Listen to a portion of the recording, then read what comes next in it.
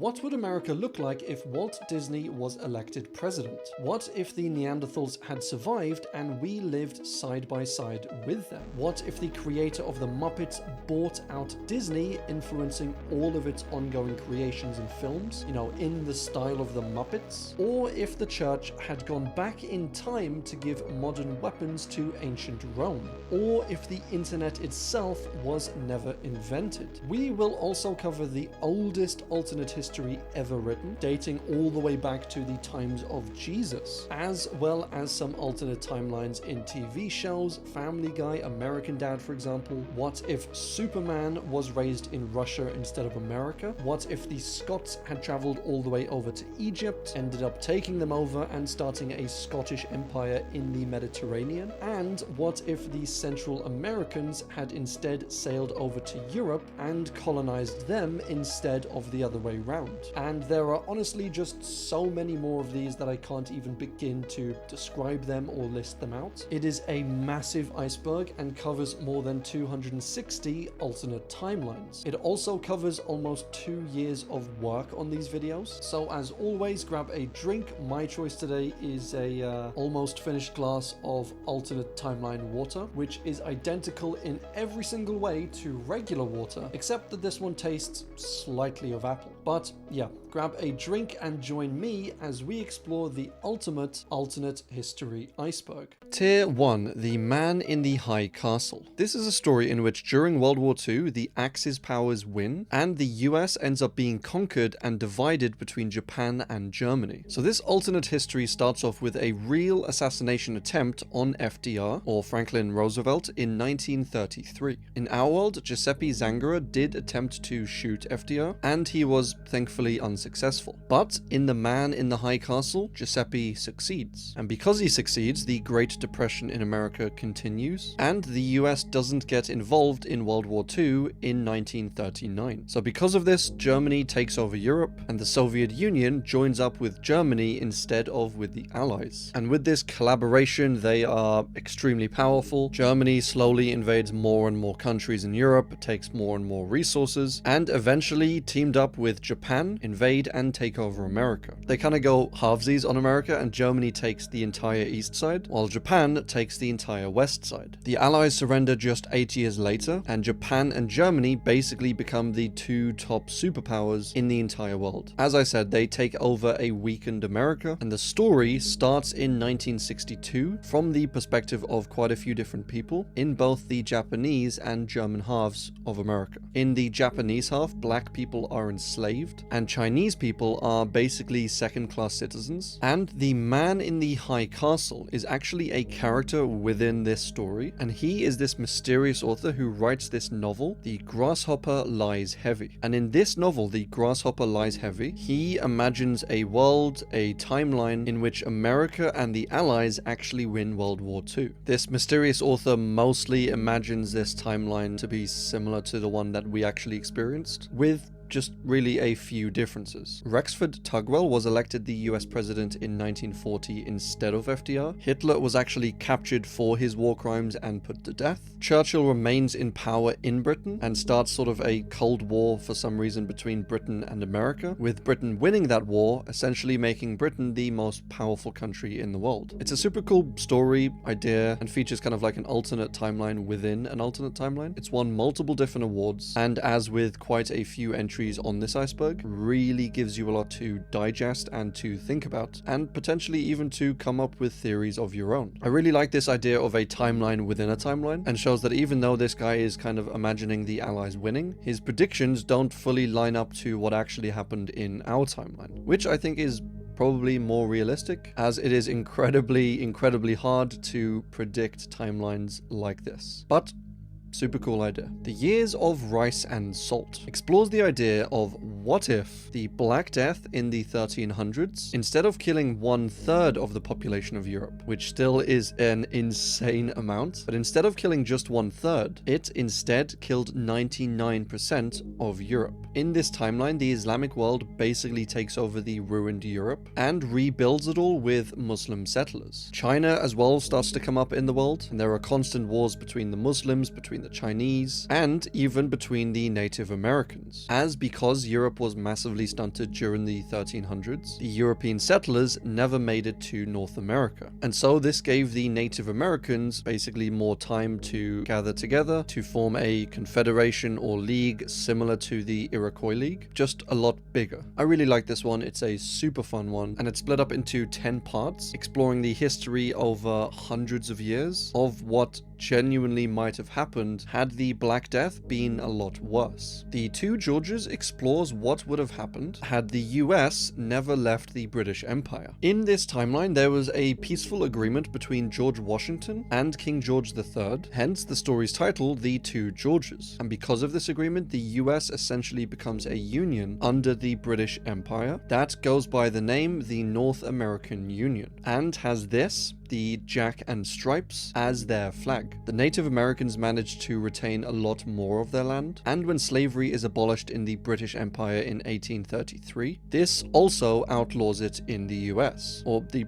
North American Union, sorry. And this would have been some 30 years before it was outlawed in our timeline. Because of this, a lot of the black people are freed, and by the 20th century, they are mostly in the upper class of society. A lot of the Irish Americans remained poor and working class, and later on form groups to attack and undermine this new America and push these massive political movements to try and get America to break away from the British Empire. Los Angeles is named New Liverpool, which becomes one of the major cities in North America, and because of Britain still maintaining power and control over North America, Britain becomes basically the #1 superpower in the entire world. And our next timeline is one in which you aren't subscribed, which I know that is completely unbelievable, because I mean, why wouldn't you be subscribed? It's free, it takes a second, and you get us one step closer to 100 billion subscribers. So join the family and welcome aboard. Fatherland. So with a lot of entries on this iceberg, we might see their initial ideas being repeated. So for example, what would happen if Germany won World War II? But the outcomes and consequences from these are normally quite, if not vastly, different. So even though the premises are the same, the story and experience often ends up being quite unique. So in this timeline, Germany ends up taking over Europe. Britain signs a peace treaty with them, or just basically surrenders. The King of Britain leaves the throne, and Prime Minister Winston Churchill relocates to the slightly more friendly to British people, Canada. The US defeats Japan using nukes, just like in our timeline. But in Fatherland, Germany fires these retaliatory non-nuclear missiles at America, which is still pretty devastating to where they were fired at, New York. And so this results in a ceasefire between America and Germany. And eventually, many years down the line, the US and Germany are the two leading powers in the world and are fighting a Cold War between themselves. The whole story reads basically as like a detective novel, where the Germans are trying to eliminate any officials that knew of the final solution, you know, their war crimes. And the protagonist, who is an officer in the German criminal police, is trying to find evidence of these death camps and basically expose them to the world, all while trying to avoid being captured. A very thrilling and somewhat terrifying story. The Yiddish Policemen's Union. So in this history, in World War II, a settlement was set up for the Jewish people in Alaska, and years after this, Israel was actually completely destroyed. Interestingly enough, this was an actual proposal, an actual plan, produced in 1939 by America, called the Slattery Report. In our timeline, it never went through, but in this timeline, it did. The Jewish people were given this settlement in Alaska. Germany still lost the war, but because of this settlement, the US saved roughly 4 million Jews from death. The story takes place just as the 60-year lease, or essentially promise, to let this Alaskan city be used as a Jewish settlement is ending. The US president at this time strongly wants the Jewish people to leave Alaska, essentially, and encourages them to go back to Israel and fight and take back their homeland. Outside of America and Israel, there's not too many differences on this timeline, except for the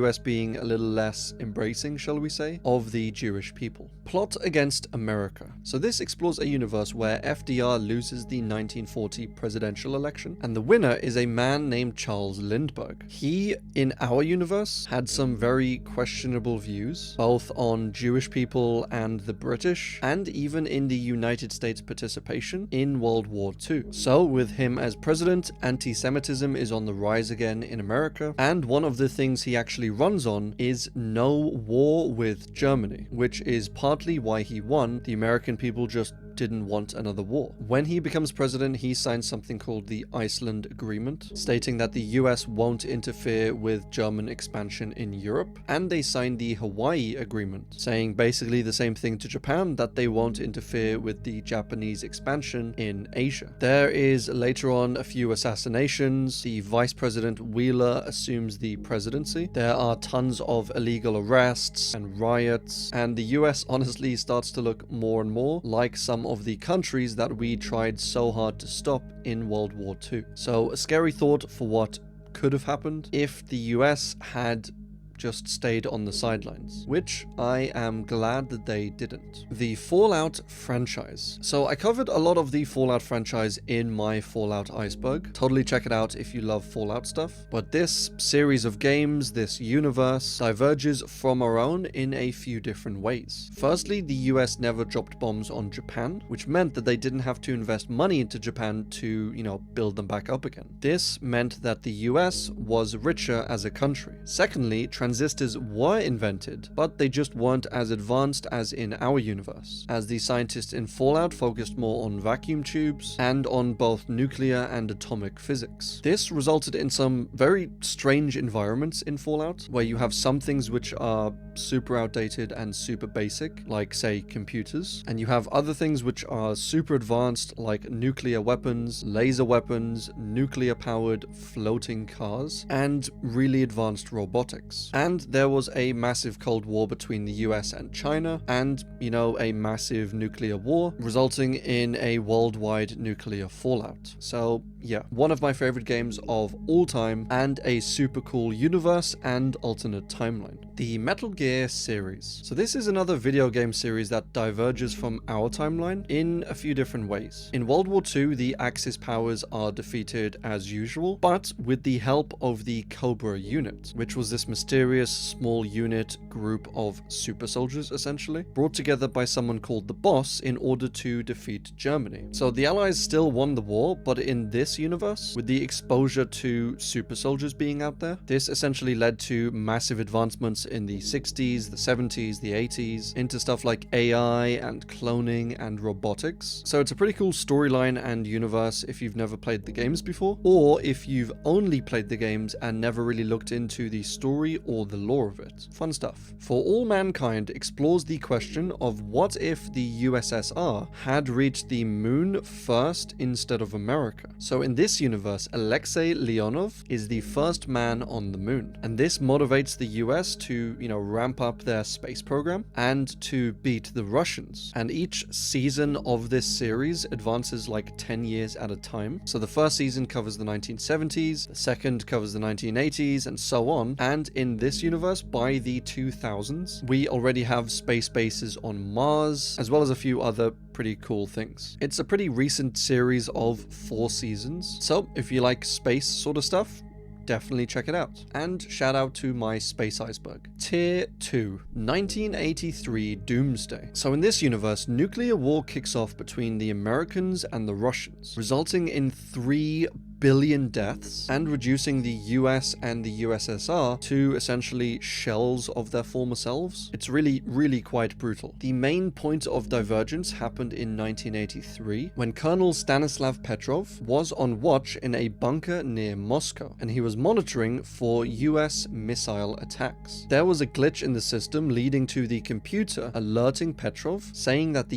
US had fired missiles at Russia. But thankfully, Petrov believed that this information was false, and so he didn't alert his higher-ups, and this ended up essentially avoiding a nuclear war. But in the Doomsday timeline, Petrov is stationed somewhere else. The other officer who replaces him in this universe, when he gets the warnings, he immediately tells his higher-ups. They believe these are real. They go to launch an attack of their own on America. And yeah, the rest is history, or alternate history. As I said, the US and USSR become a lot weaker after this, and thanks to this power vacuum, the Commonwealth of Australia and New Zealand basically becomes the most powerful country or Commonwealth in the world. And South America, mostly headed by Brazil, becomes just a powerhouse area and nation. And as you can see from this map, a lot of America is actually lost, and the nations and countries look a fair bit different to what we're used to. Super interesting to imagine what a war of this scale would do to the world. And this timeline isn't actually a foregone conclusion. It is still being written and still being actively updated. Follow along if you like via the in-universe news posts, essentially, which are linked in the iceberg itself. For Want of a Nail. So this is a really cool novel written by Robert Sobel in the style of an actual historical academic bibliography. It cites footnotes that don't exist, authors that don't exist, books of these authors that also don't exist, and imaginary articles, indexes, all sorts. At the start of the book, he thanks numerous people that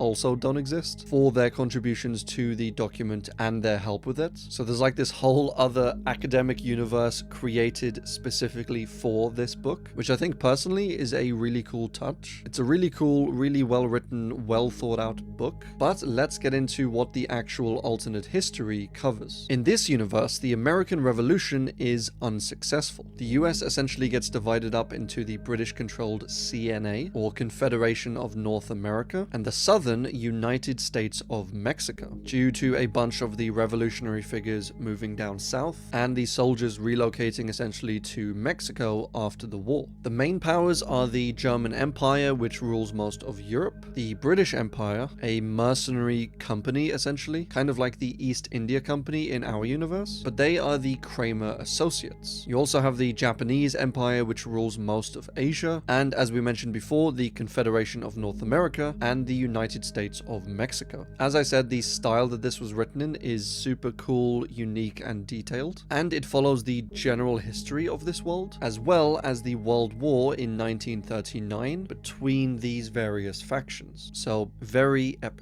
World War. So this is a wild alternate history. What if, just imagine, what if aliens from another planet in outer space invade Earth during World War II, and the Axis and allied powers have to essentially team up in order to defeat these aliens. I don't know what these people were smoking when they wrote this, but it does sound pretty cool nonetheless. So the invasion begins in 1942, and these aliens are really quite interesting. They developed themselves militarily and invaded and unified their entire home planet, and this was like tens of thousands of years ago. And because they were all united as a planet, they never really developed any more advanced weapons than they needed to, and so their weapons at that point in time was kind of on pause, and their knowledge of mankind, of Earth, all came from this space probe that they sent out in the 1200s. So their weaponry hadn't advanced in 10,000 years, and they thought that Earth still only had the weapons of the 12th century. So like crossbows, spears, swords. So they came here thinking that this was going to be an easy invasion, and we were actually pretty well matched, and we ended up having this ongoing war for like hundreds of years. And a super fun,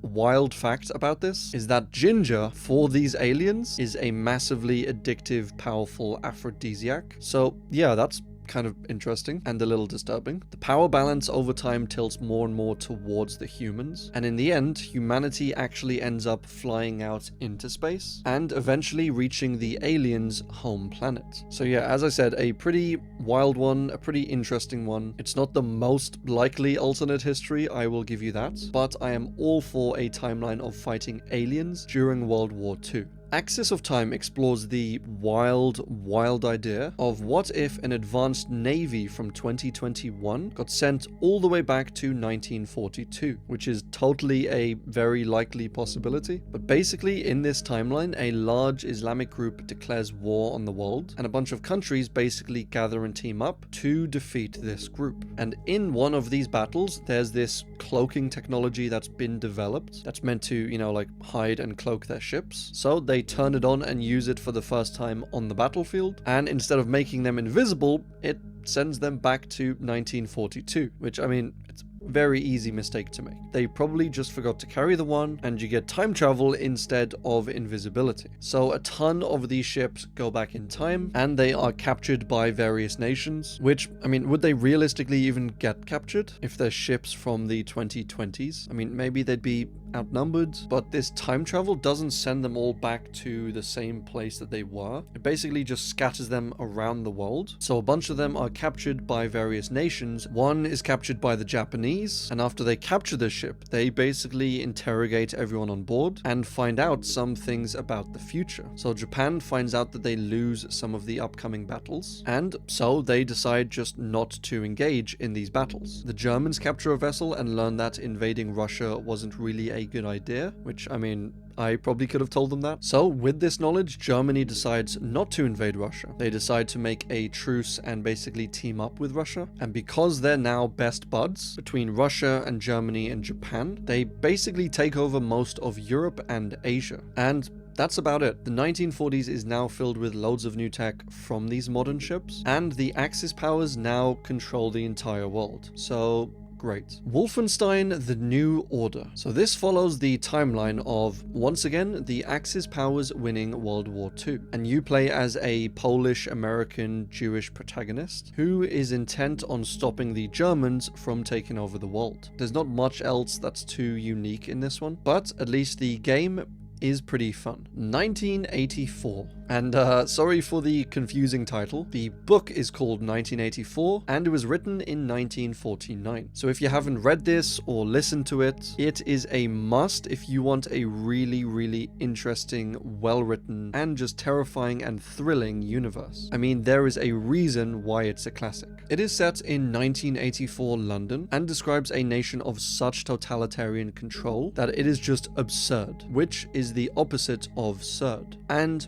absolutely terrifying. Everything in this nation is monitored. Cameras and microphones in every single home, in every single office space, cubicle, every bus, every street, everywhere. There are spies on every corner, in every company, in most families, even in the back streets. You have no idea who is a genuine person and who is a spy for the state, meaning you can never really trust anyone or discuss any ideas whatsoever. Not only is it a crime to publicly go against Big Brother, who is like this all-controlling, all-seeing government entity, but it's also a crime to think negative things about them or about the system, or to talk in private negatively, or to write or to keep a journal whatsoever, even in your own home, in private. Like, yeah, I did mention this was absurd. Think of it like North Korea, but ramped up to like 11. Big Brother fully controls all information, all news sources, and even all of history. The main protagonist in the story works for a government ministry called the Ministry of Truth, and they are tasked with essentially changing truth. Like if, for instance, they wanted to change who invented the airplane, say, they would just go back through every single newspaper, article, news broadcast, all the history books or the textbooks in school. They would go through all of that, delete the old information, and replace it with new articles, new information, etc. And so even if you remember the Wright brothers inventing the airplane, first of all, you can't really discuss that with anyone. And if Big Brother says that, say, Jesus Christ invented the airplane, and you yourself looked back through all of the old newspapers, all of the school textbooks, all of those also agreed that Jesus Christ had invented the airplane, then you would essentially kind of feel yourself going crazy. And that is what happens with pretty much everyone in this story. Except instead of going crazy, they've just learned to accept the truth. Like even if they knew a week ago one truth, once it's changed, they just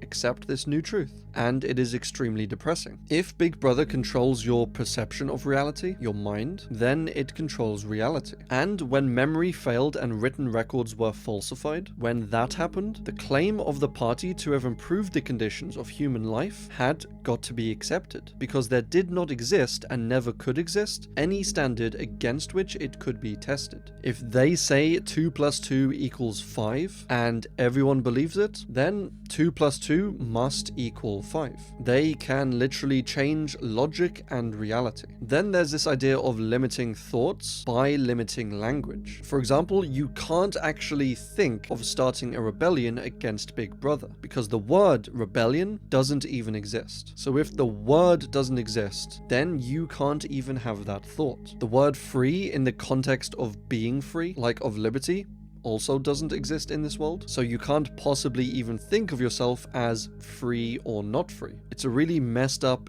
deep psychological control. And then there's the idea of doublethink, which is basically like this blatant, cheeky euphemizing of language. Like, for example, the Ministry of Truth, which, is kind of tasked with the opposite of truth. They're constantly deleting records and rewriting them and recreating them, so you don't actually really even know what's true or not. There's the Ministry of Love, which is basically the torture and interrogation ministry. And there's stuff like Joy Camp, which is a forced labor camp. Again, control language, you control the thoughts, and you control their reality. There is lots more in this, which I would love to get into, but it would just turn into a 2-hour video essay of 1984. So I'm sure you get the idea. Go and listen to it or read it if you haven't already. Like, seriously, go. As it is a super interesting, terrifying, perspective-changing reality, which I am extremely thankful we are not, at least not yet, a part of. Stalker: Shadow of Chernobyl. So this describes a world where, in addition to the initial Chernobyl meltdown, there was a second one that occurred, which is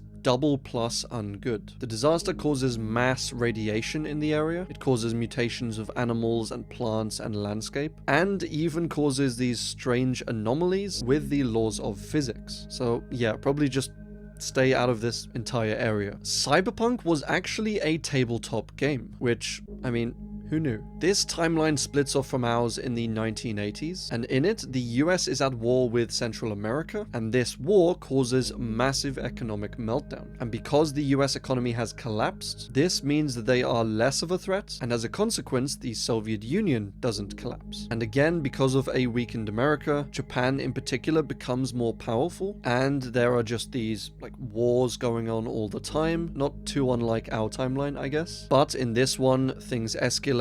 There are nuclear bombs going off all over the Middle East, and this leads to mutations, bioengineering, food shortages worldwide, all because America was weak. Well, goddamn. 1920 Plus is a really beautiful artistic universe that combines the era of Industrial Revolution, so like 1910s, 1920s, and has kind of like a countryside, farmy, Eastern European kind of feel. And this is because the concept for this was actually based on the Polish Bolshevik War of 1920. But someone looked at the war and was like, yes, but how about giant robots with giant robotic weapons and machinery? And so 1920 Plus was born. Pretty cool visuals on them, and it should be noted that these robots aren't really super advanced. They're huge and clunky and still have a lot of the same technology that we actually had in those days. For instance, a lot of the robots are steam powered and the weaponry is just firing bullets sort of thing. So it's like the engineers just spec'd really heavily into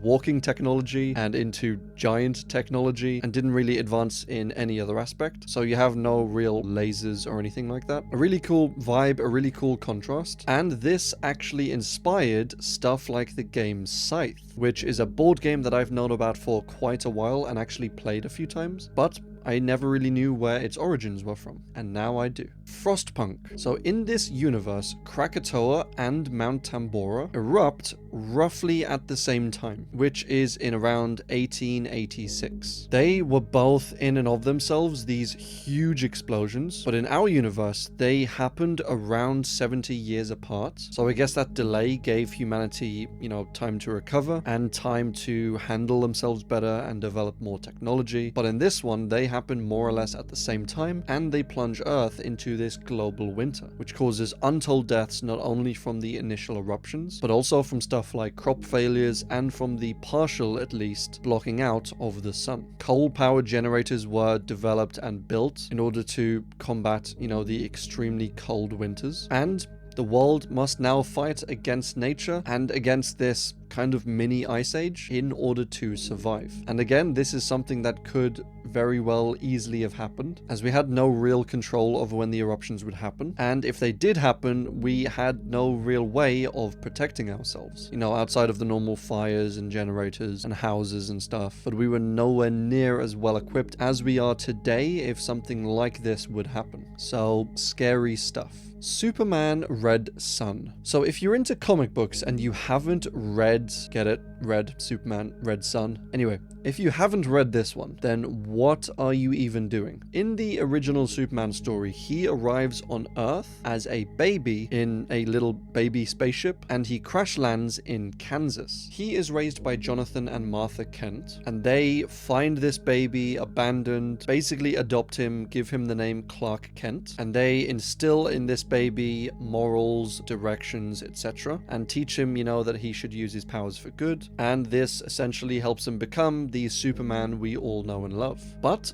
what if none of that happened? What if Superman as a baby instead crash landed in, I don't know, the Soviet Union? Well, this is what Superman Red Sun explores. He is found by the Russians and is kept as a state secret until the 1950s. And funnily enough, Superman normally is said to fight for truth, justice, and the American way. But in this timeline, the Soviet radios describe him as the champion of the common worker, who fights a never-ending battle for Stalin, socialism, and the international expansion of the Warsaw Pact. Which, like, yeah, okay. This story is wild, and I won't get into it fully as it is quite a lot. So take a look at the comic and read it out if you want to. I would highly recommend it. But basically, once he's revealed to the world by Russia, America changes the focus of its arm race from nuclear to biological, in that it kind of wants to create super soldiers of its own. Even though Superman is, you know, an alien, not a super soldier, but that's kind of besides the point. The main result of all of this is, as you can imagine, the Soviet Union becomes incredibly powerful, prospering under this almost unlimited power, and most other countries, the US included, just become weaker in comparison. When Stalin dies, Superman takes over as the head of the Soviet Union, and he spreads communism as far and wide as he can, while at the same time turning most of the world into a police state. As I said, it's a really cool read if you like Superman, or you just like comic books, or you just like a really cool, interesting story. I won't spoil the ending, but go and check it out if you have the time. Anastasia is a 20th Century Fox film that explores the possibility of what if Anastasia Nikolaevna, who was the youngest daughter of Tsar Nikolai II, survived her family's execution. In reality, she was killed along with the rest of her family by the Bolsheviks, and this was during the Russian Revolution, but rumors of her having survived the killings came about in subsequent years, and so this rumor and idea is explored here in Anastasia. Nothing super major changes in this timeline, but it is still a fun film. Tier 3, the Peshawar Lancers. So this takes place in a world where in the late 1800s, these massive meteor showers basically rain down on Europe and the Americas, turning them essentially into barren wastelands. So Queen Victoria orders the British Navy to evacuate all of Britain's population to its colonies in India and Australia and South Africa, which they do, and the British Isles are essentially abandoned. And the people that are left there basically turn into these cannibalistic savages. So Scotland, basically. That was a joke. Don't hurt me. Honestly, I love Scotland. But fast forward 200 years to 2025, which is next year, and the new British Empire based in India, named Angrezi Raj, is the most powerful nation on Earth.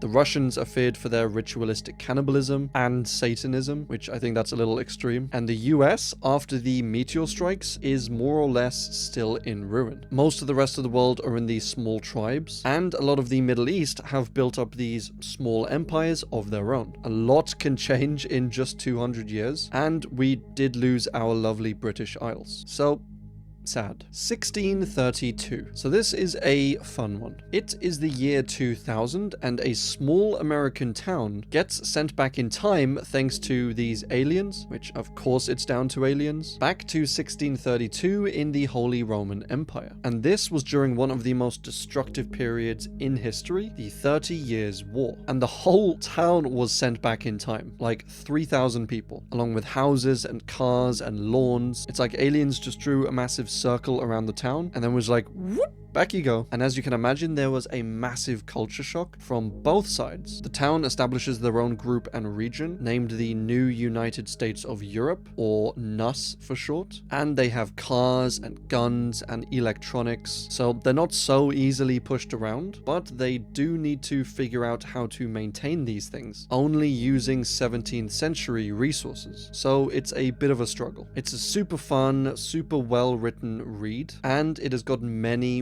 nominations and awards since it was released. So definitely check it out. Pretty cool. 3 Bethesad? III Bethesad? Third Bethesad? So this is a collaborative universe timeline built over the last 20 years that has a ton of these points of divergence. So a point of divergence is like in one of the normal entries, one event that happens differently to our timeline, and from there the timeline branches off and we get a different timeline. But this one has multiple points which are all different, and so this causes some insane divergence later on. One of the differences was that Latin never died out in Britain, and so it kind of fused with the Celtic languages and became something now known as Brythonic. And the British culture is like this ancient Roman Celtic hybrid, and in some aspects it is honestly so different that it's like an entirely new world. And this is down to their, as I said, many points of divergence. All their stuff is still up on the wiki, and it's being constantly updated even daily. So if you like intense world building, definitely check this one out. The Draka explores a world where the Dutch join the American Civil War and they fight against the British, and they lose, and so have to cede their Cape Colony to the British. A bunch of British settlers go to the Cape Colony and eventually form the domination of the Draka, which is a very cool name. But they become kind of a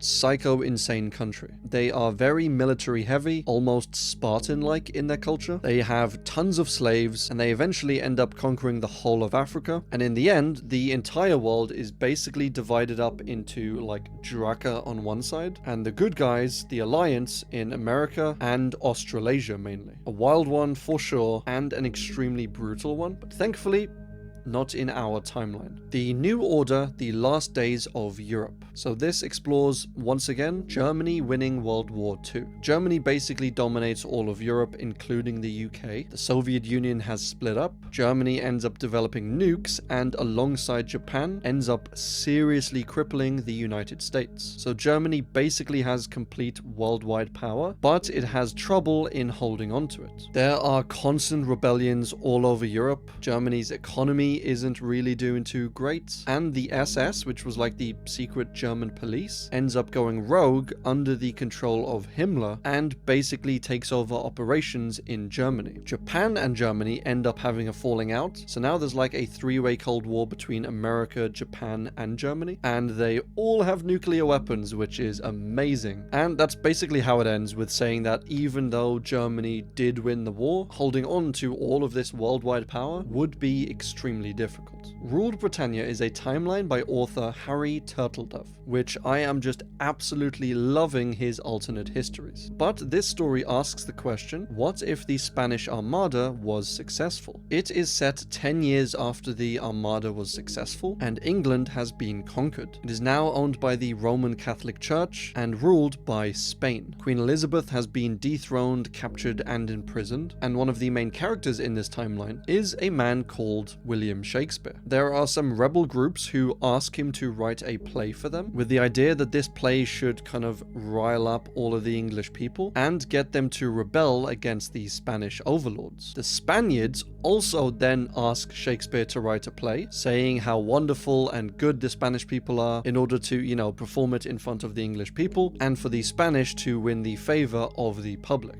So hijinks ensue. Eventually, Shakespeare's anti-Spanish play is written and performed, and it does result in riots, in rebellion, and in the freeing of the city, the killing of loads of Spanish officers and officials, and Queen Elizabeth is rescued. She then rewards Shakespeare for his service, and once again, England is a free nation. So finally a good ending to one of these timelines, and as I said, I am absolutely digging Harry Turtledove's alternate histories. Himmler's War. So this basically explores the idea of what if Hitler had died halfway through World War II. This theory says that Himmler, with the power of the SS, would basically seize control, and this story kind of actually questions whether that would be better or worse for the Allies than what happened in our timeline. So a very interesting one, and the conclusions to this honestly might surprise you. World in conflict. So this is a world in conflict in which in 1989 the Soviet Union is basically on the brink of collapse, and as a last-ditch effort to attain or maintain power, it invades Europe, sparking World War III. And this is maybe a little too close for comfort. So Europe is fighting back, America sends troops over to Europe in order to assist them, and then because a lot of the US troops are in Europe, Russia decides to strike on the American homeland in Seattle. And they try to essentially invade America while their defenses are low, or at least lower, which I don't know if that's such a great idea. It's kind of a wild idea, kind of a wild story, and I don't know how well that would work out for Russia. I mean, taking on one small country is obviously hard enough, but taking on all of Europe and then starting a war with America? Yeah, I don't know how smart that would be. The Monument Mythos. So this, if you've seen the Wendigoon video of it, you will know is a super interesting web series that is this analog horror based series featuring a timeline in which James Dean becomes president. Personal computers are banned, like completely, and monuments nationwide and even worldwide house these dark, mysterious creatures. The Statue of Liberty contains this unspecified, horrifying creature. Alcatraz Island is a living being that duplicates itself and is always looking to feed. Things are really twisted, and it's a really cool mythos. It's a both refreshing and terrifying story and alternate timeline that is available as a mini-series on YouTube. It is definitely something that I want to and actually will cover in the future, but you can always check it out for now if you like, either through the original web series or through Wendigoon's lovely series on it. Kaiserreich Legacy of the Weltkrieg. So this explores the question of what if Germany won World War I. In this timeline, Germany doesn't go as heavy onto America with submarines, meaning America doesn't have as much reason to join the war. Britain accidentally torpedoes a US ship that is blockading the Germans, leading to the Germans and family getting an upper hand in the war, which leads to them basically knocking out Russia, pushing away the United States, and forcing France and Britain into a surrender. Germany secures all of their lands in the east, France breaks down into a civil war, and Germany just becomes the strongest country in Europe. Britain also breaks down in a civil war, and the Queen and all of her loyalists flee to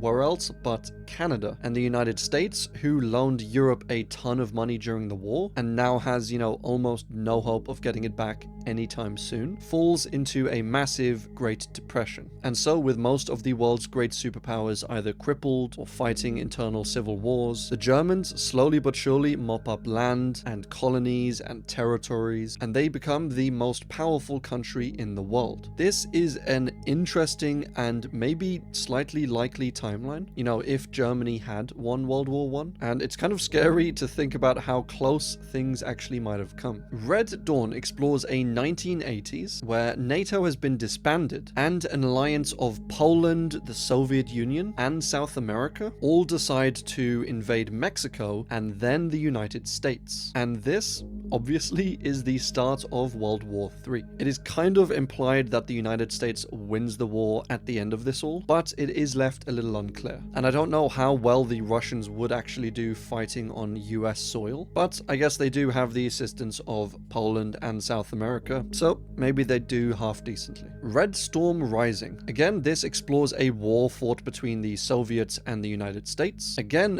it is the 1980s, but in this war, both sides agree not to escalate it to the point of nuclear weapons. So even though they have lots of nukes, this entire war is just fought with regular bombs and guns, etc., which is probably a very, very good idea. But I don't know how likely it is that both sides would actually stick to something like this, especially if one of the sides starts to, lose pretty heavily. The Hot War series. So this asks, what if the Korean War, which was really a proxy war, had actually escalated? What if the US drops a nuke in Korea and then the Russians drop one back, killing some American troops? So the Americans retaliate and drop one in Moscow, and then the Soviets drop, a few in Europe, etc. Well, this would likely bring the US into a full-blown hot war and very, very likely result in World War III. In the series, the Soviets then invade Europe, nuking city after city, invading lands, and the US is barely holding their own through this, and eventually the Russians nuke Washington, D.C. This destroys obviously a bunch of important buildings, and it kills a bunch of important government members and politicians. At this point, the Soviet armies are naturally quite exhausted,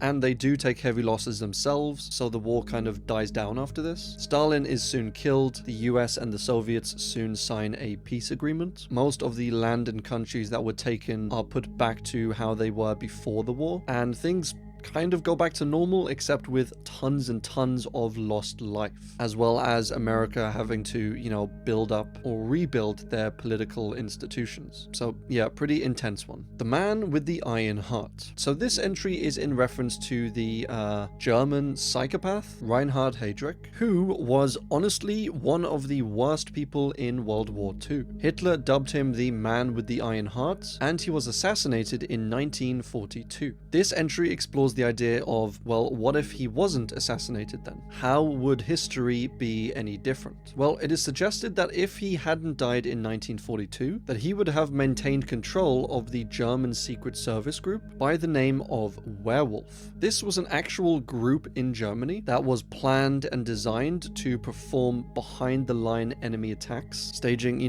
surprise killings and attacks and bombings on the Allies, not like face-to-face, but waiting until the Allies got closer and closer to Germany, and then the werewolves would, pop up from behind enemy lines and cause just a bunch of mayhem and chaos. But obviously Heydrich was killed, Germany lost the war, and so this never went this far. But what if, say, Germany had lost the war anyway, Heydrich had lived, and after all of the dust and rubble settled, Heydrich and the Werewolves, which sounds like an awesome band name, started just popping up and performing random guerrilla attacks on the Allied forces. Well, in this timeline, with these surprise guerrilla attacks, the Werewolves kill the Soviet Ivan Konev and the American general George Patton. The Allies try to root them out, try to find them, try to stop them, but they are just way too slippery. The Werewolves continue their bombings and secret killings. They poison a bunch of Soviet officers during this New Year's party celebration. They're honestly just a menace. They can't be found, they can't be stopped, and they're seemingly holding Germany up even after Germany technically lost. The US and the UK eventually are just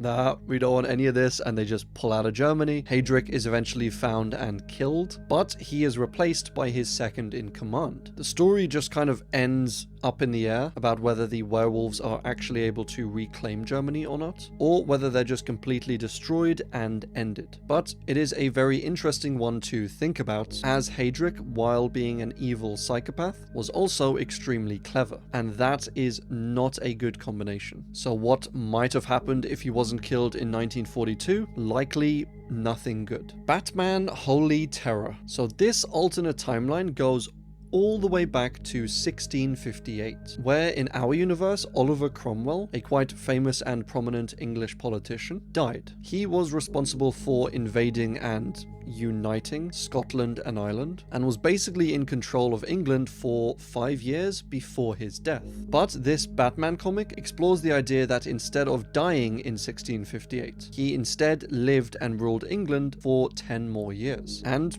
what might have been the outcome? Well, it goes that Cromwell survives and turns Britain and its colonies into a theocracy. In other words, a heavily religious government and society. This includes obviously the American colonies, and fast forward to the 20th century, Bruce Wayne, after both of his parents are killed, which I guess is like a canon event now. You know, no matter what, his parents are going to be killed. But he is planning to join the church when his good friend James Gordon contacts him and informs him that his parents' deaths weren't random, that they were planned hits by the corrupt theocratic government. And so this puts Bruce Wayne on the path to becoming Batman and to taking down and destroying the corrupt government, as, you know, Batman does best. It's a pretty cool story that features like the Flash, Aquaman, and again, if you like comics, if you like DC, if you like Batman, or if you just like alternate timelines, definitely check this one out. Tier 4. Decisive Darkness takes us through a timeline where Japan doesn't surrender in World War II. The Japanese leaders feel it is a dishonor to surrender, and so even though they are losing and quite clearly lost, they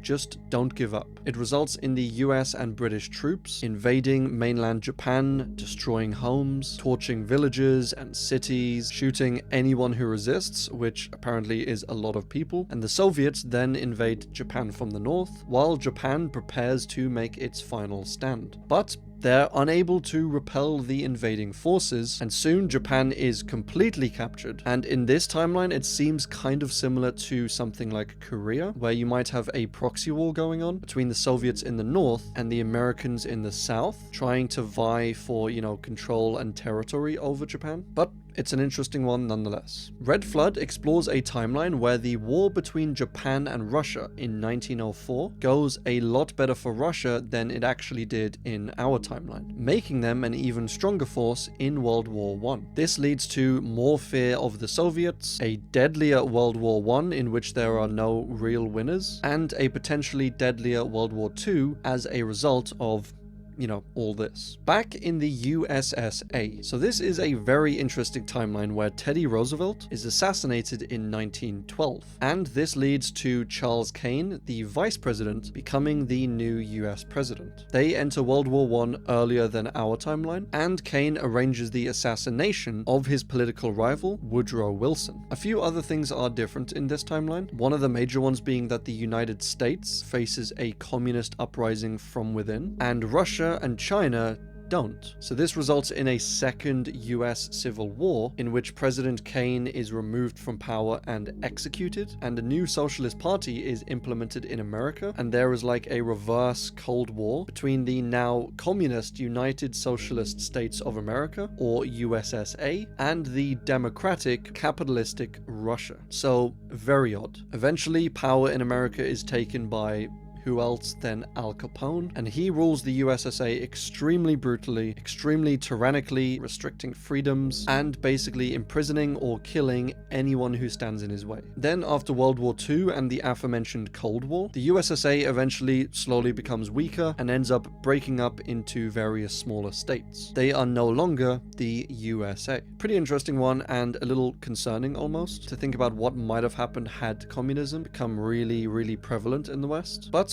thankfully, we never had to experience that. The Mirage is honestly a very strange and interesting concept. It basically imagines the US as being in the Middle East instead of in the West. So there's this country called the United Arab States, which is in this story basically the United States, and they are reasonable and responsible, and a lot of Europe and America are backwards and savage and very theocratic, you know, filled with tons of religious extremism. The UAS are on the side of the Allies during World War II, and after defeating Hitler, they create Israel, and they create it in Germany with Berlin as its capital. So this is, you know, obviously a home for the Jewish people now, but Britain and its prime minister are constantly calling for the destruction of Israel, and the UAS is fighting to preserve Israel as well as fight their war on terror in Europe. The USA is actually the CSA, or the Christian Christian States of America, and it is a theocratic dictatorship ruled by Lyndon B. Johnson. There is a group called the World Christian Alliance, which is basically the equivalent of Al-Qaeda, and they live in the Rocky Mountains in the United States and plan on November the 9th, 2001, an attack with planes into the Tigris and Euphrates towers in Baghdad. So yeah, you can see where they were going with these analogies, and it is pretty interesting and unique to see it from that perspective in a way. It's obviously not an incredibly likely one, but I do like it just for its shift in perspective. Lion's Blood explores a world where Islam spreads throughout Africa, and Africa becomes the epicenter of advanced technology. And because of this, Africa gets an early upper hand, and Europe is kind of left in the Dark Ages still, and this story takes place in the 19th century. It follows this white Irish family that is captured and sold as slaves to African slave owners in South America. They then grow up and are massively influenced by their Muslim and African owners, and they come to kind of accept and even promote Islam and slavery. It's a very odd timeline story that, as with a few others on this iceberg, just kind of shifts the perspective a little bit, so a little odd but pretty interesting. The Sky People explores the entire history of the world, I guess, where intelligent life is found both on Venus and Mars. This intelligent life is humans and Neanderthals, which is pretty strange. I mean, how did that happen? But this discovery quite predictably changes our priorities down here on Earth, and almost every country, especially the US and Russia, end up basically in a space race to colonize space and their planets. They eventually end up with space bases on Venus, and they find plants and trees and dinosaurs on Venus, seemingly alive and well. This is truly the strangest timeline. Spoilers up ahead in case you're planning on exploring this yourself later on, but they're slowly like, these humans speak the same language that we spoke way back when. So that's weird. And what are the odds that humans and dinosaurs both evolved exactly the same on Venus as they did on Earth? Pretty strange. And what are the odds that Neanderthals and plants that are similar to Earth all occurred as well? Pretty strange and pretty unlikely, if not impossible. So they're pondering this, wondering how it happened, until they find this other alien race on Venus that has basically been abducting things from Earth and seeding them onto Venus. So that kind of explains everything. Then they find similar stuff on Mars, and it's just a very strange, weird time. Very interesting read, but not super realistic in terms of history, but still a great one nonetheless. The Kerberos Saga. So it's World War II, and Japan joins the Allies instead of the Axis forces. The US sits this war out just as they did with World War I, and the Germans end up winning World War II due to their advancements in technology, and then they defeat Russia, they nuke Japan, but the assassination attempt from Klaus von Stauffenberg, which failed in our timeline, instead succeeds. This leads to Nazism being cleansed from Germany and the Weimar Republic being restored. So now a relatively normal but still very strong Germany, as they did, win World War II, occupies Japan and offers to stabilize Japan and build them back up. And this leads to stuff such as immense crimes, uprising, rebellions, and an attempted coup. So a pretty cool timeline, and it honestly seems like Japan can't win no matter what side they choose. So it's pretty unfortunate to be them. Occupied explores a world in which Norway develops and pushes nuclear energy, as opposed to oil or gas energy. So for some background on this, the US pulls out of NATO, and war in the Middle East leads to massive energy troubles worldwide. So because of these issues, the Green Party in Norway gets boosted into power by the people, and they stop all production of fossil fuels in their country. They put most of their focus onto nuclear energy, and this stopping of production indirectly massively affects most of Europe, and so Europe teams up with Russia and invades Norway. The Russians kidnap the Prime Minister of Norway and basically threaten him with death and tell him to reverse all of the recent changes that he made, and he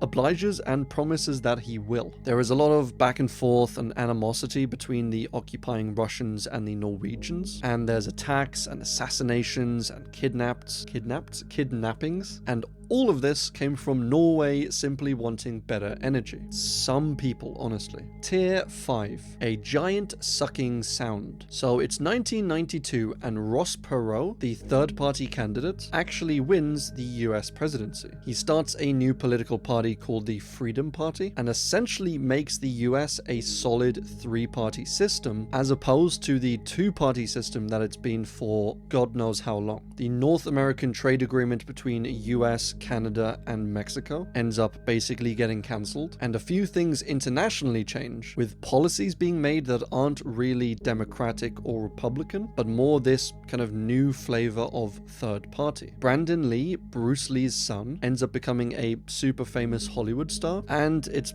all very wild stuff, it's all very detailed, and it is a long read if you want to check it out in your own time. The Anglo-American Nazi War. So this is an alternate timeline in which Germany defeats Russia during Operation Barbarossa, and with Russia defeated and with all the extra resources that Germany gets, Germany itself becomes an incredible fighting force. It is a really horrific, incredibly well thought out, incredibly well written account and timeline, and after Hitler's eventual death in 1959, Himmler, along with the SS, basically take over the country, and Himmler does eventually end up losing the country and all the power, but not before making a final last stand. So World War II ends up being dragged out way longer than it was in our timeline. It ends much more violently than it was in our timeline, and by the end, almost 98% of all European Jews are wiped out, along with 85% of all Polish people and 190 million people total in the war, roughly 4 to 5 times as many as died in our timeline. This would have been the worst war in history by far, and we probably honestly came a little too close to comfort for an outcome like this. Reds explores the timeline of what if President McKinley wasn't assassinated in 1901. Well, this goes on to say that because Teddy Roosevelt wasn't made president, socialist ideas in America would become more prevalent. And after World War I, the American people become largely divided, and the Great Depression hits, and then a socialist uprising soon follows. There is a socialist civil war in America, and a communist America is something I would not want to see. For All Time is a very extensive alternate history, based loosely on what would happen if FDR died in office just before Pearl Harbor, and it covers World War II and how the German offensive would move as far as even New York. Hitler later gets shot and is in critical condition, and Heydrich, the psychopath we mentioned from earlier, takes over as the Führer of the party and of the country. Italy is now on the side of the good guys and declares war on Heydrich, and the SS kind of takes control of the German army and the German people, and just everyone and their mothers are declaring war now on Heydrich and on the SS, including the regular Germans. The Allies then nuke Berlin, which severely cripples Heydrich, and they eventually capture and arrest Heydrich. They arrest the in critical condition and incapacitated Hitler, and sign a peace treaty with the new Germans, essentially ending the war. It ends with the final invasion of Japan by the Soviets and the Western powers, with Japan again refusing to surrender and fighting basically nail and tooth to the end, when eventually, reluctantly, the Emperor surrenders, and this ends World War II. It is a fantastic 20-year plus old alternate timeline, written in the early days of the internet, and a super cool one if you want to give it a read. Blue Skies of Camelot explores a world where Marilyn Monroe doesn't die in 1962, and this leads to JFK not being assassinated the following year, which leads to a full-blown JFK presidency. This leads to a 1960s with less upheaval, more fairness, more civil rights, more equality, and abroad, stuff was more peaceful, less wars, just generally a better time. It is, as with a lot of alternate timelines on the Alternate History website, incredibly detailed, incredibly well written, and a very good read. So I would recommend checking it out if you think you might like this sort of thing. Atlantis is a world in which Atlantis actually exists and doesn't sink. The split or point of divergence in this timeline is, I guess, like 85 million years ago, where shifts in the continent result in the island of Atlantis actually forming. And that's obviously if you believe that it doesn't exist in our timeline. Humans discover this island for the first time in 1452 by the French of all people, and Atlantis is kind of like Japan, where it's this long island along with a bunch of smaller islands that were, like in the Caribbeans, scattered kind of all around it. And the whole thing, main island, small islands, the whole thing is dubbed Atlantis. So the French form a settlement, the English form one, and the Spanish too. And by the 1600s, around where sort of New York would have been, if this land was, still attached to America, there is a massive growing pirate colony that just, goes around and pirates things, ships and cargo and things such as. Then Britain starts taxing its Atlantean colony. And the Atlanteans scream, "No taxation without representation," or whatever the equivalent is in Atlantean. They fight back,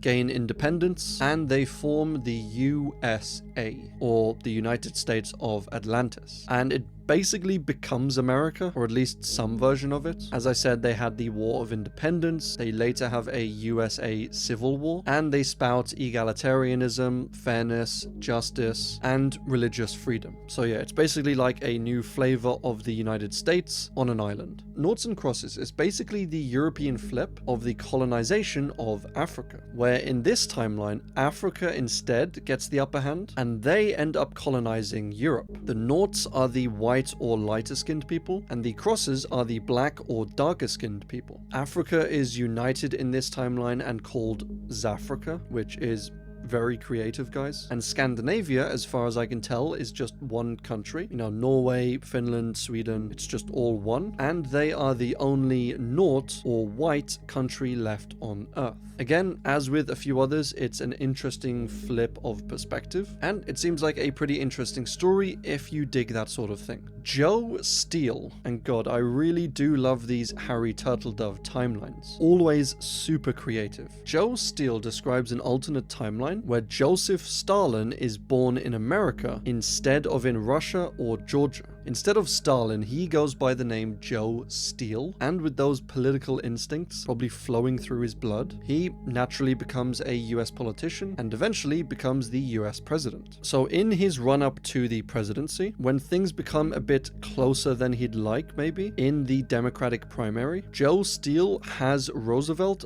burnt alive in order to, take out his competition and guarantee that he got the Democrat nomination. So with Roosevelt out of the way, Joe Steele goes up in the general election against Republican Herbert Hoover. He wins the election massively and becomes the new president, implementing a bunch of, regular American policies, as well as some, classic Stalin stuff. So forced labor camps for enemies of the state, pretty tyrannical law, and he arrests 4 Supreme Court justices that basically just don't agree with him and has them executed for treason, and he then just goes on to basically kill or capture or both anyone who stands in his way. When World War II breaks out and Pearl Harbor is attacked, Joe Steele charges 2 of the top American military guys who were, in charge of things around that area for not predicting Pearl Harbor or dealing with it well enough, and has them executed for incompetence, which these are his own military guys, just remember. Japan is eventually defeated. Einstein and Oppenheimer are eventually captured and executed because they didn't inform Steele of the potential of creating an atomic bomb, because, they didn't trust him and they didn't want him with that technology. But he eventually finds out, arrests them, executes them, and starts production as best he can on an atomic bomb anyway. A Cold War is once again fought between the Russians and the Americans, and Steele eventually wins his 6th presidential election, but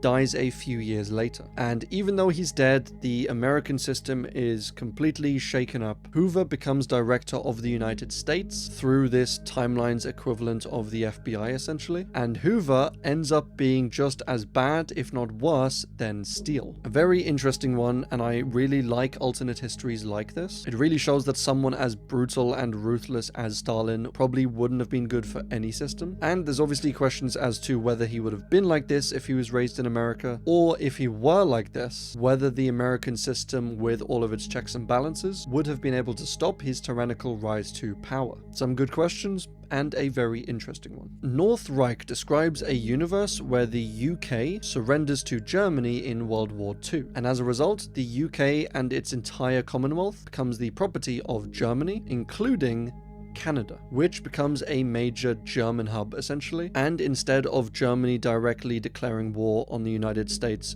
during World War II, they kind of, build up their forces around Canada, do some minor border attacks, sneak attacks sort of thing, and then plan for a major attack directly against America. A super interesting, creative timeline, I think. And honestly, with all of these alternate timelines, it's genuinely scary to think what might have happened if Germany had won World War II, or if it had gone on much longer than it did, or if Germany somehow attained more power than they actually did. Liberty 1784, the Second War for Independence. So this explores a timeline where Britain wins the Revolutionary War. This results in George Washington being captured, taken back to the UK and hung for treason, and with Britain obviously taking over the American colonies. They kill any remaining rebels and set up harsher rules, regulations, and punishments to stop a rebellion like this happening in the future. The resistance, having mostly been defeated, head northwest to like the modern day Chicago area, and they set up a new colony called Liberty. The resistance has mostly been defeated. It ends with the British sending their army over to Liberty to try and finish them off,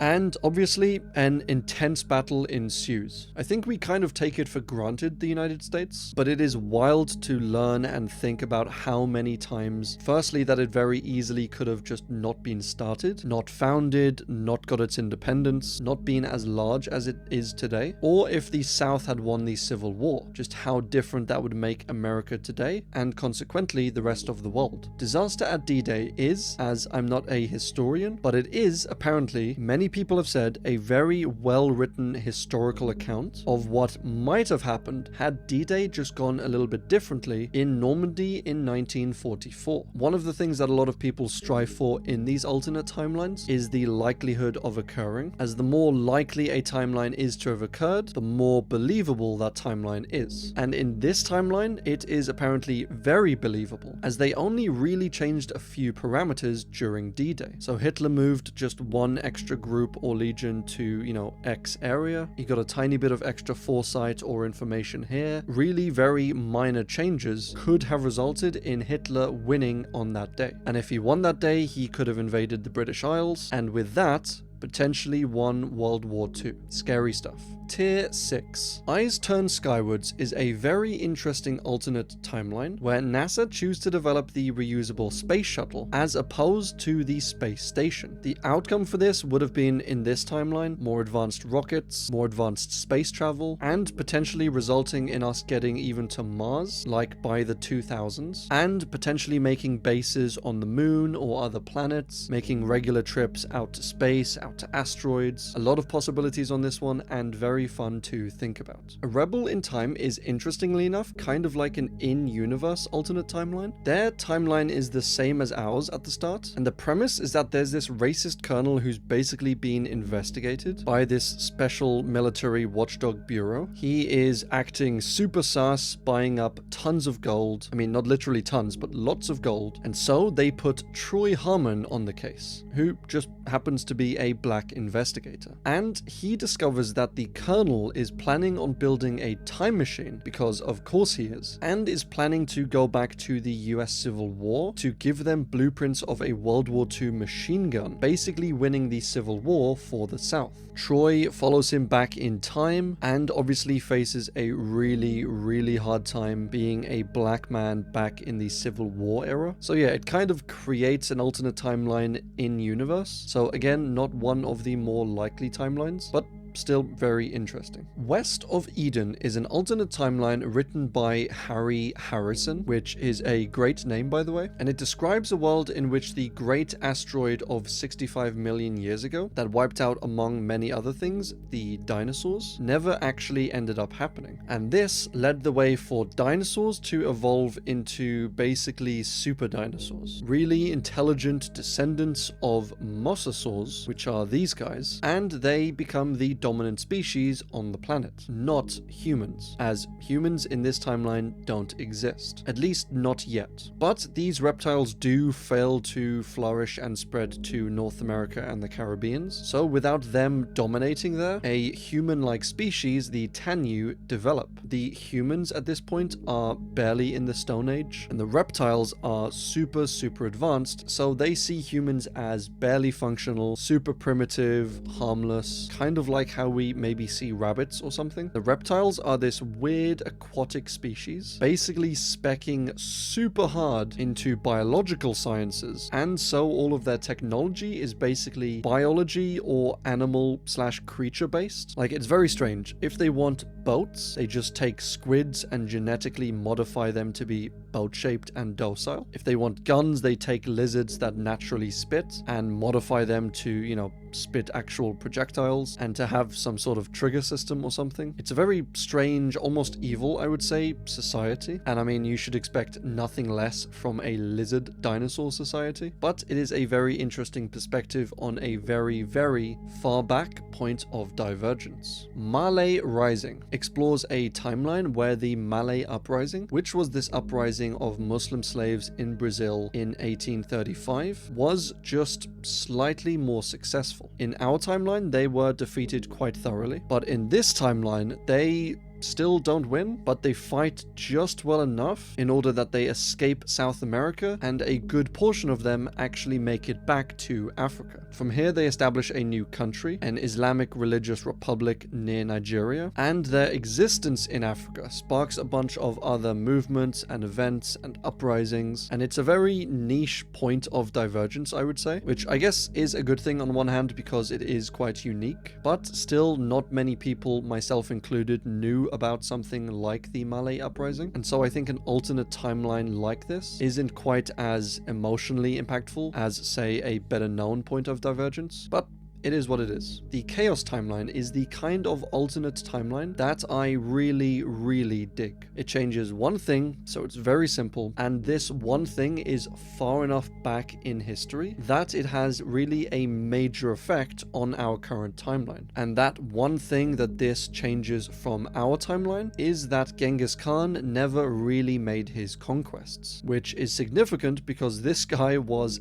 absolutely insane. So it starts off with Genghis Khan dying in 1200, basically causing everything he had built and had been working towards to fall into chaos and disarray. This results in a weaker Mongol empire and a weaker Mongol leadership, and while the Mongols do end up conquering, they don't conquer quite as aggressively or quite as much. And one thing I learned while I was researching this one, which I thought was actually really cool, was that Genghis Khan himself was very perceptive and actually open to learning new things. And from the people and areas that he conquered, he often tried to learn and implement as much as he could from them into his empire. Like, for instance, when Genghis started the Mongol Empire, they didn't really have a written language. He took the Uyghur script from the Uyghur people that he invaded, adjusted it to fit his needs, and implemented it into his empire, teaching all of his people how to use it and write with it. And when invading China, they discovered what the Chinese discovered earlier, gunpowder, which Genghis then took and used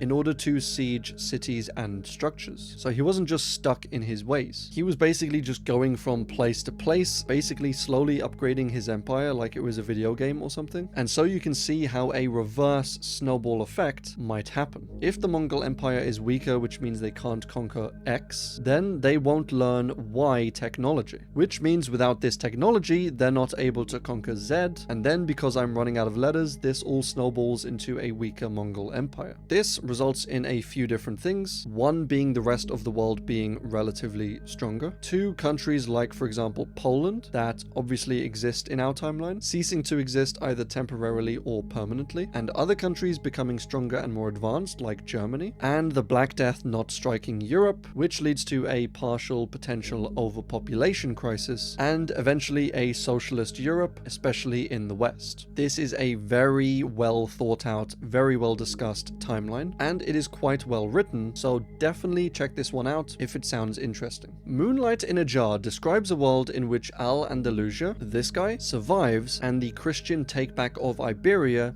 never happens. So basically, this area is Iberia, more or less modern-day Spain and Portugal. And way back in the day, it was conquered from the south by Muslims and the north by Christians. I'm oversimplifying this a little bit, but that's basically the gist of it. It was eventually won by the Christians, and the current-day culture of Spain obviously reflects this. But in this alternate timeline, the Christians never take Iberia, and this results in Islam having a much greater influence and impact on Europe. And since the Europeans, including the Spanish, discovered the Americas, this means that in this alternate timeline, the Arabs essentially, through their newly acquired Spain, or Iberia, the Arabs first discover the Americas, and they impart an Islamic influence over America, as opposed to a Christian influence that the Spanish did. And I hope this is all making sense so far. And once again, it's insane to think about how fragile and subtle a lot of the Americas, both south and north, are, if not heavily Christian, at least influenced by Christianity. And that is because Europe conquered them, and Europe was Christian. And that was again mainly because of the Romans eventually being Christian, and the Romans conquering Europe. And so you take one change like this, one major European explorer, and the whole of America could be massively Islamic based as opposed to Christian based, which I have no idea how that would affect the founding of America, of all of the wars they fought, of them being united and being a republic, and with America being different, how that would affect the rest of the world. You could probably think and discuss for years on this topic, and it is a very interesting one to ponder. Vortex describes basically a more extreme and violent few years running up to the apartheid of South Africa. It involves fighting, assassinations, political murders, riots, and even nukes, and was a wild one, but for me, just a little hard to get into. Prey explores an alternate timeline where the USSR discovers an alien species on one of their satellites in the 1980s. They work with the US to build essentially a space station prison to, house these aliens, and then later a large company somehow acquires this prison and turns it into a research facility to, study the aliens and develop new biological and physiological products in order to enhance the human brain and experience and to sell it down to humans on Earth. So one of the less likely entries on the iceberg, I'll admit, but I am a sucker for these alien-based ones, as it is such a major event that we really haven't experienced. Like, imagine aliens, creatures, whatever, being discovered anywhere in space, like on a satellite, on a space station, on the moon, on a planet, on an asteroid, an actual creature of some kind. It would just be absolutely fascinating and completely terrifying. But it might just happen one of these days. The Days of Infamy series. So this is another one by Harry Turtledove, the king of alternate histories. This explores the question, what if, as well as attacking Pearl Harbor, Japan also decided to launch an attack on and invade the entirety of Hawaii? Well, in this timeline, Japan continues their attack, and after some defeats suffered by the United States, they end up giving up that fight to Japan. So now Japan has Hawaii. This results in Japan having the upper hand in both the Pacific and in Asia, and so Japan uses Hawaii as a base and proceeds to invade and conquer a bunch of Asian countries. And this includes attacking Australia and launching attacks and bomb raids on the US West Coast. And this results in America feeling basically embarrassed by their defeat and somewhat responsible. So they throw everything and the kitchen sink at Japan and Hawaii, leading to a victory in Hawaii and to the US taking it back. And they treat the Japanese people both abroad and in America worse than in our timeline, which is not great. And also, as a result of America throwing basically everything into this fight, they fail to help Europe quite as much as they should, which results in the Allies losing the war in Europe. So pretty huge implications from this one, especially when you consider that the events really didn't change too much. Like, Japan just took over Hawaii, America took it back, not too much difference, but this meant losing the war to the Germans in Europe. April and the Extraordinary World. So this explores an alternate world, an extraordinary world, if you will, where Napoleon III was killed in an explosion and the French-Prussian War never happened. Not this Napoleon, by the way, but his nephew. This leads to a quite frankly absurd plot where over the next 70 years or so, a bunch of prominent scientists end up going missing. And this halts all scientific advancements across the world, leading to this strange, smog-filled, toxic steampunk world. They eventually discover that these scientists have been kidnapped by two sentient Komodo dragons who have forced these scientists to work and create this giant jungle underground ecosystem underneath the city of Paris. The sentient lizard's plan is to create this rocket and fill it with seeds and vegetations and plants and stuff, fire it up into space, land it on another planet, and for it to spread and, fill the planet with all of this plant life, and then for them to go up there, relocate to this planet, and populate it with a bunch of these sentient lizards, which is a wild plan, and I'm not too sure that's even how stuff works. Like, you can't just shoot plants up onto Mars and expect the plants not to die, but to spread all around Mars and make Mars a habitable environment. Like, honestly, these fucking lizards, man. But one of the lizards reveals that they have secretly rigged the rocket to instead explode, and say that their plan isn't to terraform another planet, but for the rocket to blow up, wipe out all of humanity, and then for these lizard people to emerge and take over the Earth. Which, I mean, perhaps that's already happened. It has kind of a happy ending. The talking cat named Darwin lives, which is always nice. But if you like animated alternate timeline films, definitely check this one out. It seems super, super fun. 1901. So this is an alt history written by Robert Conroy, who we actually covered a few of his alt histories in the first part of this iceberg. But 1901 explores a world where, after winning the Spanish-American War, which happened in 1898, the US is just kind of chilling at this point. And after Germany, led by Kaiser Wilhelm II, tries to do business with America, they, for a multitude of reasons, refuse, and so Germany just declares war on them. Now bear in mind, this is the America of 1901, so before World War II, Germany really wasn't the massive military powerhouse that they are today. So Germany declares war on them, they invade from the East Coast, so New York, Connecticut. America starts freaking out and panicking, and the president, William McKinley, just dies of a heart attack, which I guess being invaded by Germany is somewhat stressful, but he dies and the vice president, Teddy Roosevelt, becomes president. And as president, he's a little stronger than the last president, so he mounts an attack against the invading Germany, and they build up troops, build up weapons, launch an attack against them, and then they lose that battle. So not a great start. And the UK, who is on the US side, is doing stuff like attacking and trying to block a bunch of the German military and ships, as they're kind of right next to them, and they are funding a bunch of resources and food and munitions in America. So it's a constant back and forth. Germany wins one battle, then their ships are blocked by the UK, and then America wins another battle. It's just a constant tit-for-tat sort of thing, with no side really winning too heavily, until America has somewhat of a decisive victory, at least in the short term. They destroy a bunch of ships, they destroy a bunch of land units, and the word of this defeat gets back to Germany, and the German people are just furious and disappointed in their king, or Kaiser, for getting them into this war and for doing so badly that they end up overthrowing Kaiser Wilhelm. And in his place, they put his son, who is also called Wilhelm III, in power. But he is young and naive, and is put into that position mostly because he is young and naive, and he can be manipulated, and he's just kind of a figurehead for Germany at this point, with most of the decisions and power lying with the other political figures. Which, it's a bit strange if you're this kid. Like, these politicians just kill your dad, take him out of power, and then put you into power for some reason. So I can see what their strategy is, but it must have felt a little weird being this kid. So this history ends with this new government settling for peace, essentially, with America. They end the war, and this whole thing basically makes Germany realize that it's probably not a good idea to go invading faraway lands. So they look around and wonder,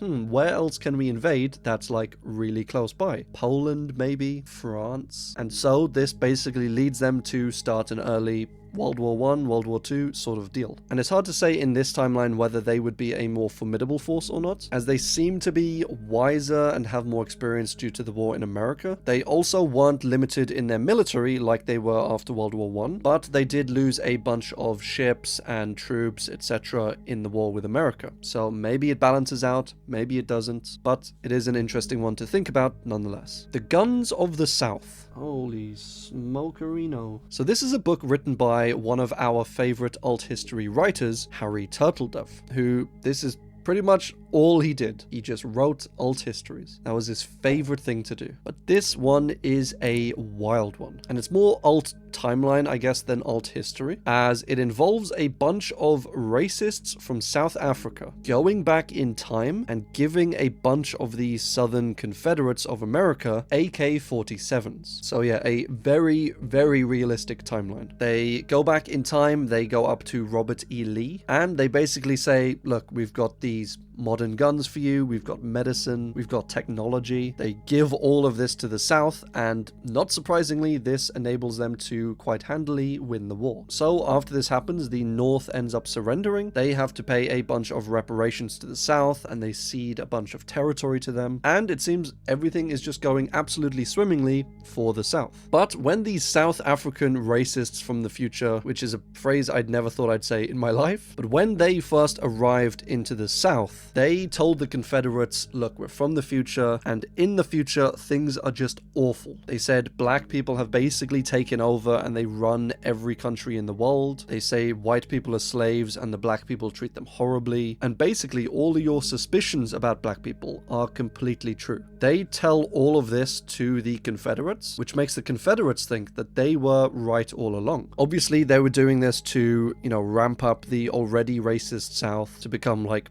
super racists or something. But eventually, after a while, Robert E. Lee finds a modern history book, and he ends up reading it, and he finds out that basically nothing about what these racists said was true, and that for the most part, the world has gotten more fair, more involved in civil rights and liberties. The world, especially the Western world, kind of condemns slavery pretty quite heavily, and so these people from South Africa were basically talking a bunch of nonsense. And Lee realizes that because in the future slavery is basically mostly condemned, that maybe he was probably wrong and slavery isn't the right way to go. So this history book basically makes him do a complete 180, and he actually goes against these South African racists from the future. So he goes up to them, he confronts them about their lying, and they don't take too kindly to that, and there are massive shootouts that happen, there are assassinations that happen, or at least are attempted, and eventually, I think just down to sheer numbers, the Confederates end up surrounding and taking over this base that the future time travelers have made. They get in there, they destroy the time machine, and in the base they find even more futuristic technology, books, information, and not all of the time travelers were able to actually make it back to their original timeline. So Robert E. Lee says,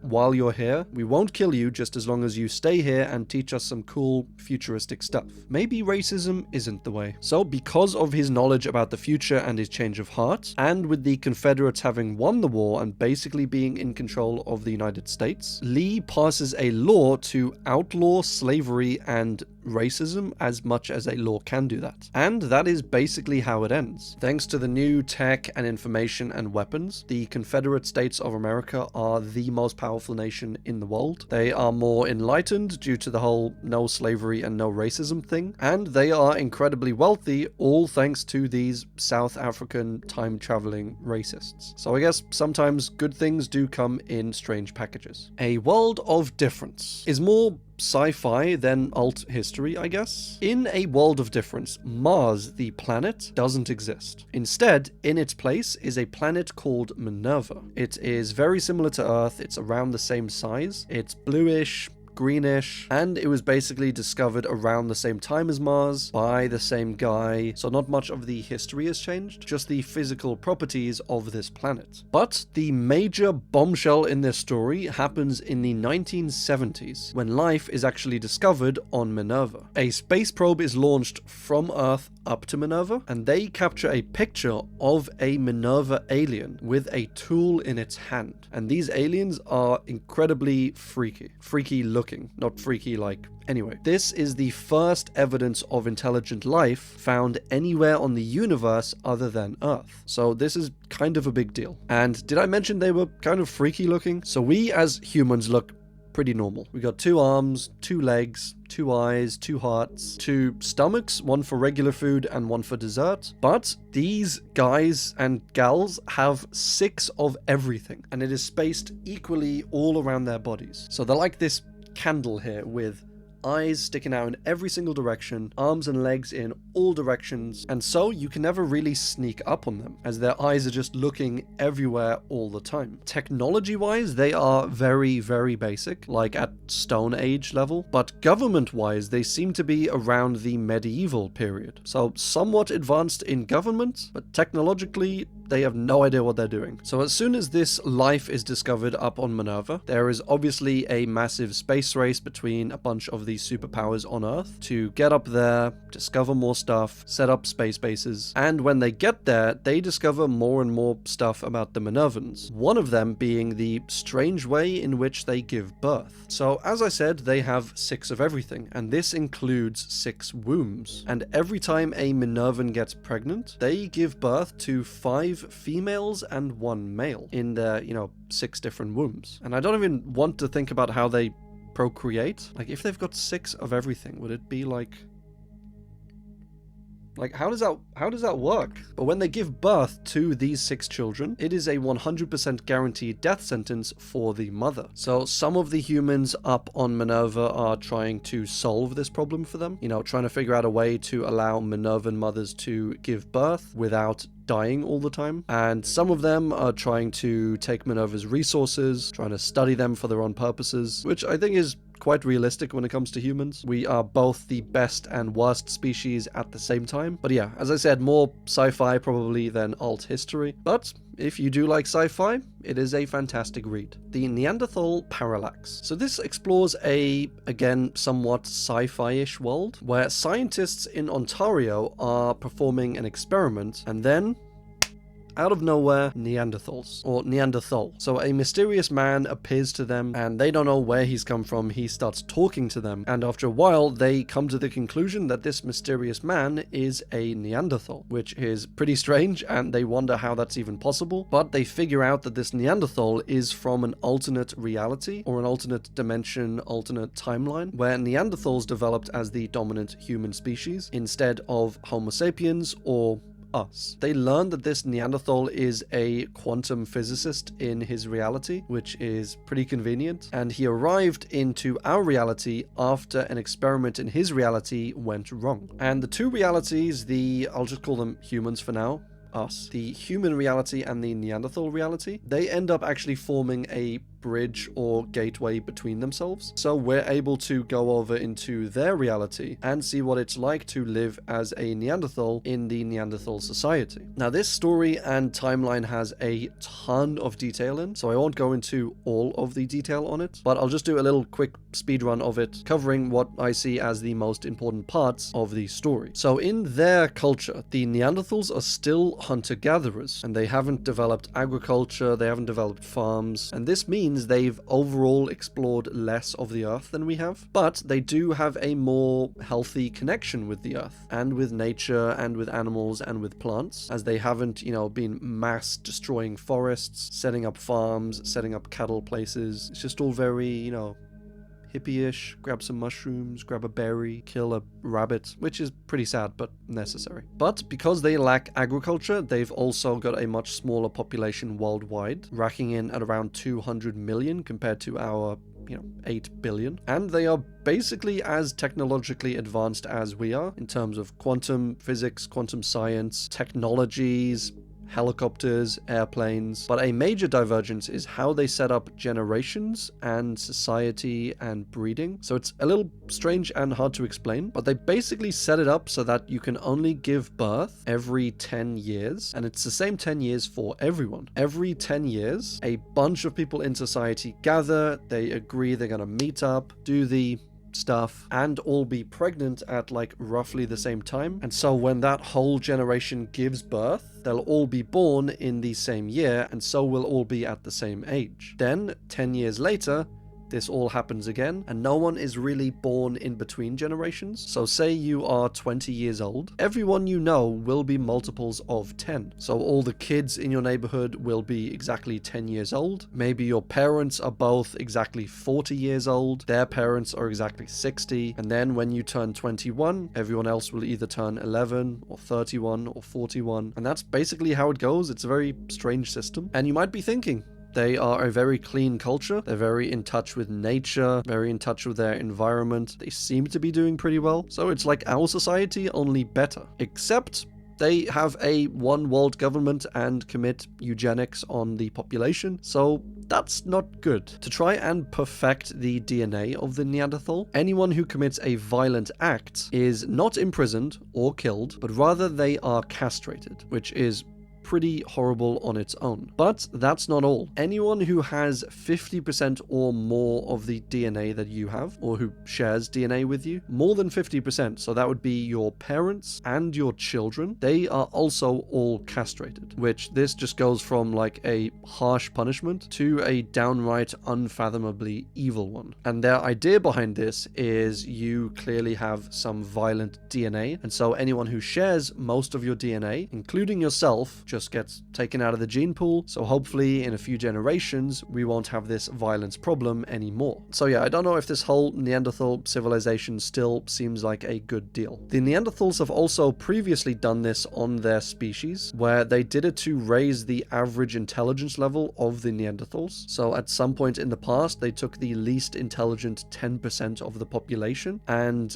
castrated them, removing their genes from the gene pool, and this apparently had a positive effect on the intelligence of the generations going forward, which, yeah, you make the Neanderthals more intelligent, but like at what cost? As well as having a one world government, they also have chips in everyone's arms monitoring what they do all the time, where they go, which is fun. And also there is a lot more domestic violence than is probably reported, as because of the system, a lot of wives don't want to report the domestic abuse that they're suffering, as this would end up with their own kids being castrated. So yeah, a very, very messed up system. They've domesticated wolves, like full-size wolves, which, I mean, yeah, that is pretty cool. And their monetary system seems to be some form of communism that actually works, in that people are kind of given what they're needed, and in this reality everyone isn't, starving to death. Their medicine is actually pretty advanced, and it's a pretty cool part of this story, where if you're getting a surgery on your arm, they don't do what we would do, either put the person to sleep or to numb that local area to work on it, but instead they use advanced robotics to just block the neural receptors in our brain so that we can't feel pain in this area. So it's all super advanced, it's super reversible, it's super casual, and they don't need to numb the area or anything like that. Just block the neural connections, perform the surgery, reconnect the neural connections back up, and Bob's your teapot. And as a society, as a species, they don't have religion, as it says their brains are not physically capable of believing in a god or having a religious experience because of the structure of their brains, which I'm not really sure that's how it works, but okay. And that's basically the entire society. They do try to team up and come together in the end, as there is a massive disaster looming on our reality, so they're, helping us out with that one. So as I said, a very sci-fi-ish one, not too much old history in this one, but it does open up more questions about what Neanderthals might be like if, as in this reality, they were the dominant species instead of us. And they very nearly might have been. The 2020 Commission Report. This is a fun one, and its full name is the 2020 Commission Report on the North Korean nuclear attacks against the United States, which, I mean, that basically just tells you the entire story. So in this timeline, North Korea nukes America in 2020. And this book is written in the style of a government report written in 2023 about the events in 2020. Basically, North Korea mistakes a civilian plane for a stealth United States one. And so they end up shooting down this civilian plane. And because they shoot down the plane, this leads South Korea to retaliate against them because, it's a civilian plane. happen, and South Korea ends up firing missiles at North Korea. North Korea reads some completely unrelated tweets from Donald Trump, which they misinterpret as being tweets directed at North Korea, and so they read these as, oh, Trump is threatening us, Trump is going to launch a nuclear attack. And so North Korea launches a bunch of preemptive attacks on America in Florida, Virginia, Hawaii, as well as a few other places. And it ends with the US and South Korea invading North Korea and Kim Jong-un being surrounded and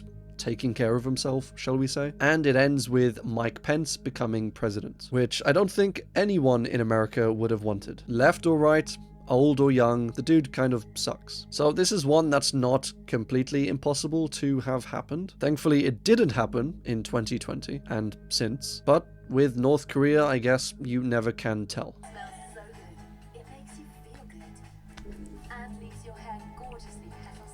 Does it now? Wow. Georgie is a really cool series of French comics that kind of remind me of something like the What If series from Marvel, where instead of just one alt history, each individual comic goes through a different what if, basically. And there are a lot of issues. It's up to 47 at the moment, I believe. And it's still an ongoing series with editions coming out all the time. So for sure, go and check it out. You need to speak French, obviously, to read or understand it. But if you speak French, you're in luck. And if you don't speak French, this is a sign to start. And that leads us to the sponsor of this video. I'm just kidding. That would be a pretty cool segue though. But if you do happen to speak French or learn French, you have a pretty cool little series on your hands. Some of these stories include, and I'm going to absolutely butcher some of these French names, so if you speak French, just mute me for a few minutes. But we have Les Russes sur la Lune, or Russians on the Moon, which is a alt timeline of what if Russia won the space race. We have Apocalypse sur le Texas, or Apocalypse over Texas, where the Cuban Missile Crisis actually causes a nuclear war between America and Russia, which results in further fighting around Texas and eventually, you know, an apocalypse. Colomb Pasha, or Columbus Pasha, which is where a man named Abdul Columbus actually discovers America instead of the Europeans and claims them in the name of the East and of Islam. There are loads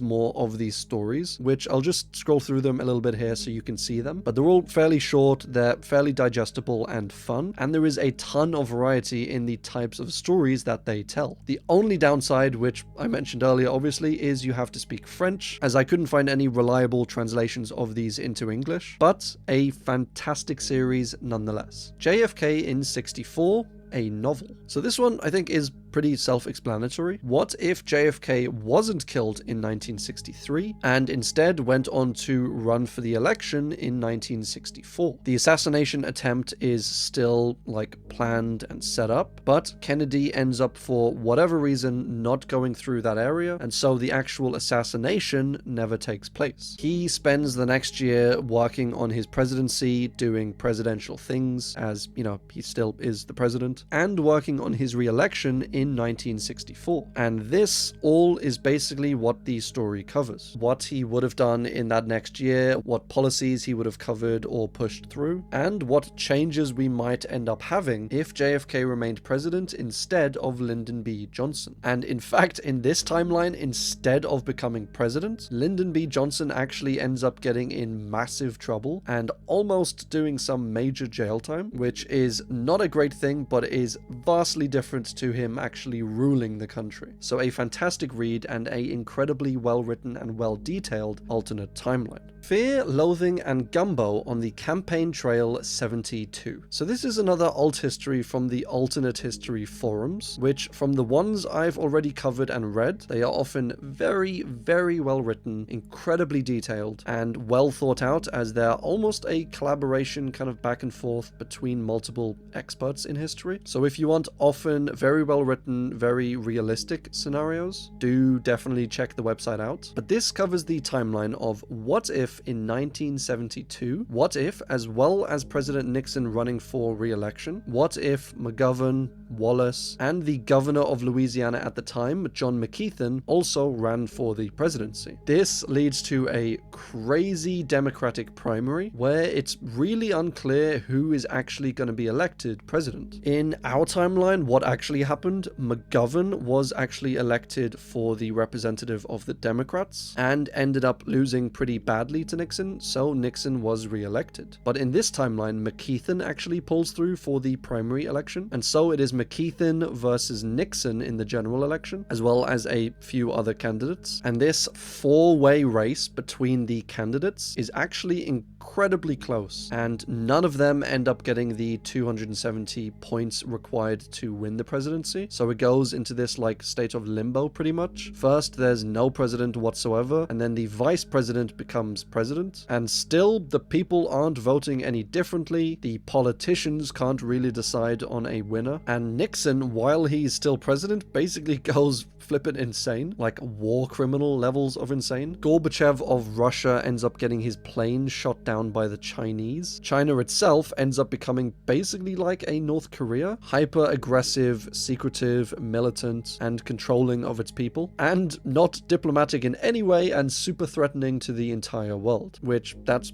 not good. As I said, the vice president Spiro Agnew ends up becoming president, and he is basically, you know, the sitting president while this is all getting sorted out, but it's going on and on and on, and it seems like he might just become full president for the whole term, and nobody likes this, not even Nixon. There is a ton of drama, more so than is necessary, in Vietnam, in China, and Agnew is doing just an awful job as president, and so as much as it pains him, this leads to Nixon actually ceding the race, resulting in McKeithen actually being declared president of the United States. Agnew is stripped of his presidential powers, everyone lets out a sigh of relief, and then McKeithen dies in a plane crash, which is not suspicious whatsoever. Then there are further political fights and debates about who should be president now. Nixon ceded the race. McKeithen died in a plane crash. Agnew is only sitting president, so Wallace claims that he should be made president, despite getting a absolutely tiny amount of the votes. It is, I'll admit, an insanely well-written and well-detailed account of what likely reasonably could have happened, and the entire timeline is damn near book length. Like, we're talking hundreds of pages of discussion here. So if you do like this sort of thing, if you like political timelines, definitely go check it out, as it is some great stuff. Redworld is a mod for Hearts of Iron 4, which, as a lot of people pointed out on the last video on this iceberg, Hearts of Iron is a super cool game series that lets you explore history and historical times and scenarios through multiple different perspectives and countries. And Redworld is just one of the many mods for Hearts of Iron, and every single mod is super unique, super creative, and lets you actually physically explore different timelines, different histories, and is just, yeah, insanely fun if you're into that sort of thing. But this particular one, Redworld, lets you explore a timeline in which the USSR wins the Cold War, which, yeah, I know that's not too original. We have covered a few scenarios like this, but this isn't just a scenario. This is a game, and you can actually play through it and help decide some future events that actually happen. Super cool. So as I said, the USSR wins the Cold War. The US is basically broken up into these like smaller countries essentially, and these smaller countries are basically all individual states, entities, and there's no overarching federal government like there is in our timeline. You have a bunch of these regions, so I'll just go through a few of them here. You have the American Republic, which is thought by many people, themselves included, to be kind of the remains of the United States in a way, or at least what it used to be. You know, same ideals, same styles, same government, and they also have the largest navy in America, which is always a nice thing to have. Then we have the Midwest Union, who they also kind of claim to be the original America, but nobody really except themselves agrees on this. They are a bunch of former US states in the Midwest, obviously, that aren't really that rich or that strong, but they do exist. There is the American People's Commonwealth, which is a socialist nation led by Noam Chomsky, which is interesting. There's the Federation of Illinois, which basically consists of Illinois and Missouri. Texas, which finally got its own independence. It is run by a man named Rick Perry and the very nationalistic One Republic Party. And it is quite strong, but it has been slowly losing territory to Mexico and to the American Republic. So the One Republic Party is, intent on making Texas stronger and in holding their ground, not ceding any more territory, and perhaps, if they're strong enough, taking some of it back. Alaska as a state is independent now, as is Montana, Arizona, which has a really cool flag. Like, I don't know why I like this flag so much, but it just looks really cool. Mwah. But they are a fairly rich nation with decent resources, a decent force. There is Hawaii, which is run by Tulsi Gabbard, which is interesting. There is Utah, which is comprised mostly of Utah, obviously, but also of Nevada, Idaho, Wyoming, and Colorado. Then, and I know there's a bunch of these, but just bear with me. Then there is the Union of American People's Republic, or the UAPR, which is a communist nation that is super supportive of the USSR, and it's basically supported by them militarily, financially, and is kind of like a arm for the USSR in America. There is the Great Lakes Republic, comprised of Wisconsin, Michigan, Minnesota, and Iowa, and the Union of Lincoln, led ironically by a white supremacist, Richard Spencer. And the Union of Lincoln is a fairly new nation, only having recently broken away from Montana, which is another deeply racist state, or country, I guess, technically. So that's basically all of the nations in the new United States. And I guess it's not the United States anymore, but the new area of North America. And as you can tell, it is completely broken up. There are a bunch of obviously standalone states, there are a bunch of unions, and the main big player in this whole timeline is obviously the USSR. They are basically the world's superpower due to a change of events during the Cuban Missile Crisis. But the question is, how long can they hold on to that power? This, for me, was a fantastic, fascinating deep dive and read, and it must just be amazing actually playing this game, or at least this mod. I am seriously considering picking it up for myself, as to play through a few of these would, I think, be super interesting. And especially because this is not just a story, it's like a interactive game where you can affect the actual outcome of it and play from multiple different sides. It's probably like 10 or 20 different stories in the same universe. So super cool timeline, especially and maybe even mostly because of all of these different very cool flags. And I have no idea how to pronounce this one, so apologies, Magda, but I'm gonna go with Kazavras Vyzrin, which is a fantastically written Polish military alt history, where the Russians quite heavily won the Polish-Russian War in the 1920s. In reality, the war was kind of a draw. Both sides fought each other, took some losses, took some gains, and then agreed to end the war, mark their territories, and no side really massively won. But in this timeline, Russia wins the war, Poland gets absorbed into the Soviet Union, and Russia basically tries to wipe out Polish sentiment, Polish history, Polish culture, and the Polish language in order to stop the Poles having, a sense of history, a sense of heritage, and to stop them eventually uprising. So Stalin sends thousands of Polish people out to Siberia, which is a fun place to be sent, and speaking Polish or showing patriotism for Poland or anything to do with Polish culture is punishable by death. The Soviets continue to grow in power over the years, and they eventually make more of a land grab onto Europe, and in 1944 this results in a massive nuclear war. What basically happens is the USSR keeps pushing further and further into Europe, and the Allies drop 3 nukes in Leningrad, Warsaw, and Kiev, essentially pushing the Soviets back and basically ending the war. And this area between the 3 nukes becomes known as the Atomic Triangle,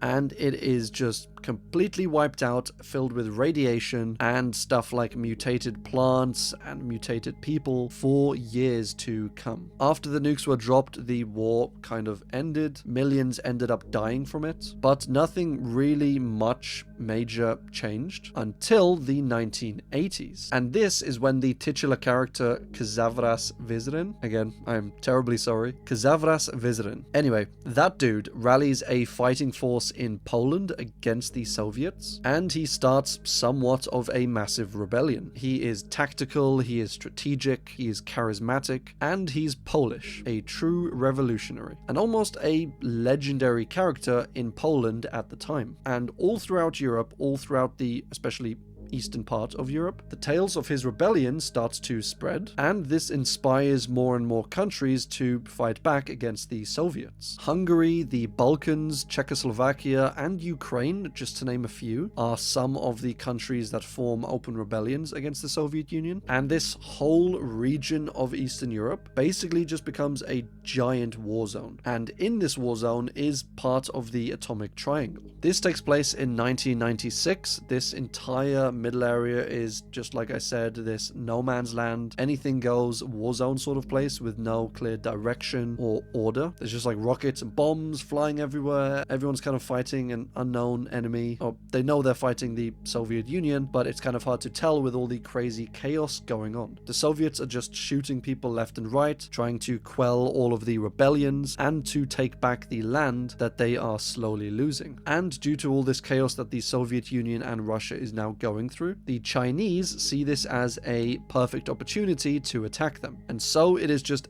absolute madness. All round, it's a pretty interesting alt history, I'd say. As I said, it's kind of centered around this almost legendary figure, and it is based off a single point in history changing slightly, which is personally my preference for alt histories, being the Russian-Polish War going just slightly differently. A Connecticut Yankee in King Arthur's court. So this one is an absolute classic. And I say classic because it was written like 130 years ago in 1889. So yeah, a very old story. It was written by Mark Twain and describes the story of this engineer from Connecticut who gets knocked out for a few reasons and ends up waking up underneath an oak tree with no idea where he is or how he got there. And soon enough, a knight, Sir Kay, finds him, challenges him to a fight, ends up winning and captures the engineer called Hank and takes him back to Camelot Castle. So yeah, as you can probably already tell, this is going to be a wild one. So Hank somehow traveled from the 1800s to the 500s, or 528 to be exact, and traveled from Connecticut, where he was, to King Arthur's land, basically England. So when the knight takes him to Camelot Castle, King Arthur is not too impressed with him. Merlin, the famous wizard, isn't too impressed with Hank either. He's a little jealous of him. He thinks, I think secretly, that he's more intelligent than he is, that he's more mysterious than he is, perhaps. And so Merlin is actually a driving force in getting Hank sentenced to death. But Hank remembers, I guess, from his time in school or something, that on this year, 528, there was actually a solar eclipse in England. And he says to them, as he's being prepared to be sentenced to death, that if you don't let me go, I will block out the sun for all eternity. And of course, they don't really take him seriously until the sun starts to be blocked out. And then they are just wholly convinced that he's a powerful sorcerer, and they agree to let him go and actually make him one of the most powerful people in the realm. Classic ancient mentality. He then goes on to perform more and more tricks using his skills as an engineer and, you know, the knowledge he's acquired over the years in the future to make these more simple people believe he is a incredibly powerful sorcerer. And partly to get back at Merlin for, you know, basically sentencing him to death, he makes a lightning rod and puts it at the top of Merlin's castle, and then makes a cable that goes all the way down to the bottom with some explosives that he's set. And he does this all in secret. He doesn't really tell anyone. And then when the weather starts to get rainy, stormy,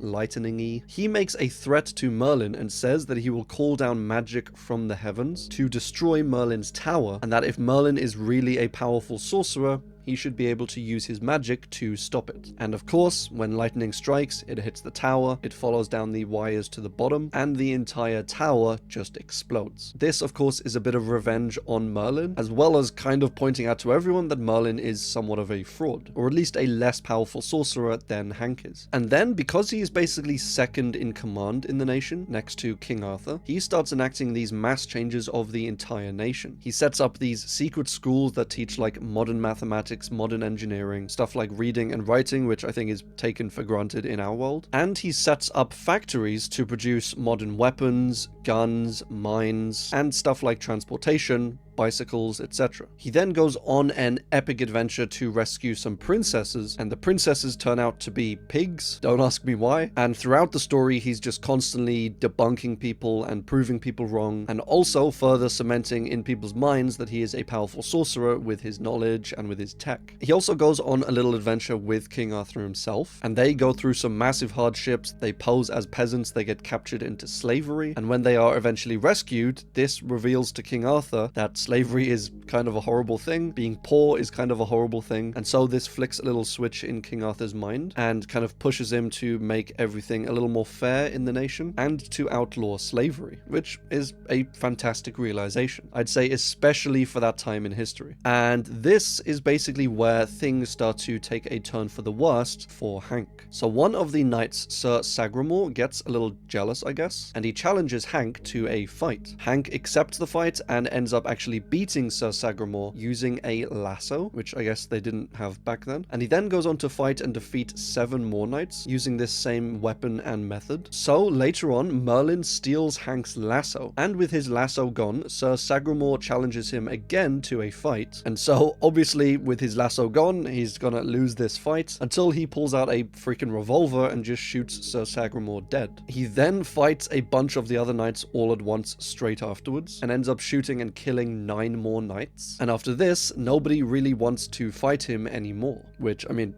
surprise, surprise. So Hank solidifies some of his power, and a few years later, under this ploy from the church, who basically wants to get rid of Hank because they think he's too powerful, they send 30,000 knights after Hank to try and kill him, which is a lot of knights for one man, but he is Hank. So he takes himself and 52 other students that he has. Like, a lot of them are teenagers, they're not really soldiers, they're more, you know, learned people that are skilled with the weapons and tools that he's been building. And so he bunkers down with all of these people into Merlin's cave, and he basically sets up base down here. He booby traps the whole outside with electric wire and with landmines, and they set up these Gatling guns pointing at the entrances. So when the knights come with their armor and horses and swords and stuff, they are just completely wiped out by the mines and the freaking Gatling guns. Like, it's not even close, they stand basically no chance, and almost all of the 30,000 knights are just killed. But Hank and his students are now trapped in Merlin's cave with 30,000 slowly rotting knight corpses outside, and obviously 30,000 bodies all collapsed in and around the caves. Like, there's no way you are getting out of that anytime soon. And slowly these bodies start to decay, start to rot, disease spreads around the whole area, and all of the people in the cave slowly start to get ill and die. Hank does, after the battle, go out and try to help some of these knights, you know, from their wounds. But the first one he approaches, the first one, takes his knife and just stabs Hank, which is just fantastic. Then he is bedridden, he gets eventually cursed by Merlin to sleep for 1300 years, and he apparently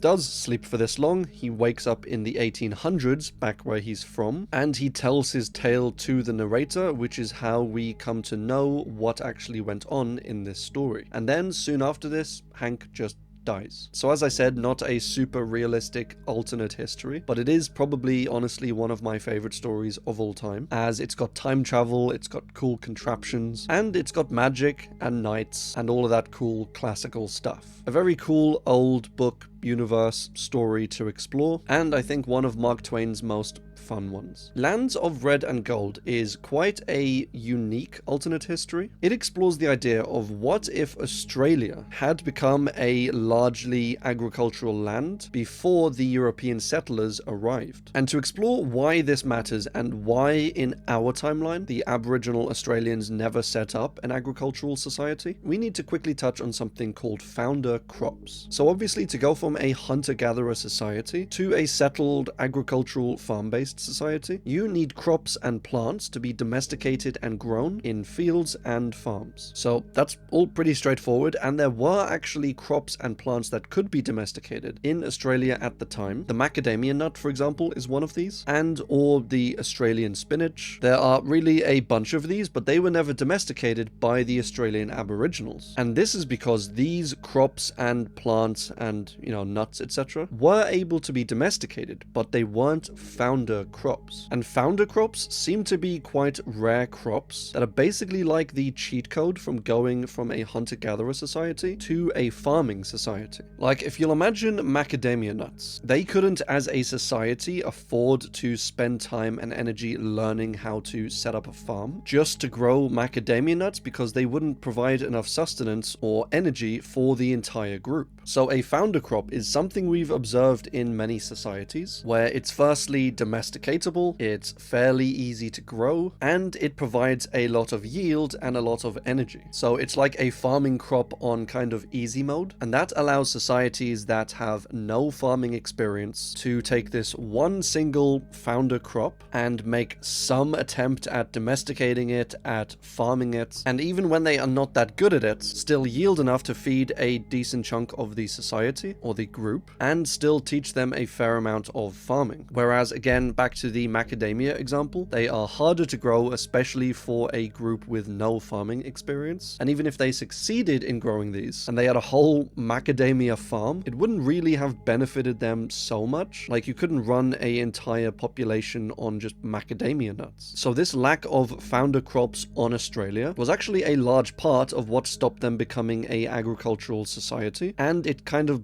bottlenecked them as a people. So that's a little farming lesson for you. But Lands of Red and Gold explores a world where Australia actually does have a founder crop, that being the red yam. This leads to it being quite quickly domesticated, to the native Australians setting up an agricultural culture, and to basically the entire island and its people advancing in technology and society faster than they did in our timeline. And so the Aboriginals weren't as easily pushed around by the invading Europeans, and they were able to, put up more of a fight. When the Europeans arrive in the 1800s, they are somewhat impressed by the society as a whole, and they've set up areas, towns, farms, and have even started working with stuff like metal in certain areas. There is mention of this religion that is prevalent in Australia, which it's quite interesting, and it has a bunch of pretty fun gods within it. There is Lightning Man, Water Mother, the Fire Brothers, the Rainbow Serpent, Bark Man, the Green Lady, Eagle,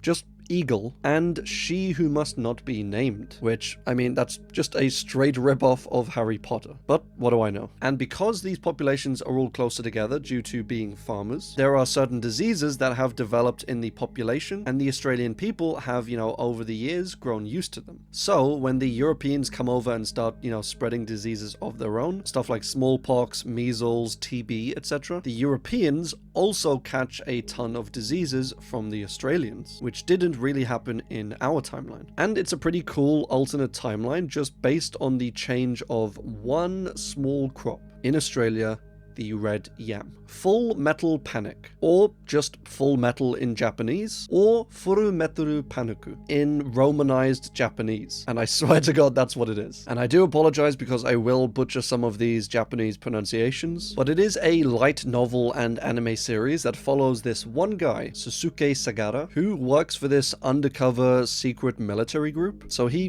goes on this mission, essentially moves to Japan, starts attending this same high school as this girl, and is basically known as this super weird kid in school, but super strategic and combat-minded. Kaname thinks he's a little weird, but after he does protect Kaname a few times, she realizes that he is there protecting her, and she doesn't know why she's being attacked. He doesn't really know why she's being targeted either, and why all these random organizations are, trying to attack Kaname. He just knows that he has to protect her. So that's the whole plot, basically. It's a super cute, super funny sort of thing that you'd expect out of a anime or a light Japanese novel. But as far as it being a alternate timeline or alternate history, there are a few major differences happening between their timeline and our timeline. One of them being the Cold War is still happening. For example, this is in the year 2000 and it's still going on. China is divided between North and South China, kind of like Korea is. Gorbachev ended up being assassinated. There was a nuke used in the Middle East, which caused more and more fighting, if you can believe it, in the Middle East. And because probably partly this is an anime, and partly because all of the changes to our timeline that I mentioned, this resulted in new tech being created, stuff like armored, weaponized robots, robot suits, and a few really cool devices, one of which can convert mental energy or thought into physical force. So yeah, a pretty cool story and timeline that you should definitely check out if you do like the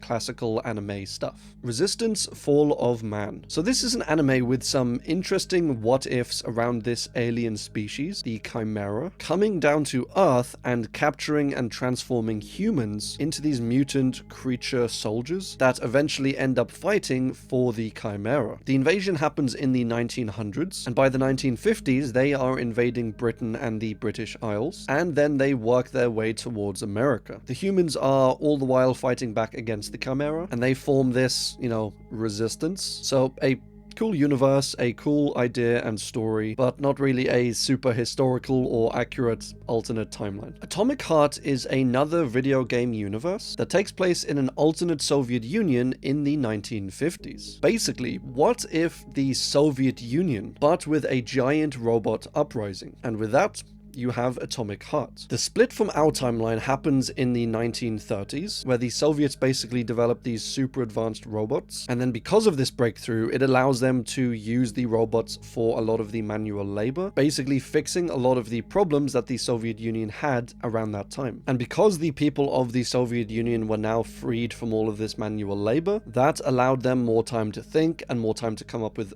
further advancements in technology, and this led to a rapid development of more and more advanced stuff. Then, during World War II, just before Germany is about to lose the war, they release a freaking plague on everyone, which, classic Germans, and this plague results in even more of a need and want for these advanced Soviet techs. So the Soviets are quite ahead of everyone else technologically. They basically invent Neuralink. Then there is an incident in one of the factories, until the leaders realize that this wasn't really an accident, and that a bunch of the robots have actually gone rogue and are planning to take over humanity. And that is basically Atomic Heart. It seems like a really cool game. It's a shooty game. It's a stealthy game. You can kill different robots that you meet and actually take their parts and use them to make weapons for yourself, which is a really cool concept that I like. So if you're into the Soviet Union era of stuff, if you're into alt timelines, or if you're just into a really cool game, I'd say definitely check it out. The Leviathan trilogy: Leviathan, Goliath, and Behemoth. So this one is a really cool concept, where during World War I, for whatever reason, the Central Powers, so Germany, Bulgaria, the Ottoman Empire, and Austria-Hungary, are technologically superior to the Allies. They have robots, they have steampunk machines, they have machine guns, but the Allies are biologically superior in their tech. So they have a giant bear the size of a house, they have a two-headed eagle, they have a giant flying or floating sort of creature that's basically used as like an airship, which this is the Leviathan. And they have giant sea creatures that they use for navy warfare, such as the Behemoth and the Krakens. So yeah, an insanely cool universe and concept, I think, and a very interesting setting being in World War I. Right, so I'm not too sure I can say this word on YouTube, as silly as it seems, without being demonetized. So we'll just go ahead and call it Swataika Night. Silly, I know, but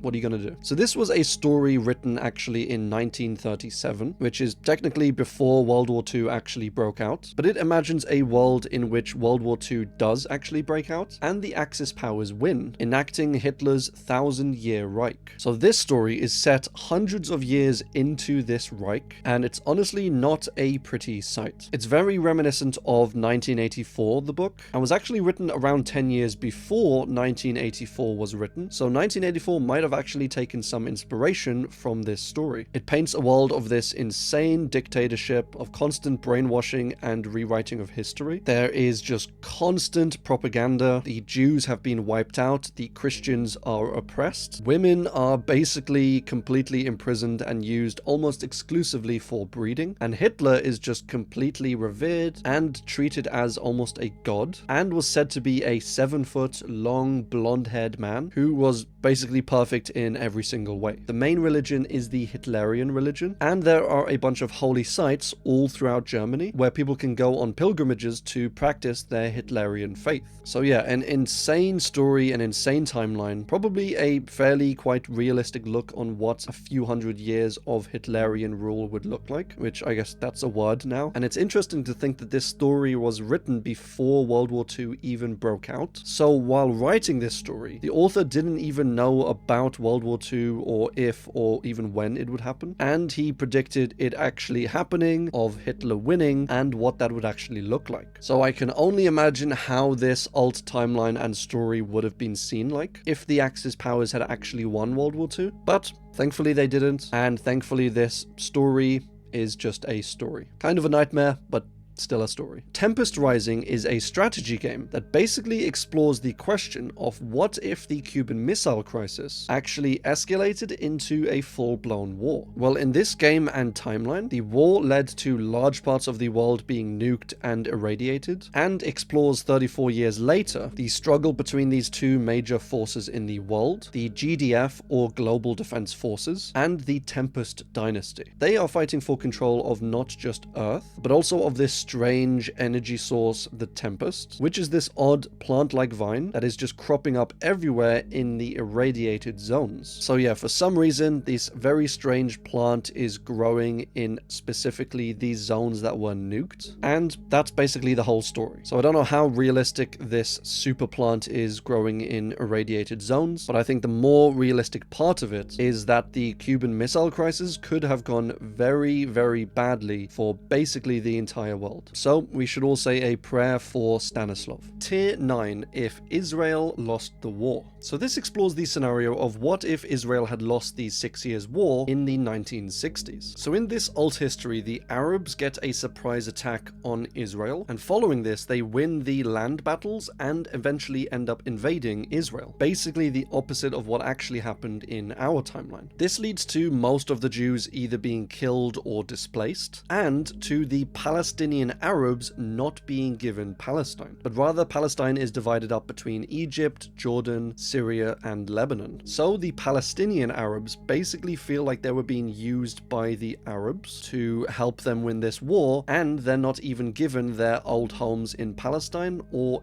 any of Palestine whatsoever. So they basically grow resentful of the Arabs, they team up with the Jews, and work to fight back and take back Palestine, and Israel of course. And on the American side, RFK doesn't end up being assassinated because Sirhan, the guy who killed him, actually leaves America at the time to go back to Palestine during the war, or at least after the war. So RFK ends up winning the presidency and becomes the 38th president of the United States. So a whole bunch of very important changes, all from the decisiveness of just this one battle. Bring the Jubilee was a book written in 1953 that explores a world in which during the American Civil War, the South wins first the Battle of Gettysburg and then the entire war. So the North, after losing for a while, ends up surrendering to the South. The South then just over time gets stronger and stronger, ends up invading Mexico and big parts of South America. After they invade Mexico, they rename Mexico City to Leesburg after Robert E. Lee, and the South is just an incredibly powerful nation, being basically one of only two superpowers in the entire world. The other is the German Union, which is basically the entirety of Germany combined with the Austro-Hungarian Empire. The United States, so like the North or the Union, is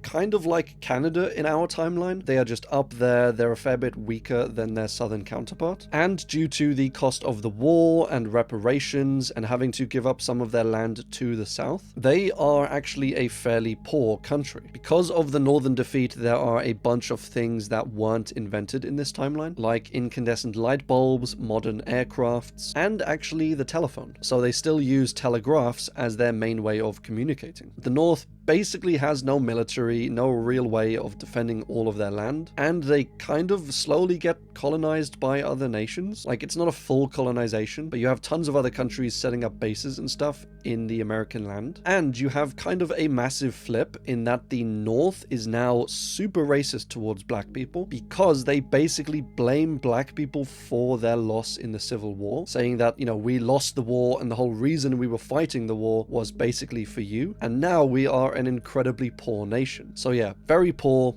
almost no military, kind of a degenerate society, and super racist. So fun times. Then the narrator, who is a historian in this alt timeline, decides to go back in time, like just decides it, I guess. And this was going so well and realistic up to this point. And even the tagline on the cover of this story says a realistic novel, but then they just throw in this random decision-based time travel. But in this alternate timeline, a descendant of a general in the Civil War ends up inventing time travel. So the narrator in the modern time uses this time travel to go back to the war, you know, because he's a historian, he wants to witness the war firsthand, and he accidentally causes like the grandfather paradox, where he causes the death of this specific general, meaning that he never gets to have kids, and his kids never get to have kids, and then many generations later, they never end up inventing time travel, and so the time machine, I guess, is just disappeared, and the historian can never get back to the future. And also, because this general died in the war, that ends up causing the North to actually win, and it's kind of implied that this eventually causes our timeline, you know, one in which the North wins and everything plays out as it has. So he's basically culled the only timeline in which time travel has been invented, and so we're never able to invent time travel and go back and change this in some way. And because he's stuck in the past, he ends up writing this journal, these accounts of himself and what he's thinking and what happened. And the year that this book was released was the same year that this journal in universe was found. So it's also kind of implied that the author of this book didn't actually write the book, but he, you know, found this journal of this time-traveling event and published it as a book. I mean, obviously that's not what happened, but it is kind of a cool perspective and writing idea to explore. So while we have covered a Southern Victory style alternate timeline before, I don't think any of them had quite this outcome. And so even if someone is covering the same alt timeline event, I think they can have vastly different outcomes in the story. So definitely a fun one, especially if, like me, you do like the sci-fi-ish stuff.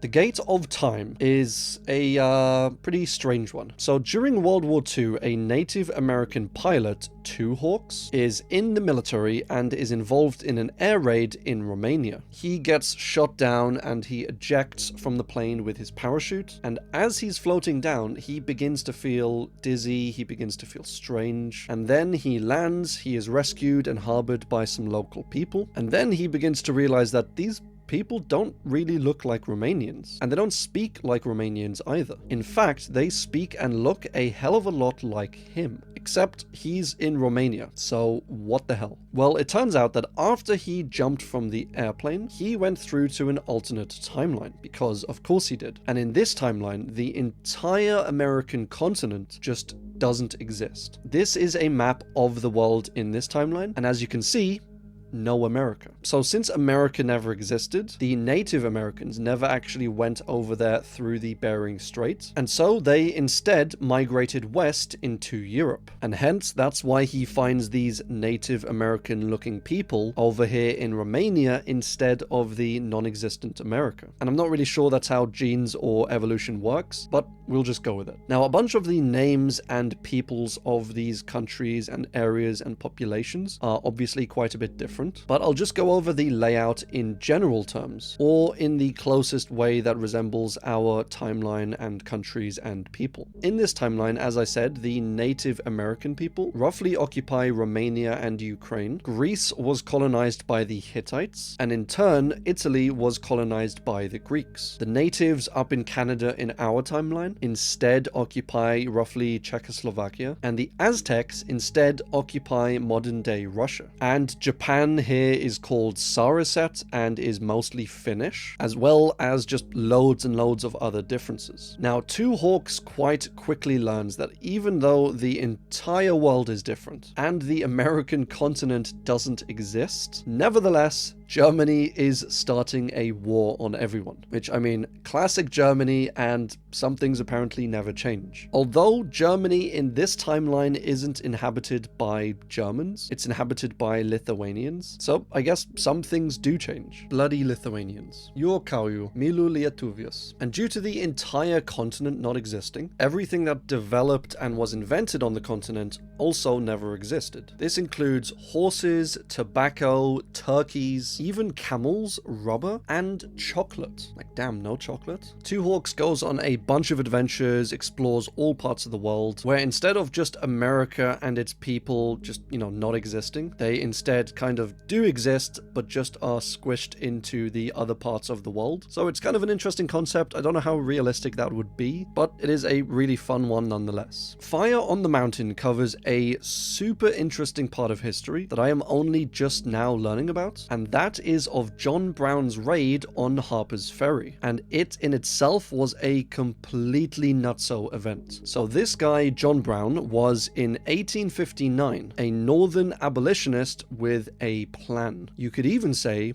with a plot. He was a scheming kind of individual. And this plot, which he actually mostly followed through with, was to rent out a house and some land quite nearby the US Armory, which housed a bunch of the US weaponry arsenal. And this armory was in Harper's Ferry in West Virginia. Now, at the time, it was just Virginia, it wasn't West Virginia, but the plan was to set up a base just a few miles away in this home, in this surrounding land, and secretly come down with a bunch of people, pretend like they were setting up a business of sorts there to do with like drilling or mining, and just slowly bring weapons down from the north, arm a bunch of these individuals, and then in the dead of night all march onto the armory, take it by force, take a bunch of the weapons, and slowly march from farm to farm in all of the southern states, freeing the slaves there, handing them weapons, and so as he went, he would slowly grow his army of,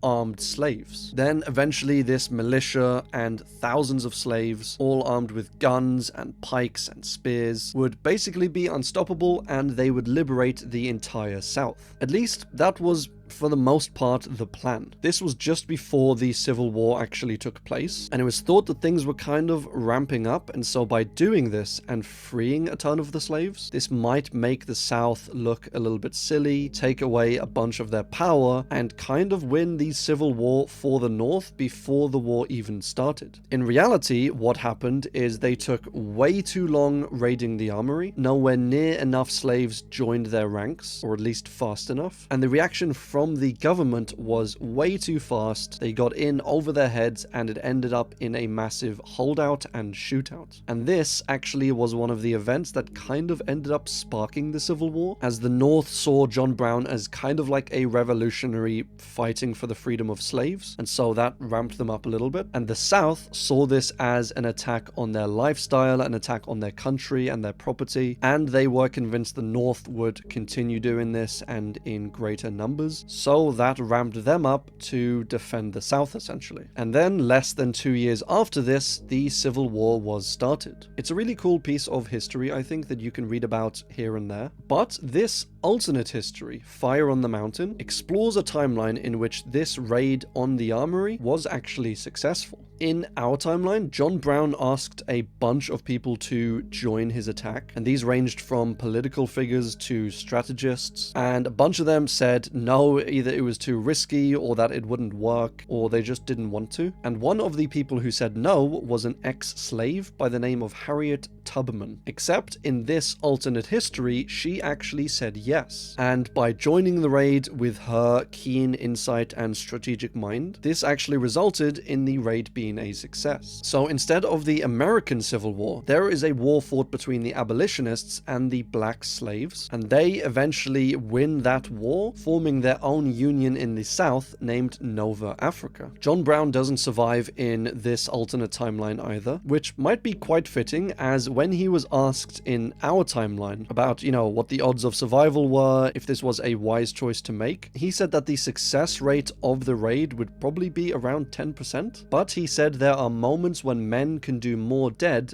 than alive. So these former slave states, Nova Africa, become eventually socialist. Abe Lincoln actually starts a war with Nova Africa to try and get these ceded states back into the United States. And this ends up failing. Black people end up hating Abe Lincoln for this. And Nova Africa eventually becomes a bastion of technology, of science, of education, even going so far as to develop a space program and in landing people on Mars. And this new nation is basically painted as a socialist utopia where everyone is free, everyone is super happy, the quality of life is super high, and everyone, gets what they're given whenever they need it. And in this alternate timeline, there is a book which kind of explores an alternate within an alternate timeline. And this alternate timeline is basically our timeline, which, sorry if that was confusing, but this book within the alt timeline is called John Brown's Body. And it explores a crazy world where John Brown's raid was unsuccessful and America ended up having a civil war in which the South lost. Lincoln ended up freeing the slaves and abolishing slavery. And in this new capitalistic hypothetical world, things are just absolutely awful. Which, there's often no real way of telling what would have been a better outcome in these scenarios, but it is still a really super cool piece of history that I never knew about before reading this timeline, and I do quite like these little tidbits. Player 2 Start. Not to be confused with Ready Player 2, but this timeline explores something that almost went through in our timeline, that being the Nintendo Sony CD-ROM console. So it's time for a little video game history. In the late 1980s, Nintendo was huge. They obviously had consoles like the NES, the SNES, and these consoles all at the time used cartridges for their games. But there was this new up-and-coming technology that was fairly popular at the time for storing music and might possibly be able to be used for video games. That was the CD. So Nintendo kind of guessed that it might be possible to use it for this, and kind of saw that maybe this is where the future of video games was going, and so enter a company named Sony. Now, they weren't really in the video game console business at all. They were mostly producing and inventing audio-based products, such as the audio chip for the SNES, which was at the time basically one of the best on the entire market. So Sony knew what they were doing when it came to audio stuff, and actually the name Sony partly comes from the Latin sonus, meaning sound. We actually get the word sound, sonic, etc. from sonus. So Sony approached Nintendo with a proposal. They said, look, we are very good at what we do. We're very good with CDs. We reckon we can make a video game console that actually runs the games on CDs instead of cartridges. But we don't have the infrastructure, we don't have the reach in the industry, so they asked to do a collaboration basically with Nintendo, where they would make firstly an add-on to the SNES that allowed whoever already owned an SNES to, just plug it in and enable them to play both CD games and NES games, and to make an additional standalone console that was co-made by Sony and Nintendo and played both CD games and Nintendo cartridges. So it was a huge project and would have made massive ripples in the industry, but at the time Nintendo thought that Sony was taking a little more from the deal than they should have been, and so the deal ended up falling through. So this console was never made. Philips, who was another company that was in talks with Nintendo for a console like this, that deal ended up falling through as well, and Philips later came out with their CDI, which was a massive failure. But a few years later, Sony came out with their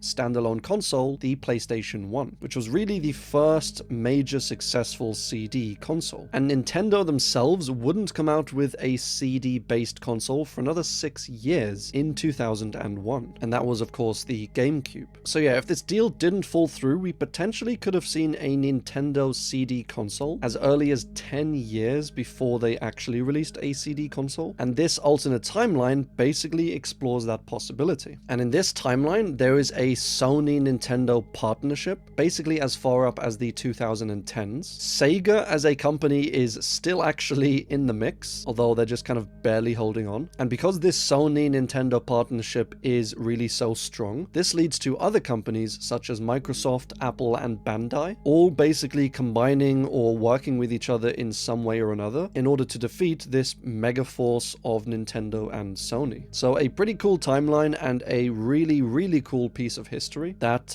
yeah, any self-respecting nerd should know. The footprint of Mussolini. So this explores a timeline in which before and during World War II, Mussolini, the dictator of Italy, doesn't end up siding with Germany. This is due to during an assassination attempt on Mussolini, one of his guards ends up jumping in front of him, basically giving his life for Mussolini and for Italy. And as he's dying, as Mussolini's talking to the guy, he finds out that he is a Jewish man. And so, since he owes this Jew his life, he says he can't possibly side with Hitler and with Germany. He then goes on to push for the Jews of Italy being as much Italian as the actual Italians. And so, when World War II happens, he just kind of stays out of the war. And while Germany is occupied, he uses this as an opportunity to, with the help of a bunch of other European states, invade Yugoslavia. They end up quite easily taking over Yugoslavia, dividing it up between these various countries, and this whole thing leads to a few major changes in the timeline, one of which being South Africa becoming a fully, legally white supremacist country, which...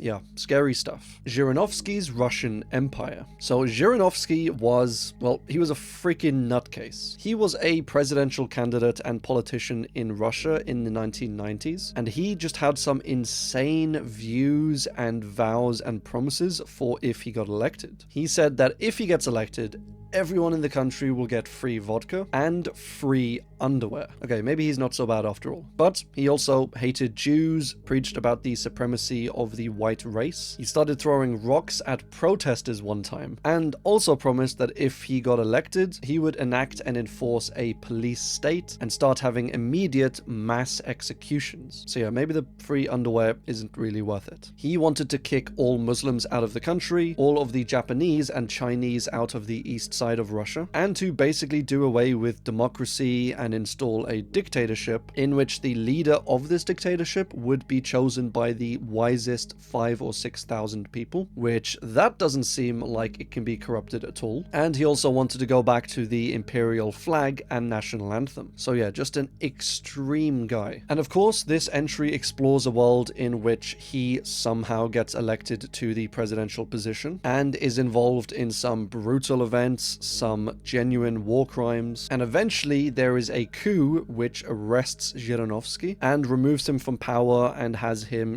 charged for some of his war crimes in a court, which, thank God. Much of the early part of this timeline is written in the form of these accounts, mostly, as I said, of the court and trial accounts and, the subsequent sentencing. So not the best leader for Russia, I guess you could say, but free underwear and vodka might be kind of close. I am kidding, by the way. This guy was just the worst. And he died in 2022, so we won't have to worry about this timeline coming to fruition. Disaster at Leuthen. So this one takes us back to something called the 4 Years' War, which was a war that lasted 4 years, obviously, from 1756 to 1760. It was fought between the Prussians and the Austrians, and in our timeline, the Prussians won quite handily, especially considering they were actually outnumbered 2-1. But in this timeline, it explores a world in which the Austrians actually win, as the King of Prussia, Friedrich II, ends up falling off his horse, dying, and all the morale is basically lost for the entire army, and it breaks down and they end up losing this battle. And so the Prussians surrender, France and Spain basically teams up against Britain, and they make an attempt to take some of the colonies from the British. So France and Spain start building building up their armies around the colonies in North America. Meanwhile, France takes a huge part of its army and navy and basically puts it near the border, like near the coastline facing Britain, basically forcing Britain to take a bunch of its soldiers and a bunch of its equipment and ships, etc., from all over the world and bring it back to defend Britain. This obviously leaves a large part of their empire underdefended, and so France ends up maintaining a large part of North America. And since the French never end up selling Louisiana in the Louisiana Purchase, they still own this huge part of the country. There are multiple wars that happen between like Texas and Mexico and Canada in the north and the newly formed California, and the United States of America basically never ends up happening, at least to the extent that it does in our timeline. And the majority of North America is owned by Canada, Louisiana, and California. Oh, and Karl Marx, who is Karl Brandt in this timeline, preaches for German nationalism and patriotism, which is a bit of a strange detail in this timeline. But as you know, I do like timelines like this, where there are some major changes, all stemming from a single, relatively small event of a man falling off his horse 300 years ago. The 1,000-Week Reich. So as we all know, when Hitler came to power, he envisioned something called the 1,000-Year Reich, or 1,000-year rule, essentially, where Hitler's vision would basically rule for 1,000 years. But in this alternate timeline, which I think is a very realistic timeline, Germany does win World War II, and so they take a bunch of Europe, Africa, etc., but they really do have trouble holding on to it. And so their Reich only lasts 1,000 weeks instead of 1,000 years. 1,000 weeks being like 20 years or so. As with a lot of these World War II based timelines, it starts with Germany and Britain signing a peace treaty or peace agreement, and because they've taken over France, because they're no longer fighting Britain, they're able to put a lot more of their forces into fighting the Soviets, and so Germany basically wins everything. But there are constant uprisings, especially all over Eastern Europe. Britain and America are in constant talks about fighting back against Germany and taking back power and land, and Russia and some of its surrounding countries are also planning some sort of resurgence. So yeah, once again, they've won, but how long can they hold on to this power? There's also a civil war that ends up happening in Germany between the pro-Goering faction and the pro-Himmler faction. So yeah, I think an interesting timeline, and I like more realistic ones like this, where you'd think if Germany takes on basically the entire world, they might have some trouble holding on to it all, which doesn't always get addressed in timelines like this, but I'm glad it did in this one. Battle Royale was actually one of my favorite films growing up, and it is based in 1997 in Japan, where Japan is this super fascist extreme government, and they go by the name of the Republic of Greater East Asia after winning World War II. This government is kind of like 1984, and they control everything about their society. They control the styles of clothes people wear, the music they listen to, and stuff like listening to pro-Western music is severely punished. And the main driving point, I guess, about this story is that to kind of flex their power and to keep their citizens in line, the government takes 50 classes of high school students, knocks them all out with gas, and takes them to this remote island and forces them to basically kill each other. When they wake up, they are given weapons, they are given supplies, and they have these collars on them that if they don't kill each other, if they don't cooperate in this, etc., the collars will just explode and kill them anyway. So this whole thing sounds a little similar to this other film series that I quite love, and those books are fantastic, by the way, if you haven't read the book version of them. But anyway, all of that happens, they put them onto the island, and the items they give the kids are kind of very random. Like, a bunch of them are weapons, knives, and guns, etc. There are a bunch of defensive ones, or kind of quirky ones, like bulletproof vests, stab-proof vests, or a device that can actually track other students, which is kind of a cool tactical tool, I guess. Or even questionable weapons like boomerangs or forks, which if someone else is getting a machine gun and you're getting a fork, you have really drawn the short straw on that one. But yeah, some pretty cool stuff. It comes in film and book versions, and it is probably borderline horror, if not actually technically horror, but the concept itself is pretty interesting. I won't spoil the ending for this one, but I would definitely recommend checking out either the book or the film. Command and Conquer Red Alert. So this timeline results in something quite realistic, I'd say. But if you do want realism, you'll have to just maybe forgive the start of this, as it does begin with Einstein traveling back in time 20 years to meet a young Hitler. So yeah, he goes back in time, he meets young Hitler, they talk for a little bit, end up shaking hands, and as soon as they touch, Hitler disappears. Just time travel things, I guess. And so, without Hitler, Germany never really has its uprising or starts World War II. And because Germany is weaker, the Soviets end up basically growing more powerful and pushing for more control over Europe. They invade parts of Asia, India, and Europe. And since the Europeans just won't stand for this, basically the whole remainder of the rest of Europe ends up forming a coalition to fight back against the Soviets. So yeah, as I said, the outcome is probably quite realistic if we do allow for a little bit of time-traveling Einstein. Easternized World is a really cool one, I think, and it explores a world where instead of the West basically developing faster than everyone else and then conquering and invading Asia, America, Africa, etc. like they did, instead of that, the East actually does that. So the divide in this timeline starts off with the Tang Dynasty, and the Tang Dynasty just lasts slightly longer and is slightly more powerful than in our timeline. This results in the Chinese being stronger, in them defeating the Mongolians, and in them capturing a bunch of Asia. Then the Japanese and the Indonesians become great colonial powers of their own, and so instead of the British and French and Spanish colonizing different parts of the world, you instead have the Japanese, Chinese, and Indonesians, where you have the majority of Americans speaking either Chinese or Japanese, as you know, they kind of got there first and colonized America, and you have Japan invading Britain and the Netherlands. And as you can see from this map, the entire world looks quite a bit different to our timeline, and eventually, as with our own timeline and the large empires that used to be, they slowly break down. Japan and China kind of lose control over these places. Not fully, but they don't have the absolute control they used to do. So yeah, a pretty cool and interesting change in perspective for an Easternized world. The War That Came Early series. So this is a novel by Harry Turtledove, and it explores a world in which World War II goes vastly different. It starts off with Jose Sanjurjo not dying in a plane crash as he did in our timeline, but instead with him going on to successfully win the Spanish War and take power. Spain joins up with the Axis powers in World War II, which ends up starting a year earlier than it actually did, and Germany ends up invading Czechoslovakia instead of Poland, and Poland actually ends up making friends with Germany. France never ends up getting fully invaded. Winston Churchill gets assassinated, and so this weakens Britain and ends up with Britain and France joining Germany and going after the USSR. So this timeline is just like a mess. America then pulls out of supporting Britain and France, as you know, Britain and France are kind of best buds with Germany now. And then after all this, there is a coup in Britain, which leads to the leadership changing and with Britain flipping sides again against Germany. And France follows suit, so now you have them on the good side again. As I said, this timeline is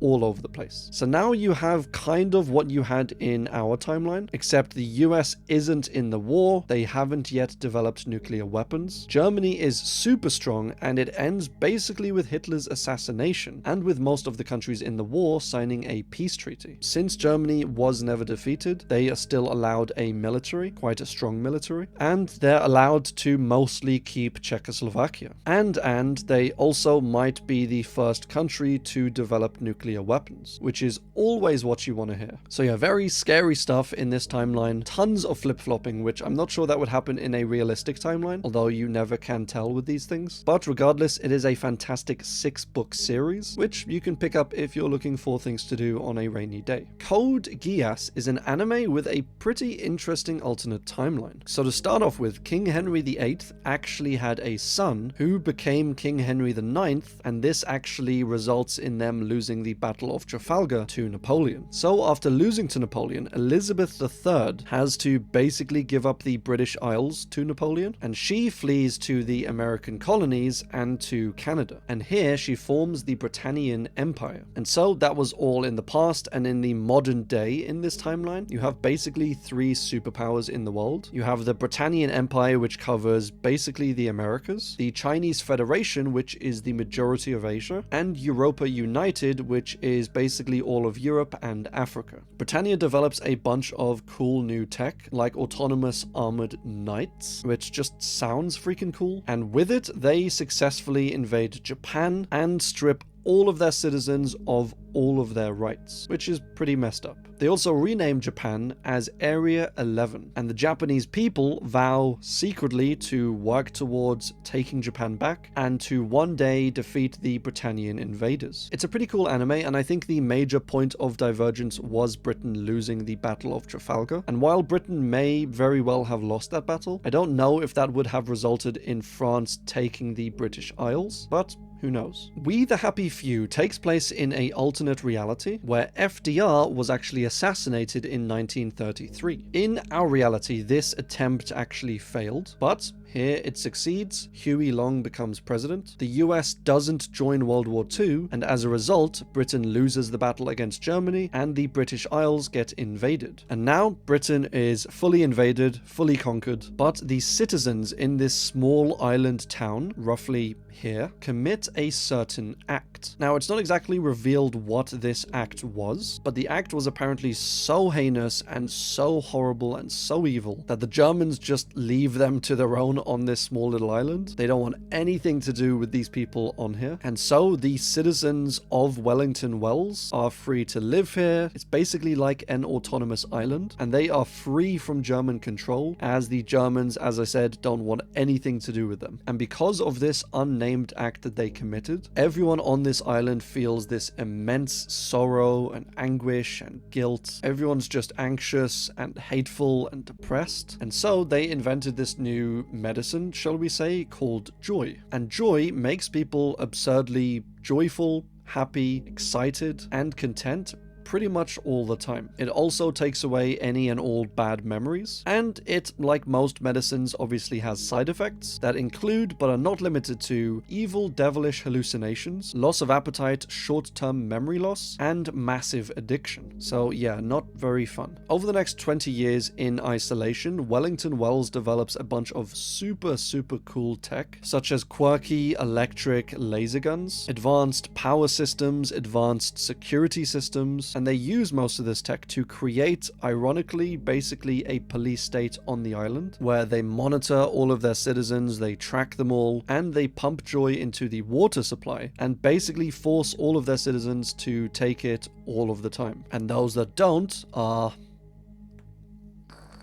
As if that wasn't bad enough, they also make everyone wear these white face masks, which force people's mouths up into a permanent smile. And yeah, it's just all sorts of dystopian. It seems like a very cool universe and game that I will absolutely look into actually playing, maybe on a stream someday. But this entire thing basically started with the actions of one 5-foot unemployed bricklayer. So yeah, terrifying stuff, but probably makes for a pretty fun game. Original War is a very strange one, but it is a very cool concept that explores a world in which in 1919, in Russia, near the Tunguska explosion site, which is actually an event I covered in my Unsolved Mysteries iceberg, so go and check that out if you like. Super cool, potentially alien UFO event. But this device that was found was an alien device that did a very specific task, and that was whatever was placed inside of this device was transported back in time hundreds of thousands of years. Yeah, spooky. But it ran on this strange alien fuel that was only found inside the device, and so once it ran out, that was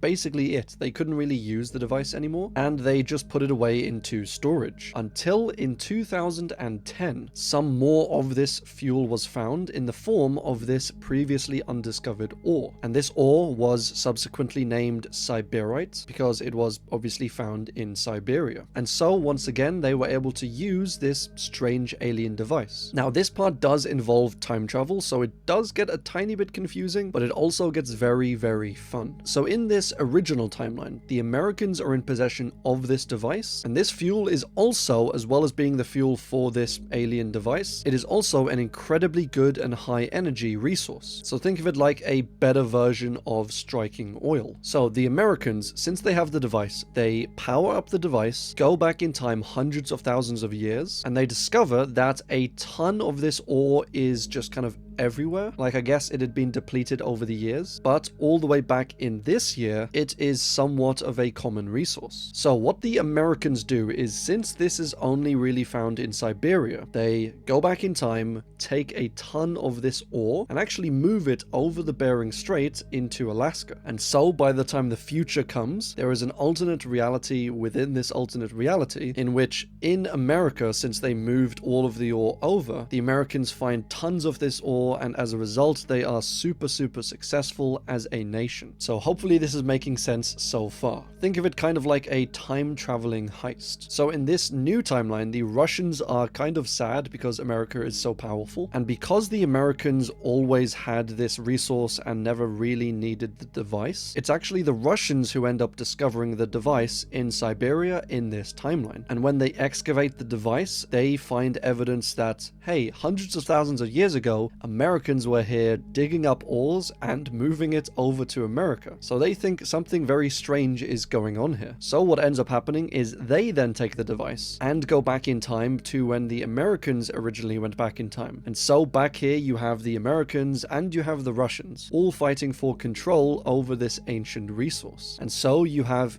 the earliest Russo-American War, otherwise known as the Original War. So a super cool story and concept, I think. I do especially love a lot of them that involve time travel, and it does also seem like a pretty cool and fun real-time strategy game. But if you are looking for a hyper-realistic alternate timeline, this probably isn't the one for you. Death of a President was a documentary made about the assassination of George W. Bush. Now this didn't happen, obviously, but this is what we call a future history docudrama, which sounds fun, and it is basically making a documentary about something that hasn't even happened yet, as if it did actually happen. So this documentary is obviously after the assassination takes place, and Bush is shot with a sniper rifle while giving a speech in Chicago. Dick Cheney then obviously becomes president. There's this Syrian guy who is accused of being the assassin, even though the evidence supporting that is kind of flimsy, but he is eventually sentenced to death, his crime just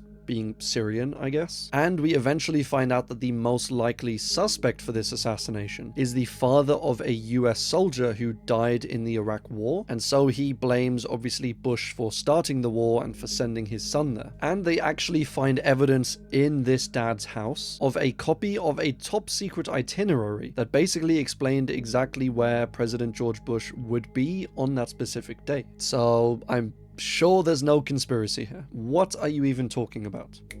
Arrest them. Like, none whatsoever. And of course, Dick Cheney pushes for Americans to have less freedom by basically extending the Patriot Act, and just considers invading Syria, because why not? More wars. So yeah, a very likely outcome, I think, if something like this were to actually happen, but thankfully it never actually did, and so we averted at least some of this timeline. Tier 10, Agent of Byzantium. So this is another alt history by who else than Harry Turtledove. In this specific timeline, Prophet Muhammad doesn't start Islam. Instead, he becomes a Christian. A very important Christian, mind. But the point is that Islam doesn't exist. And because Islam doesn't exist, the Byzantium and Sassanid Persian empires end up surviving. In our reality, these were both basically lost due to Muslim invasion. But here, Islam never existed, and so both of these empires remained and flourished. Even the Jurchen people of roughly China end up pushing outwards into Siberia and then more west, which they never actually did in our timeline. And I'm guessing this is due to, once again, the lack of a threat of a Muslim empire. And this story kind of reads like an ancient spy novel sort of thing, as it follows these two essentially spies working across the Byzantium and the Sassanid empires. Very cool one, once again, from Harry Turtledove. Roma Eterna is an alt history where the Roman Empire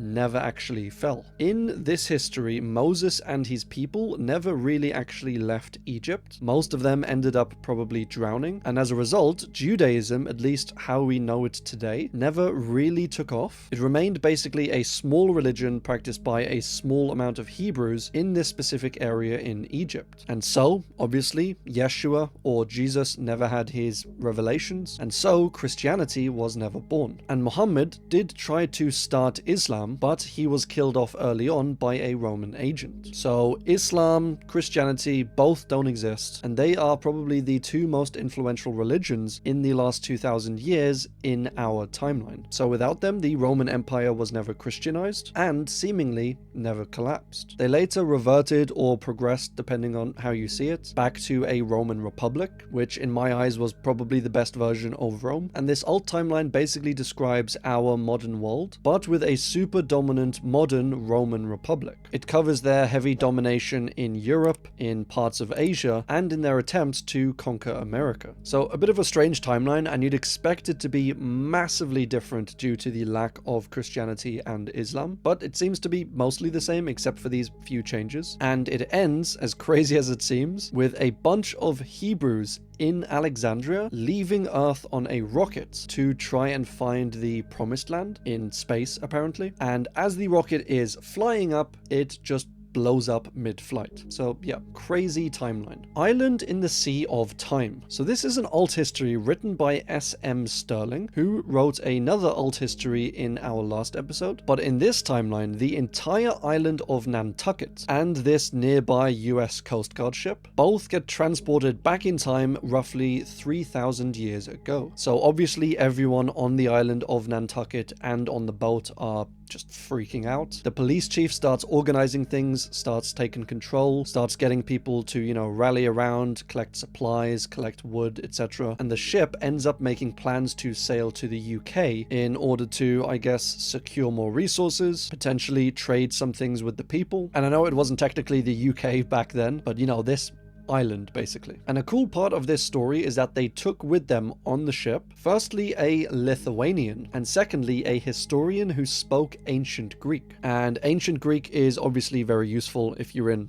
ancient Greece, and Lithuanian is actually surprisingly thought to be quite similar to this Proto-Indo-European language that was spoken roughly back then. And the origins of pretty much all of our European languages come from that, even though we don't know what the language actually was. But I do really like that detail. The captain of the ship ends up basically getting googly eyes for power, and he thinks, hey, because we're in this ancient time with all of this modern advanced technology, I can basically become a king. And so his first plan is obviously to take over Nantucket, because then he'd have access to all of the modern technology and resources and stuff. And so while he's over here in the British Isles, he starts basically amassing an army of these ancient people. And then there's eventually this huge battle. The captain is eventually defeated, and he ends up escaping to Greece, which we can only imagine what he'd be doing over there. He wants to take over power. He has someone who speaks ancient Greek. You do the math. So more of an interesting time travel story, I'd say, than an alt history, but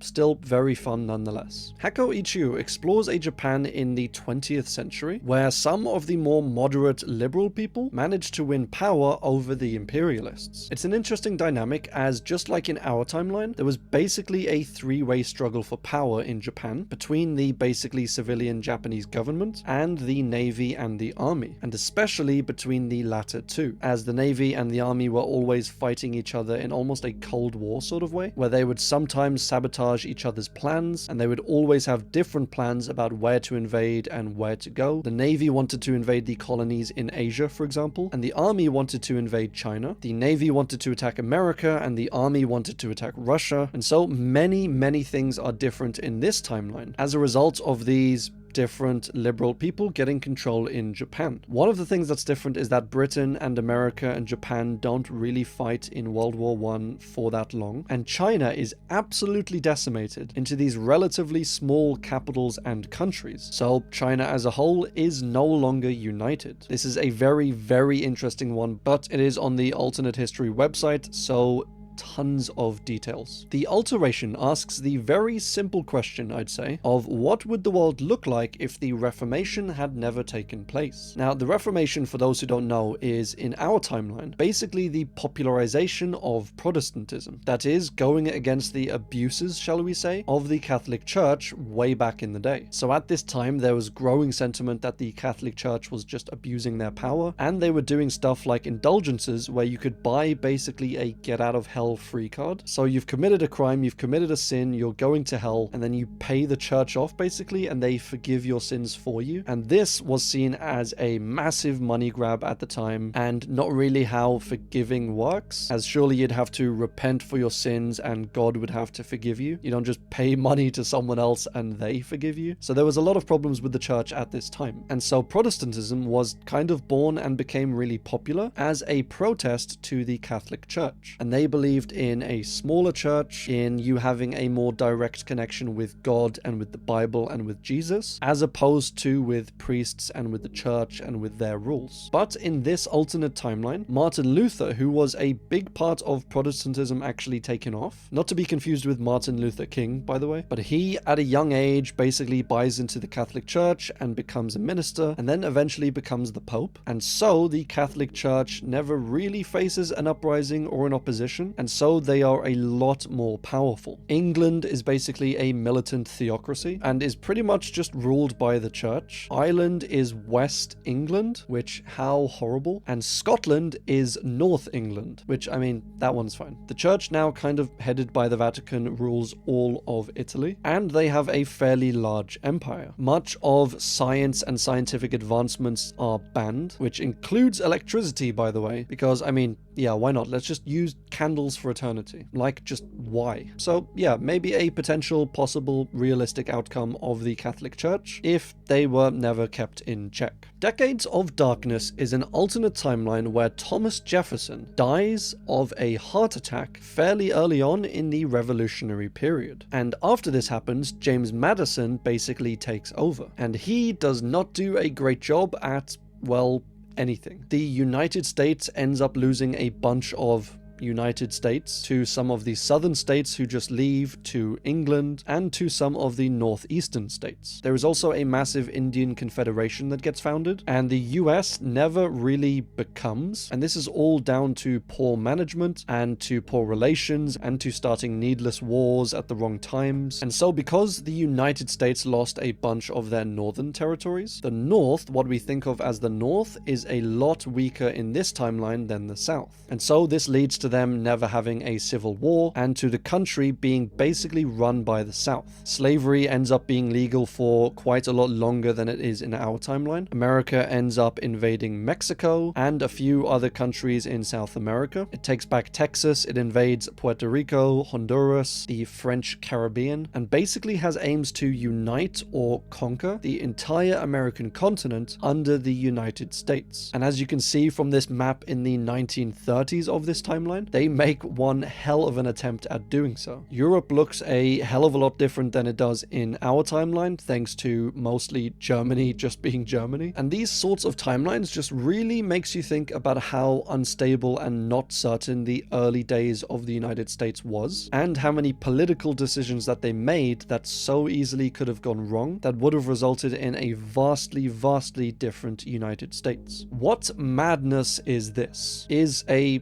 really cool name. So this explores America, once again, in a timeline where the Federalist Party tries to basically make a power grab of the country, and in doing so, they irreparably corrupt it and damage it, and this leads to the collapse of America and the American system. And overseas, Napoleon ends up conquering all of Europe, and in America, with the USA collapsed, a new power rises up, the Republican Union, and they are fascist as all get out. There are ongoing fights between them and some of the remaining southern states, like Maryland, Georgia, etc., and it results in a vastly more corrupt and dark United States, or at least what's left of it, Europe, and basically the entire world than in our timeline. Toyotomi, Japan. So this covers the death, sadly, of a really cool dude. And that dude is Yi Sun-sin, who was a Korean admiral and general who basically fought off the Japanese for years. He is regarded as one of Korean's best admirals, if not one of the best admirals ever of all time. And he was basically single-handedly responsible for defending Korea against the Japanese in the early days. And so Although in this timeline, he unfortunately dies prior to the Japanese invasion, and the Koreans are subsequently pretty easily defeated. Japan then invades Korea, which gives them kind of like a confidence boost, I guess. And this leads to Japan, instead of being isolationist, to them being more expansionist, and in choosing to expand Japan into new territories and areas. And so, because this happened quite early on in the 1500s, before the Europeans had really conquered or explored the majority of America, in this timeline, Japan conquers a bunch of southeastern territories, as well as places like Siberia, Alaska, and the American West Coast. And as you can see from this map, the United States that we all know and love, or some of us know and love, is basically non-existent. And with this really small, super early change, Japan goes from this relatively tiny island to being a worldwide empire. So,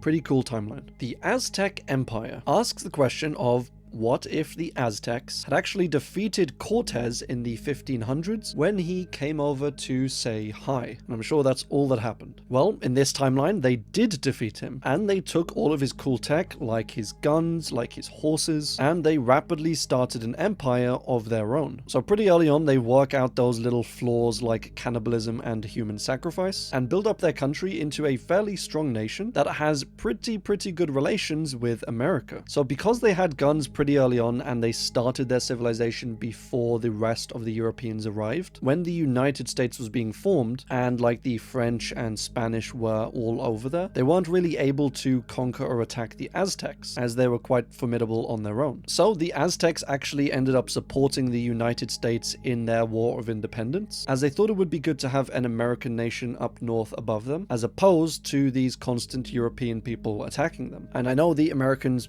were Europeans, but instead of it being a British-ruled colony, or French, or Spanish, the Aztecs thought if these people identify themselves as American and not really European, they would probably have better relations with them. And they weren't wrong. So the Aztecs basically become a modern empire. They westernize themselves, they modernize themselves, they develop new tech and an army and a government, and they actually take over what is now Mexico. And they also help America take over Canada. And the Aztecs and the Americans are just like best buds, two super powerful nations right next to each other, and they are apparently very respectful of each other and of their borders. The Incan Empire, which is just to the south of the Aztecs, is really quite a bit weaker, and they're in a more desperate position definitely than the Aztecs are. The Incans basically end up teaming up with Germany, and after they lose World War I, the Incan nation is just completely decimated. And so, because they are such a failing nation, they're so poor, everyone's starving, when World War II comes around, the Incans turn fascist, because why not? And they end up joining the Axis powers. So 0 out of 2 so far. America and the Aztecs end up teaming up again, which they're like the A-team at this point, and they defeat the Axis powers, they defeat the Incans, and that's basically the entire timeline. It is a really cool twist, I think, having another nation that advanced so early on in the Americas, as I think if they were any weaker as a civilization, they would have been conquered and invaded like they were in our timeline. But a very fun one nonetheless. Assassin's Creed 3, The Tyranny of King Washington, is, well, you can probably guess from the title, it is a DLC for Assassin's Creed 3, where you basically have to defeat a deranged George Washington. And so I guess the point of divergence in this timeline is that George Washington finds this alien artifact, which is the Apple of Eden, and by using it, it basically corrupts his mind and creates an alternate reality out of his corrupted mind and nightmares. So yeah, crazy stuff. And in this alternate dream reality, George Washington is the ultimate and supreme leader and king of the United States. And he is absolutely bonkers. It is an Assassin's Creed game, so it involves some crazy conspiracies, it involves sneaking around, invisibility, obviously assassinations. It also, due to its era, involves a bunch of people from around that time, like Benedict Arnold, Benjamin Franklin, and Samuel Adams. This entire story is just like a massive acid trip or something, and for me, it was super fun to read through, and if you do like Assassin's Creed stuff, definitely probably pick it up as a DLC. But if you are a massive fan of Assassin's Creed, you probably already have it. And it ends with Washington building a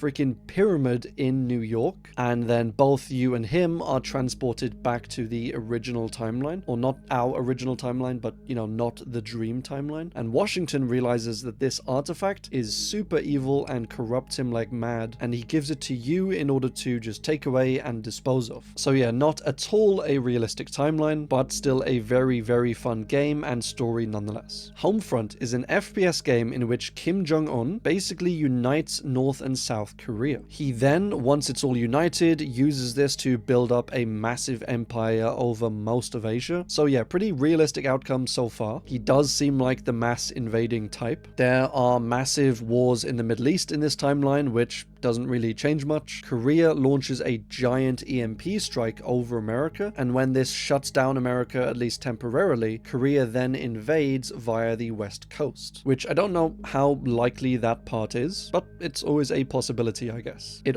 also talks about a disease spreading across the world, killing millions of people, and this apparently happens or will happen in 2020, as the game was made in 2012. So that is an eerily suspicious prediction. Seems like a pretty fun game. I'm not too sure how realistic a Korean invasion of America would be, but as I said, you never know. Threads is a film made in 1984 that is an incredibly and terrifyingly realistic film, or depiction of what a nuclear war might actually entail. So this one, if you are gonna check it out, is not for the faint-hearted. In this timeline, there's sort of a Cold War happening in Iran between the Soviets and between America, and this Cold War soon becomes hot when nukes are eventually launched. A ton of Europe is nuked, a ton of Russia is nuked, and this story follows a young couple in England, and during the attacks they lose a bunch of their council members, a bunch of their family members and neighbors. There are the explosions, obviously there is mass radiation after the explosions, and then there are all the mass panicking, there's the food shortages, supply shortages, medicine shortages. Since a bunch of the doctors died, there aren't enough doctors to go around to save people, so they have to leave people out to die. There's too many bodies to bury, so they do like mass burnings in various buildings. And over the years, due to the nuclear war, Britain loses like 90 to 95% of its population. And there are some really, really messed up things that happen that I won't go into. But you can just imagine the worst crimes that we have here in our society, except they happen a lot more violently, a lot more brutally, and a lot more frequently over in this crazy world. People are extremely desperate. The government turns totalitarian to try and, get things under control. Children are born with various diseases and mutations, and basically everyone is starving to death. Definitely one of the more brutal entries on this list, and probably, honestly, shockingly realistic for a nuclear war, and it is something that should always, obviously, be avoided at all costs. Nukes are not fun. Turning point: Fall of Liberty. So this is another FPS that focuses on the question of what if Churchill had died before World War II? Well, obviously Churchill was a major driving force for the British people and for the British Army and sentiment at the time, and was partly, if not wholly, responsible for Britain winning the war against the Germans. And so with him dead, in this timeline, we just straight up lose World War II. Germany defeats France, then they defeat Britain, and then they invade pretty much all of Europe. They go on to invade Russia, which normally would be a bad idea, but because they've invaded everywhere else, they no longer need to fight on two fronts, and so have a much more powerful force to defeat Russia with. Then they team up with Italy, they take a bunch of North Africa, then they invade the Middle East, then a bunch of Asia. They just won't stop, these guys. And then they move to invade the United States along the east coast,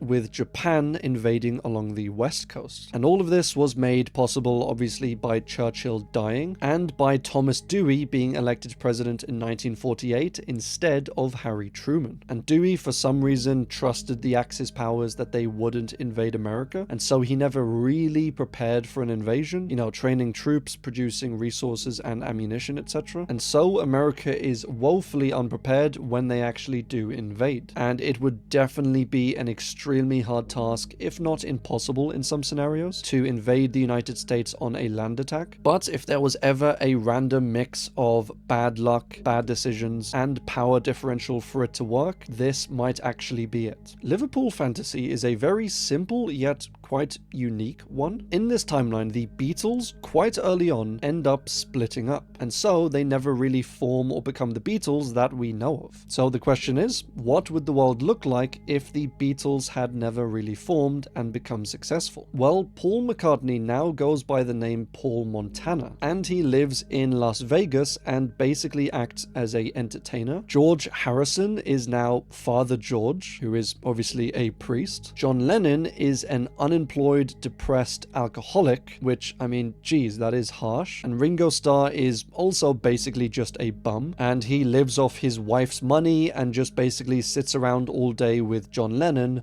drinking. And John Lennon in this timeline is apparently cursed, what he calls the curse of the Lennon vision, in which he can see a reality in which the Beatles never split up. He can see all of the fame and success and girls that they would have got if they stuck together, which, I mean, it's crazy, right? And yeah, it's a pretty interesting, pretty unique one, and probably not what would have happened, I think, if the Beatles had split up earlier, as all of the members were pretty banging artists in their own rights. Not as good as the Beatles combined, obviously, but again, with these things and with artists and with the music industry, who really knows? The death of Russia basically takes place in a 1993 Russia, where a coup takes place by Vice President Alexander Rutskoy, and initially it works and he gains power over Russia, but eventually ends up with Russia breaking down along its party and political lines, and results in multiple wars between these groups, and with some very brutal outcomes of these wars, and eventually it results in the complete, almost dissolution of Russia, at least the Russia we've known for the last 1,000 years or so. So yeah, a pretty interesting one, like with these American ones, where the entirety of the United States ends up breaking up into multiple countries. This is kind of in a similar vein, and it would be a pretty strange world if, like, Russia was broken up into 4 different countries, say. But that is always a possibility with these extreme sorts of scenarios. World War III was this somewhat odd fictional documentary that was made in 1998 that described a Russian coup, and where these coupists end up overthrowing Gorbachev and shooting a bunch of protesters in Berlin, and these shootings eventually end up spurring on basically World War III, because, like, fantastic, that is all we need. So things kick off in Berlin, the UK and the US then move in to stop the Soviets taking over the whole of Germany, and there are in the timeline attempts made for negotiations, but hilariously and somewhat scarily, Soshkin, who is the Russian leader at the time, throughout the entire meeting says one word, and that is "niet." So I don't think they want to negotiate anytime soon. So Russia starts an official land invasion of Germany, NATO pushes back against them and ends up winning, and they actually tell the Soviets that we don't want to invade Russia. We are only going to go as far as the end of Germany, but Russia doesn't believe them. Russia thinks that they're going to invade the whole of Russia and Moscow and they're going to lose it all. And so in a last-ditch desperate attempt, the nukes are brought out. In the end, there is a Soviet missile detector that is malfunctioning, because of course it is. And the Soviets actually think that NATO has fired a missile at them. And so they respond in kind with a full-out nuclear war. And it is noted in this documentary that there are no accounts of what happened after this, seemingly because all of the records and civilization was wiped out from this war. So yeah, a very scary and probably quite realistic outcome. And between the Soviets and NATO, they have a stupid amount of nukes. And if any of these countries end up getting into the wrong hands, the wrong leadership, they end up making rash decisions, something like this could maybe potentially happen. And that in and of itself is a terrifying thought. By Dawn's Early Light is firstly a lyric in one of the best bangers since the 1400s, and also is the name of this film in which just a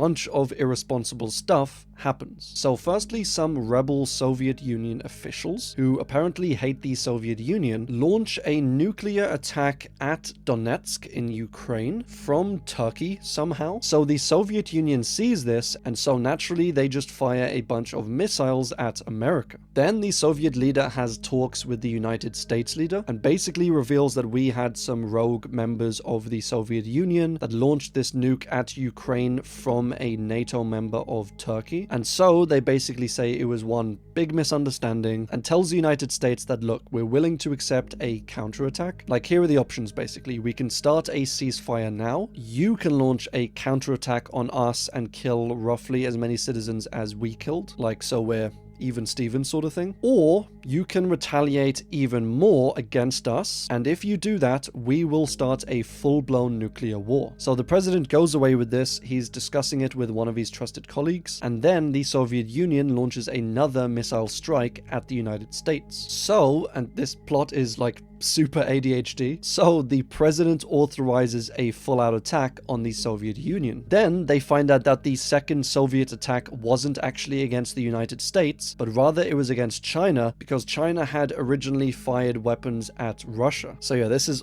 all over the place. And then after all of this, when the president realizes his mistake, he tries to stop the full-out attack, but as he's doing this, a nuke goes off and knocks his helicopter out of the sky. So with the president now dead, the Secretary of the Interior becomes basically president, and he is just nutso. He is informed of all of the mistakes and misunderstandings that have happened, and still he pushes forward for a full-blown nuclear war with the Soviet Union. But the president isn't actually dead. Like, plot twist. He was just assumed dead when his chopper went down, but now he's alive and he's trying to contact the acting president to try and call off this entire thing. But firstly, he can't get through to him, and then when he does actually get through to him, the acting president just says, no, this is a prank call, this is an imposter, and he just puts the phone down and then carries on with his full-on attack. And I won't spoil the ending, but interceptions are made, sacrifices are made, and the submarine missiles are stopped, but at what cost? A very hectic plot, and I know I say this with a bunch of these alternate timelines, but it does seem like a very realistic one, considering this is sometimes how negotiations and stuff end up going, with minor misunderstandings or assumptions or flippant actions taking place here and there, which just escalates and leads to full-out war. Dust 1947. So this is a pretty cool little board game, and it is set in a version of World War II where the Germans find an alien spacecraft, so all the cool stuff like ray guns, advanced mechs, advanced jetpacks, and just for good measure for some reason, zombies. At the point of this game, World War II is basically over. The world has three real superpowers: the Allies, the Axis powers, and the Soviet-Chinese coalition, and the world also has to deal with an up-and-coming power in Mesopotamia. And this up-and-coming power takes all of their power from the worshipping of Cthulhu, and so they're able to use, you know, otherworldly beings and demons, that sort of thing. So yeah, pretty wild stuff, not too realistic as an alternate timeline, but it is a super cool reality with some awesome aesthetics nonetheless. Not for Broadcast is a pretty cool little game that takes place in 1984 in Britain. A far-left party takes over, and Britain basically becomes a communist dictatorship. They nationalize a bunch of the large companies, they take everyone's property and everyone's wealth, and they don't allow freedom of expression or freedom of information or freedom of the press. So yeah, I love dictatorships. Super fun. This country is like hated by all the other countries. They are sanctioned, but then they just start nuking all of Europe, and Europe just has to surrender to them, I guess. And then they're like, yeah, that's what I thought. So now they own all of Europe. You basically play the game as this guy in charge of these news broadcasts, and you make these decisions during the broadcasts throughout the game, basically related to propaganda and to the government and to this group of people protesting the government called Disrupt. It seems like a pretty cool game. You can live during the broadcasts, select which ads to play, you can block out or bleep out words, you can kind of control the narrative, decide which headlines to show and in what order, and all of this affects the outcome of the broadcast and of the story as a whole. So yeah, seems like a pretty fun, unique game. Speaking of games, we have the War Game, which isn't a game, but it is a documentary. Or or rather a imagined documentary in an alternate timeline. And this one, once again, depicts roughly what a nuclear war might look like and or entail. It was produced in 1966, and this timeline starts with China invading South Vietnam, which the US sees as a threat, and so they authorize nuclear weapons to be used against China. And then the Soviets threaten to invade West Germany and Europe if the US doesn't take back their threat of a nuke. And the US obviously doesn't take back their threats, and so the Soviets and friends end up invading West Germany. And so, naturally, a massive war starts. Millions of people die, people are burnt alive due to the nukes, and this happens worldwide in England, in Europe, in the Soviet Union. Pregnancies end up either not going through, or the children are born with many mutations. People's life expectancy goes way down, there is a lack of food and medicine. It's pretty similar to that last documentary that we covered on roughly the same topic, and it paints just a dark world where everyone is starving and dying and depressed, and it is basically absolute hell. And once again, it is the result of a few minor flippant decisions by some moron politicians. And I'm starting to think more nuclear disarmament might be a good thing. But on a side note, I do really like these hyper-realistic documentaries and or films that depicted the aftermath of a nuclear war, especially back in the day in the 50s and the 60s, as I think a bunch of this technology was really quite new, and so it was really important to show the people and the politicians and all of that a really realistic scenario if something like a World War III ended up being fought with nuclear weapons. And these films might be somewhat partly the reason why we haven't had one to this day, and hopefully we never do. The Great Martian War, 1913 to 1917. So this imagines a World War I, where instead of fighting the Germans and friends, it ends up basically being the Earth versus these aliens. So yeah, in 1913, a bunch of Martians basically crash land on Earth, and the Allies have to team up with the Germans and all of the Central Powers and basically every nation on Earth in order to defeat these aliens. The aliens have this super cool advanced technology, and they have these mechs that basically every night after these battles, they skirt across the battlefield picking up metal, and then they bring it back and they use this metal to build more weapons and to build more mechs. So a super cool piece of technology, I think. It's just a shame it's not on our side. And because they're so advanced, the aliens start to win quite handily. The nations of Earth start to slowly lose power. The US joins the fight quite late, which classic US, and even with the US, they are still losing quite badly. And I mean, they are fighting super advanced alien technology and weapons, so that's to be expected probably. And it looks like this is the end. All hope is lost until someone discovers that these aliens are super susceptible to something called glanders, which is a disease that's often seen in donkeys and horses, but it can travel to other animals and to humans. And the humans do end up taking glanders and weaponizing it and spreading it amongst all of the aliens, basically killing all of them. So we do win the war. But this weaponized glanders does end up mutating and spreading around the Earth and killing more people in the years after the war from the disease than actually died during the war, which I think is an analogy to the Spanish flu, which I didn't know this, but it happened shortly after World War I, and it ended up killing more people than actually died in World War I. So we had a massive man-made war which killed, millions. We settled our differences, we ended the war, and then we ended up getting kicked in the butt by nature. Life is cruel. So yeah, a pretty cool timeline, this one, and I mean, what do you expect when you involve aliens, time travel? Always super cool. But continuing on from tier 11, we have a different flesh. So this is actually a bunch of different timelines all written under this one book, and this one book is a different flesh. And all of these individual stories are all connected in some way, and that way is exploring the idea of what if Homo erectus, some of our distant ancestors, actually survived to the modern day along with Homo sapiens. It's a pretty cool book. It was written by our main man of alternate alternate histories Harry Turtledove, which it seems like that's just all he did, write alternate timelines, or alternate histories technically. And in this timeline, the Americas more or less are inhabited by these Homo erectus, and like Europe, Africa, Asia, that sort of area is still inhabited by Homo sapiens. And throughout these different stories, they cover the colonization of the Americas more or less, but we're colonizing Homo erectus instead of Homo sapiens. And things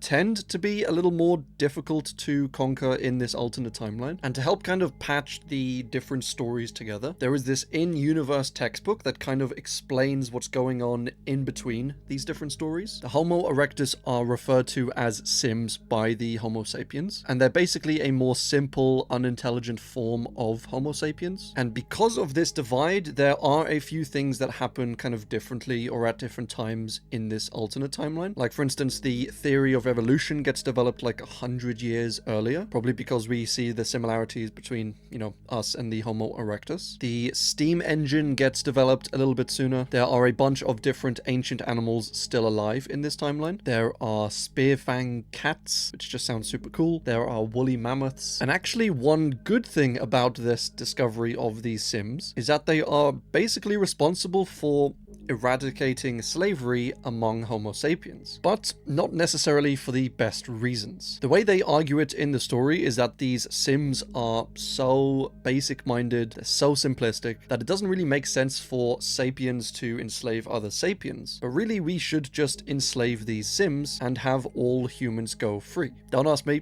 I didn't write it. The stories basically take us through the 1800s, 1900s, up to the 2000s even, and a major plot point through all of this is like, how should we treat these Sims? Are they closer to animals or apes sort of thing? Or are they close enough to humans to, warrant human rights? And I quite like this timeline, I quite like this story, because it is a super interesting thing to think about that has been explored in, other timelines, but it's been explored with stuff like Neanderthals. And I guess the general question is the same of what would the world really look like if something other than Homo sapiens had actually survived to this modern day. At the moment we kind of divide everyone by gender or race, but we are all still one species. But what if you could also divide people by, the Neanderthals who live over there and us humans who live in another part of the world? And by the end of these stories, it basically becomes like they're closer and closer to having rights. Like, they're never really seen as full humans or that they can ever become humans, but they conclude that they should still have, respect and rights, just not, full human rights, citizen rights, that sort of thing. So yeah, a pretty cool one. Our Struggle is a alternate history on our favorite alternate history website, aptly named alternatehistory.com. And this explores the question of what if the bad guy from World War II, and I know there was a lot of bad guys, but the main bad guy, because I'm not too sure if saying his name on YouTube will get it demonetized, which is incredibly silly, but it is what it is. But in our timeline, he wrote a book called Mein Kampf, which translates into My Struggle. But this timeline explores the idea of what if he was communist. And so it's a, play on words for my struggle to be our struggle because it's communist. But yeah, it is a pretty wild story. It basically takes us through his entire early life, when he was a kid, as he's growing up, as he's getting more and more into art in particular. And then he's kind of transitioned from artist to learning about politics and different philosophies, and then eventually into his, political dictatorship days. It does bring up some interesting questions about if he were communist, whether he would have even been able to get into power at all. Most of the entire Western world was generally fighting communism back then, and so America, the UK, France, etc. would have been massively opposed to communism, and so I think they would have fought his rise to power even more than they actually did before World War II. On top of that, the German people themselves were generally against communism, as were the other German politicians, the German army, etc. So that's the first problem, in that he likely would have never really gotten into the power position that he was if he instead was a communist. The timeline also tracks his journey through World War I, and whereas in our timeline he had a particular hatred for the Jewish people, in this alternate timeline, because of his kind of communist, vision, he has a more generalized hatred, I guess. Not just for the Jewish people in particular, but also rich people, also business owners, politicians, anyone that generally communists were against. He was also naturally against them. And as he's getting more and more kind of political power, he's preaching about how stuff like the military is so inept and so useless, more or less because it's run by the powerful people, and that it would be a much better force, a much better system, if it were run not by the leaders, but by the common man, the general population, the people. This timeline then goes on to explore if he, did somehow get into power, how other countries would react to this. And for example, it posits that Italy wouldn't have been too friendly towards them. They kind of teamed up in our timeline, but a fascist Mussolini of Italy would kind of be an enemy of communist Germany, not an ally. And Stalin in Russia was kind of unlikely to team up with, Germany, because even though they were both communist states, the timeline posits that both of their egos would have likely got in the way. They were both big, powerful, inspiring figures, and don't get me wrong, they were both very evil, but they did inspire lots of people to, do evil things. So two big figureheads like that working together somehow and not taking each other's limelight is thought to be very unlikely in this timeline. So yeah, there is a absolute ton of reading material in this timeline. As I said, to summarize it, it would have been very difficult for him to get into power in the first place. Even if he did get into power, there would have been a much greater backlash against him. The countries that were against him would have probably been even more against him. The countries that were with him might not have even been with him in the first place. And the other communist states like the USSR also might not have, gone along with him, teamed up with him. So although it is a pretty different, a pretty interesting timeline, communist Germany probably wouldn't have worked out. The North Star is red. So this is a timeline in which FDR doesn't replace Henry Wallace as his vice president, and this is in his 4th term, but instead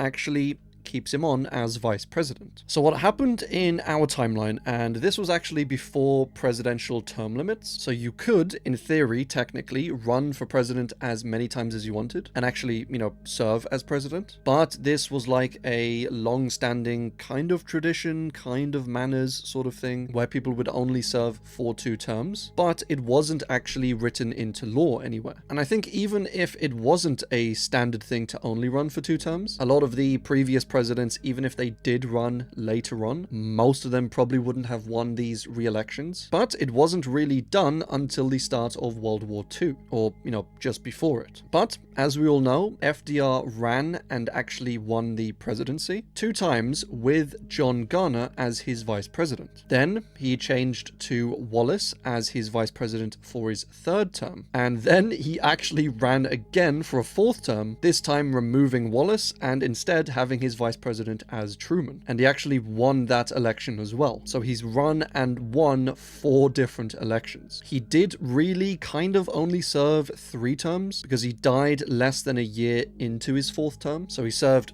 3 full terms and then little bit of his 4th term, but it is still impressive regardless. But as I said, this timeline basically asked the question of what would the world look like, what would be different if FDR had kept on Wallace as his vice president during his 4th term instead of switching to Truman. So as you all know, if the president dies while he's in the presidency, then what happens is the vice president takes over for the rest of his term. So with FDR dying only 1 year into his term, we basically got a Truman presidency for the next 3 years. So what this timeline is basically asking is, what would the world look like if Wallace was the president for these 3 years instead of Truman? And honestly, quite a bit is changed just from this one, flip of power. First of all, only 1 nuclear bomb was dropped in Japan, and because of many other reasons, Japan kind of goes the way of Korea, where the communists take over from the north and the Western powers take over from the south, and now in the modern day in this timeline, you have North and South Japan. And in China, in our timeline, the people who used to rule China, the KMT, they lost the war, they went over and formed Taiwan, and the CCP, the Communist Party of China, basically took over all of China. But in this timeline, it's kind of a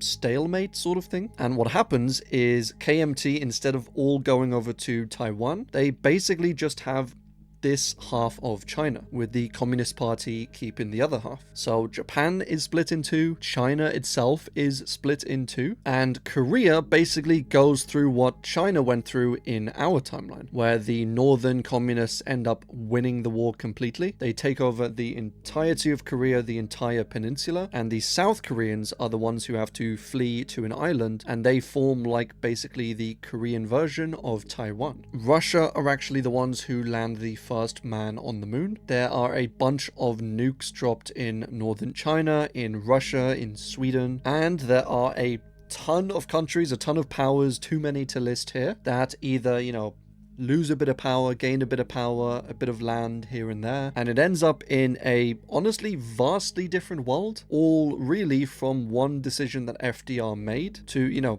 keep one guy on the ticket instead of replacing him with another. So there you go. 1862. So this is an alternate timeline written by our second or maybe third favorite alternate history writer, Robert Conroy, who also wrote stuff like 1901. He had a thing for writing, numbers or dates as his titles, which, whatever. But 1862 explores a world where the British basically joined the American Civil War on the side of the Confederate South. So in our timeline, the UK was fairly standard, kind of neutral between the whole Civil War. Like, officially they were neutral, but even practically they were more or less neutral. They supported the North with some trade and munitions, ammo, weapons sort of thing, but it wasn't too many. And they also helped support the South in many ways. Munitions, ammo. I don't know if munitions and ammo are the same thing, but they did a trade deal with the South as well. They even had 2 warships built for the South. So like,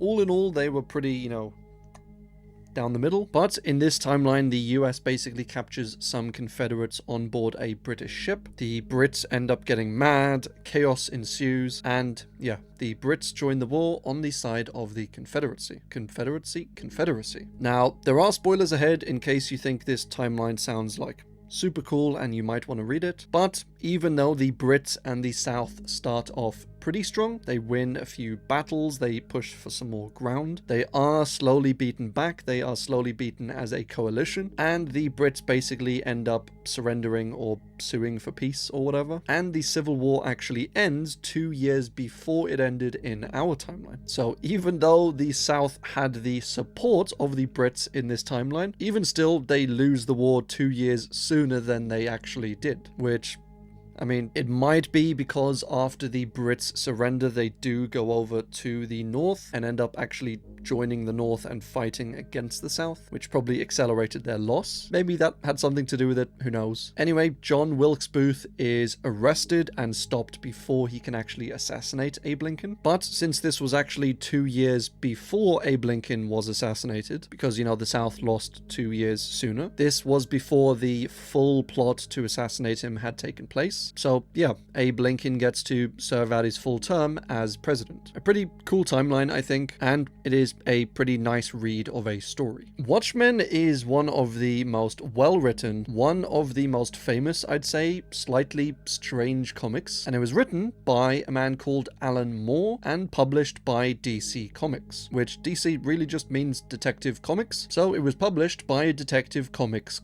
But anyway, Watchmen basically explores a world where superheroes do actually exist, or at least super-powered individuals, and they are basically discovered in the 1940s, and due to this, America wins the Vietnam War because they have superheroes on their side. There are also a few, other minor changes. And come the 1980s, the US is at war with the USSR. They're kind of close to World War III. It's very scary stuff. And being a superhero or super-powered individual is basically illegal. Like, you can't just go around and, do your own work or be a vigilante. If you are a superhero, you basically need to work for the government. And there are a bunch of the older generation of superheroes, like from the 40s and 50s, that are either retired now or do actually work for the government. And the story basically follows this detective style narrative where they're investigating the murder of this quite important superhero. And I won't spoil too much of it, as it is a fantastic alternate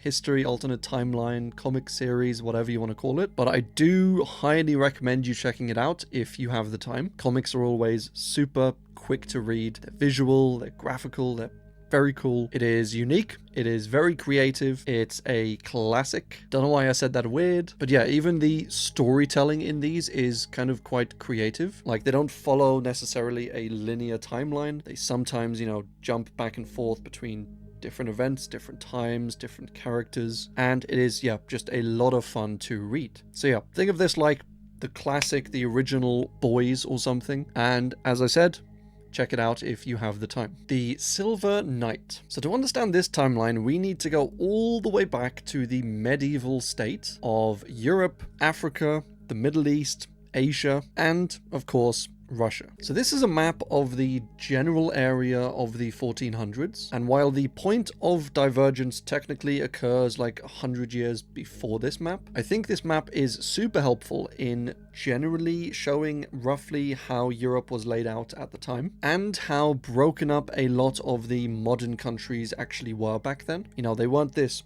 giant united country. And yeah, so this is useful, I think, for showing roughly how everything was back in those times. So anyway, in our timeline, Lithuania, this tiny little country here, basically started taking over Europe, and at the height of its power was actually the largest country or state in Europe. But it wasn't able to conquer the city of Moscow, and so it was basically just content with all of this European land over here. And in our timeline, at least part of the reason why Lithuania couldn't conquer Moscow was due to Moscow replacing the old wooden Kremlin with a new stone Kremlin. So the Kremlin in, our modern world in 2024 is this huge building, set of buildings, whatever. But back when it was originally made, it was actually just made out of wood. But it was actually relatively close to this invasion by Lithuania. It was replaced by a stone Kremlin because they thought the wooden Kremlin would be too easy to, conquer, to take over. And so they made it a bit stronger. They added,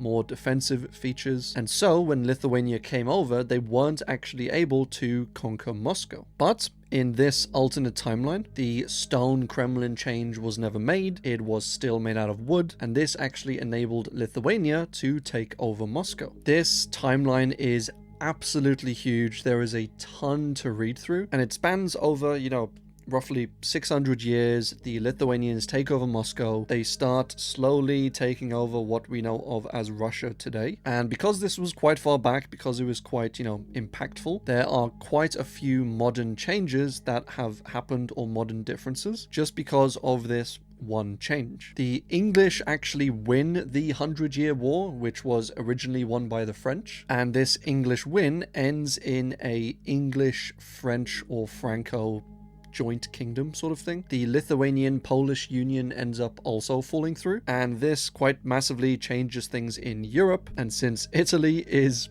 in Europe, this also changes Italy, which changes a bunch of the explorers of that time.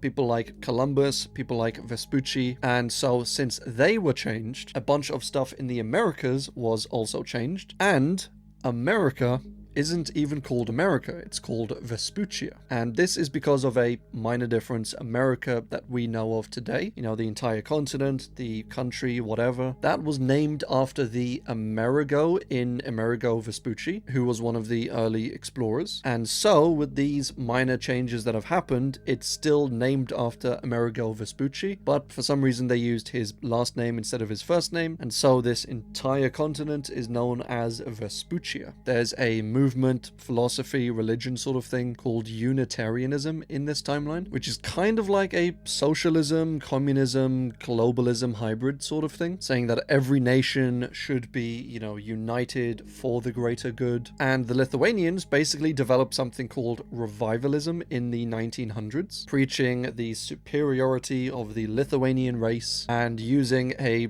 certain symbol, which I won't show you here, but I'm sure you can imagine what it is. And it's a bit on the nose for an analogy, I think, this one. And in a very strange kind of series of events. In this timeline, there is developed something akin to our United Nations in, our timeline. But instead of the United Nations, they call it the United States. And this, United Nations equivalent was founded by the Italian Prime Minister, Amerigo Togliatti. And so, since his name is Amerigo, this is sometimes referred to as the United States of America because of Amerigo. So yeah, very strange. You do have the United States of America in this timeline, but it is like a worldwide thing named after someone completely different, but it is kind of a cool writing analogy idea. Kaiser Redux is a pretty cool one, quite honestly. So we've covered a little higher up in the iceberg the Hearts of Iron game, a pretty cool simulation sort of game where you can play as almost any country in the world, and you can do stuff like start wars, have alternate histories, alternate decisions through history, and yeah, it's kind of like Alt History, the video game, I guess. And then there was something called Kaiser Reich, which we covered. And this was basically a mod for Hearts of Iron, which kind of explored scenarios about what would have happened if the Central Powers, so Germany, Bulgaria, the Austro-Hungarian Empire, and the Ottoman Empire, what if they had potentially won World War I instead of the Allied powers? Which, that is a pretty fun mod. But Kaiser Redux goes one step further, and this is kind of like a mod for Kaiser Reich, which in itself is a mod for Hearts of Iron. So modception, apparently. And Kaiser Redux basically started off as something akin to a helper mod. So, it gathered a bunch of these mods, put it into one package so you can just install one mod and you don't need to worry about compatibility issues or anything like that. But basically over time it started to work on its own stuff aside from Kaiser Reich. And today is basically just a standalone mod that has even more stuff in it than Kaiser Reich. It even has a bunch of stuff that was actually removed from Kaiser Reich, and Kaiser Redux was like, that was actually pretty cool, so we're just gonna add it back in. So yeah, it's a super cool mod. You can do stuff like skipping the entire US Civil War. You can run through a timeline of the KKK running the United States. There are some darker parts, even darker than that, if you can imagine, of a creepy New England inspired by like H.P. Lovecraft sort of monsters, which sounds super cool. But yeah, there are some dark stuff that you can explore in this mod. And as well as skipping the US Civil War, you can also start your own second Civil War with options such as New York, Texas, or Alaska receding or seceding from the United States. So yeah, a super cool mod for a very cool game, and I would highly recommend checking it out. A hippie in the House of Mouse. So the hippie in this timeline refers to Jim Henson, who was the creator of the Muppets, and the House of Mouse refers to, of course, Disney. Mickey Mouse, Minnie Mouse, that sort of thing. Now, in our timeline, Jim was actually looking to sell the Muppets to Disney, and this was for him a way to make a bit of money from the Muppets, to take the Muppets off his hands so he could focus his time and energies on working on some other projects that he had. And this wasn't an easy decision for him because these were kind of like, his children sort of thing. But he did try to make the deal. It never did actually end up going through, and that all led to the timeline that we currently have. But what if Jim had approached Disney sooner and perhaps raised enough money to purchase, say, 10% of their stocks and secure himself a seat on the Disney board? Well, that is what a hippie in the House of Mouse explores. It starts off in 1979 with Jim getting the idea to sell the Muppets to Disney a whole 10 years sooner than he actually did in our timeline. And as I said, he becomes a board member. The deal finally gets made, it goes through, and there are a ton of changes compared to our timeline, and I won't go through all of them as there are honestly just loads of them. A lot of them involve minor changes in media, really. So like films coming out a year or two either earlier or sooner. Those are the same thing, either earlier or later than in our timeline. Or minor changes like A Bug's Life being instead called just Bug's Life in this timeline, to even minor character changes in films or shows. Like, for example, in Bug's Life, there is a singing praying mantis called Trap, and it's voiced by Julie Andrews, because Trapp, the Von Trapp family, Sound of Music, Julie Andrews. It's all very clever stuff. Cartoon Network is instead called Cartoon TV. Sonic the Hedgehog is actually called Astro the Armadillo in this timeline, which I thought was absolutely hilarious, and we should absolutely change it to that in our timeline. So yeah, as I said, a bunch of minor name changes. Toy Story is called The Secret Life of Toys. Always Sunny is replaced with The Kids Are Alright. And get this, Samuel L. Jackson stars in a documentary, not about himself, but about snakes, where he goes out into the desert, explores snakes, and the documentary is called Snakes on the Plain. Like plain as in desert. Yeah. Just incredible. It is quite an interesting look into how Jim Henson might have, affected Hollywood, affected Disney, affected cartoons. And honestly, if you enjoy alt history, if you enjoy movies, TVs, especially media, that sort of thing, this is an incredible read and I would highly recommend checking it out. It's less about wars and ancient kings and kingdoms and death and blood and that sort of thing, and more about, as I said, just quirky media, TV, shows, films, and about the changes that might have happened. It's quite lighthearted, it's quite creative and fun, so yeah. If you got the time, definitely check it out. Pax Romana is a comic book alternate timeline where the Vatican in the modern age discovers, invents, however you want to phrase it, time travel, which yeah, so naturally the Vatican gathers a bunch of weapons, a bunch of soldiers, they send them all back in time to 312 AD, and things quite expectantly go a bit wild. The whole plan more or less is to go back in time to strengthen the Catholic Church, and so in the future they are just a more powerful force, they're a more rich force, and that is basically the plan. But things don't necessarily go as they had envisioned. The cardinal who was sent back in time along with, all the other people, the cardinal ends up getting shot and killed. I mean, somehow they mess that up, they go back with future knowledge, with future weapons and gear, and they somehow end up getting shot in 300 AD, but whatever. But it's a pretty cool concept all round, I think. Again, if you like time travel, which I personally tend to like it, then this does make for quite an exciting, quite an interesting read. But as always, if you're looking for a hyper-realistic what-if scenario, imagining what if the Vatican invented time travel might not exactly be what you're looking for. An Age of Miracles, the revival of Ramayan. So this is a bit of a niche one, and as often happens, to explore it, we need to go back in time. This time to the 1200s, where Theodore II Ducas Lascaris, or Teddy as his friends called him, ruled as the Emperor of Nicaea, and he ruled for 4 years after taking over from his father, John III Ducas Vatatzes. Now, Theodore only served for 4 years because he suffered quite badly from epilepsy, which likely led to his early death and at least hindered his ruling, his ruling years just before his death. So he basically wasn't able to really rule effectively. Now, for a bit of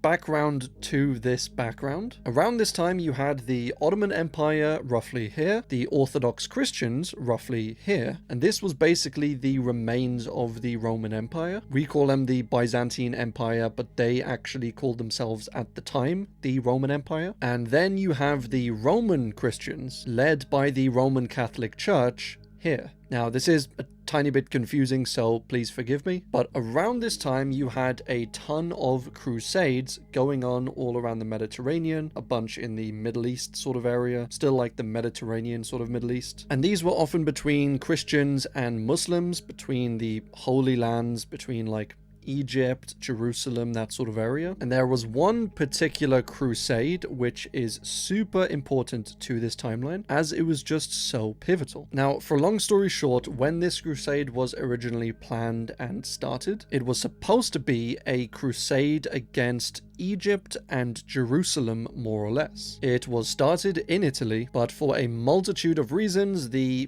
crusaders were a mixture of convinced and bought out, and they were instead directed to Constantinople. And Constantinople, at this particular point in time, was the richest Christian city in the entire world. It was, Orthodox Christians, to be fair, not the same Christians as were in Rome, but still, when the Pope found found out that this was, going on, that this had happened, he was completely appalled. He had basically lost control of his crusade and said it was terrible, it shouldn't be happening, we shouldn't be attacking fellow Christians. Our real fight should be in the Middle East, or, the Holy Lands. But it happened anyway. Constantinople was basically conquered and or sacked, and the Orthodox Christians that were inhabiting Constantinople, a bunch of them died, a bunch of them lost their homes, lost their possessions, and what remained of them basically split up and traveled north, and they formed 3 new states, being Epirus, Trebizond, and Nicaea. And that is where this timeline more or less splits. So the idea was the Greeks more or less lost control of Constantinople after the sacking of it, and they ended up splitting up. They went north, they formed these 3 other states, and in our timeline they did end up coming back and reconquering Constantinople, but they never really got back to their former glory, their former power. And so later on, when the Ottomans became powerful, they were able to, invade Constantinople and kind of put an end to the Roman Empire for good. But what if, this timeline posits, what if Teddy did not have epilepsy? Well, that would mean that he probably wouldn't have died when he died, and that his rule would have been stronger, more effective, while he was actually still alive. Well, the timeline is, I think, super fascinating if you want to read it yourselves. It goes into a fair amount of detail and history, but the idea is that instead of Nicaea retaking Constantinople themselves, as they did in our timeline, and then, being weaker and then slowly collapsing like a flan in a cupboard, instead of that, what if Nicaea just basically ignored Constantinople? They had the leadership and direction of Teddy. What if they first reconquered and reunited the parts of them that had split off, and then, instead of going down into Constantinople, they pushed further west, taking over more and more of the kind of Europe area, then eventually into Italy, and then down south into Rome, and actually have the Roman Empire once again reconquer Rome, or at least, occupy and own Rome. And this timeline basically takes us through all of that and develops them up as almost like the former Roman Empire. Now they own all of Italy, they own a bit of Europe, they own that east side sort of thing, and then they move slowly eastwards once again. They reconquer Greece. But what if they do all of that, and then by the time the Ottomans come over and originally conquer Constantinople quite easily, by this series of events, the Roman Empire is, super powerful, they're at their former glory, if not stronger than their former glory, and they are able to quite easily reconquer Constantinople and push the Muslims, push the Ottoman Empire even further back than they did in our timeline, which, was not at all. And the Ottoman Empire actually retreats as far back as Iran. And the timeline basically reads out like they stayed super strong and maintained the empire for at least a few hundred more years. So a really cool timeline, a really cool alt history, I think. Definitely check it out if you like the sound of it. It is very well written, very well researched, and I did quite enjoy it myself. Jack Boots in Whitehall is an alternate history where Germany is seemingly more powerful in World War II and actually manages to invade the British Isles. It is a film, it is a British film, it is partly animated, partly done with puppets, and as far as films go, it's not insanely serious, it's quite humorous in ways, sometimes in a dark way, and it explores, as I said, this timeline where Germany basically invades Britain by digging under the English Channel and then drilling up, popping up underneath Whitehall in London. So very historically accurate, clearly. And yeah, they invade this way, the Brits are fighting them off, the Brits end up actually having to retreat more and more north, and the day is eventually saved by some legends who come down from Scotland. So a great film if you want a silly, light-hearted, humorous sort of historical what if. Very unrealistic historically, as you can tell, but yeah, still a great one. The Protect and Survive series. So the original Protect and Survive series was firstly a pamphlet document style booklet that was released in the 1970s with the aim of basically educating the public on what to expect, what to do, etc. during the event of a nuclear bomb. It was how to tell the signs of one, what to do for yourself and your family after one goes off, even before one goes off if you get like a warning, and how to take care of yourself to survive after the fact. This pamphlet was then adapted later on into 20 short episodes of a series, like 20 video episodes. And these were, super short clips, basically putting the information from a booklet pamphlet onto the big screen, or the small black and white screen. And this is where the inspiration for this alternate timeline comes from. And this alternate timeline was written in 2010. It was called Protect and Survive, and it is pretty fantastic, if not a little bit depressing. Some say depressing, some say realistic, although they might actually be the same thing in this case. But the first alternate timeline basically just explored Britain and explored a bomb going off and what that meant for the people on the island in Britain, what that meant for Europe. As I said, it's a very dark, depressing, but still realistic timeline. And I think, in my opinion, a pretty realistic showcase of what actually might happen during or after a nuclear bomb goes off. You have the obvious things like the explosion, the damage, the radiation, but also the political and social civilian side of it as well. What might the army do in this case? What might the Queen do? Do the politicians stay in power? Do they go home to their families? Does anyone even try and maintain order or maintain power? What do the civilians do? Do they maintain peace? Do they go around killing each other, stealing food? And this timeline basically lays that all out. But the timeline doesn't end there. Well, it kind of did, but there were many alternate spin-off timelines that were made with the blessing of the original timeline, where they explored basically the same universe, the same timeline, but were made by different writers. They explored different parts of the world, different scenarios. Some were more personal with stuff like names and characters. Some were more, detached in a way. There were some that explored America. There were others that explored Europe, different parts of Europe. There were others that explored the Soviets, and there were also some that also explored Britain, but just, a different timeline in a different style perhaps. So it's a super cool, as I said, collection of timelines that all seem to have a slightly different style but are aimed at the same goal. And it kind of reminds me in ways of something like the Fallout series, where you have the same event that takes place, the same nuclear war, but throughout different games it's told in slightly different ways, slightly different parts of the world. But yeah, as I said, super cool series. It is, pre-warning, quite dark, quite realistic, brutal, horrific, but that is unfortunately the realities of a nuclear war. So yeah, maybe don't read this one before bed, but definitely check it out if you like that sort of thing. The Belisarius series. And this explores a world where this is one of the more fantasy series timelines, I guess, which if you want a hyper-realistic historical one, this might not be the one for you. But in this timeline, which is set partly in the far distant future, there are basically two major factions fighting a worldwide great war. And on one side, you have the Great Ones, which consist basically of robots, and the other side are the New Gods, and they basically represent cyborgs, or at least they're made up of cyborgs. So partly human, partly, robotic. And the whole idea is that both of them have moved past humanity in their own ways. And yeah, they're far in the future, they're fighting a war between each other, and they both time travel back to the 500-600 AD sort of time. And their goal is to basically try and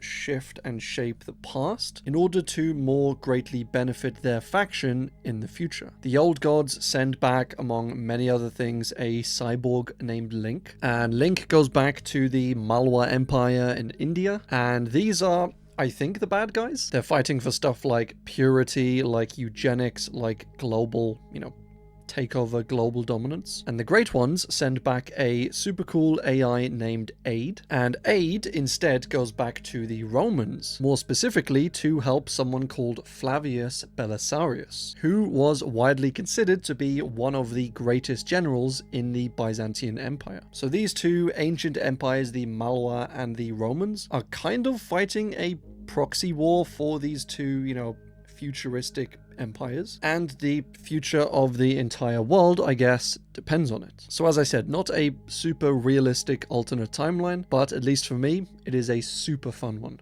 War Game Series. So this is a series of 3 games from 2012 to 2014 that allow you to explore kind of alternate histories, alternate timelines between countries through the medium, basically, of war. Kind of similar to Hearts of Iron in a way. And the first one, European Escalation, takes place in a world of the 1970s and 80s, and it focuses on NATO, on the Warsaw Pact, so like Poland, East Germany, Czechoslovakia, and of course the Soviet Union. You can play a bunch of different scenarios and missions and operations, and it's not the most depth alternate history in terms of, you know, actually changing timelines, which I guess Hearts of Iron is better in ways in that regard, but it is still a super well designed, super fun to play, strategic, you know, war game in which you can, as I said, play through some different scenarios that didn't actually happen in our world. The second game in the series, Air-Land Battle, also takes place around the same time. It also takes place in Europe, so you've got, you know, NATO and all those other countries we mentioned before, but this one also kind of focuses on Northern Europe, so, you know, Sweden, Norway, Denmark, that sort of thing. And the third game, Red Dragon, takes place slightly after these other 2 games, and this takes place in East Asia instead of Europe. And in this last timeline, it is one where the Cold War actually has never ended and the Soviet Union hasn't yet collapsed. And so yeah, you're playing in a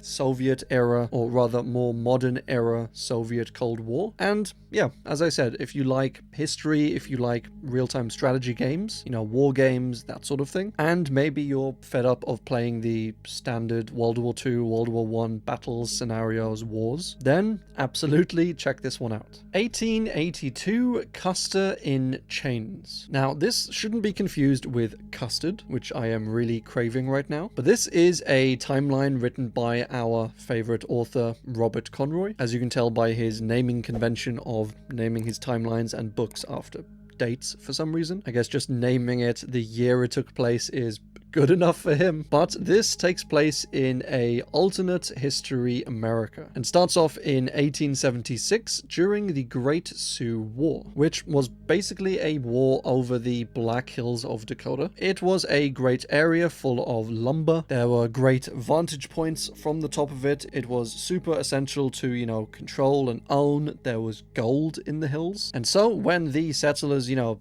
got to the area, when they saw these hills, they realized how much they wanted them, and they were occupied at the time by a particular American Indian tribe. And this particular tribe that currently, you know, owned the hills, they had actually fought off other American Indian tribes in order to conquer it, essentially. So even the American Indians that were here, they were kind of colonizers of other American Indians that used to own the hills. And so there was a lot of fighting going on over who can maintain power and, you know, occupation over these hills. And at the time, as part of a contract with the United States government, they had basically said to everyone, look, only American Indians are allowed in these mountains, in these hills. And they basically stopped and went after people who went out there trying to camp, trying to have land of their own there, if they weren't American Indian. But in 1874, there was an expedition sent out there. They discovered that there was gold in these hills, and soon that information, you know, kind of spread nationwide. Everyone and their mothers was coming down here to try and get some of this gold. And it's kind of mad. They came from like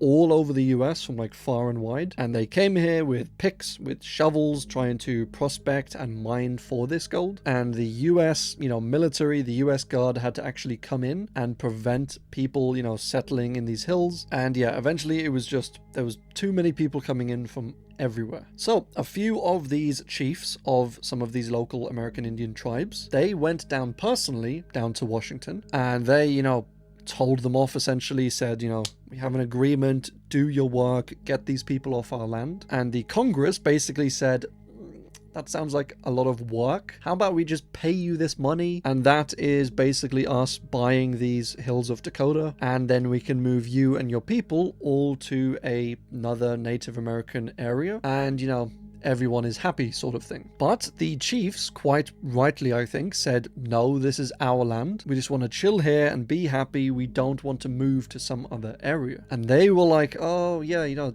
these North Dakota hills. It's not even like that great of an area. We have an amazing area out in Oklahoma. Like, you would really enjoy it. How about you just go out there, live your life? And of course, the chiefs were like, if the area is so great, why don't you just go live over there? And eventually, after all this, no official agreement was made. And then these chiefs went back to their tribes, and they were all super annoyed at, the Congress, at the government. And then the US went in there and tried to get some of these chiefs, some of these tribes to, surrender or to submit. They, of course, said no. And then this started the Great Sioux War. Long story short, these tribes fought quite hard. They actually won a battle or two against the Americans, but eventually they did lose the war. And in one of these battles, the Battle of Little Bighorn, there was a man who was killed named Lieutenant Colonel George Armstrong Custer.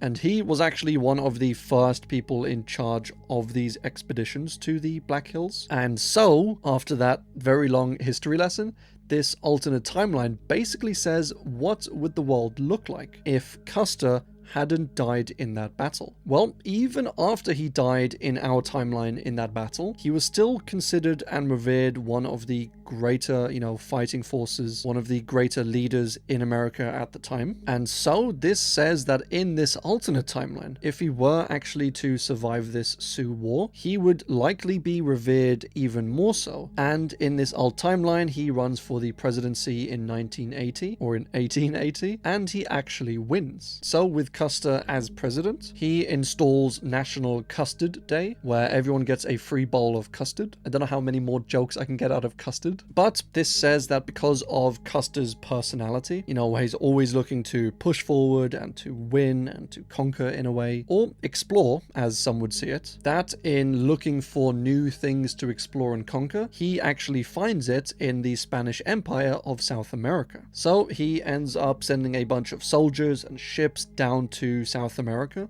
to explore more land, to conquer some of the Spanish lands maybe. And the people and ships he sends down are subsequently killed and destroyed, and it hints that this might be the start of a new Great War, between the relatively young United States and the Spanish Empire. So a pretty cool story, quite honestly. I do love these more historical based ones where I get to learn a bit of actual history, as you soon come to realize when learning about history like this, that there is obviously an absolute ton of history out there. Because even if you learn about the Great Sioux War, this was one slice of time that happened in this one particular area in America. And so even at this exact time, you probably have 1,000 other super interesting tales that happened in South America, in the Spanish Empire, in China, Europe. And so there was, just honestly too much to learn. But a cool timeline, a pretty fun one, a historically based one, and honestly goes to show just how much could change, or that could have changed, if something as minor as this was actually different. Germanica is another timeline written by Robert Conroy that is not in the form of a date, but is actually one of the last books that he ever wrote, as he himself actually died shortly after this book was released. But anyway, Germanica asks the super commonly thought about question and scenario, I think, of what if in World War II Germany didn't surrender, but instead basically moved to the Alps and started a base in the Alps, in the mountains, where they stayed there and built up this, legion, this army of super fanatics, hardcore warriors, super soldiers, and then to one day take back Europe once again. Which,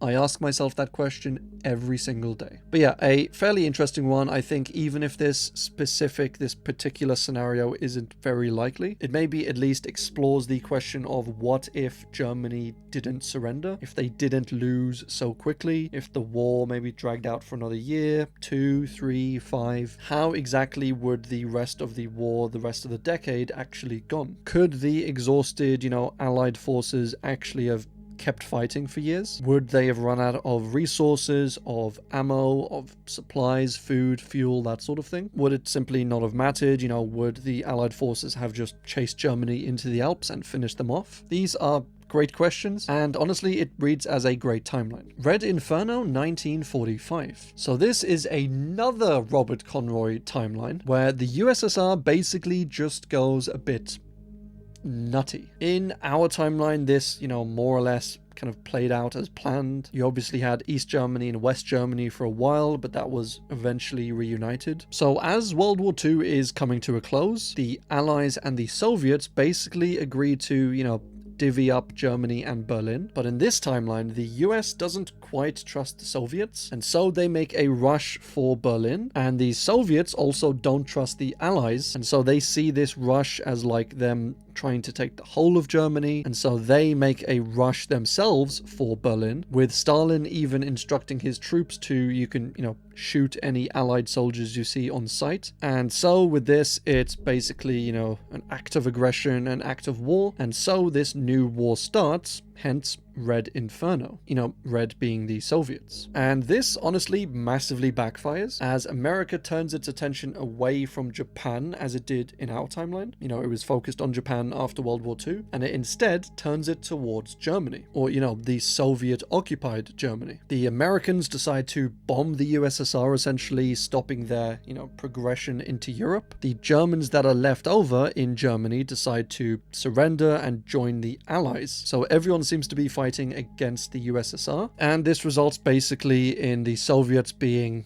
all but destroyed, and America being the one and only superpower in the world. And I don't even think there would be like an American-Soviet Cold War after this, as they were just that much weaker after losing this, mini war. So yeah, pretty awful decisions from the Soviets in this timeline, but it does make you think of what could have happened. Tier 12, the New Deal coalition retained. So this is an alternate timeline where through a series of events, the civil rights movement in America is largely pushed by Republicans as opposed to Democrats. This, as you can imagine, leads to a huge chain of events to series of things happening, some of which involve the US winning the Vietnam War, the AIDS virus being completely wiped out, which, thank God, but it was through some pretty brutal means. It leads to the Queen of England stepping down as well, and this is all after Prince Philip actually dies, so she gets like super sad, super depressed. She steps down, and Prince Charles is now king. Iran becomes a communist state as opposed to an Islamic one. NATO gets dissolved in 1998. China moves away from communism and forms a coalition with India. Ted Bundy, the, freaking serial killer, he ends up actually being elected to the highest office in America, the literal president, which is just bonkers. And I think if you like really well fleshed out timelines, this has like honestly so much detail in it. There is so much content from like the 60s and the lead up in the 70s, the 80s, the 90s. It goes from foreign incidents to elections to World War III, and it's kind of fun because it ties in people that are well known in, our timeline. So for example, Ted Bundy, but he's in a different role in this universe. I mean, he's still in the serial killer role, as nobody knows that he's a serial killer, even while he is the president. But there's a bunch of other kind of cameos, I guess you'd call it, people that we know well, but they are just in a slightly different or very different role in this timeline. Ogre Shrugs. So this, for me at least, is a pretty interesting one. We've covered the premise for this timeline in the, higher up in the iceberg, which was player 2 start. And in that timeline, Sony and Nintendo end up kind of following through on their collaboration, and they form, the PlayStation NES hybrid. And of course, in our timeline, Nintendo kind of pulled out of the deal. It was a little more complicated than that, but Nintendo basically pulled away, and Sony ended up making the PlayStation on their own. And yeah, that basically started Sony with, making the PlayStations, making gaming consoles. But this timeline basically asks, what if Norio Ogre, who was the president of Sony at the time, what if when Nintendo pulled away from this deal, as the title suggests, he just shrugged? If he said, whatever. They went back to, focusing on their audio-related software, hardware, and they never actually went into the video game console market. Well, that is the story of Ogre Shrugs. And this is, for me, as, a self-proclaimed nerd, a incredibly fun one. There are some changes which are like super subtle, and some which are quite substantial, I think. One thing that has changed is that without the emergence of Sony into this market, video games as a whole remain kind of less popular. They're more fringe, they're more for, nerds and dorks sort of thing, rather than as being something super mainstream for cool kids, for nerds alike. So that's one at least minor medium change. Gran Turismo and Gears of War never existed, or at least don't exist in this timeline. There are a bunch more games which either do or don't exist, or do exist but obviously aren't Sony exclusives, or big Sony characters that were made by, you know, other companies, other studios. Obviously can't be Sony characters because Sony isn't, you know, in this industry, so they end up being characters for either Sega or Nintendo. And so yeah, there's obviously a ton of changes, which, you know, you might expect after you remove like 50% of the entire market, which, I mean, Sony has had a huge impact on this entire industry. And because the PlayStation is never released, the Super Nintendo and Genesis stay more popular for longer. And these ones are the 4th generation of video game consoles. And the first major changes start to really be noticed in the 5th generation. The Sega Dreamcast actually does somewhat decently in this new timeline, because a major part of the Dreamcast doing so badly, and of eventually, you know, Sega dropping out of the market entirely, was the release of the PlayStation 2, which was a lot better, a lot more popular, and so no one was really buying the Dreamcast. I mean, have you ever seen anyone on this console? And so that kind of spelled the end of Sega, at least in this industry. But with Sony gone, Sega is still alive, the Dreamcast is, you know, reasonably popular, so it's a very interesting timeline, as I said, all round. And one thing I did notice while, you know, looking through this history is that while Sony and Microsoft, you know, with the Xbox kind of own the main video game consoles, Nintendo, as opposed to Sega, you know, completely dropping out, Nintendo kind of went the route of niche video game consoles. Like, if you notice, they stopped really competing for the main consoles. Like the NES and the SNES used to be the big consoles of the day, and with Microsoft and Sony kind of coming in and outshining them, they've produced honestly some super consoles like the Switch, like the Wii, and the Nintendo DS. So in our timeline, they have, I think, very cleverly, very skillfully pivoted from, you know, the main consoles to the slightly more niche consoles. But anyway, great timeline. Definitely go check it out. The Gate of Worlds explores a timeline slightly similar to something we covered higher up in the iceberg, which is, what if the Black Death, instead of just killing 1/4 of Europe, what if it instead killed 3/4 of Europe? What would Europe and the rest of the world look like? Well, with 3/4 of Europe now dead, this basically stalls progress in Europe for quite a long time. And with the European progress stalled, this allows the Ottoman Empire to basically fully take over Europe, and for Islam to kind of influence Europe more so than Christianity does. The Ottoman Empire conquers Constantinople in 1420, and then Vienna 20 years later, Paris 20 years after that, and soon they conquer the entire British Isles, and obviously the rest of Europe. And so, because Europe is basically hindered, this means the European explorers are also, you know, set back, so they never conquer the Americas, at least not at the time that they did. And so this allows a bunch of the American civilizations and groups to, you know,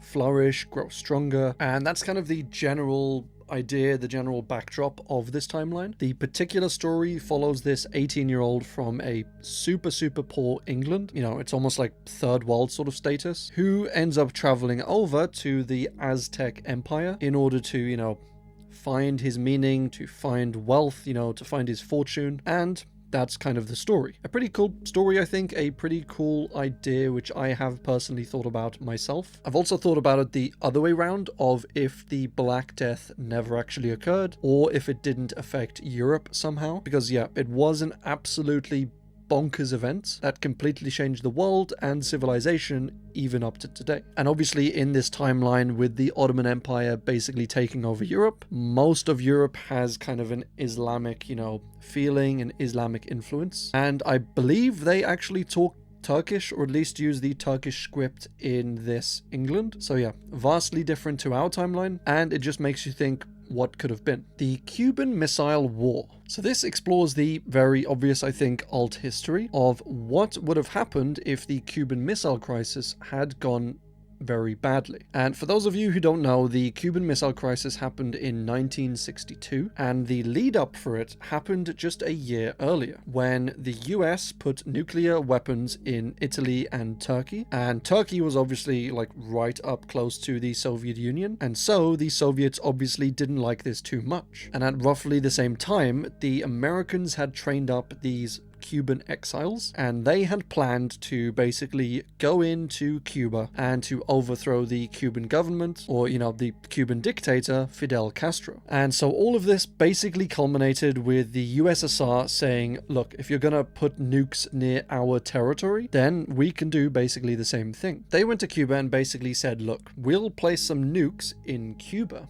basically right next to the US. It would kind of threaten America in a weird way to try and get America to take the nukes away from the Soviet Union, and this will even deter the US from attacking Cuba, so we're kind of helping you out. They saw it as killing two birds with one stone sort of thing, but this damn near killed every bird on the entire planet. So the US eventually found out about these weapons, and to make a long story short, they basically saw this as a threat, quite naturally. They considered airstriking Cuba and going in anyway to try and, neutralize these weapons, but then they decided against that. Instead, it was kind of basically like a extended schlong measuring contest between the US and the USSR, where neither side really wanted to back down. The US ended up sending in, constant aerial surveillance, looking over the area, seeing and detecting these bombs, and then they put up a blockade around Cuba. They wouldn't let anyone through, without their permission and without checking the ships. And the USSR said that they saw this blockade as illegal, and they said that they would instruct their ships to just completely ignore the blockade, and if they were attacked, then they would consider this a declaration of war. This went on back and forth for days and days, and one slip at this point in time could very well have meant, nukes going off basically at the end of the world. And each side did actually slip up a little bit, but there was somehow enough,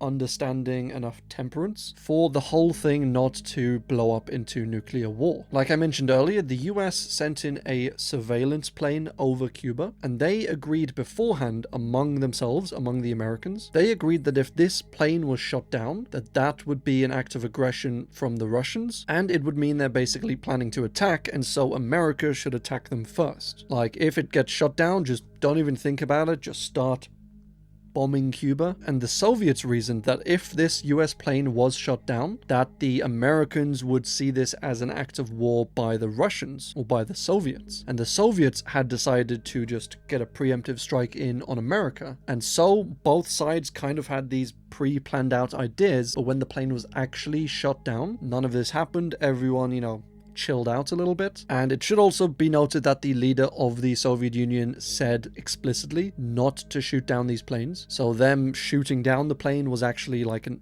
unauthorized act, but it was close either way. And there was this moment towards the end of this crisis where the US out at sea started firing these little, relatively small, relatively harmless missiles, or, depth charges, down at this Soviet submarine. Now, it being all the way down here, it had no way of contacting the surface, and so the Russians basically wanted to call it up to the surface to talk with it, and so they were trying to get its attention by firing these little annoying charges down at it. But the United States didn't actually know that this sub was nuclear armed, and the people in the sub themselves were instructed that if any, firing took place, if someone was firing down at them, then that probably meant that the war had started, and so they were instructed, or they were allowed to, use their nuclear weapon and fire it at American ships or at the American homeland. And so the captain of this submarine actually decided to fire this nuke. But the firing of the nuke actually required the consent of the 3 top officers on the submarine. And while the captain did say,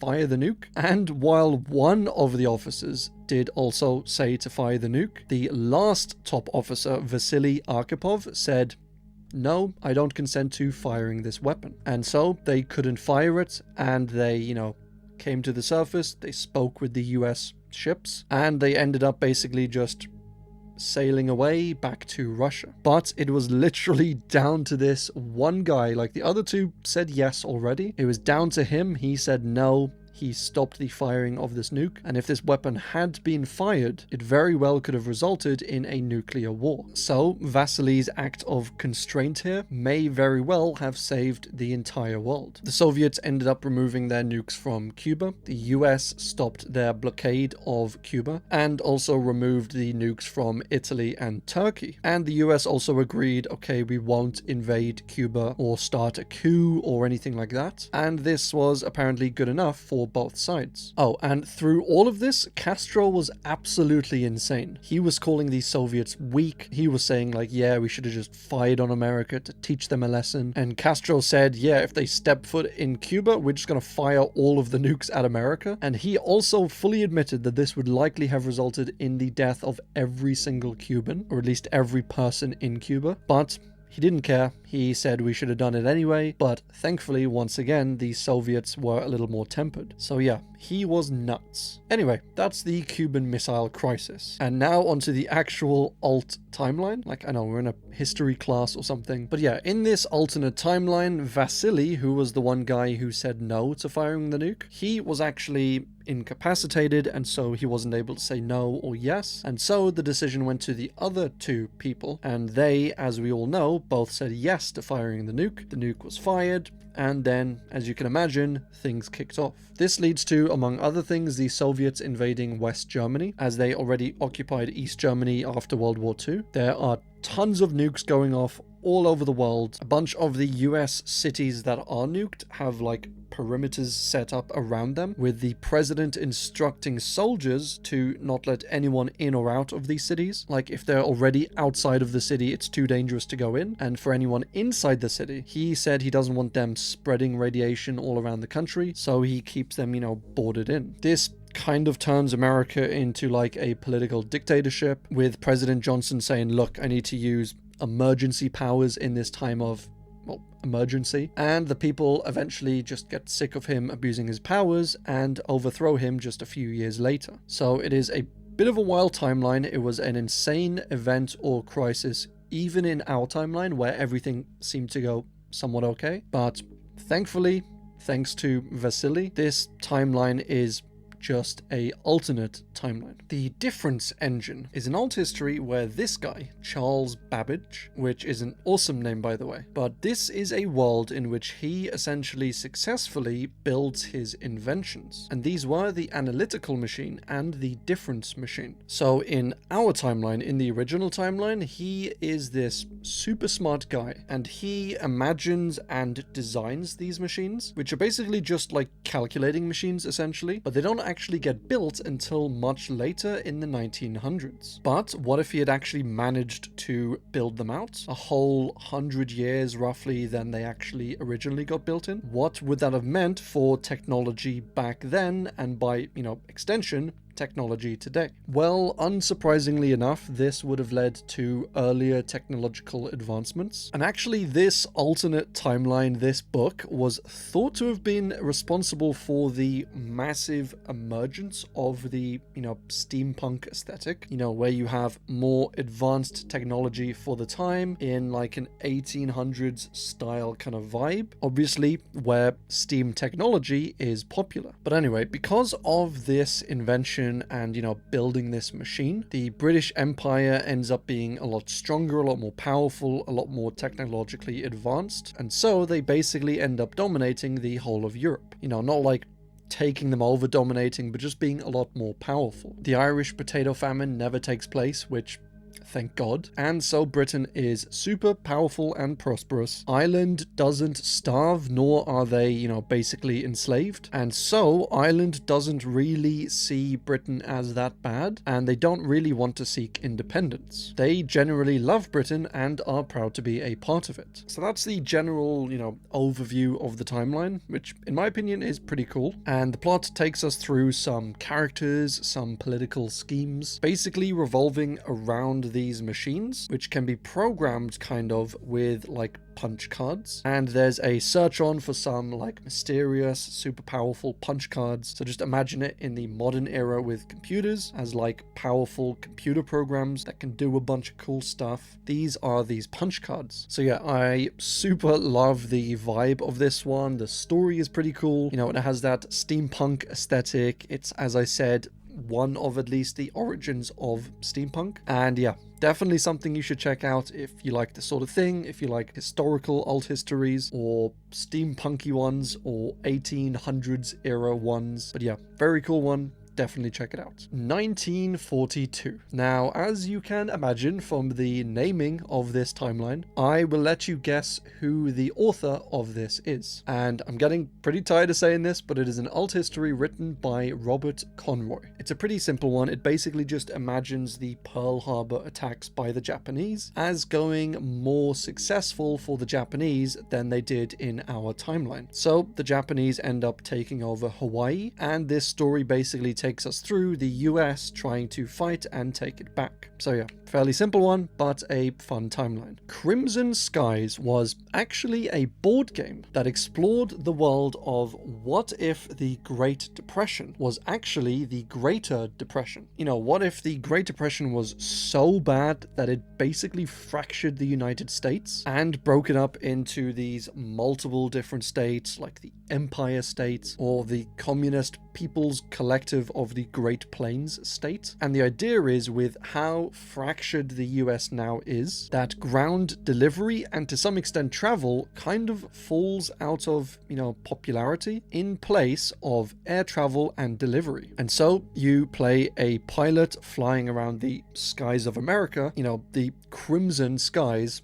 if you will. And you can either save people, you can steal shipments, you can attack other ships or planes, and apparently it is one hell of a board game. I am yet to pick it up, but the board game has fantastic reviews for it. The video game that was made afterwards has, you know, not so great reviews, so maybe don't waste your time on that one, but the board game is apparently quite fun. So yeah, I like this one. It was kind of a unique timeline. I haven't really covered anything like this before, and it paints kind of an interesting, not super dramatic world, and it also has a super fun board game. So win-win-win. The Place Promised in Our Early Days is an anime with some pretty cool art. I mean, just look at that. I mean, it's probably not super impressive art, but I'm always just blown away by the style of animes. But yeah, this takes place in an alternate timeline where the Soviets actually occupy the Japanese island of Hokkaido, which likely happened in this timeline, I think, after Japan split into, you know,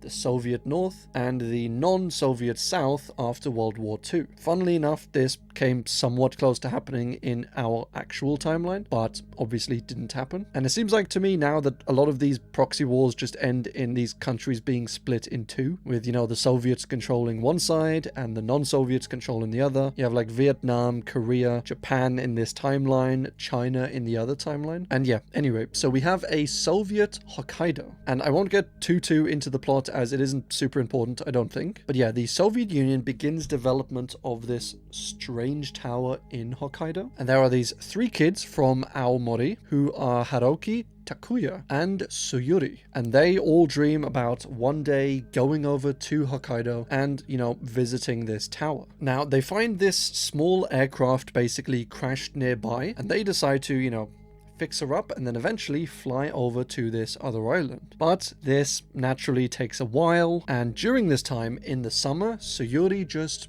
mysteriously goes missing. So time passes, these two boys, the other two, you know, kids, they're not really working on this plane anymore. Their friend went missing, you know, a while back, but they all eventually find out that Suyuri has been living in a alternate reality in which she is all alone, and they also find out that this tower on Hokkaido basically replaces matter in our reality with matter in other realities. So yeah, very strange. It ends with them eventually finishing the plane, actually flying over to this tower and destroying it, saving the world. So, you know, all is good. And yeah, it's a pretty cool timeline. Again, it's more like an alternate reality sort of thing. And I do sometimes question if these actually count as alternate timelines. As, you know, you could say any work of fiction really, like the Pokemon universe, is like an alternate timeline, I suppose. But I think it does mix things up a little bit. These are often, you know, a little lighthearted. It's anime, it's a bit different. So I think I would get bored doing, you know, constant war historical sort of timelines. So yeah, as I said, this does help mix it up a little bit, but it's not a super strict or realistic or likely alt history. But yeah, take from that what you will. Still seems like a pretty cool anime. McGoverning is a alternate timeline that focuses on someone that we've covered before, George McGovern. And he was a politician who in our timeline was kind of famous or like infamous for losing one of the worst elections of all time. He ran for the US president in 1972 against Richard Nixon, and he lost every single state in America except one state. And this alternate timeline basically has things going a little bit differently, and it actually has some of Richard Nixon's team going a bit, you know, loopy and actually like firebombing their political opponents. And this leads to some more, you know, dramatic things from the Nixon administration. A bunch of Nixon's corruption gets, you know,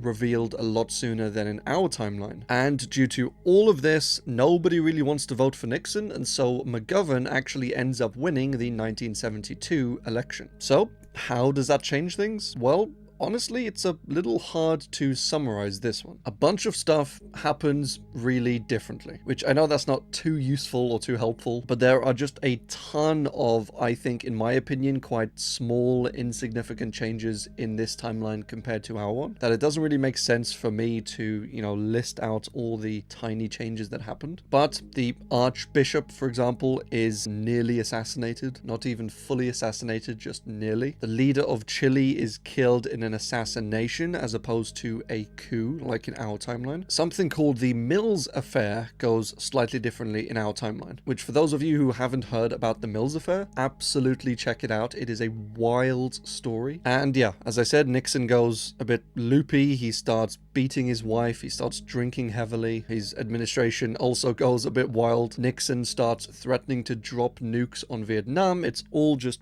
absolutely nutso. So yeah, one hell of a wild timeline if you want to check it out, but there you go. Castro's Bomb is a... God damn, it's by Robert Conroy again. But Castro's Bomb explores the question of what would the world look like if, after the Cuban Missile Crisis, which we covered earlier, what if a year after that there was actually some weapons still left in Cuba, and what if Castro used them against the United States? And I mean, in this timeline, the part of, or the United States that Castro is attacking is technically kind of part of Cuba. So Guantanamo Bay, which you might have heard about, is actually a US military base or prison system that is actually in Cuba. And it's funny, the reason why the US has Guantanamo Bay was that Cuba leased out this whole area to them roughly 100 years ago, and they had them on an unlimited lease. So it never expired, it never runs out, and they only have to pay a few $1,000s every single year. So America kind of got the golden deal here, and I guess Castro was, you know, pissed that he couldn't kick the Americans out legally, so he just decided to bomb it. Which, as we learned before with the Cuban Missile Crisis, that is like so Castro. He was a bit nutso. So yeah, Castro bombs Guantanamo Bay, and then he points more weapons at the United States, saying like,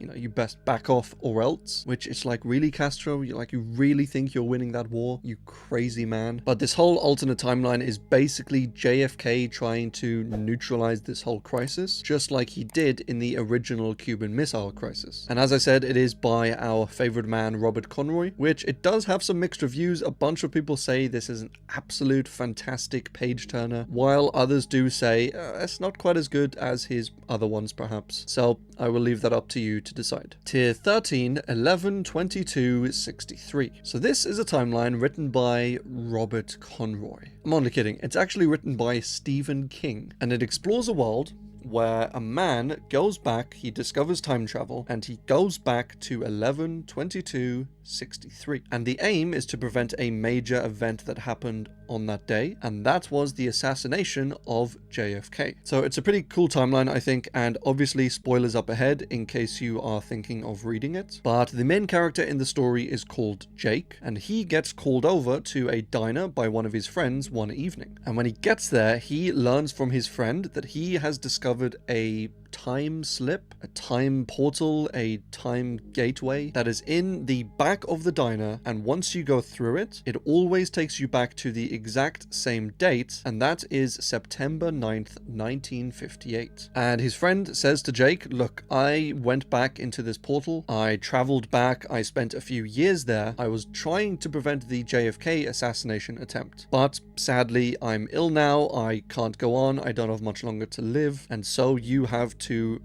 complete this mission for me. Which, that's a hell of a request, but Jake obliges. He goes back to 1958, and to test this whole time travel thing, he goes back and saves his friend's family, who in the real timeline, the father basically killed the whole family. So he goes back to around that time, saves the family, and then travels back to the future to see how it affected things. And it does kind of work. His actions had some effect on the future, but when he goes to visit his friend, he finds out that his friend is no longer alive. By saving his family in the past, it led to a chain of events which actually had his friend die in Vietnam. So it's like, great, he went back to save his friend some heartache, and he actually ended up causing his death. And he goes back in time again, he saves some people, with his hindsight. And obviously, while he's back in 1958, he needs to live, he needs to eat, and so he gets a job as a teacher, and he basically meets the love of his life. And so, since he went back to 1958, the assassination happens in 1963, so he's basically got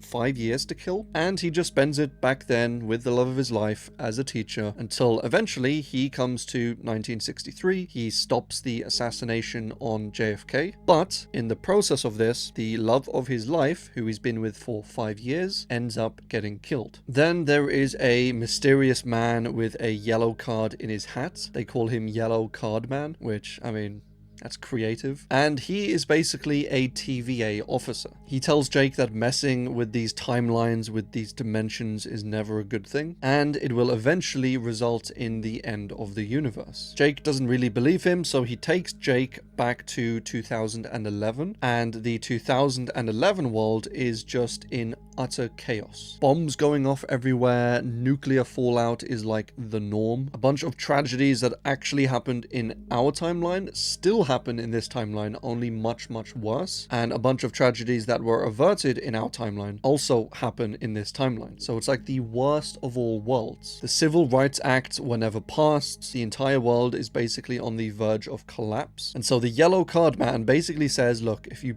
promise not to do any more time traveling, I will put you back into your own timeline. I'll, right everything that was wronged. And so Jake more or less agrees to this. I don't really think he has a choice, but yeah, that's what happens. And so since Jake originally went back to 1958 and fell in love with, the love of his life, Sadie, when he gets sent back to 2011, he's still relatively young because, time travel. But Sadie, the original Sadie, is now 80 years old. And also, she doesn't know who Jake is because she's never lived the timeline where Jake was there. And so, as it happens, Sadie is being celebrated as the citizen of the century, for her work in politics and charity. And so, when Jake eventually tracks Sadie down, there's this big celebration going on. Jake asks Sadie, this lovely 80-year-old lady, to a dance, and she says, oh, sweet young man, of course I'll dance with you, even though she has no idea who he is. And she actually asks Jake who he is, and he just says,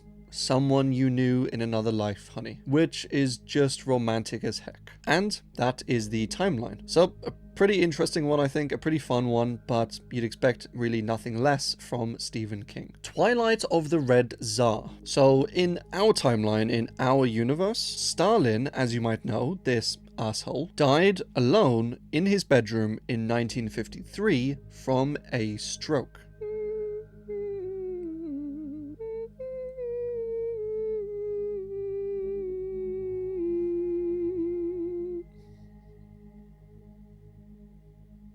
But in Twilight of the Red Tsar, Stalin basically survives this stroke, and this whole timeline is basically asking what if Stalin didn't die in 1953? Well, Stalin was generally super paranoid. He was paranoid about the people surrounding him, the closest people to him, either shooting him or killing him in his sleep or poisoning him, and so he made it a habit to just randomly kill people. You know, even his closest advisors, his closest friends, he would think these people are the most likely people to kill me because they're so trusted by me, they're so close to me, and so he would, you know, throw a curveball every now and then and just kill one of his best friends, his closest friends. And yeah, he was just absolutely off his nut. And so in this timeline, he is still paranoid as ever. He is still killing people close to him. He is still killing entire families, deleting all evidence that they ever existed. You know, birth certificates, passports, eradicating them from photos, which is something they actually did in this timeline, which is insane. And because Stalin ended up living, the communist Great Leap Forward in China, which in our timeline killed between 30 and 50 million people, in this timeline ends up being much worse, if you can even imagine that. And honestly, if you haven't already, look up the Great Leap Forward, because I think everyone knows and talks about, you know, the Germans in World War II, but not so much gets talked about Stalin and about the Great Leap Forward. So yeah, some absolutely horrific stuff. Definitely check it out. But anyway, this comes about basically because Stalin kind of clashes with Mao, and this leads to basically attacks happening on China, nuclear bombs, chemical warfare, which leads to even more deaths in China and actually leads to a Chinese civil war. There's also a civil war that happens in Russia. There are nukes kind of flying back and forth. It's all very crazy. The US actually ends up dropping nukes on China as well, partly to kill Mao, partly to end the Korean War. And yeah, because Russia ends up being a lot worse and a lot more brutal than in our timeline, you know, Stalin just starts killing everyone. He attacks Jews, he starts killing Chinese, and even just Asians in general. And because of this, because of Stalin's actions, this basically wipes out communism, because every country is like, yeah, I do not want to be caught dead looking like that dude Stalin. So communism completely falls out of favor. Nobody is communist. Everyone hates communism. And everyone also really hates the Russians. There is a lot less anti-Semitism worldwide just because of the, you know, attacks on them. And the world also has a more favorable view of Asians in general, again because of the brutal attacks that they had faced. So yeah, probably a fairly realistic timeline, I would say. As I said, Stalin was an absolute nutcase, and I hate to imagine what the world would look like if he had lived, you know, even a few extra weeks, a few extra months, years, decades. It could have just gone extremely badly. But that is Twilight of the Red Tsar. Green Antarctica is honestly a bit of a dark timeline. It imagines a world which is more or less identical to our world, except Antarctica is green. You know, it's not frozen over, it has some life on it, and the idea is that long ago, people and animals came over from Australia, and they came down onto Antarctica. And for whatever reason, in this universe, in this timeline, Antarctica isn't frozen over, so it is somewhat livable, but it is still very cold and very, you know, hostile and very windy. And in this timeline, the people on Antarctica are basically unaware of everyone else on Earth, and also everyone else on Earth is unaware of the people on Antarctica. And this was way back in the day before Antarctica was, like, you know, actually explored. So it does make sense how they would be unaware of one another. And so in this timeline, James Cook, cool guy, heads out there on his ship exploring, and in our timeline he wasn't actually able to make it to the land, but in this alternate timeline he does make it to shore, and he meets the inhabitants of Antarctica, the Tsalal. Now, it's kind of hard to describe in words how messed up Antarctica is and how messed up these people were, and even the animals that live on there. The general idea is that this landscape, this continent, is so brutal, it is so harsh and, you know, freezing cold all the time and windy, that all living creatures on this continent end up equally brutal and, insane and crazy. The animals are all like, Jesus Christ, there's this giant kangaroo with like these huge deadly claws. There's an animal which is described as like a cross between a wolverine and a piranha. Antarctic koalas are, well, they're kind of carnivorous, which would be bad enough if they didn't also lay their eggs inside of other animals. Animals including humans, both when they're dead and alive. So there is a huge range of psychotic, vicious, attacking animals, which are basically like the norm in Antarctica, which is also to say nothing about the human inhabitants of Antarctica. They, by default just enjoy torture, enjoy murder, and one account says it's perfectly normal in this culture for, say, a son to kill his father and then take his mother and sister as wives. Like, yeah, this is the kind of stuff we're dealing with here. So yeah, when Captain Cook lands ashore, he meets these people. He is quite quickly tortured, enslaved, and it is said that he basically fears for the rest of the people in the world. Once, they figure out how to travel, to make boats, what the world will look like if these people are spread across the world. And I won't spoil the ending of it, but basically these people eventually do break out of Antarctica, and some pretty mad stuff ensues. So yeah, definitely some terrifying creatures and descriptions of this timeline, and it is probably one of the darker ones that I've ever read. A golden island to the west. So this is in reference, of course, to California. Now, California is not technically, or it's not even at all, an island, but as I've mentioned before in my ocean iceberg, it was once thought to actually have been an island. Oh, sorry, that's confusing. It was never an island, but we once did think it was an island. I think it was partly because of this peninsula here, where we assumed this was the bottom part of the island, and so we just assumed the entire thing was disconnected. And this was even drawn up on some old school maps, so yeah, it's a pretty interesting piece of history. But this timeline is basically a time travel timeline where the entire state of California from like the 2018 era gets sent all the way back in place to 1850, which is just when officially California got its, membership to the United States. And as you can imagine, modern California is completely shocked by the, United States of the 1800s, and the rest of the world and, the United States is completely shocked by this modern California that just pops up out of nowhere and has this highly advanced technology, medicine, computers, weaponry. And California really doesn't like slavery naturally, and they're so appalled at slavery in the United States that they repeatedly vote to secede from the United States, even potentially further down the line actually becoming their own country. A bunch of the things that happen, in the future in our timeline, a bunch of that is revealed to people in the past in this timeline. So like the Tsar of Russia is told about the Great Revolution. The rulers of Korea are basically told about, an upcoming coup, power struggle sort of thing. And so each leader in this case is like working to, fix or prevent those problems coming up. So the Tsar is like, how can I treat these people a little more fairly, maybe, so that they don't uprise against me? And how can I completely, root out communism, the early days of communism, and stop it completely before it even starts? And Korea also does fairly similar things, even going so far as to, trace back the ancestors of who was responsible for this coup, and to either watch them, imprison them, kill them long before they've even done anything to begin with. And some of these attempts are more successful than others, but they are all attempted nonetheless. It's a pretty cool timeline, I think, but I think I'm biased with all things time travel. But yeah, fairly cool idea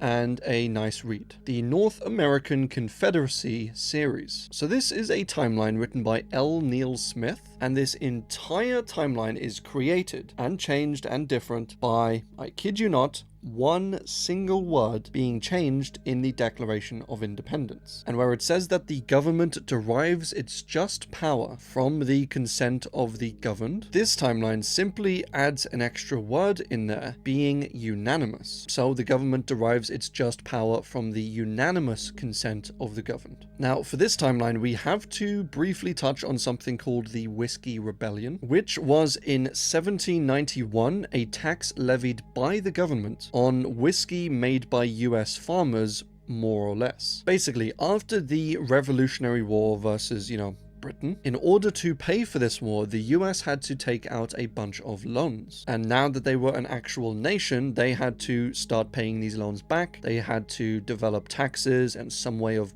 generating money. And so Washington, George, thought that we should tax some luxury things, perhaps. He didn't want to tax like shelter, property, food, because he thought the country was struggling enough as it is. And so he put a tax on what he saw as a luxury product, that being whiskey. And he thought, nobody would get too upset at taxing whiskey, but they did. And this tax was strange because he was taxing whiskey, but most of the whiskey was actually made by just regular farmers who had like leftover crops, surplus, stuff like that, and they put it in to be fermented and then turned into whiskey. And a lot of these farmers had worked incredibly hard during the, Revolutionary War. A bunch of them had even fought in the war. And so after they put in all their hard work, after they, won the war, they came back home, they said, yes, we're gonna, live as a free country. And then they were just being massively taxed for one of their most profitable products. So as you can imagine, the farmers were pissed. Washington sent,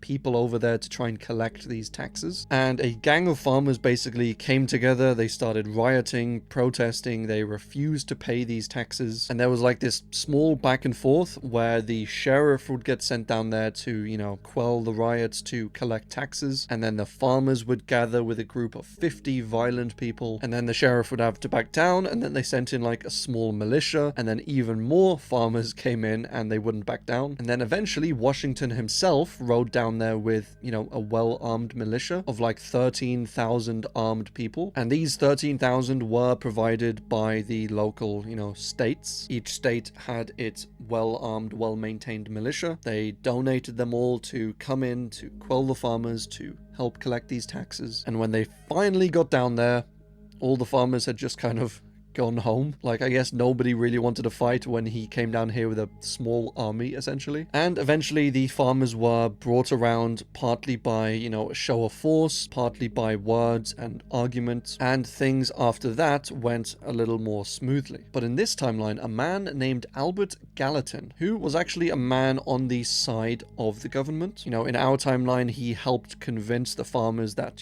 this is good for the country, it's a fair tax, and helped bring them round to the government side. And so, as I said, in this alternate timeline, that little pesky word of unanimous, that actually put Gallatin over to the side of the farmers. So, unanimous meaning everyone votes for something, like a unanimous decision from a jury, for example. And I don't know exactly how they do this, because you wouldn't get a unanimous vote on anything, I don't think. But maybe it meant like a more representative vote. But anyway, in this timeline, because of that word, Gallatin said this wasn't a unanimous tax, or a unanimously agreed upon tax. And so he ended up siding with the farmers. And this basically ends up leading to a second civil war, one in which Washington, George Washington, is actually overthrown and killed for treason. And so after this, the Constitution is removed. Gallatin is basically president of this new United States, and a new constitution is written up with more of an emphasis on individual rights. And a fun fact is that early America, when it was,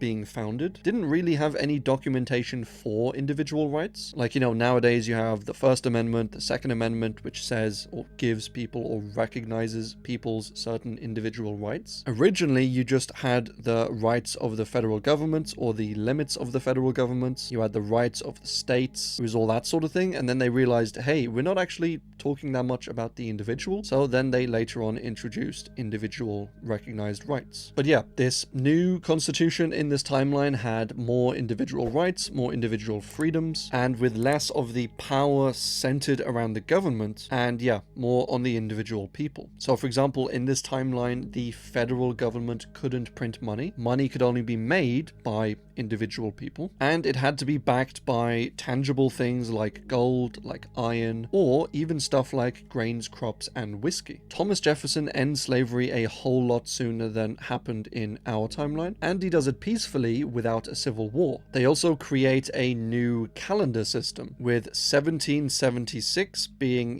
the start year, which is like the year of liberation. So 1776 would be the year 0. So I guess we're in the year 248 now, which is, yeah, a little bit strange. So this obviously leads to a more libertarian society, and it leads to a ton more advancements in scientific thinking, in mathematics, in technological advancements. As I said, slavery was ended in 1820. The telephone was invented a lot sooner, and they actually developed technology to allow apes to communicate with humans, and this eventually led to humans recognizing apes as intelligent beings and actually giving them citizen rights, which is a bit crazy. And then also these, discoveries were extended to like dolphins and orcas and whales. Like, can you imagine a dolphin on a podium like running for president or something? There were some pretty early Native American presidents. There were a bunch of female presidents. Things were a lot more egalitarian, a lot more fair, a lot more balanced. And one of the female presidents had actually gone to the moon, which that's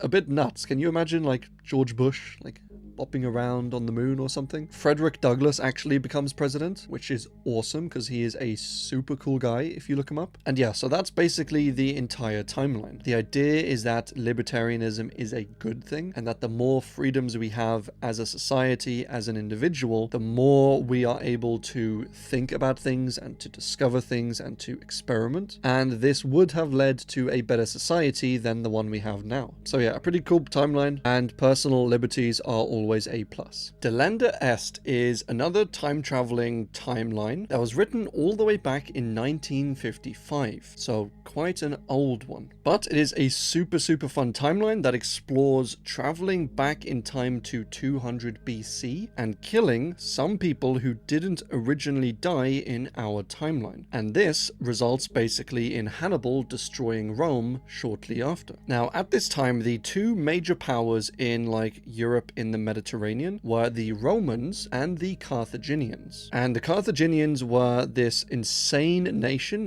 this city of Carthage, that I could honestly go on for days about. It was a crazy nation. They were at many points the richest city in the whole of the Mediterranean, and basically in the whole of Europe. And if you want to learn about some super cool ancient civilizations, ancient cultures, definitely check out Carthage. And maybe I'll do an iceberg about them sometime in the future. But basically, long ago, back before even Judaism was founded, before it was a religion, you had basically the Canaanites, you had Phoenicians, and they were all roughly in sort of this area and a little bit more towards the east. And it was some of these people who eventually did, become Hebrews, became Samaritans, but some of these original people obviously didn't become any of those, and some even traveled down to, Egypt and then further along the coast, and they formed the city of Carthage. Now, as I said, this city was absolutely bonkers. It was similar in ways, or at least it reminded me of Braavos from Game of Thrones, in that it was a port city, it was very wealthy, and it was focused really on stuff like trade routes,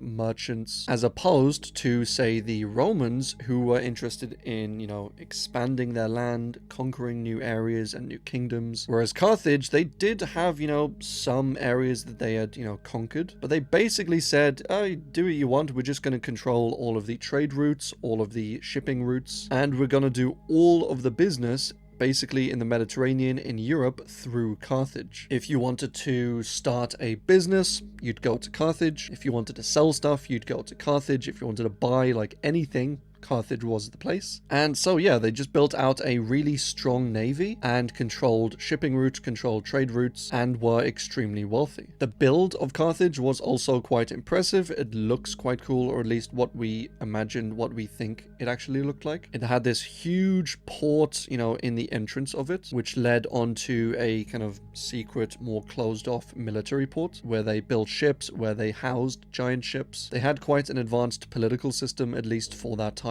It was all honestly really cool. But towards the later days of Carthage, they did start to clash more and more with Rome, as they were both pretty decent political powers. They were both pretty decent military powers. And so from these disputes and conflicts, that leads us into the Punic Wars. Now, the first Punic War started basically because Rome invaded Sicily, which was occupied by Carthage at the time. And yeah, this started the first Punic War, and a lot of these fights were fought over all of these islands islands in the Mediterranean, you know, the ones basically between Carthage and Italy. And this first war went on for like 23 years, and by the end of it, Carthage had lost all of these islands to Rome, and Hannibal, this great general, wasn't too happy about that. So roughly 20 years after this, after expanding quite far into modern-day Spain, Hannibal and Carthage decided essentially to march a bunch of troops, and even quite famously war elephants, further into Spain and then cross over the Alps and to invade Rome from the north. And this was honestly quite unexpected, because as I said, Carthage had a fantastic navy. Their military was also, you know,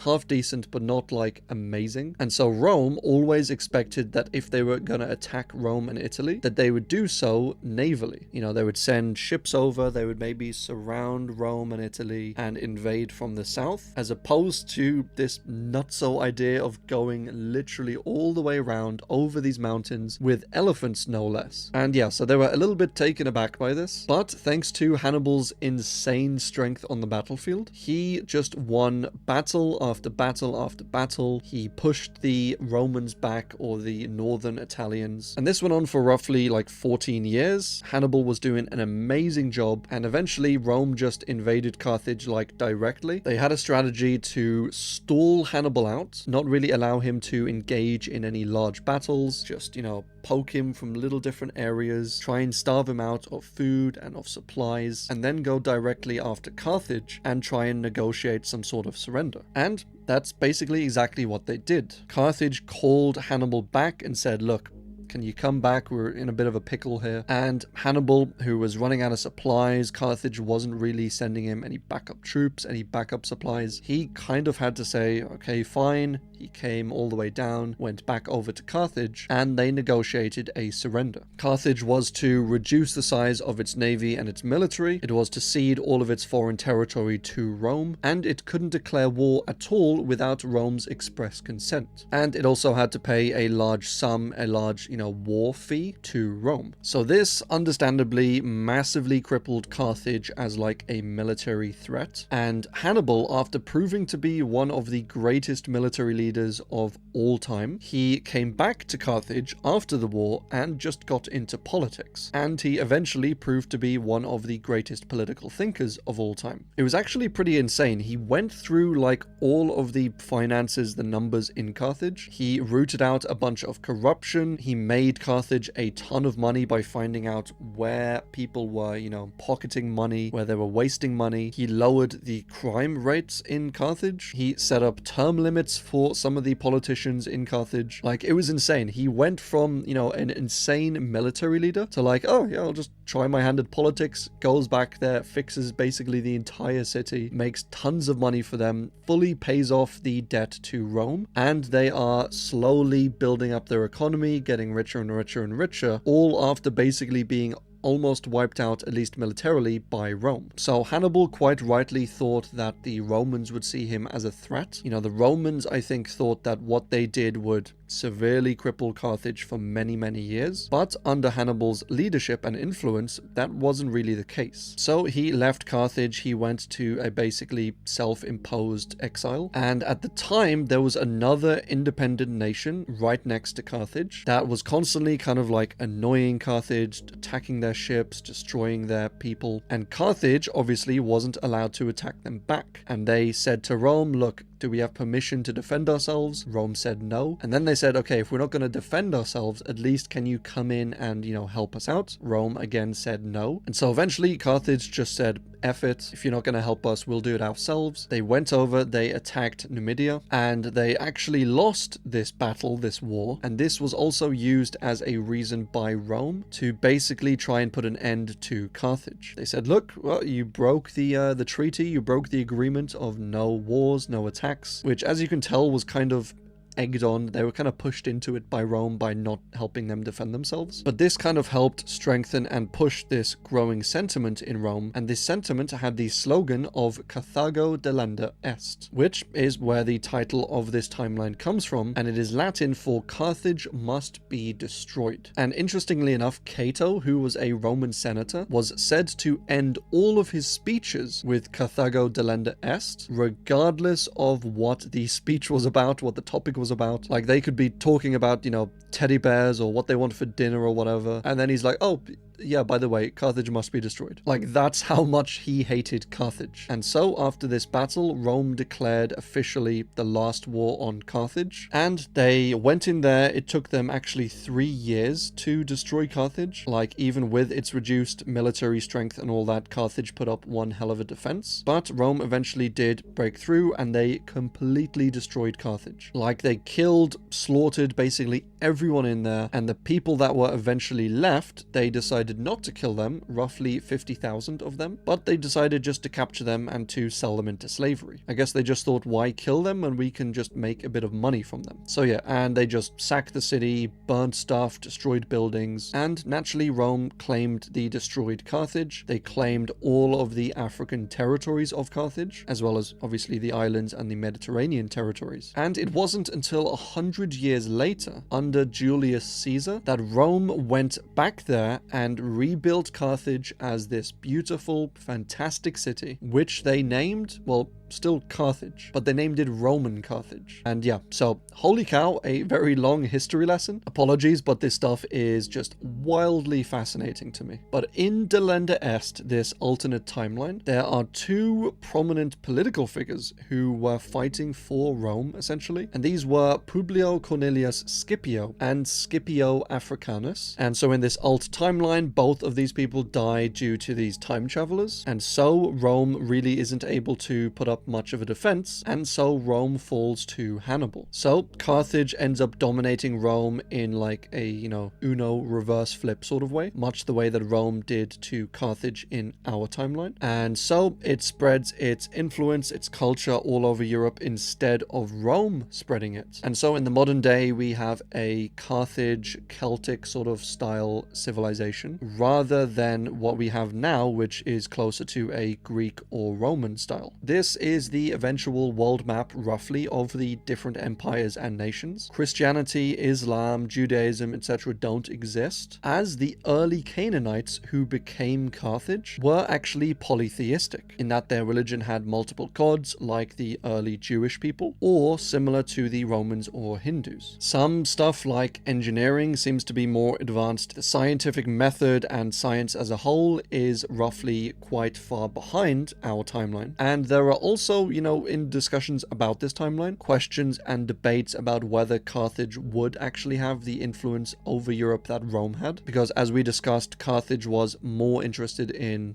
making money, making good trade deals, not necessarily in invading other areas and spreading their culture, like, obviously Rome was. And so it is suggested that if Carthage did win this war, that instead the Celtic influence would have spread rather than the Carthaginian influence. So maybe everyone in Europe would be speaking, Celtic now, who really knows? And that is Delenda Est. And honestly, the alternate timeline is a quite minor part of this, I think. The real, absolutely amazing, fascinating thing is the history of Hannibal and Carthage. And yeah, so as I said, if you like history, if you like this sort of thing, absolutely go on a deep dive about Carthage. Until every drop is paid. So this is an old history that has someone murder Lyman Trumbull, who Abraham Lincoln actually lost his Senate race to in 1954. Sorry, actually 1854. 1954 would be a case of time-traveling Lincoln, which sounds like a really cool timeline. But basically, his opponent was killed. Honest Abe becomes a senator a few years earlier than in our timeline. And because of this, he becomes a little more political, a little more aggressive and snappy for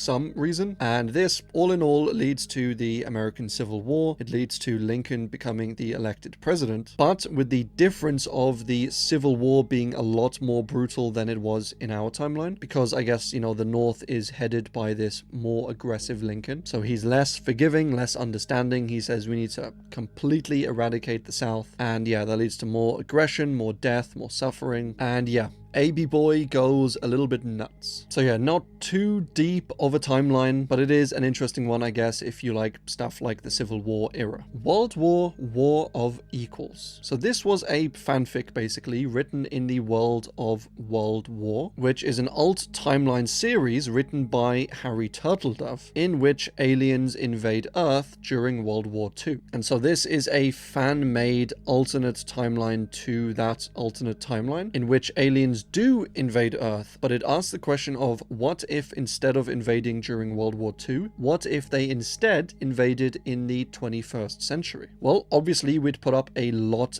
better of a fight against them. We'd have stronger weapons, we'd have stronger militaries, we'd have, you know, radars and all this advanced technology. And so the basic premise for this is that aliens send this probe outwards and they see mankind, they see Earth in like the Middle Ages sort of time. So they think, all right, this species is super weak. They just have spears and rudimentary guns sort of thing. Rudimentary guns being, of course, bows and arrows. And so they think they'll make for an easy invasion. But by the time they get here, of course, it takes time for light to travel, so they're actually seeing Earth in the past, and it takes them time to travel to Earth. So after all that is said and done, we are actually in the 21st century. So what they thought would be a piece of cake actually ends up being an entire cake, and that entire cake is now ready to kill them. And this timeline is similar in ways to the original alternate timeline, which we did actually cover. But one of the main differences, obviously, is that the aliens don't beat us quite so easily. A bunch of the countries around the world form like coalitions to defend themselves, to defend their neighbors. So it's some ways similar to the original alternate timeline, which is, I think, pretty cool in and of itself. But this one just has more of a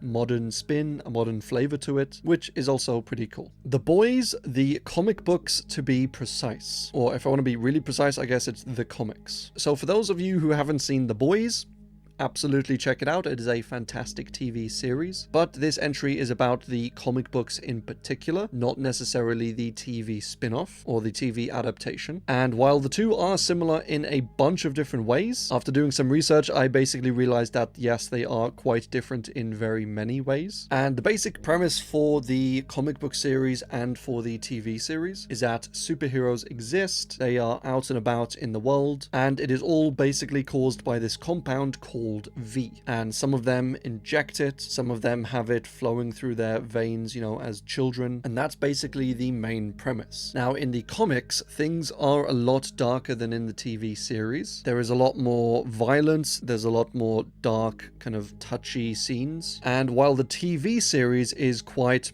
well-rounded, quite balanced in that regard. Like, it is a pretty brutal show, but apparently it doesn't go too far. It's not too cringy, too horrific. The comics go very far into this, and some people have said it's too far, you can't read it sensibly, but other people say that's kind of the point, that's the author's style. So everyone seems to have their own opinion on that one. But in the comic books, the Boys are this group of CIA-funded superheroes, or superpowered individuals, and they are basically charged with killing or, you know, eradicating any superheroes that end up stepping out of line. Whereas the TV series has the Boys as kind of the opposite sort of thing. They are more or less against the government, they're against big superhero, you know, and most importantly, I think, they are, at least not until the later series, they are not superpowered. So they are a bunch of regular dudes. They, you know, outwit these superheroes, they outmaneuver them, outskill them, and they do it not because they're CIA funded, but for their own personal reasons. And yeah, I think I tend to prefer the TV series version of this. Just the idea of them basically being unpowered individuals, them being underdogs, having to outmaneuver, outsmart these, you know, superpowered individuals. I think that reads a lot better as a story, because as I said, in the comic books, these individuals, these boys, are honestly some of the most powerful people in the entire series. So I think it kind of takes away a little bit from the suspense of it, but that might just be me. Looking to the west is an alternate timeline written by Thomas Anderson, and it is one of the longest lasting, longest surviving alternate timelines out there. I mean, I say longest surviving like it's thousands of years old or something, but no, like most alternate timelines, you know, they write in them for a few months, maybe a few years, and then it just kind of dies off, they stop writing. But this one has been going on for a good few years. It diverges from our timeline in 1727, when the soon-to-be King of England, George II, literally ends up just falling over at his coronation. Basically, one of the guys there plays, you know, the wrong note on one of the songs. George gets surprised by this because he's not expecting it. He ends up tripping over, falling over, and his son ends up laughing at his fall. And George takes this so personally that he basically exiles his son and, yeah, sends him over to live his life in America. Which, like, what the hell? So a very minor, honestly, quite boring point of divergence. Like, I don't think anyone is lying awake at night or, you know, staying up late with their buddies being like, you know what, I've always wondered, what if George II of England actually fell over during his coronation? And everyone's like, oh, that's mad, I've never thought about that. So yeah, the point of divergence is, I think, a little plain, but it does butterfly with some, you know, more changes, some bigger changes further down the road. It would take me days and hours and videos to explain all of the changes in this timeline, because as I said, it's quite a long timeline, there's a ton of detail in it, it's really well written. But as a few changes, Napoleon ends up growing up in Britain instead of France, and he doesn't go by Napoleon, he ends up going by Leo Bone, which is a pretty rad name. Britain actually loses the Battle of Trafalgar. The US Civil War does still happen, just, you know, with a lot more racism, and most countries, most political systems end up slightly changing in some way or the other. But yeah, I think for this one, you really need to love history. As I said, it's a lot to read, there's a lot of detail, a lot of depth in it, which if you love history, if you're a history buff, history nerd, absolutely check it out. But if you want a more silly, maybe time travel-y one, light-hearted one, or just one that's easier to consume and read, this might not be the one for you. Zippang is a manga set in an alternate timeline in Japan, where it's basically the same timeline, but a Japanese navy force from the year 2000 ends up through some time traveling means getting sent back 60 years to World War II. They're out on this little excursion, little training exercise with the Americans, and all of a sudden they lose contact with their other ships. So it's very strange, they're kind of lost, they're bopping around in the ocean, they can't really see or contact anyone, and then they detect another ship out there and they're like, oh, thank God we finally found them. Except this other ship is the Yamato, which is this huge Japanese battleship that actually sunk in 1945. They soon see, you know, other World War II ships pop up, and they manage to evade and escape from these other ships. And the whole series, the whole alternate timeline, is basically like one big moral dilemma. You see, they're obviously stuck here in the past, and a ton of the dialogue is questioning whether they should go back to Japan, whether they should help out Japan during World War II, you know, tell them of the upcoming US attacks. And since this modern Japanese Navy force has obviously a modern ship, modern technology, modern information, if they joined forces with the World War II Japan, they could arguably win the war. It's not entirely certain if just one modern ship would actually be able to do that, but they would definitely be able to hold their own and maybe to influence the outcome of the war. But they basically come to the conclusion that the Japan that they grew up in, or at least the one they knew from the modern era, isn't really the same one that was in World War II. As you know, it was ruled by different people, by very militaristic, brutal warlords. And yeah, it's kind of like modern Germany going back to World War II to fight for Germany. You know, even modern day Germans, I don't think would support Germany in World War II. At least not, you know, that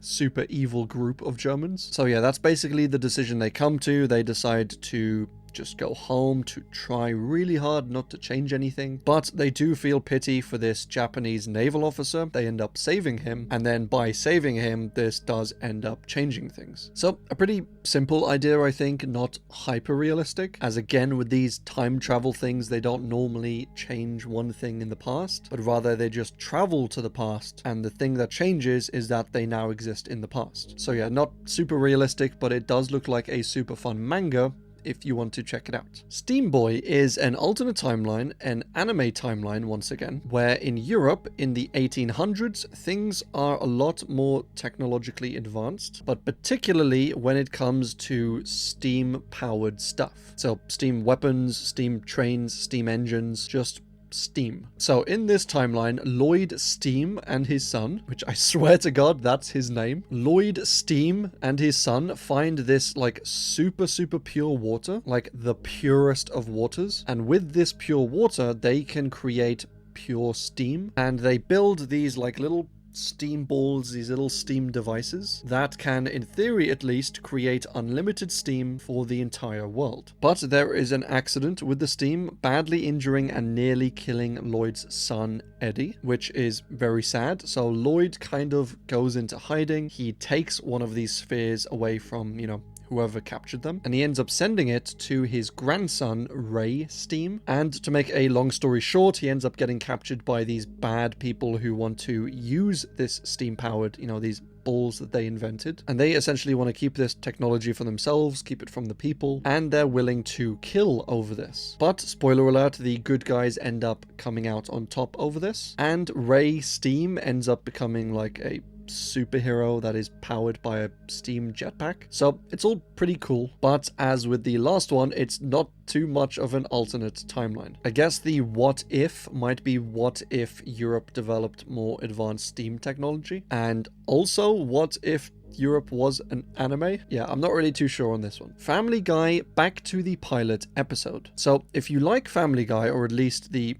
earlier series, like the later seasons kind of fell off quite hard in my opinion, but if you like early Family Guy, this one is absolutely fantastic. And before I spoil it, I would recommend just going and watching it. It takes a few minutes, and yeah, it's a fantastic episode that I massively enjoyed. But anyway, Stewie and Brian end up going back to the 31st of January 1999, which is the exact date that the very first episode of Family Guy aired. And there is the plot line of the episode, which I'll get into in a little bit, but a lot of the episode is just Stewie and Brian commenting on strange things from the past. So, strange editing errors from the first episode, strange plot errors, different ways that people reacted, different characters that never really made it through the, first few episodes, and just how insanely different of a character, for example, Stewie actually was. The fruition of my deeply laid plans to escape from that cursed ovarian Bastille.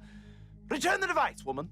Jeez, what'd you carry a thesaurus around with you? Which, yeah, fantastic episode. But with time travel involved, things obviously get a little bit messy. Future Brian ends up telling past Brian about 9/11 and, tries to get him to stop it, to prevent it, which he does do, but because 9/11 never happened, there is less sympathy for George Bush, and so he ends up losing the 2004 presidential election, and because he loses, he travels back down to the South and basically starts a new US Civil War, and this results in nuclear war between the North and the South, and so when Brian and Stewie come back to the future, the world is like an apocalyptic wasteland. So they have to go back in time to stop that, and the changes they make do stop that, except when they go back this time, Brian ends up telling his past self about the entire plot to Harry Potter, and so instead of J.K. Rowling writing Harry Potter, instead now Brian has written Harry Potter. So Stewie is like, oh, Jesus Christ, Brian, and they have to go back in time again. And yeah, they do eventually end up more or less fixing the timeline, but it is super fun leading up to that point. I won't spoil the actual ending, but it doesn't really matter much to the plot or to the timeline. But yeah, if you like early Family Guy, I would highly recommend checking this one out. Amerindian Arbalists, or Cross My Heart, This Is My Crossbow, an allo-historical tale of the Amerindian Arbalists, which, that just rolls right off the tongue. But this alternate timeline explores the question of what if the Native Americans, what if they simply invented the crossbow rather than just stalling at the bow and arrow? Now, when we're comparing crossbows to regular bow and arrows, the crossbow is superior in very, very many ways. And while it's not superior in every way, obviously these situations where it's better to use a regular bow, I'm sure the Native Americans would just use a regular bow, but where it benefited them to use a crossbow, crossbow, which is honestly in most situations, this would essentially have given them a, greater edge against the Europeans. And I'm not saying it would give them a complete edge, because the Europeans also would have invented crossbows. And obviously the Europeans actually came with, actual firearms. But basically the crossbow can, hold much more tension than a bow can, and so it fires out faster, it's more accurate, it has in some cases a lot more range, and you often use a lot less energy and physical strain while using them, and they require a lot less training to be fairly decent at them. So as you can imagine, if crossbows were invented in the Americas, in this timeline at least, it explores different types of crossbows that they used, from regular handheld ones with different cranks and different frames, all the way up to giant ones that are used to shoot down the dragons in Game of Thrones. But since the Native Americans weren't really up to speed with metals or properly smelting, this timeline has them using mainly wooden ones, which obviously can't hold as much power in them, as if you keep cranking up a wooden one, it will eventually just snap, but they are still a lot more powerful than regular wooden crossbows nonetheless. And so, because in this timeline they have crossbows, they're able to fight off a little better against the European settlers, and so they're able to hold on to a lot more of their land, a lot more of their wealth. And so the Native Americans, not just the, American Indians, but also the Aztecs, the Incas, basically any indigenous people, they have a lot more territory, a lot more land, and a lot more wealth than they do in our timeline. SCP-444, Bush versus Gore, is... okay, this is a massive outlier in this list, I think, because it's not really an alt timeline so much as it's just an SCP, which, if you haven't heard of them, SCPs are fantastic, and I'm actually preparing to do a SCP iceberg soon enough. But this SCP-4444 is a creature or entity, I guess, that is shaped like a invisible pyramid that can only be seen with infrared light, and its aim as an entity, as a species, is to basically infect the mind of the most powerful thing on a planet in a system, and then while it's controlling this being, it basically uses them to increase greenhouse gases to such an extent that it destroys the entire planet. So yeah, a very strange specific entity. And so this SCP entry says that it basically came down to Earth with the plan to invade the mind of the President of the United States, and then obviously to destroy the planet with greenhouse gases. But it confused the President with the Vice President for some reason, and so it invaded the head of Al Gore, who was Vice President back in the 1990s. And so this entry says that is why Al Gore ran for the presidency in the year 2000, because it was actually this entity that wanted to become president, and then once it was president, it would be able to,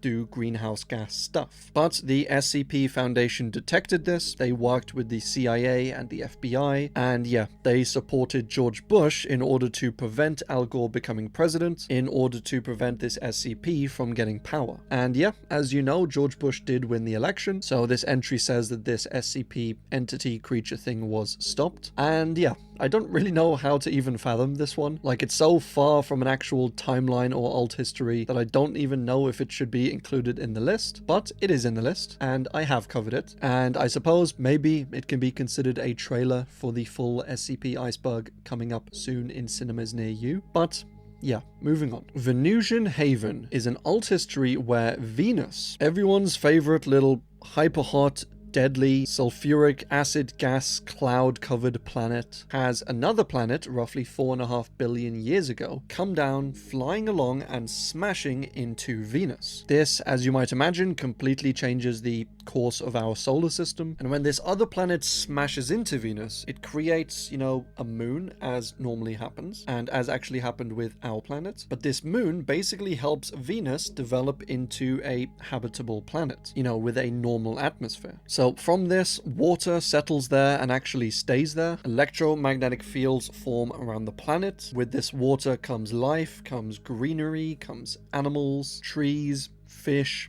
bugs, iPhones. Well, maybe not iPhones, but life. And the early days aren't too much different to our timeline. You know, eventually astronomers do spot Venus like they did in our timeline. They also spot Venus's moon, they track it. But in this timeline, they actually end up flying out there, with the Soviets being the first people to actually land on Venus. And soon after this, more and more people actually land on there. They start populating Venus. And in 2001, all of these nations declare independence from Earth. And this is as the Confederation of Kamchatka, which ends up being the first nation on Venus. And yeah, over time, loads of nations end up sending people up onto Venus, both before and after they declared their independence. The population of Venus and all the nations continue to grow. And yeah, you get all of these cool nations with these cool flags, which you can check out here. And I mean, I love a good flag, but it's not really a historical alt history, I don't think. You know, the point of divergence happened before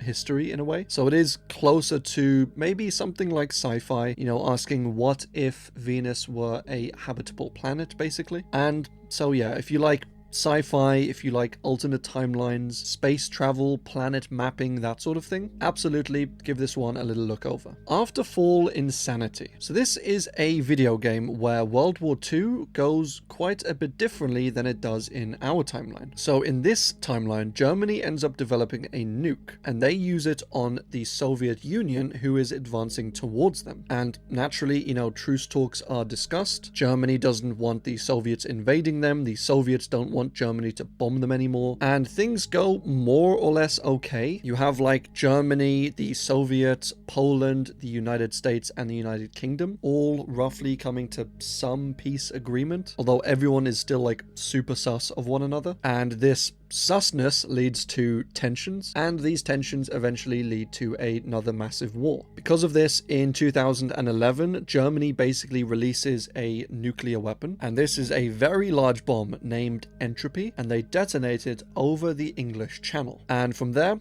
obviously everything kicks off, and people either go deep underground, or they unfortunately perish. And Afterfall takes place in a world where decades after this war takes place, the people who survived, who are deep below the ground in these vaults, they are basically fighting to survive against themselves, against their vault members, and against, you know, just sanity and whatever else might be lurking down there. So yeah, a pretty surface level, if you'll excuse the pun, game or timeline. You know, it doesn't go super deep into the details because it is more of a game than like, you know, an actually written out timeline, but it does sound like a pretty cool one nonetheless. 1/6, the graphic novel issue number 1. What if the attack on the US Capitol succeeded? So whether you think that January 6th was a patriotic protest, or an actual insurrection attempt, or a mostly peaceful guided tour of the Capitol, or just a bunch of idiots causing chaos and destruction, that is up for you guys to decide. I won't really get into that whole issue. So in this timeline, Trump ends up taking over the entirety of America in like a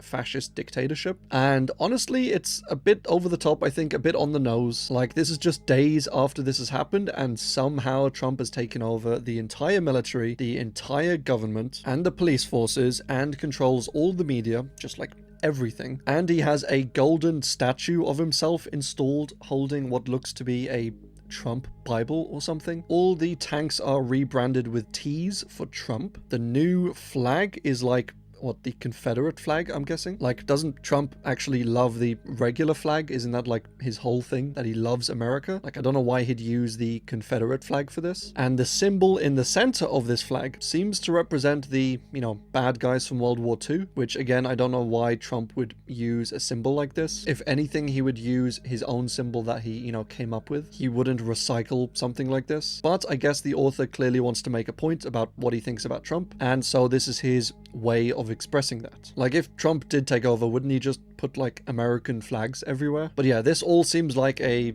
I don't know, panicky kind of fever dream about all the worst things that might possibly happen. But as I said, it reads kind of very differently. It's not like an actual political, historical, you know, prediction about what might happen. It seems very on the nose, very exaggerated, very cartoonish almost. But that's the alternate timeline, so yeah, moving on. The Day After is a 1983 film that is, well, the cover at least is super interesting, and it helps, I think, give a general vibe about this type of timeline. It says, "They told us it would be impossible for us to make this movie. They told us it would be impossible for you to watch it. We hope nothing is impossible. The Day After." Amazing. But this is a timeline in which NATO and the Warsaw Pact end up fighting quite badly over East and West Germany, which, ends in a nuclear war. And it's a fairly realistic, fairly dark series of events. The bombs go off, people end up finding shelter wherever they can. There is death and radiation and injury almost everywhere.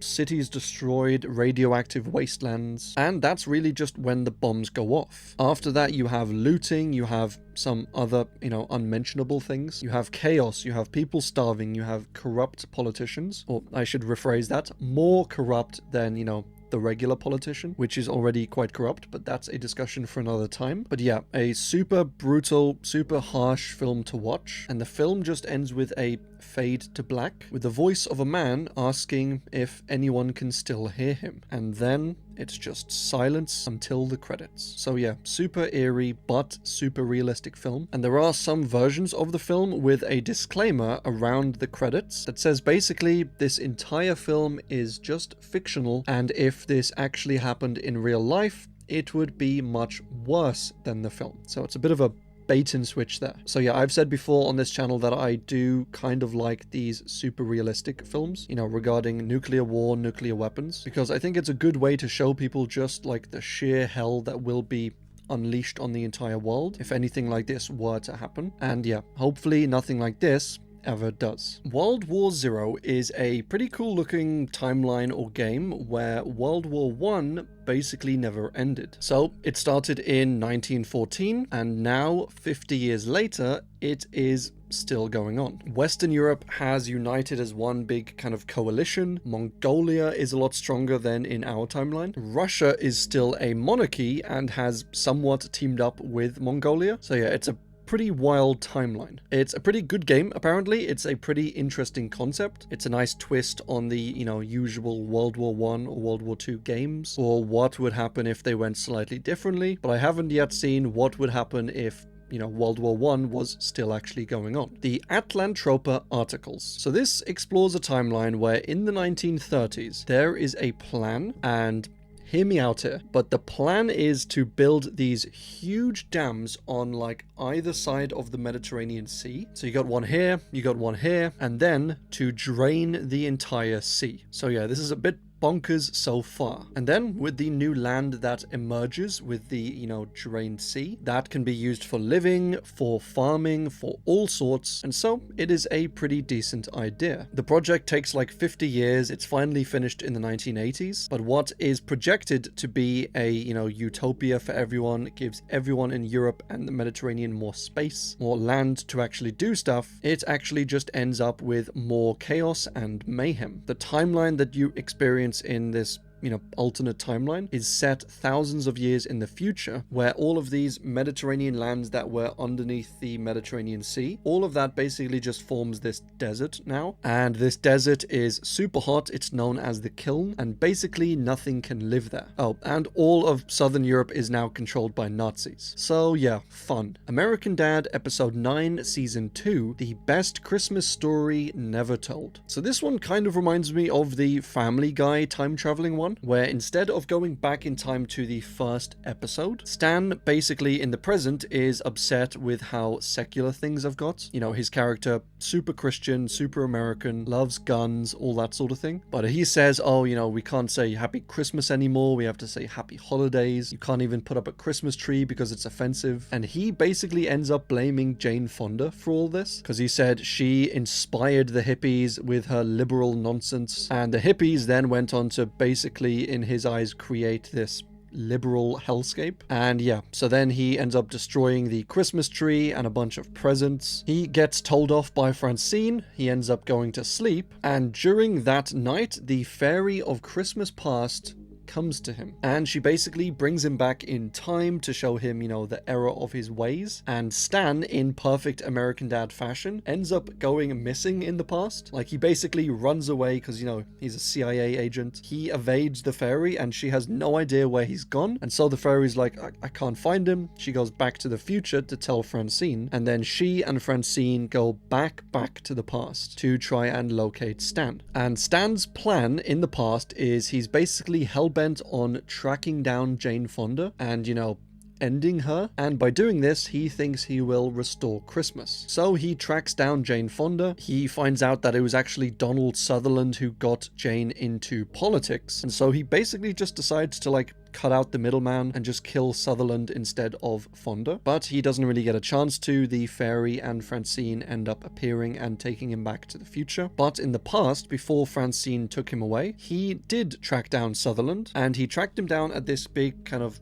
Hollywood party. And at the party, he met Martin Scorsese, who, among other things, made Taxi Driver. And Stan basically, in passing, convinces him to, ease up on the wacky tobacco, the devil's flower sort of thing. And when they get back to the future, it is just complete madness. The town is just barren, empty. There are Soviet tanks driving around everywhere. And what basically happened was Stan convinced Martin to ease up on, that sort of stuff. So Scorsese starts taking less of it. And as a result, he doesn't make Taxi Driver. And because he doesn't make Taxi Driver, Jodie Foster never obviously appears in the film. And because she never appears in the film, a man named John Hinckley never gets obsessed with her. And Hinckley was the man who tried to assassinate Ronald Reagan in 1981. And the reason he gave for this was because he was obsessed with Jodie Foster and he basically wanted to impress her. And so, because all of that never happens and Ronald Reagan ends up not going through the assassination attempt, then people are less sympathetic towards him. He ends up losing the 1984 election and he loses to Walter Mondale, who, once he's elected, ends up basically surrendering the United States to Soviet Russia. So yeah, that is one hell of a timeline. So they go back in time to try and fix this. Stan decides to basically make Taxi Driver himself, which still doesn't fix the future, and the fairy of Christmas past basically tells Stan that the only way to fix the future is for Stan to shoot Ronald Reagan himself. And Stan doesn't want to do it because he says that's his favorite president, but ultimately he does actually do it. They do go back to the future and things are more or less fixed, with only one really minor change. So the fairy gets Stan a Christmas present, and this present is a brand new gun, which it's so Stan. And he is a bit confused because you normally need to wait a week to receive any gun that you buy. And this was introduced in the 1990s and they called it the Brady Bill. And this was named after James Brady, who was shot in the Ronald Reagan shooting. And so they brought in this bill to say, we should put some time in between when you buy the gun or when you're authorized to buy the gun and when you actually receive the gun. And so since Stan only shot Ronald Reagan in the past, the Brady Bill never happened and you can now get guns, instantly. Which of course Stan sees it as that's the perfect America, and it is kind of a fun ending to a great episode. The towers still stand. So this takes place in a timeline where the 9/11 attacks basically fail, and, if you will, the towers still stand. And the timeline basically takes us through them trying to stop these terrorists continuing their attack. Because as we all know, the bad guys never just stop after one attempt. And this attempt was disguised because the planes actually hit into each other and not the towers, and so nobody really knows that these towers were their target. It's written kind of like a suspense, like a thriller novel, where a few people know about the bad guys' intentions and their plans, and they're trying to get people to believe them so that they can thwart their future attacks. But yeah, it brings up a good question about what might have happened if these attacks never took place. Would Bush have been re-elected in 2004? Who knows? Would the US have invaded Iraq? Also, who knows?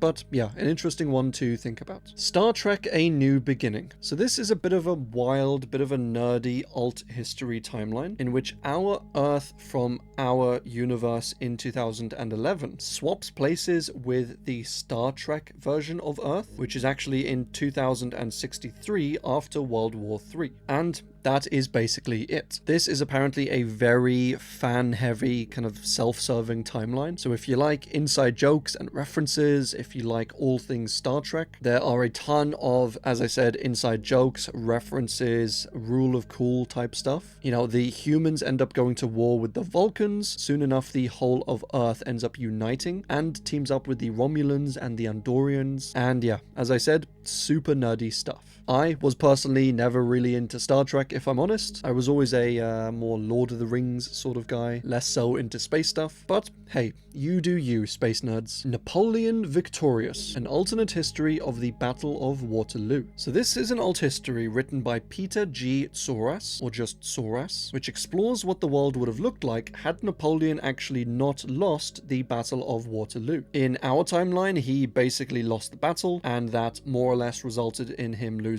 his power and more or less the end of the French Empire. So if Napoleon had, maneuvered his pieces slightly differently, if he started a battle a few days earlier or a few days later than he actually did, maybe if the weather had been slightly different, maybe more windy, more rainy, whatever, things might have gone very differently. This timeline is very historical based. It's very well written and goes into the actual militaristic maneuvers and the armies and that sort of thing. And yeah, it seems like if a few things did actually go different, perhaps he could have won the war. But there was the, oncoming Austrian and Russian empires or armies. So the other question is whether he could have fought them off as well, or whether even after winning the Battle of Waterloo, if he would have just lost to them anyway. So yeah, a great timeline and a especially interesting one if you are a history buff. July's People is a 1981 novel that takes place in South Africa in the near future, where a violent uprising ends up happening, the government is overthrown, the apartheid is ended, and because of this, a bunch of the white middle class and upper class families have to basically try and seek safety elsewhere. So the timeline follows this one family, the Smales, and they are living in Johannesburg. They're kind of in danger, so they go with one of their black servants, July, to stay with him in safety with his family in his village. And the story just kind of goes on from there. The Smales family, especially the mum Maureen, kind of find it hard to adjust to this new life. They have to leave all of their stuff behind. They're living in a village instead of their middle to upper class home. And also the power dynamic is kind of shifted. You had the black people being oppressed under the apartheid in South Africa, with the white people kind of feeling superior. They had black servants, but now they're staying in someone else's village, and they are kind of now dependent on these villagers, on their former black servant July, for their food, water, their safety. And so the power dynamic, the power shift is kind of flipped around. It's an interesting perspective, an interesting look into the whole apartheid thing. And this book has actually been banned multiple times over the years for stuff like, but not limited to, questionable subject matter, unacceptable language, perceived racism,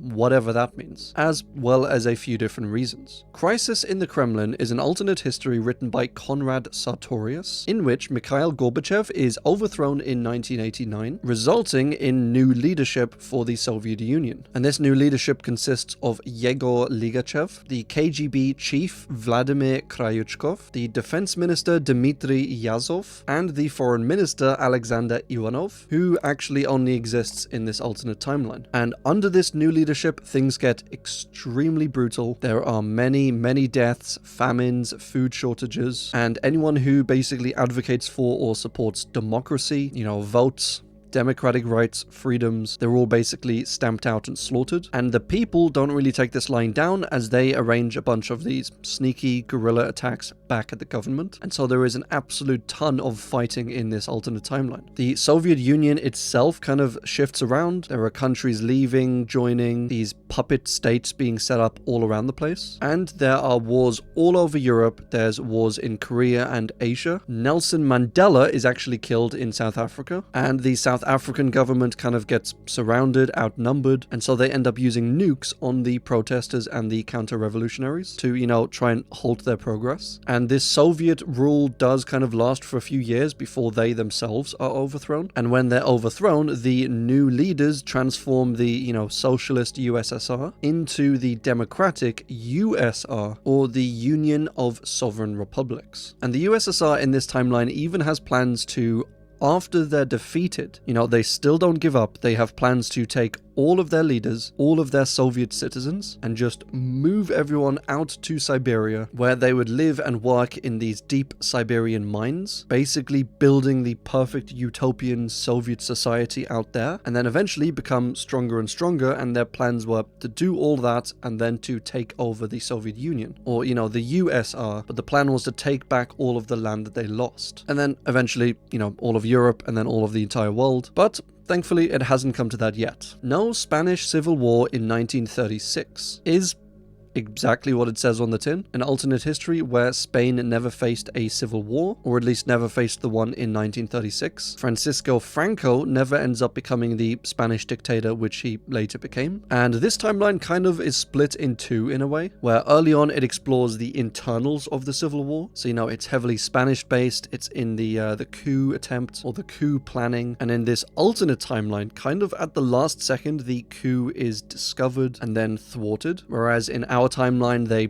never discovered the coup plans, and then this takeover ended up happening. Francisco Franco became a dictator. But yeah, in this timeline, the plans are discovered fairly early. The conspirators or coupists are, stamped out, and this would mean, according to this timeline, a more democratic Spain as opposed to a dictatorial one, at least as far as the 50s, 60s, 70s, 80s. And it's a pretty interesting timeline. No super major changes happen. There's no invention of plasma guns or time travel machines or anything, but it does lead to a more brutal, I guess, kind of 30s, 40s when compared to our timeline. And this alternate timeline is only up to 1943 at this point. So there's still a fair way to go in terms of alternate history. But yeah, pretty cool one. No W. So this takes place in an alternate timeline where George W. Bush, and it's just a lot more fun to say W like that, but George W. Bush dies in the year 2000 in a car crash, which obviously being dead prevents him from becoming president. And so, because he can't be elected, the Republicans instead nominate John McCain for their pick. And so the election is between John McCain and Al Gore, and John McCain does win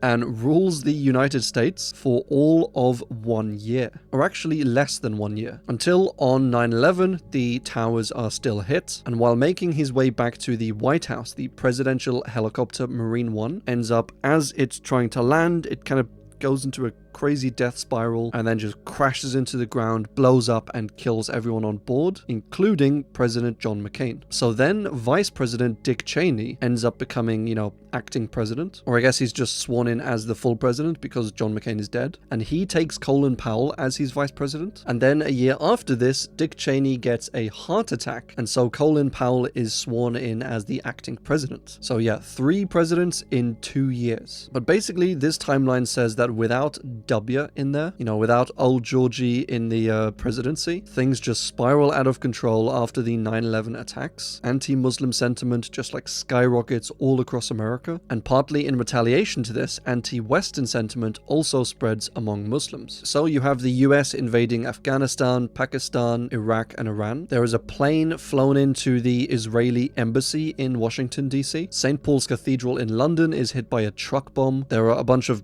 crazy other attacks in London, in various cities in America, and these all together kill hundreds of people. 2 Pakistani men try to assassinate Mary Cheney, who is President Dick Cheney's daughter, and they just go up to Mary as she's eating food with her girlfriend, shoot her and her girlfriend, but don't end up killing either one of them. And then a reverend gets up on TV and says, yeah, I hope that convinces Mary to see the error of her ways, to reconsider her life choices. Which, that's a hell of a thing to say. But this basically leads to a massive divide in America, where you have the extremely conservative, extremely Christian religious people. They're kind of slowly gaining more and more power. A ton of gay and lesbian people end up going to Canada for, perceived safety. These Middle Eastern attacks in the West keep on happening. Over in the UK, Prime Minister Tony Blair is shot and killed while out for a morning run. And then eventually, with only 1 year left on the presidential ticket, Dick Cheney dies from a heart attack while giving a speech, making Colin Powell the official president. A nuke is somehow dropped in Moscow, killing Vladimir Putin as well as a ton of higher-ups, which spirals Russia into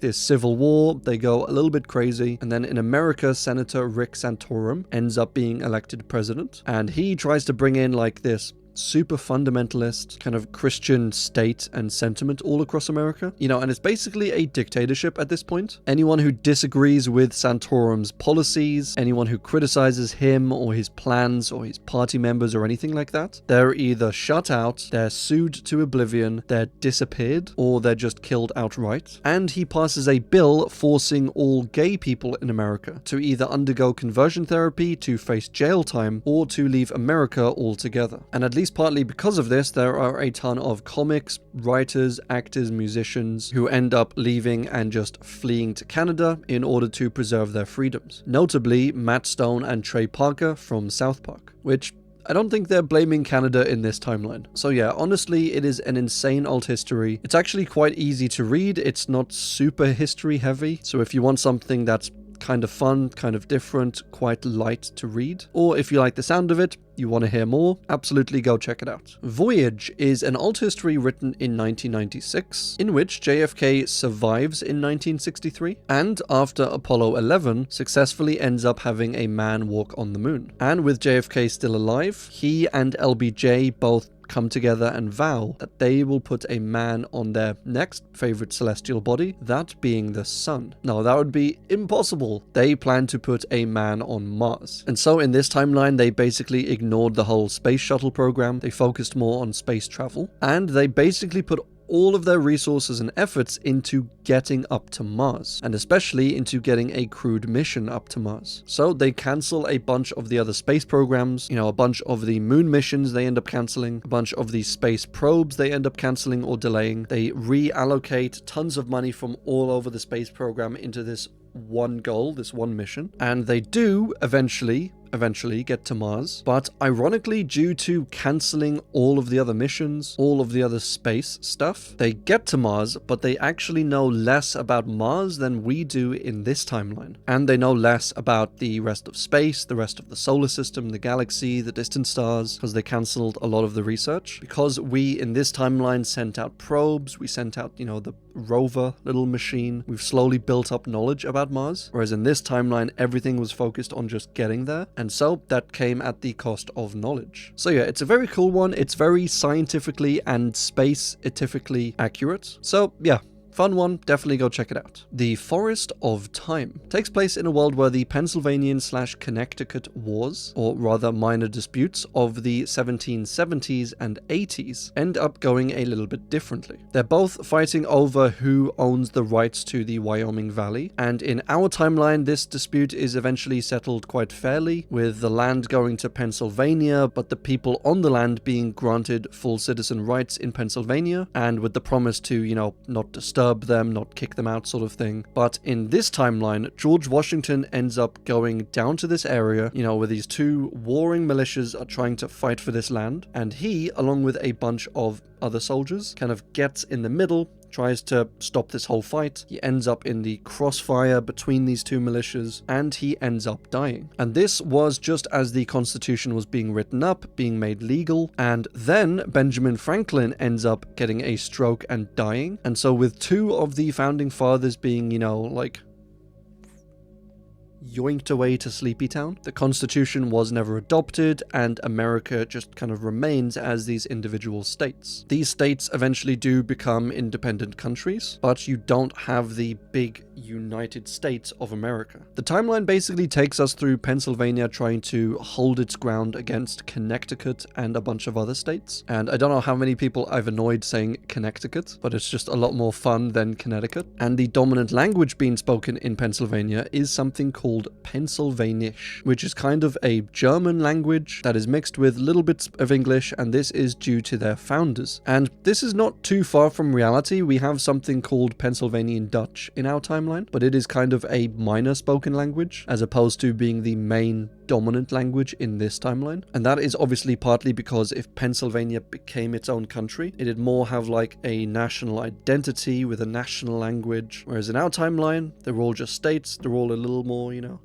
flowy in between one another. But the actual story of this timeline is there is a Pennsylvanian officer who finds this strange man in a forest, and this strange man is claiming to be from a country called the United States of America. Yeah, very odd. And the officer has obviously never heard of a country like this. But the man tells him that this is a world where all of these great countries of North America, you know, the country of Connecticut, the country of Pennsylvania, New York, New Jersey, Colorado, all of these countries are actually just states in the larger country of the United States of America. It spans from sea to sea, held together by something called the American Constitution and bald eagles and bacon. So this officer thinks that this man is at best insane and at worst just like a spy for New York or something. So he arrests the man, and the man all the while tells him of these tales that he's gone through, where he said he's been traveling around from timeline to timeline. You know, he visited one in which the Axis powers won World War II, which,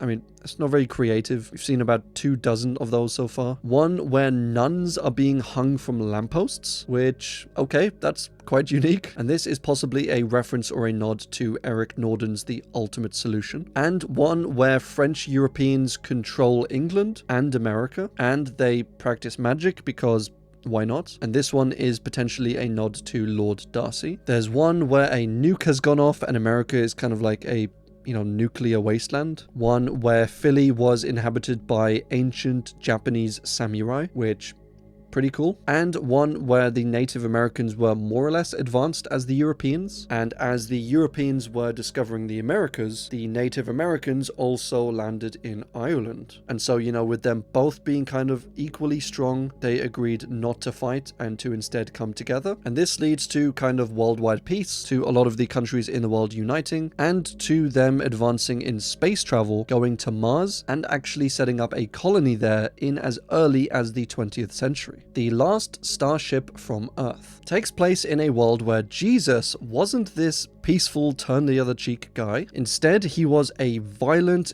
counter-revolutionary who overthrew the Roman Empire and established a full-blown theocracy and was eventually killed by a crossbow. And so the believers in Christ in this timeline, they wear like a little crossbow symbol, much like we wear the cross in our timeline. The theocracy that Jesus founded lasts to the modern day, so like 2,000 years, and it is a global superpower, mixing this strict theological rule with advanced weapons and technology, with one example being an AI pope. Like, imagine ChatGPT as the top religious figure in the entire society. Sounds pretty wild. But within this Jesus tech society, people are split up into these castes, much like you have in India, and it is very frowned upon to mix with other people in different castes, but especially to fall in love with them, to have relationships with them. And so in this timeline, there is a mathematician who falls in love with a poetess from another caste, and for this, he is exiled to hell,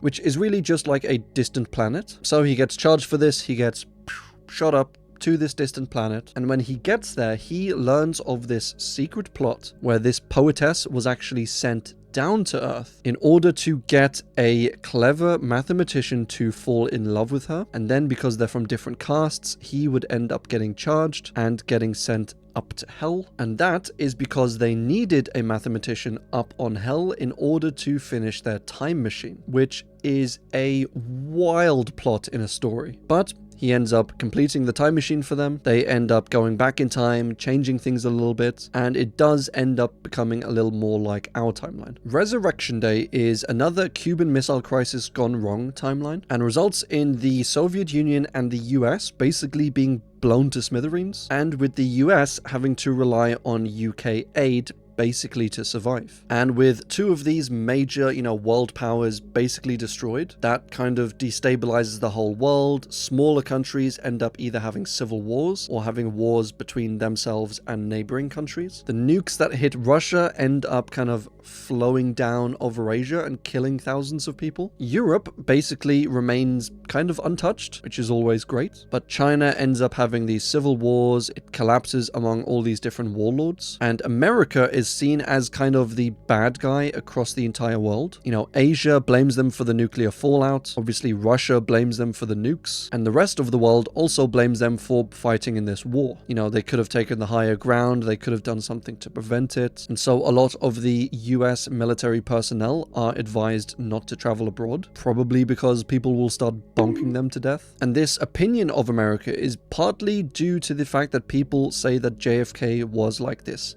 hot-headed, impatient, arrogant, war-hungry leader. And the Air Force tried to stop it kind of at the last second, but they ended up failing, and that's what triggered the war. Except later on in the timeline, they discover that JFK was absolutely against this war, and he was actually close to a peace deal with Khrushchev towards the end, but it was the US military who basically ended up sabotaging these talks and more or less started the war, which, yeah, that kind of checks out. Oh, and Cuba is basically this atomic wasteland. Britain is looking to kind of coup d'etat America, you know, get revenge for the whole 1776 thing. And yeah, that's the timeline. In the presence of mine enemies is another Adolf Wins timeline by our favorite author, Harry Turtledove. And I feel like if he didn't write stories, then histories just wouldn't be a thing. But the bad guys win World War II, then go on to fight another world war in the 1960s, which Germany also wins, leaving the US and Canada and a lot of the rest of the world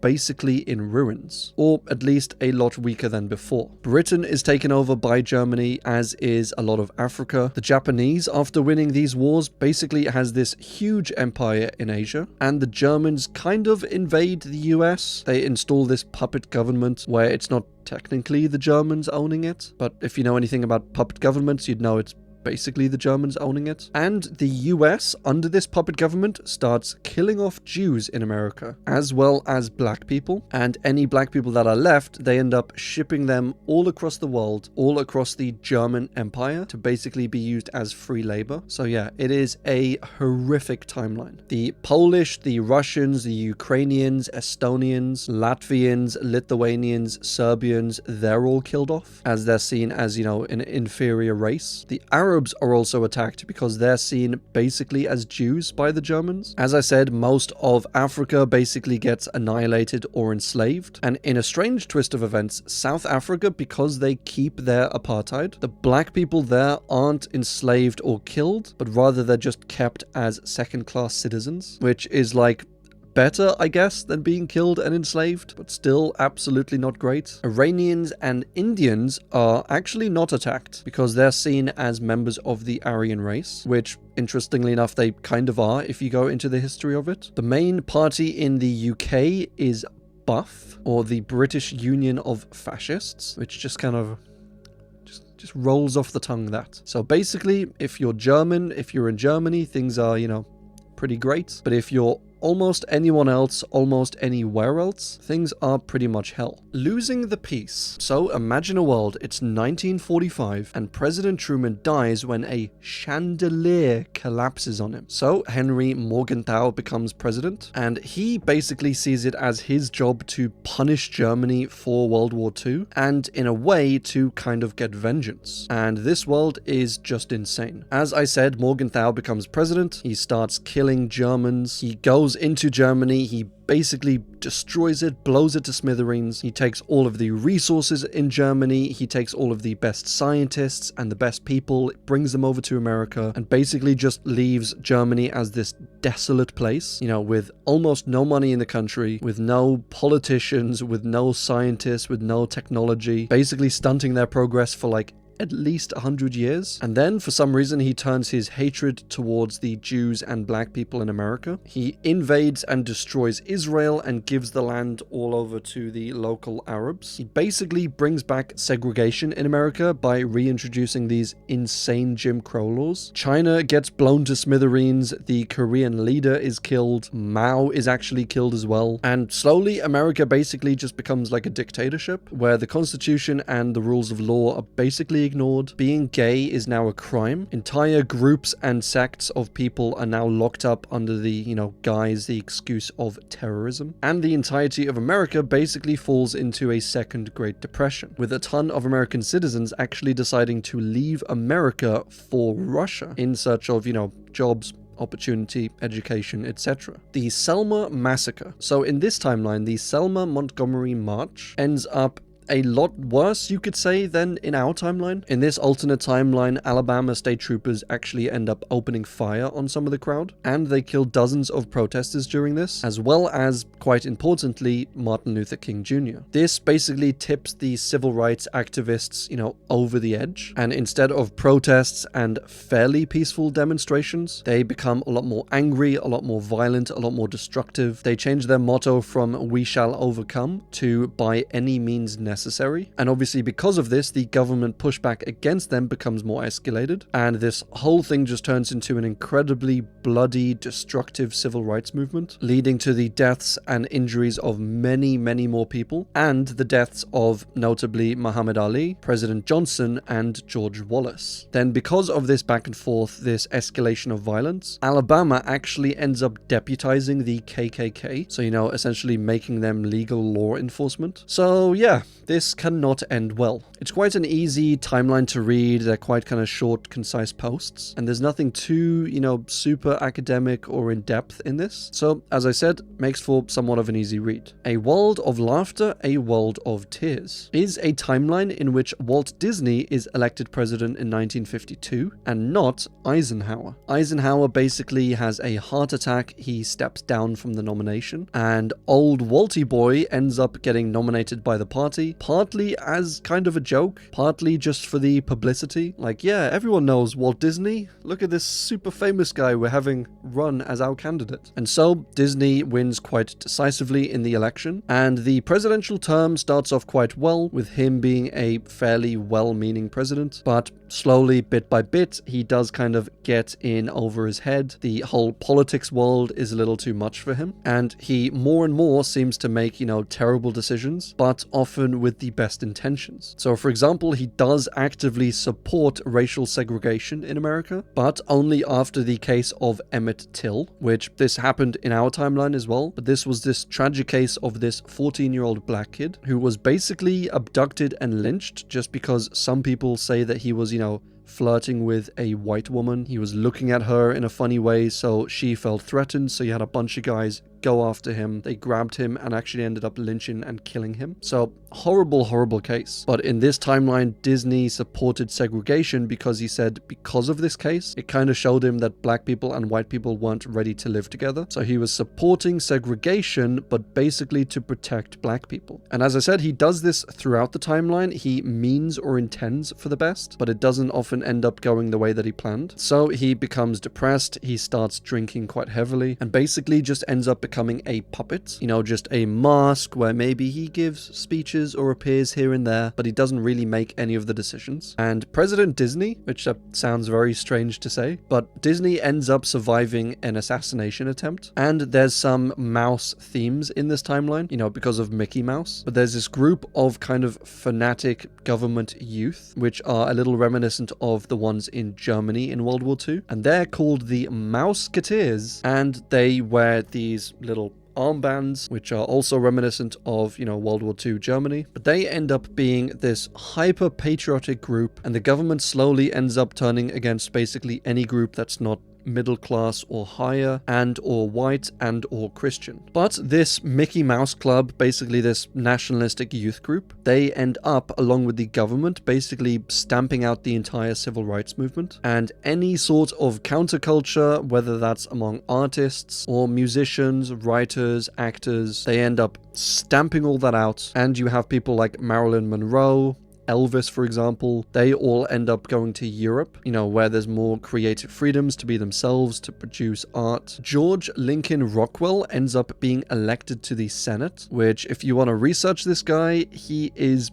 not a good guy. The Disney animation department basically just starts making animations, making stuff for the American government, and ends up basically being a propaganda department. So it is a wild timeline. It was finished in 2010, and its sequel, When You Wish Upon a Star, was started initially, and then it went on a pretty long hiatus before being restarted in 2019, and it is still currently being written if you would like to follow along. The Fountainhead Filibuster, Tales from Objectivist Katanga. So if you haven't heard of Ayn Rand, this is her. And she was a American-Russian writer who basically invented the philosophy of objectivism. And I'll summarize it for you here, but it basically says that objective reality is all that there is. Individual rights are one of the most important things in a society or in life, and that people should basically do whatever they want all the time and never give in to authority. And she argued that this would result in a much better, much fairer society, and that personal happiness and personal freedoms is the best metric to measure any society by. So in this timeline, L. Ron Hubbard, of all people,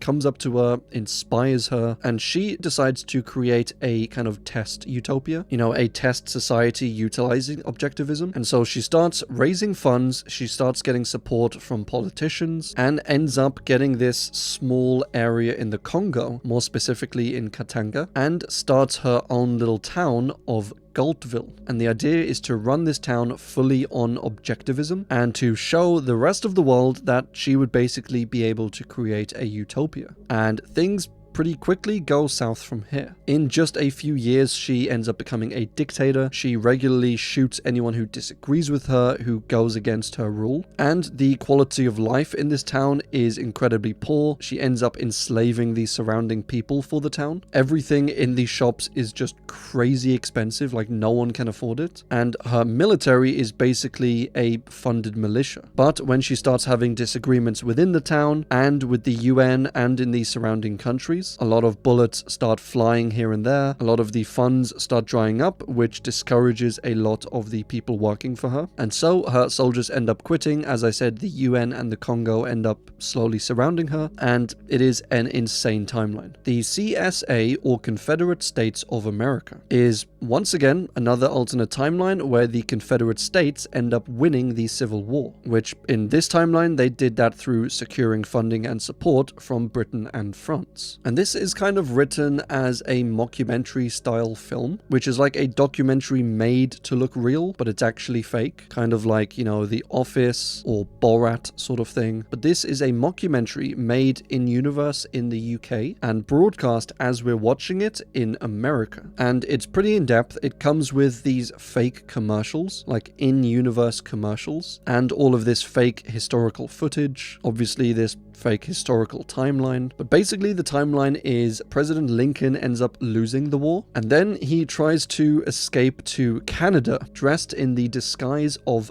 blackface, which I don't know about that. I mean, he might fit in with Trudeau, but that's besides the point. He is allowed to live and then eventually exiled to Montreal. As I said, the Confederates win the war. Slave owning is written into the Constitution as a right. They eventually end up invading southward into Central and South America as well. And they join Germany in World War II because why not? And fast forward to the modern day, the CSA is still powerful, they still suck, slavery is deeply ingrained into their society, and yeah, it is a horrible place. The Oswald Bastable Trilogy. So these were these 3 books written by Michael Moorcock, which that is a great male stripper name. But this was in the 1970s and 80s. And the trilogy features mainly Captain Oswald Bastable in British India. And the year is 1902. He is sent on a mission to Kambalari, which is this independent area somewhere around India, Nepal, Tibet sort of region. And while he is there, his team basically gets captured. He manages to escape and then gets hit by an earthquake while underground, and when he wakes up,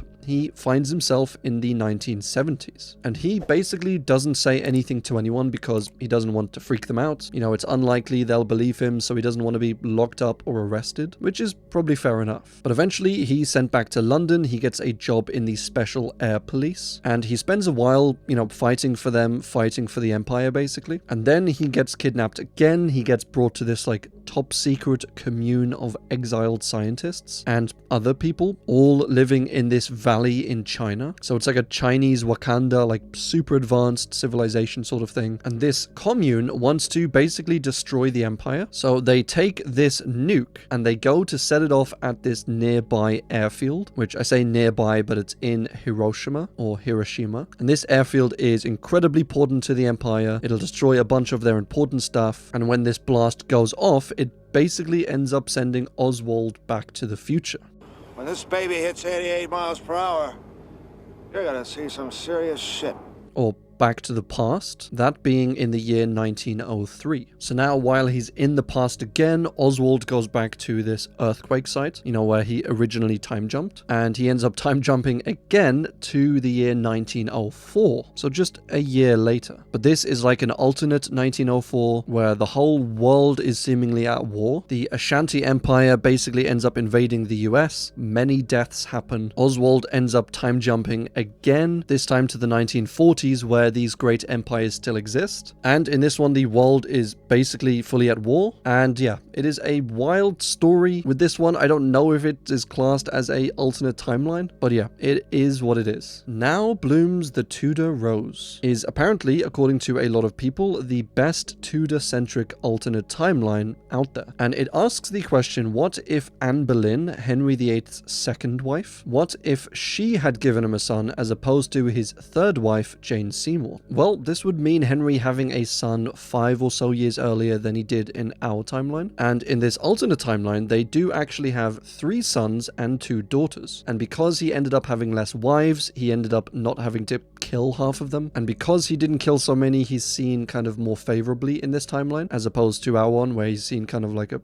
crazy monster. And it's a wild alternate history that honestly reads a bit like, Game of Thrones. There's a ton of political and familial drama. It goes very deeply into the royalty and to plots and betrayal and betrothal and love, murder, wars, conquest, religion. It's all pretty great stuff. The world building is apparently fantastic, the characters are really well written and fleshed out, and although it does cover some quite serious topics, the commentary ends up taking the edge off because of how, sometimes snarky and sarcastic and lighthearted it is. So if you like stuff like Game of Thrones, if you like medievally or Tudor evilly stuff, absolutely check it out. The Iron Dream is an alternate timeline where Adolf emigrates to the US, and this is following the First World War, and he ends up using his art skills to basically become a pulp fiction writer, and then later on a science fiction writer. And he writes these science fiction stories with like little sprinkles of fascist propaganda in there, and it makes for one hell of a timeline. And that's kind of the main story in the timeline. That's the story of the actual timeline itself. And then there's a second story within the timeline, and that second story is the story of Adolf's story that he writes. And the book that Adolf writes is called The Lord of the Swastika. Which, this book then becomes a Hugo Award-winning novel and is celebrated in, sci-fi conventions with a bunch of these unknowing nerds actually dressing up in the outfits and costumes and uniforms that a lot of the people in the novel were wearing. And as you can imagine, a lot of these uniforms were basically the bad guys from World War II. So yeah, a lot of people cosplaying as them. It's pretty wild, even though they don't really exist in this alternate timeline. But Adolf's party in Germany kind of rises and falls without him there. It collapses completely in the 1920s. Germany ends up facing a communist uprising in the 1930s. And because of this extra communist support, the Soviet Union obviously doesn't have to fight Germany. And so they end up actually invading the UK and a lot of South America, and eventually try to take over the entire world. Japan is one of the,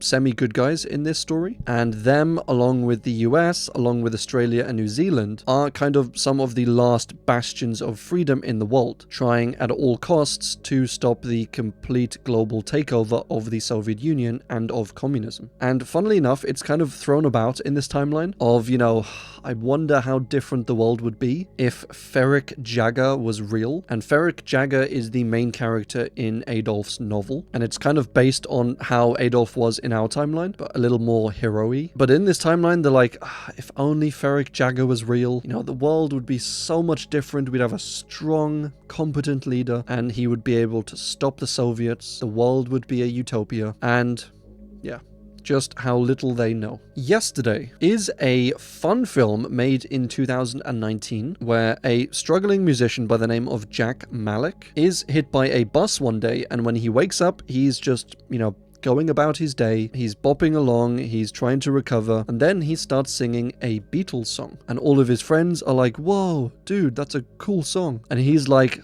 it's just the Beatles. And they're like, Beatles who, and basically in this story he wakes up in a timeline where the Beatles never existed. He can't find any records or evidence of them online. All of his albums and vinyls that he had are just non-existent. And so, because Jack still remembers a bunch of their music, he starts playing the songs, the Beatles songs, to his friends, to his family, to his audience, and they absolutely love it. He obviously doesn't really tell anyone he's passing off this music as his own, and he ends up getting signed by Ed Sheeran's manager, and is on the path to becoming rich and famous basically overnight, and is even strangely approached by these two suspicious people backstage who say that they also remember the Beatles, and they know that he didn't make this music and he's passing it off as his own. But ultimately they do thank him. They don't want to expose him, but they say, thank God someone else remembers, because we were worried that the Beatles would be, forgotten forever. So they give him the address of John Lennon, who in this timeline never became a famous musician, but he's still alive. Jack goes out to visit him and they have kind of a little heart-to-heart. John says that he spent his life, just happy and a quiet little peaceful life, and thankfully isn't married to Yoko Ono in this timeline. And after this, he eventually comes clean with everyone. He says, I basically plagiarized all this, I didn't write any of it, but he releases it all online for people to enjoy and doesn't take any money from it. And then towards the end, he has this lovely little, rom-com moment with the main female character, and then he says, I feel basically as good as Harry Potter felt, when he defeated Lord Voldemort, which, firstly, that's a strange on-the-nose thing to say. I don't know anyone who's ever said that, in existence. But he says this, and then she's like, Harry Potter who? Lord Voldemort what? And then it's like, oh, yeah, I guess Harry Potter doesn't exist in this universe either. Nor does Coke, nor do cigarettes. And the magic behind this timeline is never explicitly revealed. But some theories have been that the most popular thing in every category doesn't exist in this timeline, which might possibly be true. You have Coke being basically the most popular soft drink, Harry Potter the most popular children's book, Beatles the most popular rock band, or band in general. I haven't looked at the statistics. But yeah, great film. It's not too serious. It has Beatles music in, which is always fantastic, and I would highly recommend it. The Last Empress is a Korean TV show with an alternate timeline where Korea isn't a republic, but they are a constitutional monarchy. And it's apparently a very good K-drama. It's very fast-paced. There's tons of action, tons of drama. It's like a Korean modern Game of Thrones. Lots of plots, scheming, royal families, murders, sneaky plot twists, thefts, sabotages. It's basically got everything. So it's not a very widespread alternate history. It doesn't really affect the rest of the world. But if you like K-dramas, definitely check it out. Kentucky Fried Politics is firstly an awesome sounding name for a timeline, or just a political party in general. But in 1951, Harlan Sanders, the chicken guy, he did actually, even in our timeline, run for the Kentucky Senate, but he lost and then eventually went on to do other things, and then eventually, founded KFC. And so he never went into politics after his failed Senate race. But this timeline asks, what if he won the Senate race and then eventually went on to win the presidency? What would that presidency look like? And as a quick aside, fun fact about Colonel Sanders. So he started by running a petrol station, or a gas station in America. And at this gas station, he was, providing gas for people, but he also had this little cafe, this little kind of pit stop, and there he would fry up this chicken, just in a pan, fry the chicken, serve it to people, make a little bit of extra money that way. And soon his chicken became so popular that more and more people came in. He wasn't able to make as much chicken as he was selling just pan frying it, so he started, pressure frying it, deep frying it, and then it became so popular that he made his own standalone chicken place, and then ended up branching it off as a franchisee sort of thing, and then ended up selling it. And he said originally that the gravy that he used to make, he said you could buy an entire meal, throw away all the chicken, all the chips, everything, and just keep this pot of gravy, and you would still feel like you've got your money's worth. Like, that's how good his gravy was. And he said when he sold it, the gravy that was produced in KFC after that, and even to this day, was basically wallpaper paste. He said it was horrible, you could barely stomach it, it had no flavor, it had no passion. And he actually used to travel from franchise to franchise, different KFC restaurants across America, and he used to order a meal, sit down, and if he didn't like it, then he would get his food, smash it on the floor, say this is a horrible KFC place, you're ruining its name. And yeah, so he was very passionate about chicken. And actually one of his mentees, one of the guys that he was kind of hanging around that Colonel Sanders ended up teaching, he later sold his own KFC stocks and used the money to found another fast food restaurant, that being Wendy's. So yeah, now you know. But as I said, in this timeline, Sanders ends up becoming a senator and then later ends up running for the presidency, ends up winning and serving 2 terms. Barack Obama is actually adopted by John McCain and ends up going by Barack McCain now. And because he was adopted, Barack is now a Republican. The Cuban Missile Crisis takes place in Turkey instead of Cuba, and it's probably not called the Cuban Missile Crisis in this timeline. J. Edgar Hoover ends up dying when President Chicken bonks him on the head with his stick, and it wasn't super hard, but Hoover ends up getting a brain aneurysm and just dying on the spot. There are a bunch of different names in this timeline as well. Netflix is named Net Films, which is a terrible name. YouTube is called Our Vids, which is even worse. CNN is named KNN after the Kennedys. Wikipedia is now Clickopedia. Nearly all of these Simpsons names have been changed. Ted Cruz was never born because his father died in the Cuban War. And I think most tragically of all, the Foster's Home for Imaginary Friends doesn't exist in this timeline. Which, I think I need a minute, guys. I'll be okay. John Lennon becomes Prime Minister of the UK. O.J. Simpson kind of gets reverse Uno'd, where they find him dead, and they bring in his girlfriend Nicole Brown for questioning. Natalie Portman and Hugh Jackman do end up having superhero roles, but they are Iris West from The Flash and Captain Boomerang instead of Jane Foster and Wolverine. Jeffrey flees the country, but as he's fleeing, his plane crashes into the ocean, which at least there's some good news in this timeline. Jeffrey Dahmer is actually killed by John Wayne Gacy, which is a bit strange, but it's probably a net positive. And old, creepy Jimmy is killed in prison. So maybe there's a few positives in this timeline. The X-Men aren't comic book characters. They are actually what the followers and supporters of Malcolm X have called themselves. And so when Stan Lee releases the X-Men, they go by their original name, which he first came up with, being the Mutants. And I could go on for hours about all of these tiny changes. Some are, mid-level, some are incredibly small, some are tragic, some are hilarious, but a bunch of them are pretty fun. So I would definitely recommend checking out the timeline for yourself. British Dominion in Southern America series. So this explores a timeline where Josiah Martin and Guy Carleton, who in our timeline were colonial governors for the British regions of Quebec and North Carolina, but in this alternate timeline, these men do get sent out to these 2 places, but they basically just get swapped around. So instead of this guy going to Quebec, this guy going to North Carolina, they just go instead to their opposite locations. And this small change has seemingly quite large ramifications. And this is due to the different styles, the different personalities of these 2 men, which leads to the Revolutionary War basically flipping, where the main kind of hold of the British is more in the south, and the main hold of the rebels are in the north. So in our timeline, where Canada, used to be British land, and south of that was America, instead you have America being kind of the northern land or Canada, and the southern area is at this point British. And the south, as it did in our timeline, does kind of heavily rely on cotton and tobacco, but not as heavily in our timeline, as because they have,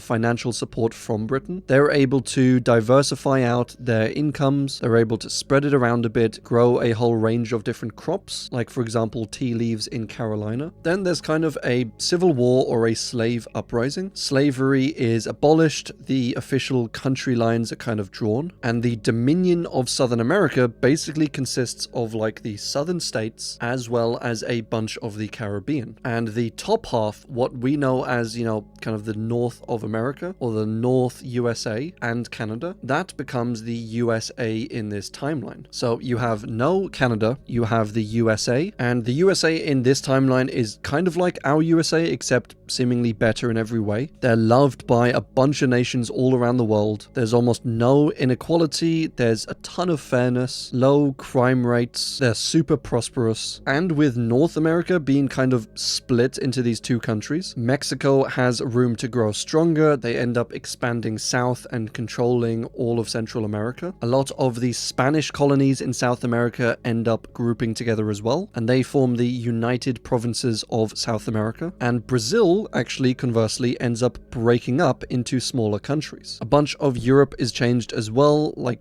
too much to go over, but the Scandinavian countries all form kind of like one big blob, almost like a meatball, a Swedish meatball, you could say. Australia and New Zealand are now owned by Britain and France. Japan is kind of split between Russia and Britain. China has this massive civil war, which results in this democratic China, in the southern part of China, called the United States of China. And it seems like every country on earth is now like the United States of whatever country it is, which does make sense with everyone looking up to the USA and trying to, model their countries after them because they're such a good example. So a pretty cool timeline. It is a little bit different to some of the Civil War or Revolutionary War timelines, where I think the changes in this one are super minor. You have two dudes like swap round, and then you have this many differences between our timeline and theirs. It is still being written as we speak, so if it interests you, go ahead and check it out. The Able Archer War references something called Able Archer, which in our timeline kind of went off without an incident, but in this timeline ends up going catastrophically. And the Able Archer, or more specifically Able Archer 83, was kind of like this military simulation that was set up. It was a military exercise conducted by NATO, and it was supposed to simulate a nuclear attack or a nuclear war between NATO and the USSR or Warsaw Pact.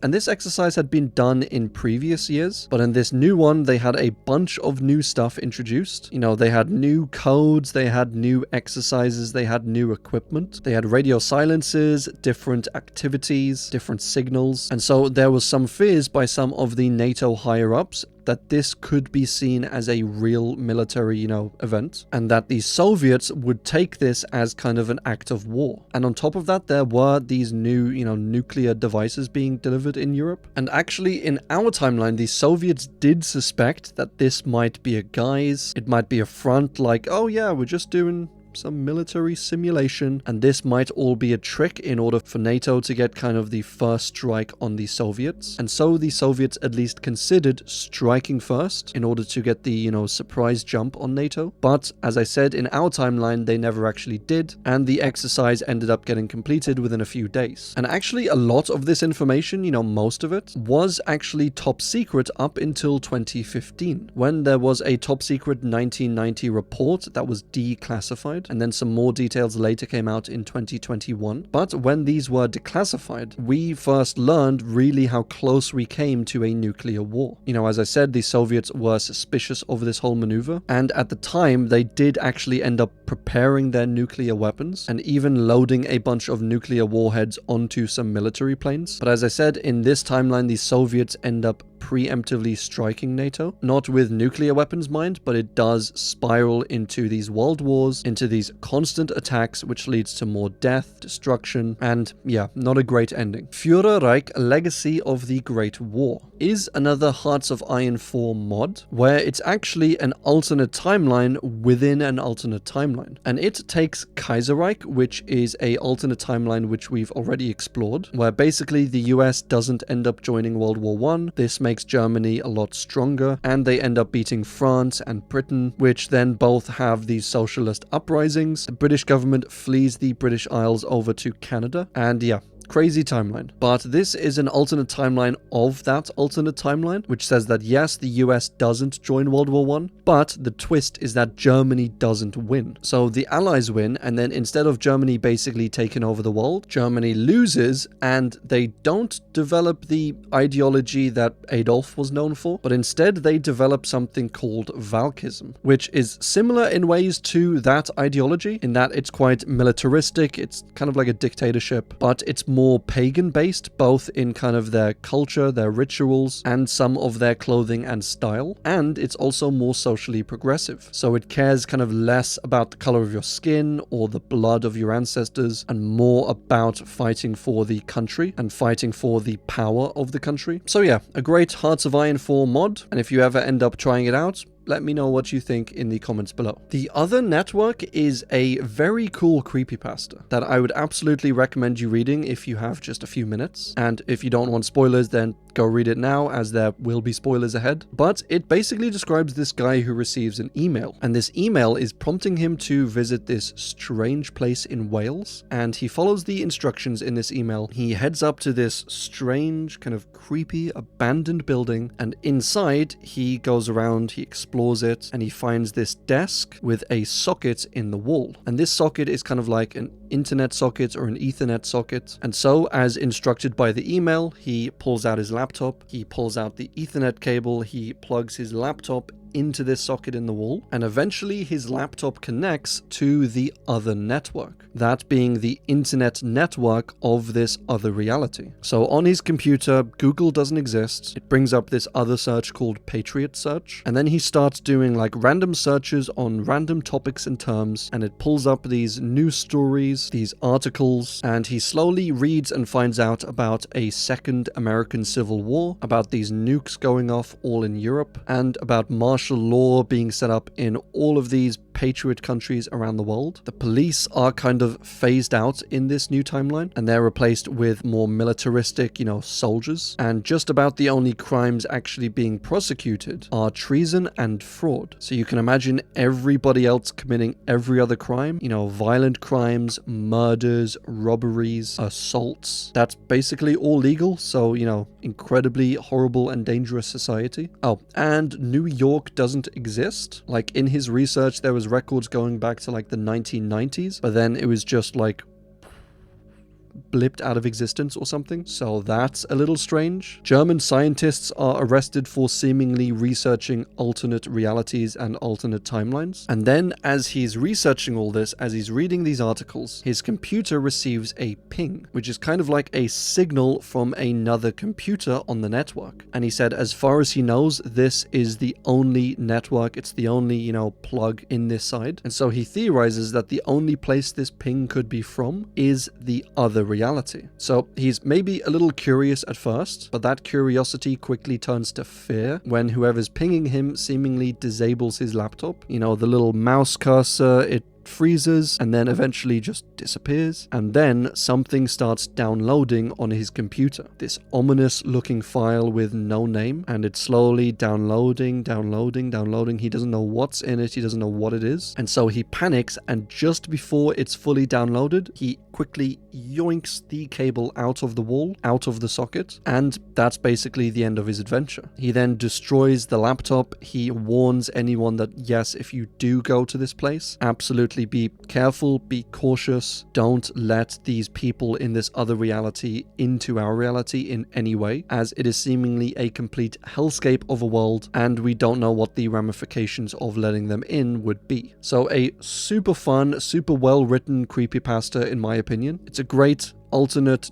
dark timeline, kind of everything that creepypastas should and could be. But as I said, go and check it out if you have a few minutes. Ice is a very cool alternate timeline that is explored in this Polish book written in 2007, where the Tunguska event that happened in 1908, and we think it was probably a meteorite that struck. It was a very strange event. But basically in this timeline, the meteorite that fell on Tunguska, it brings down to Earth this strange form of matter called ice. And this ice is extremely cold, like extremely cold. It makes everything else around it very cold as well. And it starts spreading over towards Warsaw and then beyond, coldening everything in its path. It transforms iron into Zimnazo, or cold iron, which has these crazy new properties and opens up the doors for this new technology, this new construction type of stuff. And there are also these strange creatures named the Lute, or Angels of Frost, which are seemingly introduced with this meteorite and now live exclusively just around ice. The ice also, it is said, freezes history and philosophy. It halts political progress, changes the laws of logic, logic from many valued. So, you know, the statement, I am happy, for example, the answer is not just black and white. You can be like, I'm mostly happy, I'm slightly happy, I'm mostly unhappy, I'm kind of in between. So it has many values along this spectrum of truth. But the presence of ice changes logic from being many valued into being two valued. So logically, things are either happy or not happy, which I don't know how a material can change logic. It seems like a super cool, fun idea, definitely sci-fi-ish, and it's a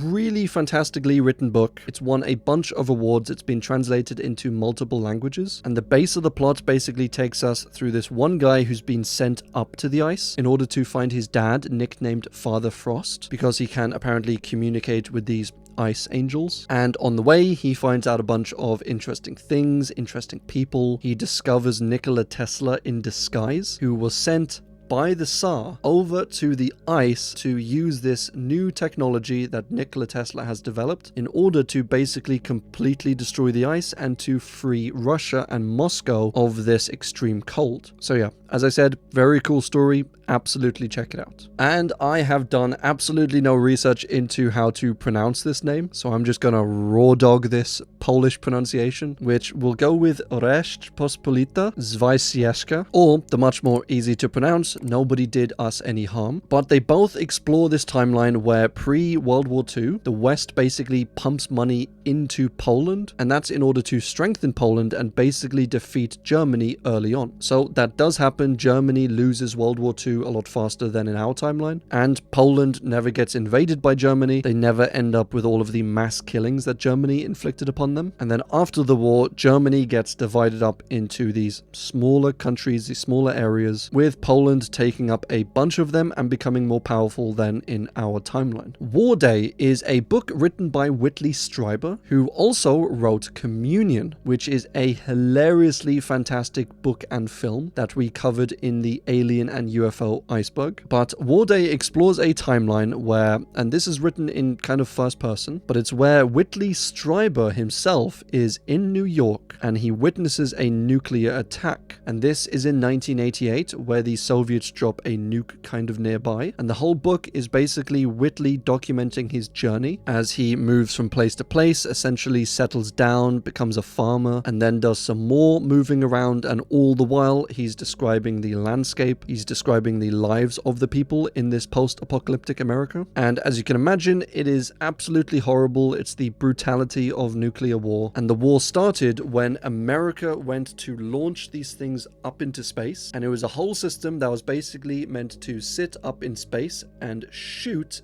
any missiles that were going to America. But apparently the Soviets couldn't let them have this insane defensive technology. And so as it was going up, they kind of shot at it, destroyed it. And this led to one thing, led to another, which ended up with nuclear war. The entire war apparently lasted just 36 minutes, killing 7 million people immediately, as well as obviously many, many more millions with the aftermath, as well as destroying 90% of the US Navy. So yeah, I don't know how many more times we have to say it, but nuclear war absolutely sucks. World War 1990s series explores a timeline where the Warsaw Pact launch an offensive against NATO, and they almost succeed, but they don't in the end, and this whole thing basically leads to World War III. There's lots of back and forth in this series, you know, secret missions, espionage, attacks on countries all around the world, and honestly, looking back at the whole kind of, you know, Warsaw Pact, USSR, NATO thing, it is somewhat of a miracle that nothing like this ended up happening. The tensions were so high at some points in, you know, our original timeline, but it never really ended up escalating too far, especially not to nuclear war. But yeah, in this timeline, it does end up escalating. Tons of war, tons of death, tons of fighting, and the series itself has received, I guess, mixed reviews. Some people love it, they say it's fantastic. Other people say it's absolute tripe. And a lot more people say that it's kind of entertaining. It's like an action film or something. You know, there's a lot of stuff happening. There's a lot of explosions and espionage and spies, but that it's not too historically or militarily accurate, which I guess that matters if you care about stuff like that. And there's actually a new book coming out, so if you want to read through all 8 books in the series and then catch up on this 9th book, you are more than welcome to. And if you have read every book in this series, I think you probably deserve a medal, so definitely let me know down below. Fault Line 49. So this is an alt history where instead of 9/11 happening, instead there is a massive car bombing in Canada that destroys the Edmonton, Alberta World Trade Center. And this then triggers a war between Canada and the United States, which leads to America actually invading and then occupying Canada. But the story takes us through a reporter's view of Canada as he heads into Canada from America. And while he's doing this, he's recording everything. He's reporting on all of these occupied territories, like the events that are happening, the people that he meets. And there are some spoilers down below in case you want to go read it eventually. But basically, he's trying to track down a man called Bruce Kalnichuk, and I have no idea if I'm pronouncing that correctly, but this was the guy who was thought to be behind the bombing. And then things just get slowly darker and darker, crazier and crazier, and yeah. Seems like an awesome novel. From the Fatherland with Love is an alternate timeline in which a weakened Japan is in 2011 invaded by North Korea. They take over the entire island of Kyushu, and the Koreans then try to hold on to this island, all while the Japanese, mostly in guerrilla forces and groups, try to fight them back and reclaim their land. The Japanese government is kind of useless in this, and they don't really send in enough reinforcements, which does kind of suck. But for the most part, that is the timeline side of it. But the real treasure, the real beauty of this story comes in the form of the characters and of the writing. The timeline has won 2 writing awards, and honestly, for good reason. From what I can tell, all the reviews of it seem to say that it is incredibly well written, it is deep, complex, it has some amazing in-depth characters that are both on the Japanese and the North Korean side. It includes multiple moral dilemmas, dark humor, witty, realistic scenarios and exchanges. And this is in no small part to the author Ryu Murakami actually spending 3 years researching the novel before writing it. And this research included interviews with Japanese civilians and military personnel and over 20 North Korean refugees. And I don't think, honestly, this move would turn out too great for the North Koreans in our timeline. But this is an alternate timeline, so who really knows? Attentatet i Polhue skog, or Attack in the Polhue Forest. And my lord, if I have any Swedish viewers out there, I do apologize for these pronunciations. But this was an alternate timeline written in which these Swedish communists blow up a German train that was traveling through Sweden, and on that train there just so happens to be German soldiers, as well as, it turns out, Eva Braun, otherwise known as Hitler's girlfriend. So naturally, Hitler gets mad, Germany then invades Sweden, something that obviously didn't happen in World War II, and Germany wins this war quite handily, but with all of these extra resources that it's had to use, it basically puts them in a worse position versus Russia. And so Operation Barbarossa, which was the German invasion of Russia, happens 3 weeks later, which means Stalin is able to gather more troops more effectively, and Germany collapses even sooner than they do in our timeline. Hitler ends up dying, so yay. Less people, soldiers, civilians, etc. also end up dying because the war is just a little bit shorter. With it being specifically noted that only 4 million Jews died in this timeline, as opposed to the roughly 6 million in our timeline. And then apparently that's kind of the major changes in it. History then kind of goes back to normal after this. So yeah, it's a bit of an uneventful one, but honestly, any timeline that gets Hitler to die sooner, I am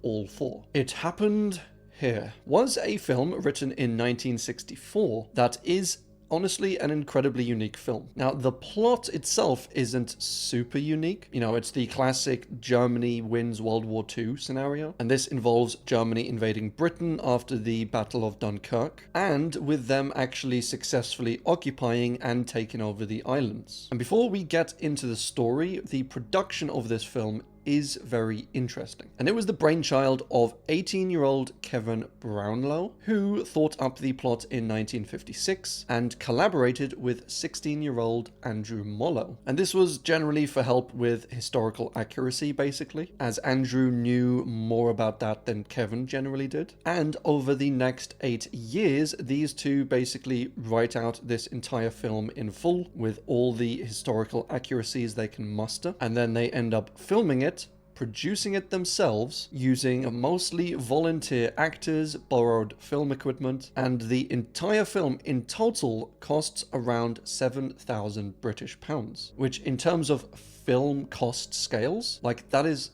insanely cheap. But as I said, for the storyline, the Germans invade Britain. They then occupy both Britain and Ireland, and the story roughly follows this Irish nurse called Pauline, who is evacuated from her small village and sent to London. She overall tries to remain sort of fairly apolitical, you know, staying out of the debates, staying out of one side or the other. Like, in her eyes, she's just there to do a job, to nurse people. But throughout the film, with more and more attacks on some of her friends, who either end up dying or are badly injured, and the atrocities that she's either forced to participate in, or learns about, or sees, or witnesses, she slowly becomes more and more emotionally and politically involved. And once again, spoilers ahead in case you feel like watching this. But in the end, she is arrested for refusing to follow orders, which is just classic World War II Germany. But she is then captured by these good British forces, who basically combine with some American forces, and they slowly and successfully, it seems, take back both the British Isles and Ireland. The Bush Soldiers is an alternate timeline in which Japan invades Australia during World War II, and Australian resistance fighters work basically to sabotage them, to fight against them, and to ultimately stop the invasion. The story focuses on one of the men in this resistance, named Jeffrey Sawtell, who is, at the time, a World War I veteran, and it's honestly a fairly close-knit timeline. Like, it doesn't necessarily focus on the worldwide political shifts, or really on the consequences of this invasion, but more so on the lives and experiences and decisions of these individual characters based around the invasion. But the Australian outback seems to be quite a hellish landscape, you know, even on its own, let alone with invading Japanese forces thrown into the mix. And so I wouldn't really want this situation for myself, but I guess who would? A Scotsman in Egypt is honestly one of my favorite alternate histories that I've read so far, and it is just hilarious. It's very unique, and it was written in 2006. And so in this timeline, in the year 1080, two Scottish princes decide to, after an incredibly drunk night, they decide to raise an army to march all the way from Scotland to Egypt, and their plan actually somehow works. With a good bit of luck mixed in with Scottish madness and bravery, this allows them basically entry into Egypt. They then backstab the Egyptians, launch a full-blown war against them, and actually succeed. They then start their Scottish Empire from Egypt, which eventually spreads out to Spain, to Hungary, eventually all throughout Europe, and also the Middle East, with them often winning battles and wars in some strange ways. Like, in contrast with, for example, say the Romans, who are incredibly disciplined, methodical, reasoned, orderly sort of thing, the Scots normally overwhelm their opponents with just sheer guile, with bravery, or for lack of a better reason, being substantially drunk. And as I said, they eventually take over Southern Europe, even eventually going into Northern Europe. They more or less end up taking over the Catholic Church, so it's now Scottish instead of Italian. And the story ends with them teasing at a potential journey and the potential conquering of America, which was, in our timeline, an invasion and journey that wouldn't be made for at least a few hundred more years. So as I said, this is definitely on my to-read list. It honestly just sounds incredible, fun, crazy, hectic. You know, it's been quoted in a review that I found that it is a story in which the historical accuracy takes a backseat to the spectacle of Scots rewriting the medieval world one drunken brawl at a time. And I really need to read this. If Lee had not won the Battle of Gettysburg. So this is an essay actually written by none other than Winston Churchill. And it was written in 1931 before World War II and explores, quite naturally, if Robert E. Lee hadn't won the Battle of Gettysburg, which leads eventually to the South winning the US Civil War. And this isn't an incredibly in-depth alternate history, I wouldn't say. It's more of like a what if hypothetical sort of scenario. But it basically says that the South would then win the war and they would end slavery. And due to Britain acting as like a mediator between the North and the South, this would lead to some sort of NATO sort of deal between the three nations, that being Britain, North America, or the Union, and then the Confederacy. And then, because this alliance exists, because it is a solid alliance by essentially the three most powerful countries in the world, or what will become the three most powerful. Because of this, World War I never ends up happening, at least not to the extent that it did in our timeline. So it's a very interesting essay and thought experiment, I would say, like especially with the abolition of slavery, which might sound a little bit counterintuitive if the Confederacy won. But this, Churchill writes, is basically down to Robert E. Lee's brilliant strategic mind. And this is not a comment on Robert E. Lee's politics, so to speak, in terms of what he supported, whether you agree or disagree with him, but it's more to say that regardless of which side of the fence you sit on, most politicians and historians can't deny that he was an incredibly smart fellow. And so in this alternate timeline, with the South winning the war, he kind of realizes that this whole slavery thing, you know, it's already been outlawed by the British, it's slowly being outlawed in the rest of Europe, and so there seems to be this trend worldwide moving against slavery. And so Robert E. Lee, after winning the war, realizes that this is kind of one of the Confederacy's only weaknesses. Like, he thinks if we keep slavery, you'll eventually have Britain against us, you'll have the rest of Europe against us. It'd be very easy for North America or the Union to convince other nations to join them because they're fighting against slavery in the South. And so he reasons that the amount of money they're generating from slavery isn't worth the long-term repercussions. And so he just ends up abolishing slavery, which is really a very clever move. Like, now you can't say we're fighting against slavery because the South doesn't have slaves. They're just a normal country, just like you, and it's really hard for other countries to condemn them or to fight against them, which will, in the end, generate them more money and success. Pavane, or Pavani, or Pavani was a novel written in 1968 in which Queen Elizabeth I of England is assassinated, and this was in 1588, just as the Spanish Armada is arriving. And so, with the Queen dead, there is naturally a lot of infighting between different citizens, between the Protestants and the Catholics of England, which leads to the Spanish Armada actually landing and invading successfully, eventually stamping out Protestants and declaring Roman Catholicism as the one true religion allowed in England. The Netherlands is then prevented from forming by the Catholic Spaniards due to them being Protestant. And Spain does such a good job at stamping out Protestantism that even after the Spanish power collapses, the Catholic power, i.e. the Church and the Pope, etc., grow so powerful that they basically rule the entirety of Europe. And because they rule over Europe, a lot of discoveries and land grabs, like, for example, the British in Australia and the Europeans in North and South America, are all done in the name of Catholicism. Feudalism as a system continues for hundreds of years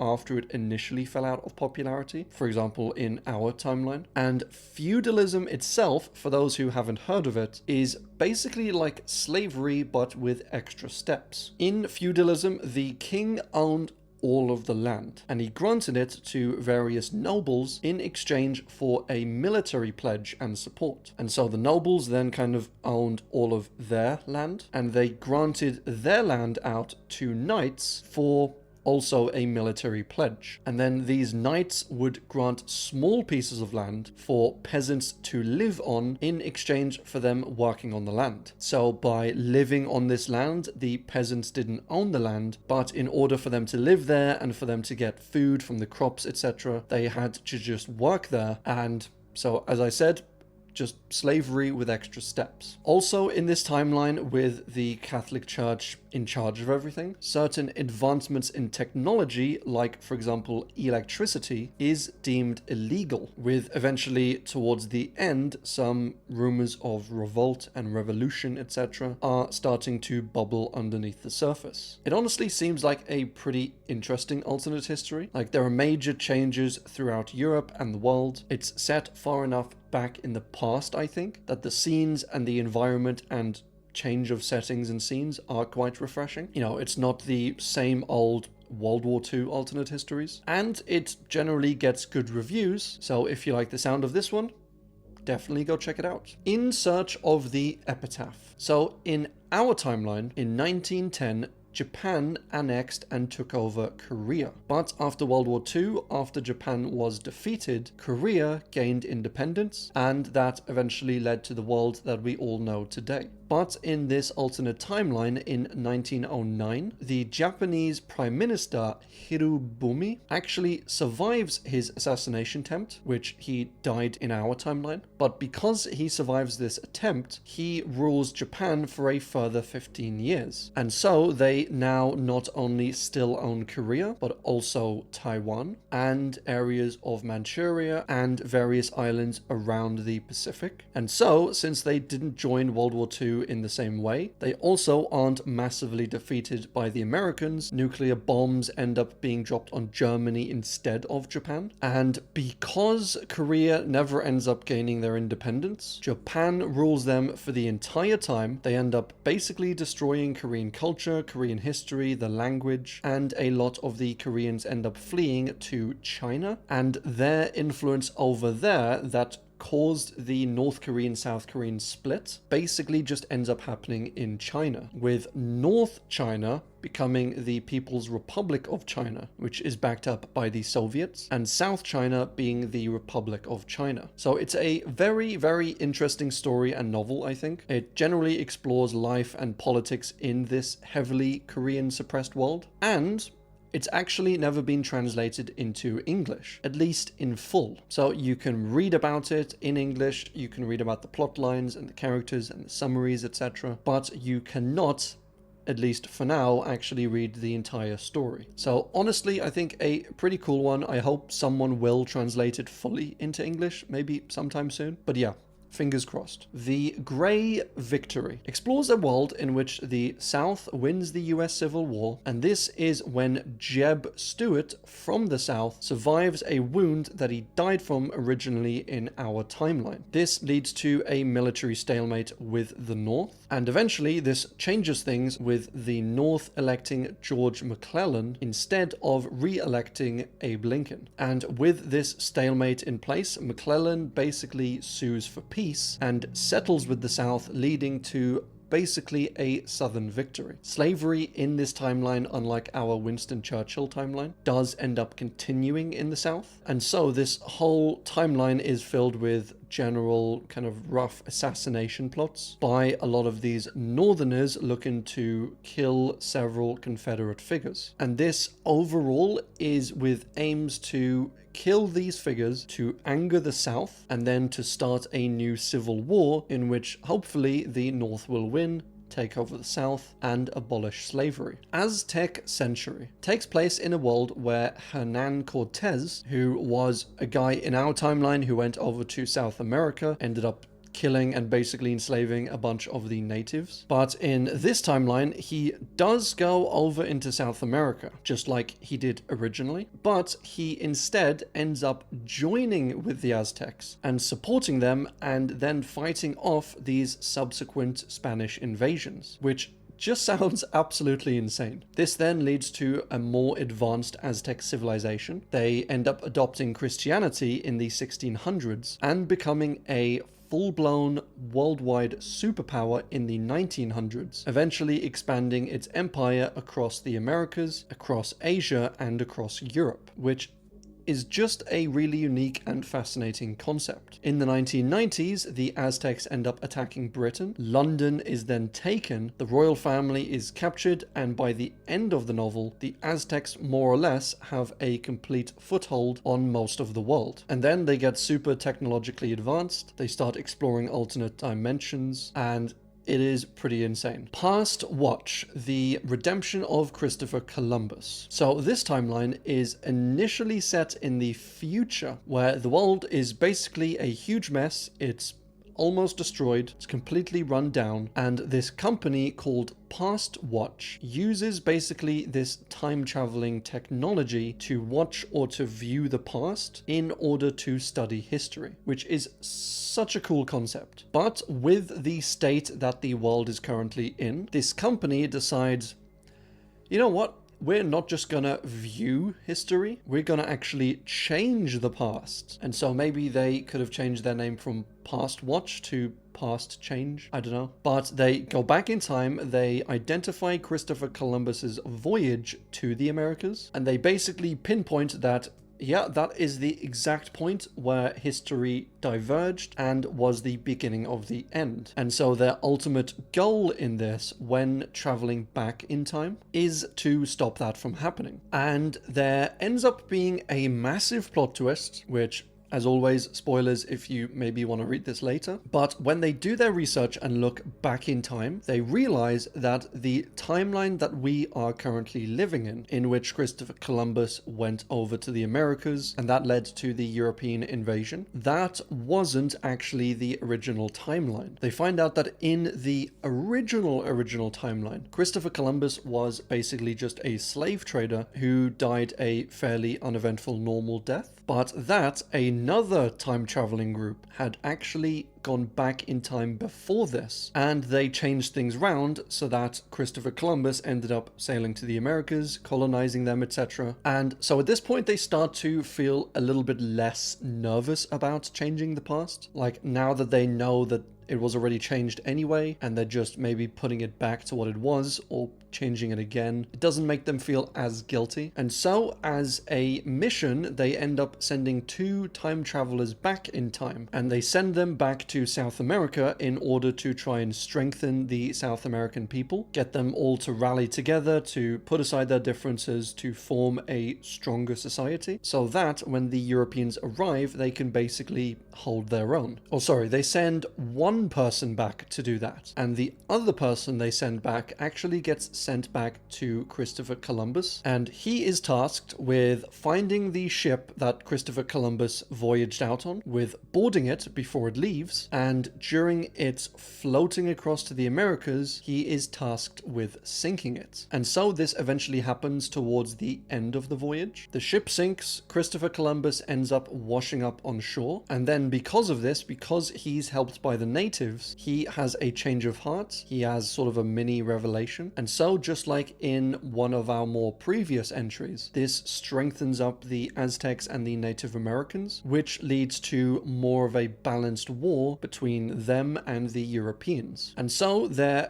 kind of happy with this change, but the people who from the future ended up going back in time, and of course the entire future team, the members of Past Watch, they essentially, by making this change, end up erasing their own existence, which they seem to be okay with. They seem to see it as kind of like a noble sacrifice, sacrificing their existence for a better eventual world. And that is kind of how the novel ends, with an open future and no clear storyline as to what happens past the 1500s. Kerberos Panzer Kopf is a 2-part manga that explores what the world might look like if once again, Germany had won World War II. But also, not just that, it also looks at what would have happened if Germany then went and invaded Japan. And so in this timeline, Japan is under this dictatorial, authoritarian German government, and it is ruled by this special forces group that is nicknamed Kerberos after Cerberus, basically working as a counter-terrorist unit in Japan. And all over Japan, there are these kind of attacks taking place, these revolts, these resurgencies, and this Kerberos group is in charge of stamping them out, of detecting them. They're kind of like the Gestapo in Germany proper, but all the while under this German rule, Japan slowly gets poorer and poorer and seems to be going the way of North Korea, except with the Germans ruling instead of Koreans. And what the hell is this name? There are so many of those funny A's. But this is the timeline of Pakalako Haraya, which means the skull moth in English, or the death's head hawk moth, which I think is just the most amazing badass name ever, especially from moth. But this Finnish alt history is set in 1986, and it explores a world where Finland loses the 1944 war with the Soviet Union, and the Soviet Union then ends up taking them over and occupying them. Finland then becomes a Soviet state run kind of at a distance by Russia, and there is slowly a underground terrorist group forming in Finland called the Blue Army Faction, and their intent obviously is to force the Soviets out of Finland, and they do this through your typical, insurgency methods, explosions everywhere, kidnappings, assassinations, uprisings, and basically any other tactic with the aim of destabilizing control and of freeing Finland. It touches on some difficult political and moral topics, I think, like whether these violent and some would say evil means are actually justified by their noble ends. And so yeah, it seems like a great timeline. Death is lighter than a feather, which, when we think about that, is it really? Like, really, is death lighter than a feather? But this explores a timeline where, for whatever reason, the nuclear option isn't available in World War II, and so naturally, the Japanese don't surrender at all to the Americans, and so a land invasion of Japan is started by America. And this alt history is very character heavy, as it generally unfolds through the perspectives of, I think it's 18 characters, and these range from American soldiers to American civilians, Japanese soldiers and civilians, politicians, and so it's kind of Game of Thronesy in that way. And it is both during the lead up to the invasion and during the invasion itself. And it does go through some somewhat heavy cultural differences between the Americans and the Japanese. The main one, of course, probably being the Japanese kind of honor system. The bravery and the willingness to die and to fight absolutely to the end. Like, surrendering, even if it's the right decision, is absolutely not an option for a lot of the Japanese. You would be dishonored, you might even be killed, you would be pushed out of your family and society a lot of the times. So the honorable thing, the right thing, is always just to stay there, fight like absolute crazy, never surrender, which is one of the reasons actually why a land invasion by America was so feared by the Americans. They knew that, look, if we go and invade Japan by land, you will have everyone, you will have soldiers, farmers, civilians just running out, attacking us. They will never surrender, and we will lose a lot of American soldiers' lives. And so this timeline, this story, I think, does open up some quite big moral dilemmas, like the common one that was always talked about after World War II, of whether it was justified dropping nukes on Japan. Because you think, while a bunch of innocent people did die during these nukes, the alternative would have been to do a land invasion, which very likely would have led to much more Japanese deaths and many more American deaths. So it's like, do you choose the nukes, do a lot of damage, kill a lot of innocent people, but then put an end to the war? Or do you have a prolonged war that doesn't use nukes, and you end up killing maybe twice as many, 5 times as many, 10 times as many people, or even more, which is honestly always a good question. Worldwide what? Worldwide who? Worldwide when? Those last two weren't actually part of the title. But Worldwide What is an alternate timeline that explores a world where the internet was never developed. So in this timeline, the ARPANET, or the Advanced Research Projects Agency Network, which is a mouthful. But in our timeline, this did actually exist, the ARPANET, and it was kind of a precursor to the internet technology. But in this alternate timeline, this gets shut down due to various funding issues, various technological issues, and so the eventual offspring of it, being the full-blown internet, is never born. Everyone in this timeline ends up communicating through like fax systems and local area network systems. So you can send stuff from like one room to the other. You can send it probably in the same office block or something. But in terms of sending stuff all the way around the world, that's not really a thing. They also use bloody pigeons and squirrels for sending mail, which is just amazing. I can just imagine writing out a letter, opening my window, handing it to a squirrel, and then instead of stamps, you would use, I guess, like nuts to pay the squirrels. So you give them a letter, you give them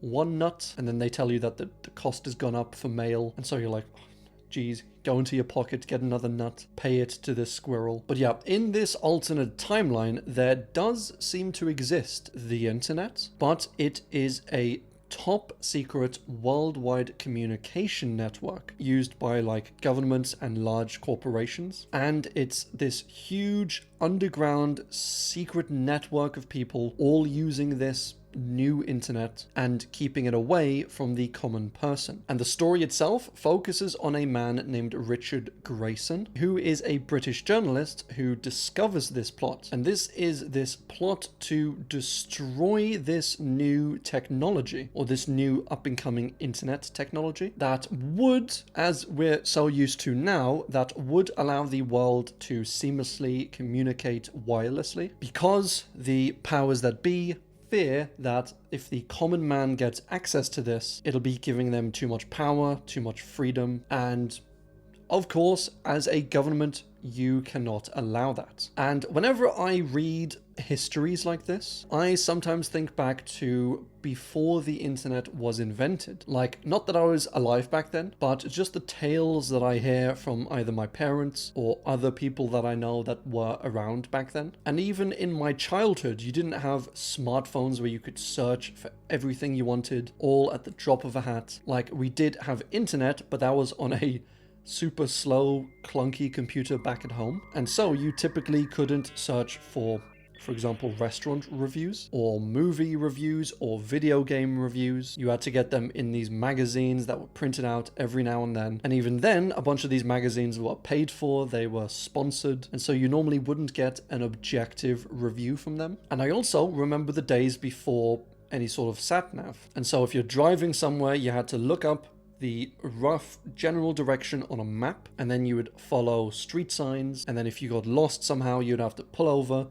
pull out this giant map, and then find exactly where you are, write down any directions. And the same would go for finding your way sort of in town. If you were going to meet someone in a different part of the city, since you just had an old block Nokia phone, you had to write down the route, find it somewhere online, write it down on a piece of paper, and then go out there. And then if you got lost, then there's just nothing you could do. You had to actually talk to another human being, which is wild, I know. You had to ask them for directions and then find it that way. And also, while I'm on this tangent, if you think about before mobile phones became like mainstream, like just think of how insane that would have been. So first of all, before the invention of like a regular telephone, you would have to write someone by letter saying, yes, I'm coming to visit you in 2 months. Send it off to them. They would send you one back a week later saying, yes, that is acceptable. And then if they changed their minds at the last second or whatever, you wouldn't have any choice. You'd be on your way to see them anyway. And then even as phones were invented, there were only really phones inside households. And so you could call your relatives, call your friends, they would pick up their house phone. You would say, oh yeah, can I meet you up at this place at 7 o'clock, but then after you left the house, you, unless you stopped by a payphone or something, they had no way of letting you know anything. You had no way of calling them. And so you would have to both kind of trust each other that you would get to somewhere on time. You couldn't let the other person know that you were late or anything. And it is just a very, very different time to the one that we currently live in. And in a lot of ways, the internet ended up giving a voice to the voiceless. So you no longer had to be working in a newspaper factory or company. You no longer had to be working in primetime television. It did give the ability to the common person, just the random dude off the street, to, for example, make 3-hour or 5-hour or 8-hour videos talking about aliens, and for thousands of people to watch them, which, as you can imagine, I am incredibly thankful and grateful for the internet and for all of you guys. America with a K. And this dives into a world where Russia in the 1980s launches a large EMP strike on America, disabling all its defenses and allowing a relatively bloodless invasion of America by the Russians. And then fast forward to 1997, America is a Russian state, and the TV series follows multiple people, one a ex-US presidential candidate, also his wife, also his military friend, a colonel, as they basically live in this new regime and work their way around and through it. And of course, it wouldn't be an invasion story if there wasn't a resistance movement of some kind, obviously aiming to fight back against the Soviets and to take back America. And I think the United States of America is in quite a unique position in that it's almost impossible for a foreign power to invade them,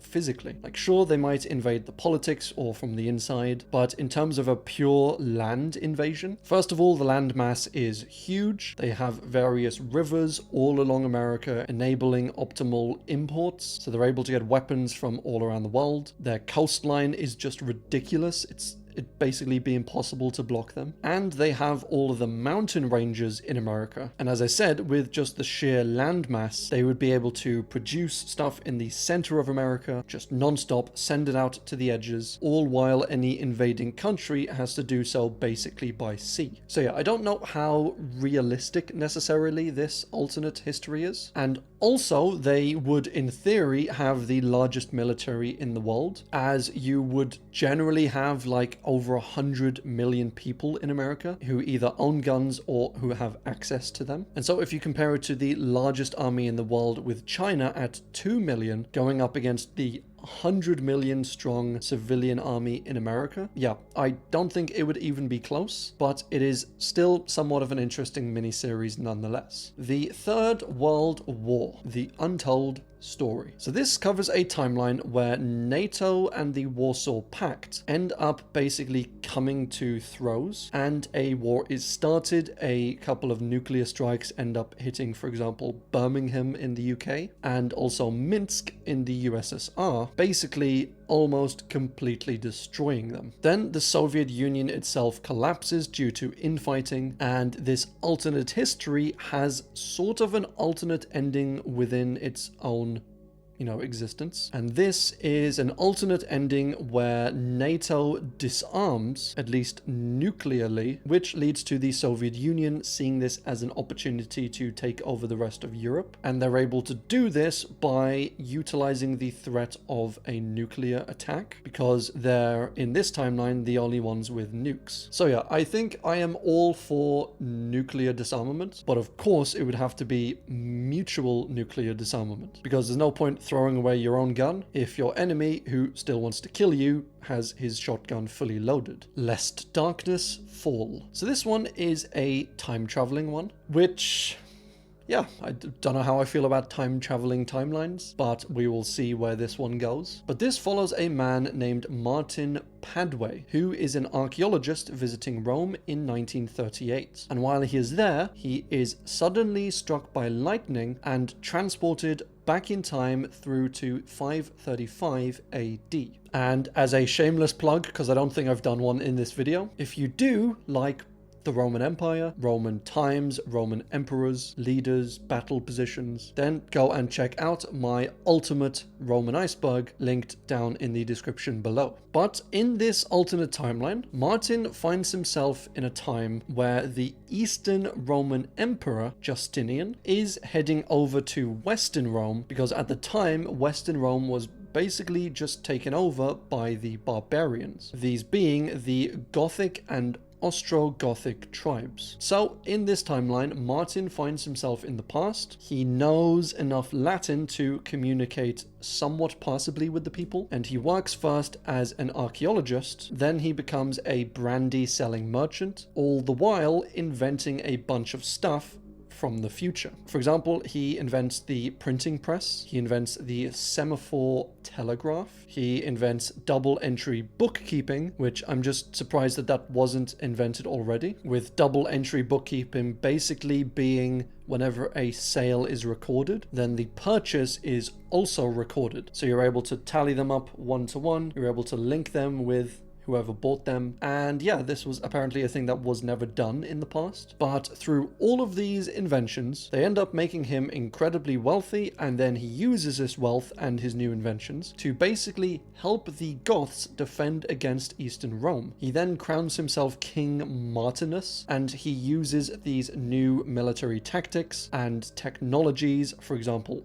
gunpowder, in order to fight off the Romans. And with this, the Goths and Europe, etc., become more and more technologically and militarily and politically advanced, which basically averts the entire European Dark Ages, and that's more or less the story. It's apparently a very easy read, it's very fun, witty, humorous, creative, so check it out if you like the sound of it. Konpeki no Kentai. And yay, more time travel ones. But this was a Japanese written alternate history that starts with Admiral Isokuro Yamamoto, who dies in a plane crash in 1943. Now, this also happened in our timeline, but in this alternate timeline, after dying in this crash, he wakes up 38 years earlier in 1905, and he basically uses his future knowledge in order to bring about massive advancement in Japan, which in turn turns Japan into a massive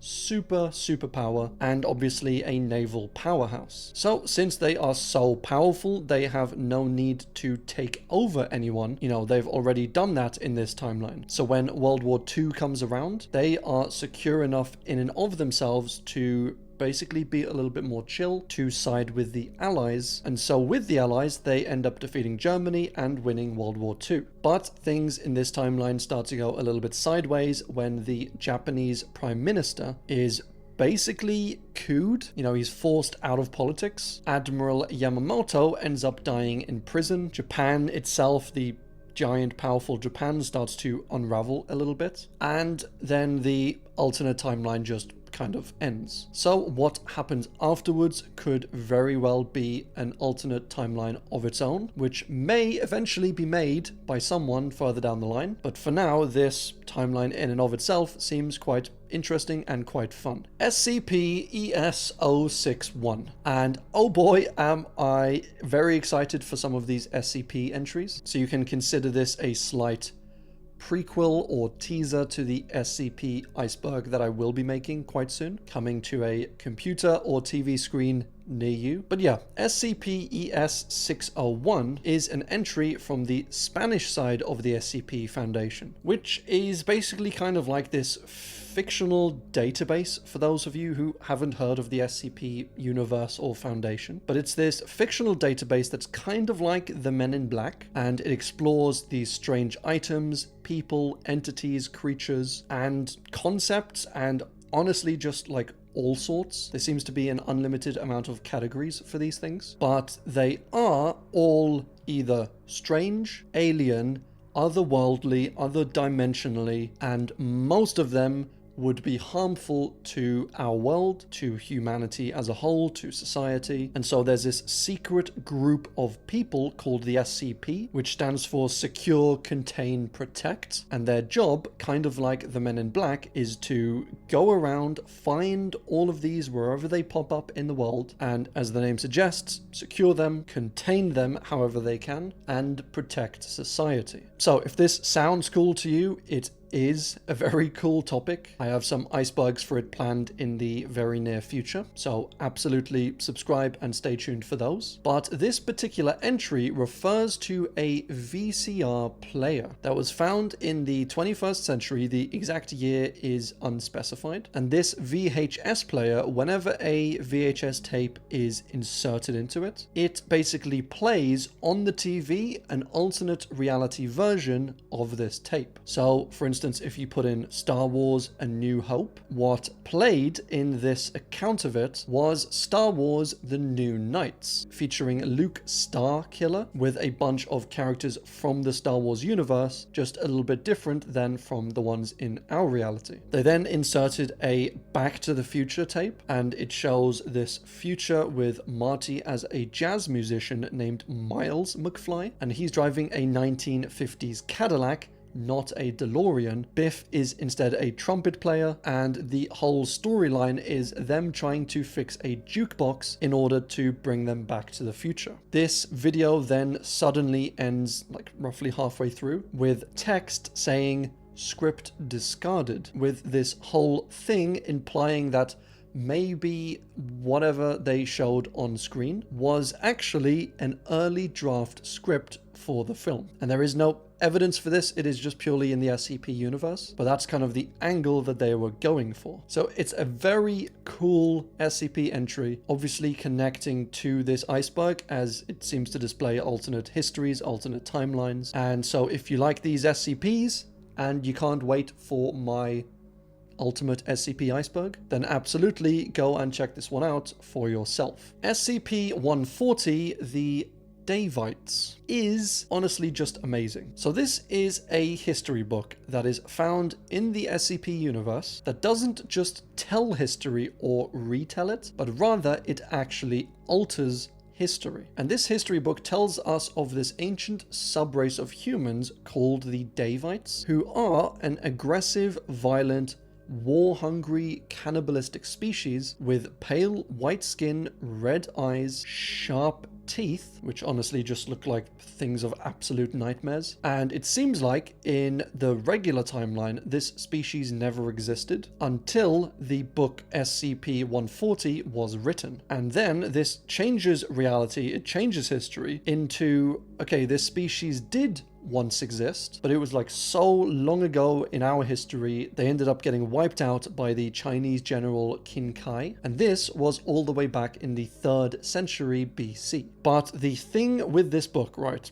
is that the book actually writes itself as long as it has access to liquids, with human blood actually being the most effective writing fluid. So if you have this book out in the open and you leave ink nearby, or if you have a nosebleed, or if someone spills some red wine, or just any liquid, this book will soak up the nearby liquids like a sponge and continue to write and retell history. And each time this happens, the dates of the Davites' extinction get retconned to be sooner and sooner, or rather later and later. So originally, as I said, they never existed, and then after it writes a bit more, they did exist but were extinct in the 3rd century BC. And so I said this changes history because we then start to find archaeological evidence of them existing in the 3rd century BC. But then another liquid related incident happens. The book kind of updates itself, and this pushes the extinction date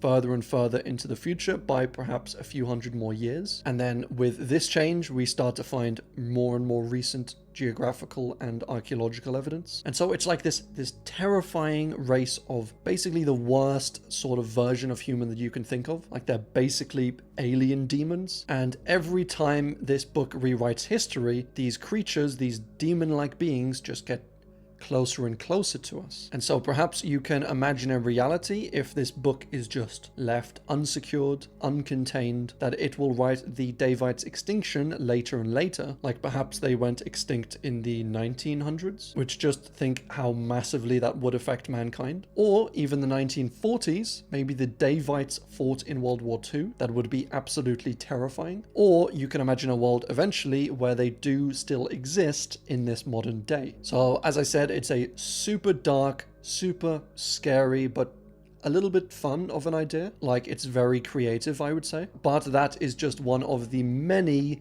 SCP alternate histories. And speaking of SCP alternate histories, we have the SCP-117 Islamic Union of Eastern Samothrace. And are we in the SCP iceberg already? Did I stumble across an SCP entry that actually retcons this entire iceberg to be an SCP iceberg? No. No. This seems to be the last one. Okay, so the SCP-1173 is a bit of a strange one, in that it doesn't really exist as an item or as a person or anything physical, but it's more like a mental infection that spreads from person to person. And it is regarding this fictional country of the Islamic Union of Eastern Samothrace. And basically what happens is when one infected person says the term, "You hear about that thing down in Samothrace?" This immediately affects anyone listening, and once they're infected, they slowly start noticing fabricated clues and references and media, etc., referencing this country, even though objectively there is zero evidence for its existence, which is a very interesting, mind virus or spread of belief sort of thing. And there's, I think, a very interesting alternate viewpoint on this entry's page, which states that they're not too sure if this country doesn't exist and the infection spreads convincing people that it's real, or whether this country does actually exist and is in dire need of help, like perhaps they're at constant war and their people are being subjugated, but for some reason this infection has spread around, erasing people's knowledge and memories of this country. And conversely, the infection can only be cured by someone speaking the phrase, "You hear about that thing down in Samothrace," or Samothrace. So a very cool entry. As always, I cannot wait to get into these SCP icebergs, as they remind me of the old internet days. They're very well written. They blow my mind every time I read them. So it is a very cool entry, and there are much more to come in the upcoming SCP iceberg. Pride Goes Before a Fall, a revolutionary Greece timeline. And this explores basically a reimagined Greek revolution in the early 1800s. And so for a bit of background, basically the Ottoman Empire had this entire area spanning various countries. And in 1821, in our timeline, the Greeks basically revolted. They tried to take back Greece from their Ottoman rulers. And in this alternate timeline, it ends up going a little bit differently. Theodoros Kolokotronis, which is one hell of a name, but he in our timeline was a general, was a leader of the Greek Revolutionary War. But in this alternate timeline, he ends up dying fairly early, basically a whole 20 years sooner than he did in our timeline. And the war is taken over by a man named Demetrios Ypsilantis, which I think that's how you say it. And I've just noticed my head is out of frame, so let me just And so this Ypsilantis was a very interesting character. And also when you look into it, this entire war itself was also very interesting, in that you had the Ottoman Empire that had obviously taken over Greece as well as a few other countries, what with it being an empire and everything, that's typically what they do. But the Ottomans were seemingly at near perpetual war with the Russians to the north. And this also is to be expected when you have these two large empires fairly near to each other. And so basically anything that the Russians could do to destabilize the Ottoman rule would have been in their interest. And so even in our timeline, they would, donate some Russian soldiers to the cause. They would try and rally up various countries under Ottoman's rule in order to, get them to rebel and fight back against the Ottomans. And they would also offer to take in Greek soldiers, Greek military, and train them over in Russia before sending them back to fight against the Ottomans. And so the idea was to get Greek to go,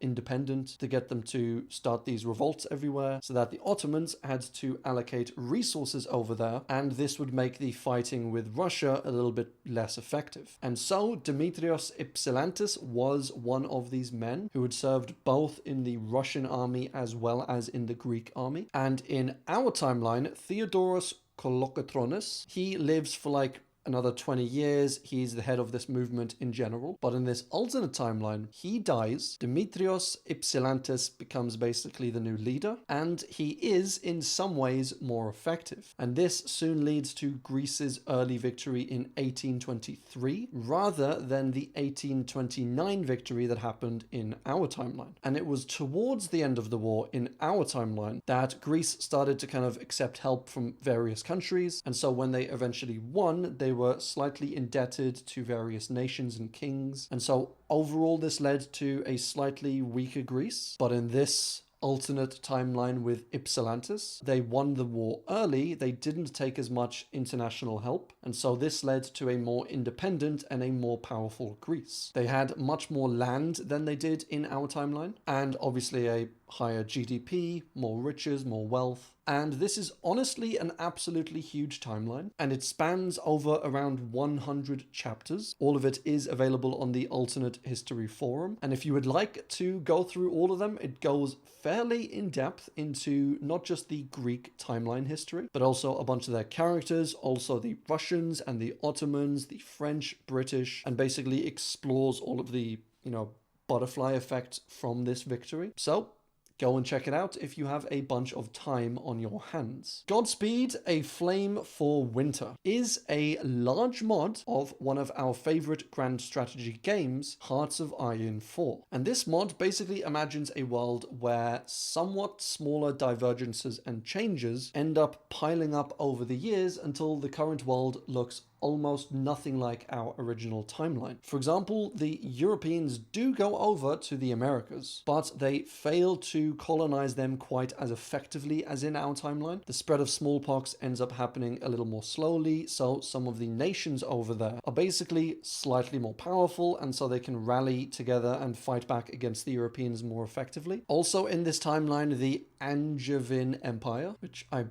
think that's how you pronounce it. But this is still around in this timeline, which was basically this French empire from the 1200s. And so because England was part of this conquered French territory, then in the modern timeline, England is still part of France. It's still technically like a colony under France. And also technology is a lot more advanced. They are using exoskeletons and like these spider tank things in order to fight in their wars in combat, which honestly does sound pretty cool, but also a little bit terrifying, giant robot spiders. There was also the First World War, which took place in this timeline, but it's referred to as the Great European War. And the Rhineland, which is this whole area here, ends up being basically completely destroyed and turned into a wasteland. So yeah, quite a few, I would say, minor to major differences. As I said, if you do have Hearts of Iron 4, you can actually play through this timeline, but bear in mind it is kind of in an incomplete state. It's not fully fleshed out. There may be some glitches and bugs sort of thing, but it does sound very cool nonetheless. Viva la Repubblica is an alternate timeline in the form of a fake documentary. And so it's filmed kind of as a documentary, which I guess might be a mockumentary, I think they're called. But it's with this journalist called Mamen Mendizabal. And again, I'm not too sure if that's how you pronounce it, but I'm going with it anyway. But it's basically meeting these various historians and journalists and basically documenting and showcasing this alternate history of Spain. And within this alternate history, the Republicans, during the Spanish War, or the Spanish Civil War, they end up actually winning this civil war, as opposed to the nationalists who actually won it in our timeline. And it's kind of backwards, the naming for these things, because I know if you're in America, Republicans are typically on the right. But in Spain at the time, it was the nationalists who were on the right and the Republicans were on the left. And so the Republicans were allied with, for example, the socialists and the communists and the anarchists, and the nationalists were the one who were the conservatives, and they were kind of allied with Germany and Italy. And so in our timeline, the nationalists end up winning, and this leads to the rule of the dictator Franco, who ruled up until 1975. But with the Republicans winning in this alternate timeline, this leads to Spain being like very against Germany in World War II, and with Spain joining the Allies in World War II, with obviously dictator Franco never ruling Spain. After the Second World War, Spain joins the rest of Europe in terms of like, you know, the UN and certain peace treaties, etc. And they do this much sooner than in our actual timeline, because you obviously had a dictator ruling, you know, until the 1970s. So dictators aren't typically, you know, in favor of coming together for coalitions, or like, yeah, let's buddy together and have a nice UN. And it's all online in the form of an hour-and-a-half YouTube documentary, which is also completely in Spanish. So check that out if it sounds interesting and you can speak Spanish. And yeah, I don't know what else to say. The Crónicas de la Serpiente Emplumada, or the Chronicles of the Feathered Serpent, is an alternate timeline in which Christopher Columbus does go over to the Americas, but on his way back, his ship wrecks and he never returns to Spain. So the Europeans don't receive word of his successful adventure or of the existence of all of the peoples and powers, etc. living over in America. And so what ends up happening is a bunch of his crew ends up kind of going back to the shore. They end up surviving, they end up traveling west, and they meet up with a bunch of the Central American people. And from there, these Central American people help them survive. They give them food and water, etc., in exchange for basically teaching the Central American people stuff like technology, stuff like intel on all of Europe. And this just goes on for basically years and decades. And the Aztecs end up kind of grouping together with other Central American people. They end up building a bunch of huge ships. They gather loads of people. They build up this like fairly decent sized army, and they make a plan to sail over to Europe, which they end up doing. They end up landing in Spain. They take over some parts of Spain, and it's honestly a very interesting sort of reverse colonization sort of take on history. And it is later revealed, or at least heavily hinted in the book, that these events did actually occur in our original timeline. And so this isn't so much like a alternate history or alternate timeline, but it's more like a covered up history, I guess, where the idea is that these things actually did happen, but then we ended up defeating these Aztecs who sailed over, and we just completely covered it up in the history books, which would honestly be a great segue into my conspiracy theory iceberg, but that is another video and another iceberg for another time. Cinco. So honestly, this is a very interesting entry and alternate timeline, and it is actually based on the real-life Project Cinco, or Project Cybersyn, which was the project run by the Chilean communist government under a man named Salvador Allende. And this was between 1971 and 1973, and it was basically this countrywide plan to collect these huge amounts of data from basically, it ended up being like production data, I guess you'd call it. And this was to be installed in factories and farms, etc., all over the country, and then be sent back to this main central hub in Chile. And from there, they would be able to more accurately and more appropriately rule the government. And so you can imagine, say, if you've got a factory, you would be sending back almost all of the data from that factory. So like how much of a certain thing was produced, or firstly, how much, say, metal and pure resources that you are importing into the factory, and then how much you were exporting in the form of like, I don't know, nuts and bolts or whatever the factory was making. You would also send back like staff information, like how much staff you had working at a certain point in time, how often they took sick days, how much they were costing, etc. And this would all be sent back to a central hub in the capital of Chile. And so the idea was that they could do this, socialist, communist sort of government. And instead of just guessing at resources and production levels and all that, they would have this central hub that, displayed various amounts. It would tally up things. You would have people working in there kind of deciphering all that data. And then from this central hub, they would either be able to send out like messages to individual factories, like for example, if they were underperforming, or to all factories, nationwide, if there was, I don't know, a severe lack of screws or something, then they could send it out to 20 different factories, asking them to, bump up their numbers. And it honestly seems like a decent idea in theory. Not that I'm a massive fan of big centralized governments with tons of power anyway, but it seemed like it could have maybe worked, efficiency-wise. But after Salvador Allende died in 1973, everything was basically torn down, destroyed, and this project was shut down. But this novel, Cinco, asks the question, basically, what if this system that was honestly one of the most high-tech systems of this kind for its time in the 1970s, what would the world look like if this had actually survived? And it's honestly probably exactly as you'd expect. The story follows these characters through this kind of relatively high-tech Chile, and while it is high-tech and, efficient, they're making a bunch of money by doing this. They have also seemingly started using all of their data, all of their technology in stuff like surveillance, in stuff like censorship, and in stuff like forced labor. So once again, centralized governments are very efficient, as there's no need to vote on anything or wait for another, part of the government to approve anything. They're just like, yep, boom, do this thing, and then it gets done. But it also means they are at risk of basically becoming dictatorships, if they aren't already. And so in this timeline, the people are being constantly surveilled. Any bad thoughts or dissent or rebellion or whatever is just immediately stamped out. And so, is the complete lack of freedom worth it for the extra productivity? Let me know your thoughts on this one down below. Fuego sobre San Juan is a novel that explores a world in which Spain won the Spanish-American Civil War, or I keep mixing these up, the Spanish-American War in 1898. And this war in our timeline was really just kind of a colonial war. Like, it wasn't ever that Spain went over to America and started fighting them on their beaches, or that America did that with Spain. But really, this was just these two countries fighting over various territories, like, for example, Cuba, Puerto Rico, and also a bunch of,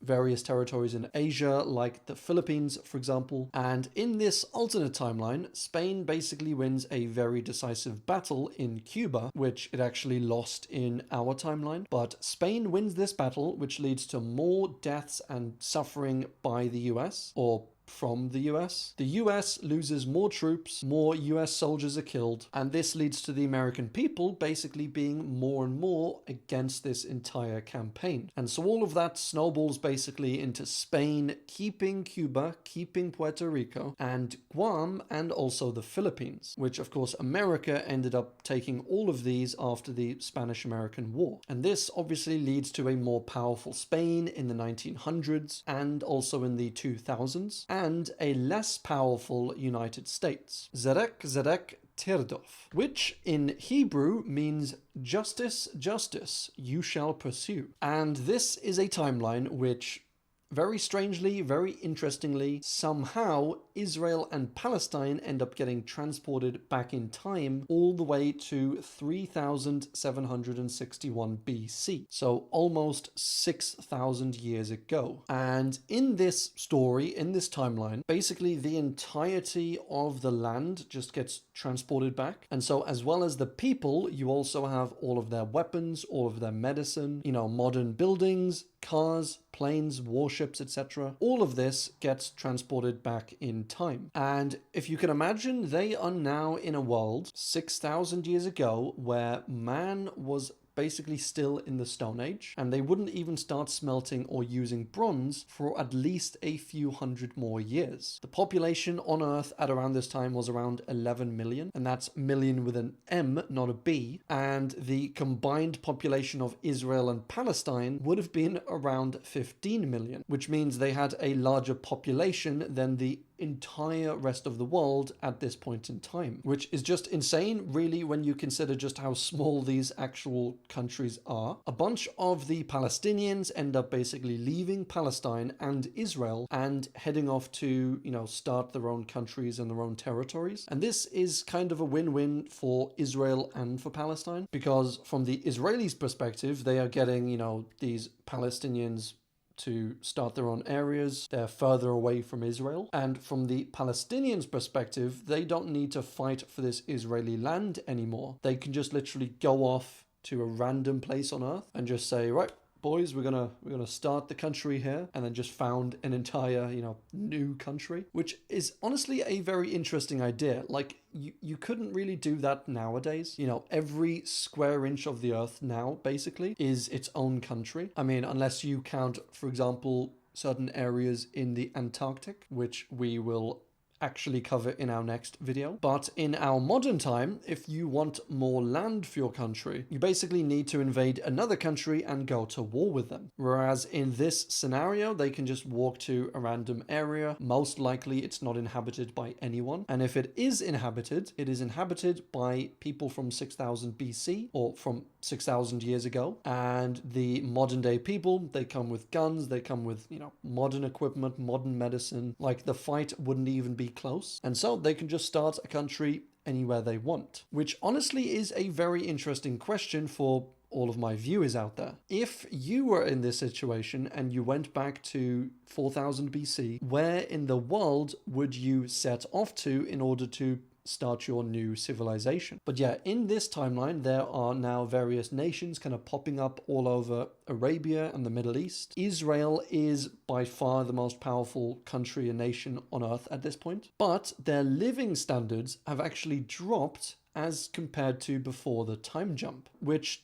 does make sense when you think about it, because in the modern day, we have all of these countries, coming up with different breakthroughs around the world. You're able to rely on resources and imports and exports from all these countries. But going back this far in time, they're basically all on their own. They have no breakthroughs from these Stone Age people. And so there's no real room for innovation or improvement among countries. And so I think it's a very interesting divide between the timeline and the time jump itself, and it is explored in full over on the Sufficient Velocity forums. So yeah, great stuff. 2020 shots fired is a timeline in which Bernie Sanders is shot and killed in 2020. The US then kills Soleimani of Iran, which causes Iran to attack various US military bases, basically in retaliation, which then causes Trump to almost immediately declare war on Iran. And it's just absolute chaos.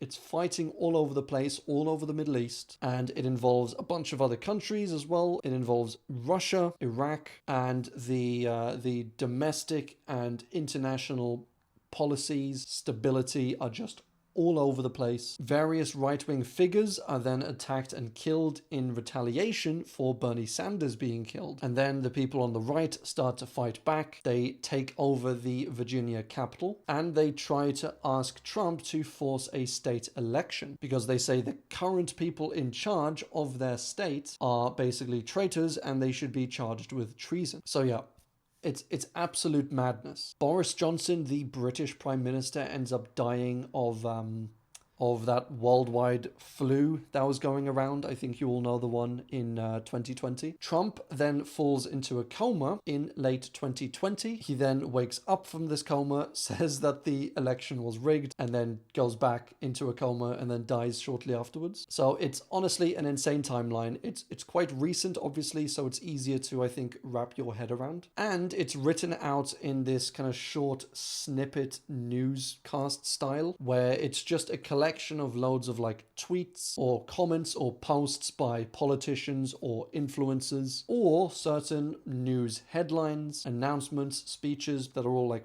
really quite trim, quite small. And so it is super quick and easy to read through, doesn't give you a headache like a few of these alternate timelines. And so this is one that I would highly recommend. How to access the Forbidden Wiki. And as with this one, as with an earlier one that we did. I'm not entirely sure whether this is an alternate history one or more like an alternate dimension or a hidden history sort of story, but it is a very fun entry, and it reminds me of kind of the early or at least recent internet horror sort of stories. And it tells of this tale, this myth, this legend of the Forbidden Wiki. And as always, I will leave a link down below if you want to check it out in full. But this post takes you basically through the exact ritual that you must perform if you want a chance at seeing into and reading this Forbidden Wiki. First of all, it says that you will need a device with internet access, but that you should have no personal data on this device, so that basically you cannot be tracked. Then you should go to a public place with public Wi-Fi and start browsing popular Wikipedia pages. Like, you know,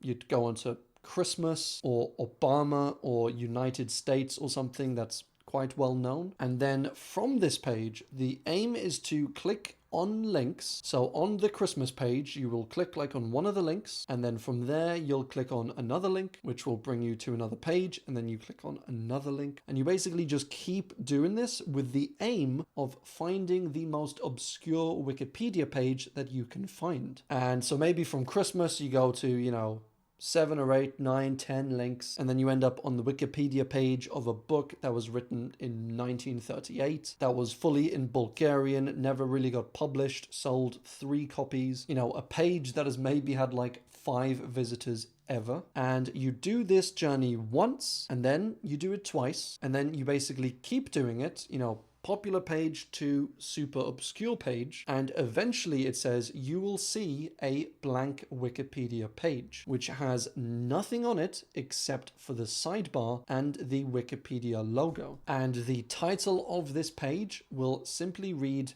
information limit with a string of numbers following it. And now it says the ritual has begun. So it says to leave wherever you are and to go to a remote area with no networks nearby, like in the middle of the mountains or the woods or what have you. But it says, for the love of God, whatever you do, do not go back to your house. Then it says, go to this blank page, this blank Wikipedia page, press refresh, and despite there being absolutely no internet connection like anywhere nearby, it will actually load up a Wikipedia page that says enter access point with simply a prompt to type something in. And so if you type in that string of numbers from before minus the last 2 digits, then it will grant you access to the Forbidden Wiki. And it goes through some like additional rules, etc. Like if it's a language that you don't recognize, like if you only speak English and the page is in Arabic or Spanish, then it says just immediately close the page. Like don't even stay on the page for like a second, because it says if you don't, then these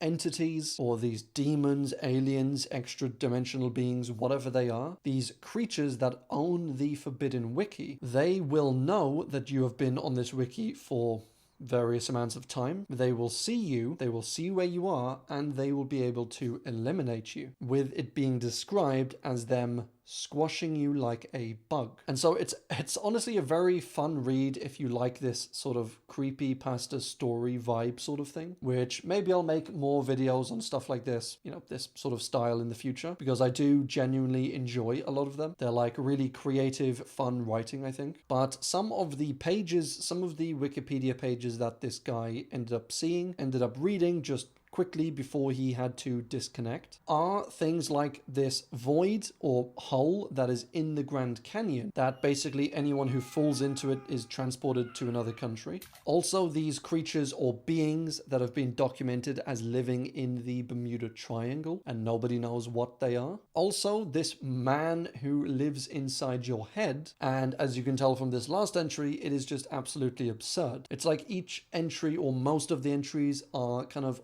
on par with an SCP sort of style thing, and I would absolutely recommend checking it out, giving it a read if you like this sort of thing. But whatever you do, be very careful on the Forbidden Wiki. The Last Temptation of Christ is an alternate history which explores the life of Jesus from a slightly different perspective. And it was originally a book, and then it was made into a film starring the Green Goblin, or, Willem Dafoe. So that's pretty interesting if you want to see him as Jesus. And with David Bowie as Pontius Pilate, who was the Roman governor involved in the whole kind of story of Jesus. And this story kind of ends up being more or less the same story that's told in the Bible, except that after Jesus is crucified, he basically has this little girl appear to him, and she says that she is his guardian angel. And she says that yes, you are the Son of God, but that God does not want you to die on this cross, and that he is very pleased with you, he's very happy with the work that you've done, and you deserve to come down off the cross, go live your life. And that is exactly what Jesus does. So he comes down, he's still alive, he marries Mary Magdalene, and then starts a family with her. He grows old, he's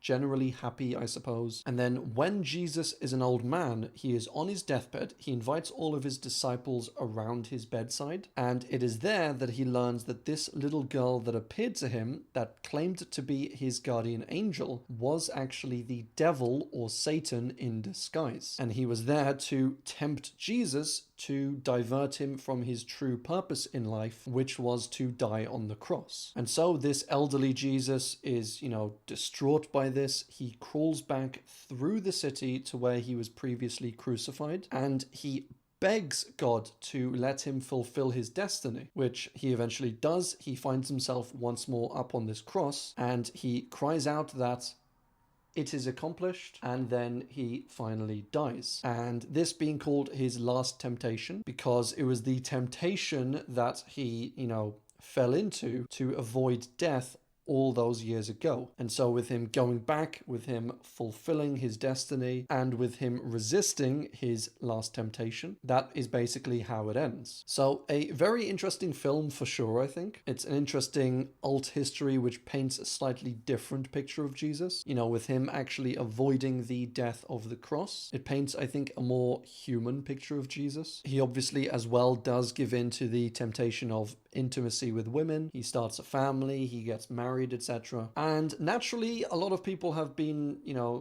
kind of upset at this film. They've casted this film as completely blasphemous, saying that basically Jesus would never have done that, and to even suggest it, even in a film, is complete heresy. But as always, I will let you decide that for yourself. The Third Empire, Russia as it ought to have been. So this is a Russian alternate history and alternate future, where, with it being written in 2054 in this alternate timeline, and it is written by a Brazilian historian living in 2054. And it basically tells of this super hyper-successful Russian Empire and documents the history of this universe and of how Russia came to be so successful. And this entire alternate history, it started in the 1990s with the uprising of Ukraine, and this was basically where various parts of eastern Ukraine want to break away from Ukraine and join Russia. This then leads to an undeclared war in Ukraine by Russia, with the aims of taking Donetsk and having these regions rejoin Russia, which is kind of spooky when you consider that this entire timeline was written in 2006. Then Russia starts a few more wars, the EU and the United States get involved, Russia ends up winning the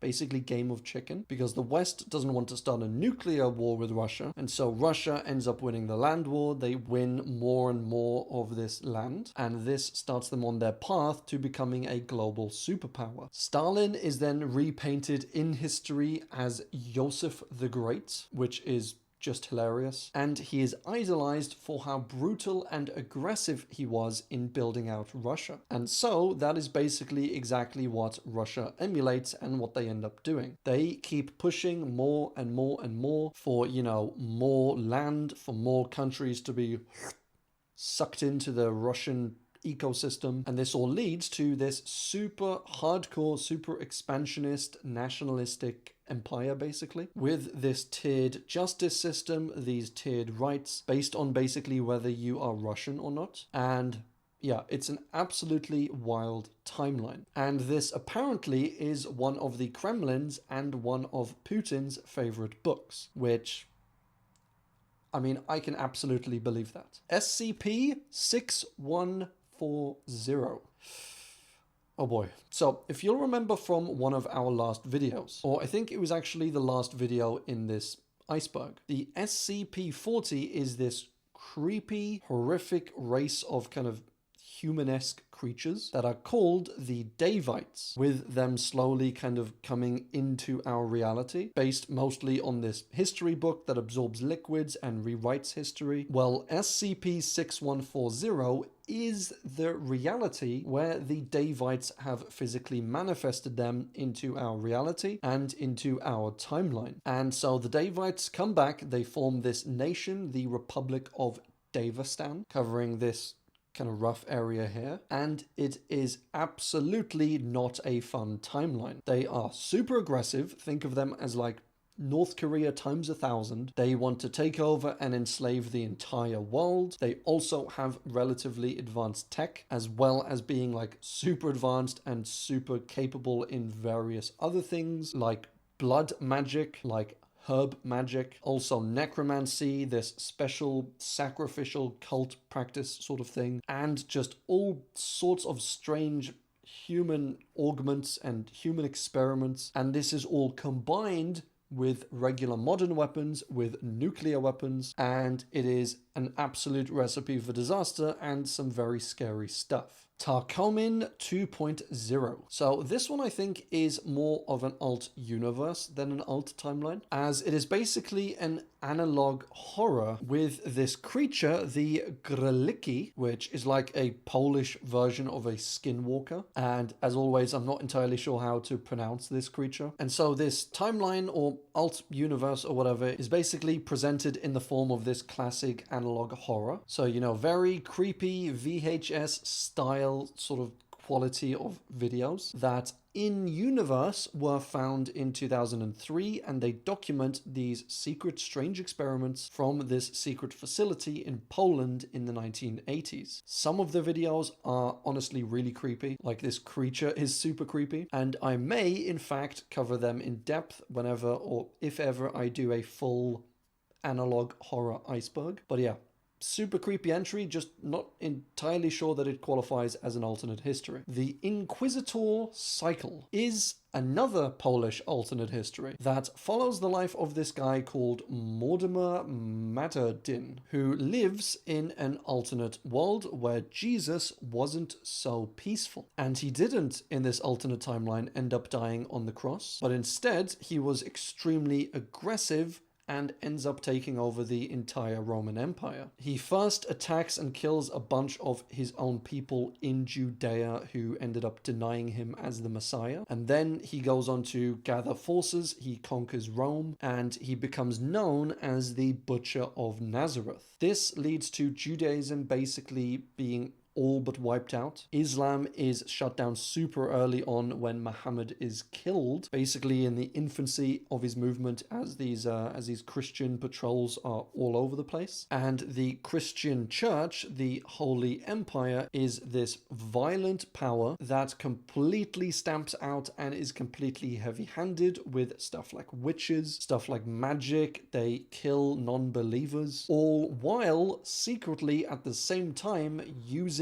and keeping magic secrets for themselves. So it's a massive case of it's fine for we, but not for thee. And it's all based around the kind of 1600s, so the late medieval period, really. You know, swords and shields, knights, crossbows sort of vibe. And it honestly sounds like a pretty nuts timeline. The Company of the Dead is a timeline where a single dude, Jonathan Wells, ends up traveling back in time to 1912, and he then goes on to stop the Titanic sinking. He basically inadvertently gives a crew member his modern binoculars, and so they are able to spot the iceberg a lot sooner. They end up steering, navigating out of the way, and the Titanic never sinks. And so It's a happily ever after timeline. Except it's not, because the Titanic never sinking, well, this kind of butterflies out, and that means that the United States, for whatever reason, doesn't enter World War I. And then 2 years later, this leads to Germany actually winning the First World War and becoming a worldwide superpower. So after all that, fast forward to 2012, the Confederacy of America has made a return, and North America is no longer like the United States, but it's kind of split between Germany, Japan, and the Confederacy in the south. It also has these gun-wielding samurai warriors just roaming around the streets of New York, which is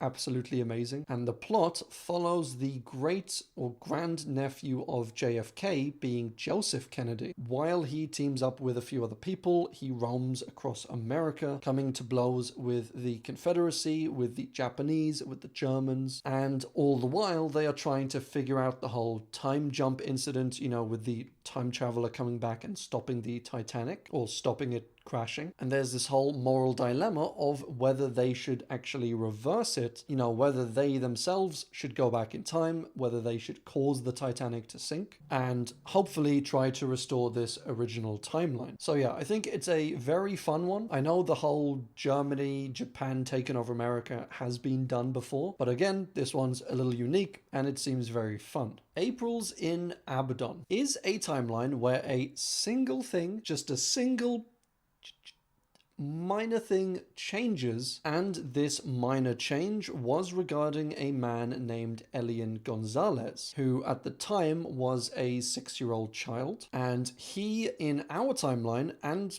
in this alternate timeline, I guess, he was on a boat, he was trying to flee Cuba and come into the United States with his family in 1999, and in our timeline, he ended up surviving, he eventually went back to Cuba, etc. But in this alternate timeline, he ends up dying on this boat, which just slightly shifts the I guess, optics in Florida at the time, which leads to Al Gore actually winning the 2000 election instead of George Bush, as something like this probably would have changed the election if you see how close the election was in Florida, and basically whoever won Florida would have won the entire election. It was pretty insane. But all from this one change, Al Gore ends up winning. Then 9/11 happens. Al Gore declares war on Saudi Arabia, basically causing the entire total collapse of Saudi Arabia. This leads to a new Islamic fundamentalist group, the Al-Watha, rising up all over the Middle East, and it ties the United States up in this completely unwinnable war,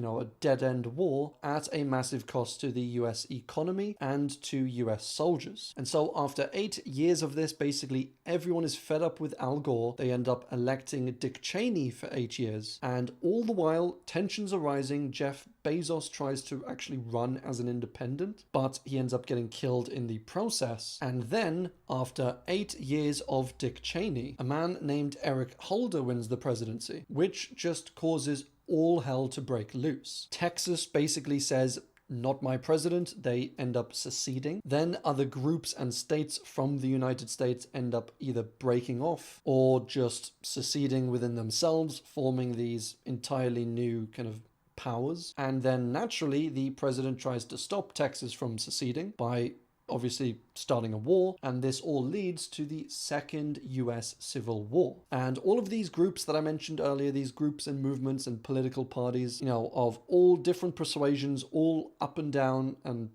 sideways, I guess, across the country, they basically end up fracturing the United States. And these range from, for example, the American Workers' Army, or the AWA, if you're cool. And this then breaks up later into the Eastern AWA and the Western AWA. Then there is the Sons of the South, which is a white supremacist militia that basically ends up taking over the South. Then there's a black nationalist militia named the African People's Guard. There are also various socialist groups like the Maoist militias. There's also the National Revolutionary Guard, as well as like dozens more. Like there's so many just dotted around all over the United States. It's complete chaos. And so yeah, millions of people die. It is an insane timeline, which all started from the death of a single human being, inadvertently releasing and unleashing the wrath of Al Gore. A next result, a 60s timeline, is a timeline where the 1960 election in America doesn't result in JFK winning, which it did in our timeline, but instead, due to the electors basically revolting, the result is split between JFK, Nixon, and various other kind of split tickets, meaning that no one person or no one ticket has the electoral votes needed to secure the presidency. This leads to one of the kind of smaller tickets saying like, look, I'll give my electoral votes to JFK so that he can meet the threshold to win the presidency, but I require him to make some concessions, some changes in his policy. You know, he can't do this, he can't do that. He has to swap out his vice president for a more southern friendly one. And so he agrees to this. JFK is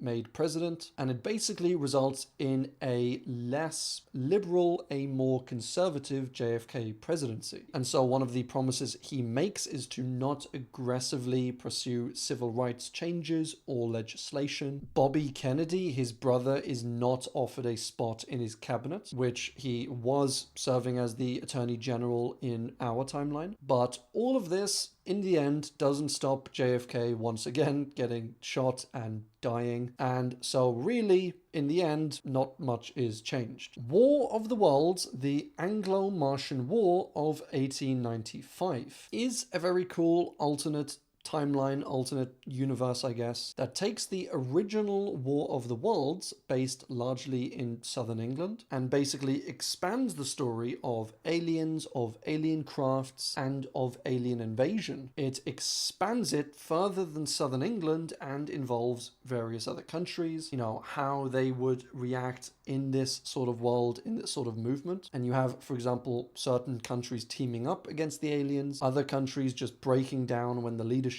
you know, runs away basically. And so it's a very interesting kind of worldwide take on this same story. And in case you don't want any spoilers for the original War of the Worlds story, you can skip this next part, but this timeline basically ends in the same way that War of the Worlds ended, with the aliens all dying after being exposed to Earth bacteria, basically. Like, they catch this Earth disease and then they all just end up dying. So it is fairly similar. As I said, it takes a lot from the original War of the Worlds, but just a little more expanded, a little more zoomed out, and just shines some potential light on how various governments, various countries, various peoples, etc. would have dealt with this original invasion. Tirant lo Blanche is one of the most amazing alternate histories that I've ever read about. And yes, if you see the number here, which is always written after the titles of the timelines, but I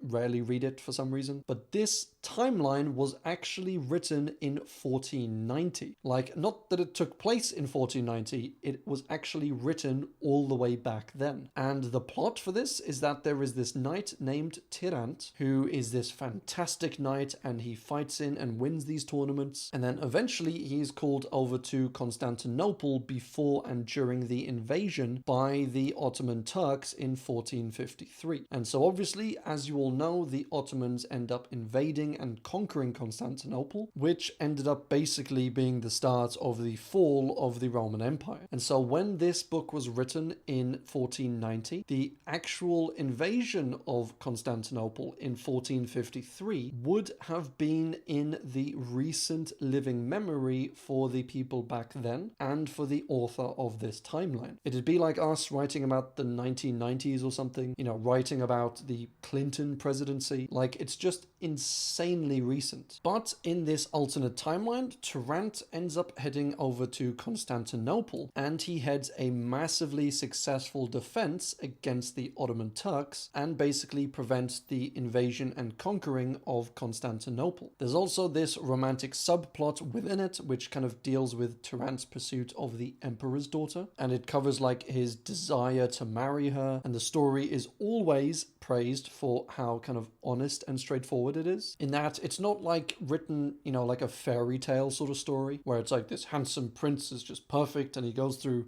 hardships, and then he eventually wins the day and everyone's happy. Like, it's been noted that this story, this timeline, does a somewhat decent job of treating romance as somewhat real, with it covering a bunch of seemingly kind of boring and minute details, like, the daily routines of the soldiers, this petty gossip among officials, and shows love and sensuality as being, as I said, quite real, quite messy and clumsy and awkward at times, as it is in real life. And it shows, for example, the real life day-to-day activities of knights. Like, they don't just wake up and then go to battle and save the day. Like, it shows them waking up, maybe being a little bit lazy, eating lunch, going to sleep, dying in, awkward, untimely events. So they don't always go off and die with glory. Sometimes they just wake up and slip over a banana peel on the floor and then fall onto their sword. Like, it really breaks the traditional mold of this sort of story. So honestly, just an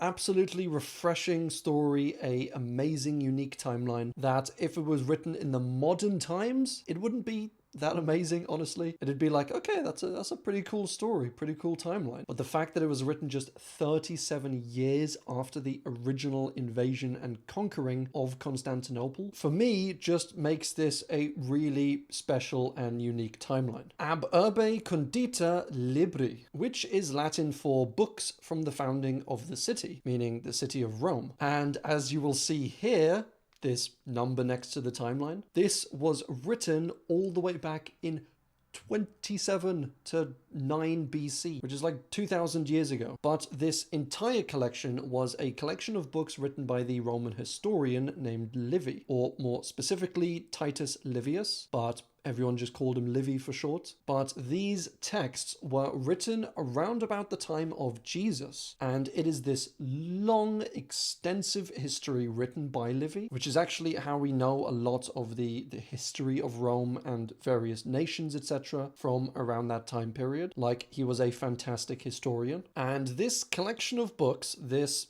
basically historical timeline, it goes back all the way to the founding of Rome, to the mythical stories and tales about how it all started, with eventually the ending of the Roman kingdom, the founding of the Republic, and it goes through all the way through the Roman history and ends at around the death of a man named Drusus in 9 BC. And as I said, it's a very well-written, very serious academic piece. But within this historical recollection, there is a part of it where it mentions basically this alternate history, which Livy basically asks himself, he says to himself, what would have happened if Alexander the Great had gone east, conquered everything like he did in our timeline, but after that, what if he went to the west and tried to take over and fight Rome? Now, bear in mind, at this point in time, Rome wasn't the empire that it was later on. It was really just kind of a small city-state within Italy. But Livy posits that if Alexander the Great had lived for longer, if he had swiveled his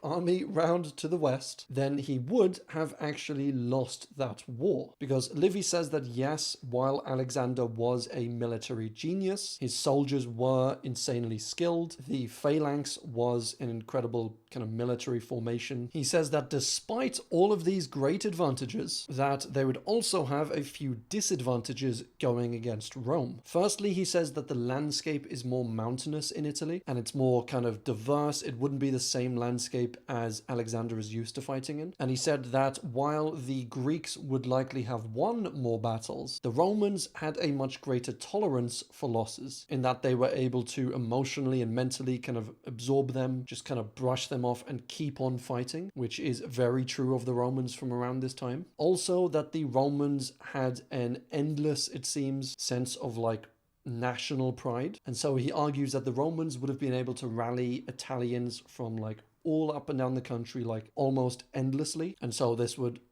replace the Roman soldiers. Also, he says the Romans at this time are very, very good at learning from their mistakes, of improving. They lose in a battle and then they take the enemy's technology, they take their tactics and strategy, they use it against them. And this again was very true when you think back to something like the Carthage War. You can watch my Roman iceberg if you want some more information, some more details on that. It is an insane, fascinating war and series of battles. And so Levy says basically all of these things combined, as well as that a large part of the Roman, or the Greek success rather, would have rested on Alexander himself being a military genius. And it said that if or when he is killed, that basically the Greek army would be massively crippled and that'd be the end of them. Whereas with the Romans, they didn't have like one super duper head of the arrow sort of pin. I don't know how to make analogies apparently, but they would have multiple good generals. And so if one went down, it's like,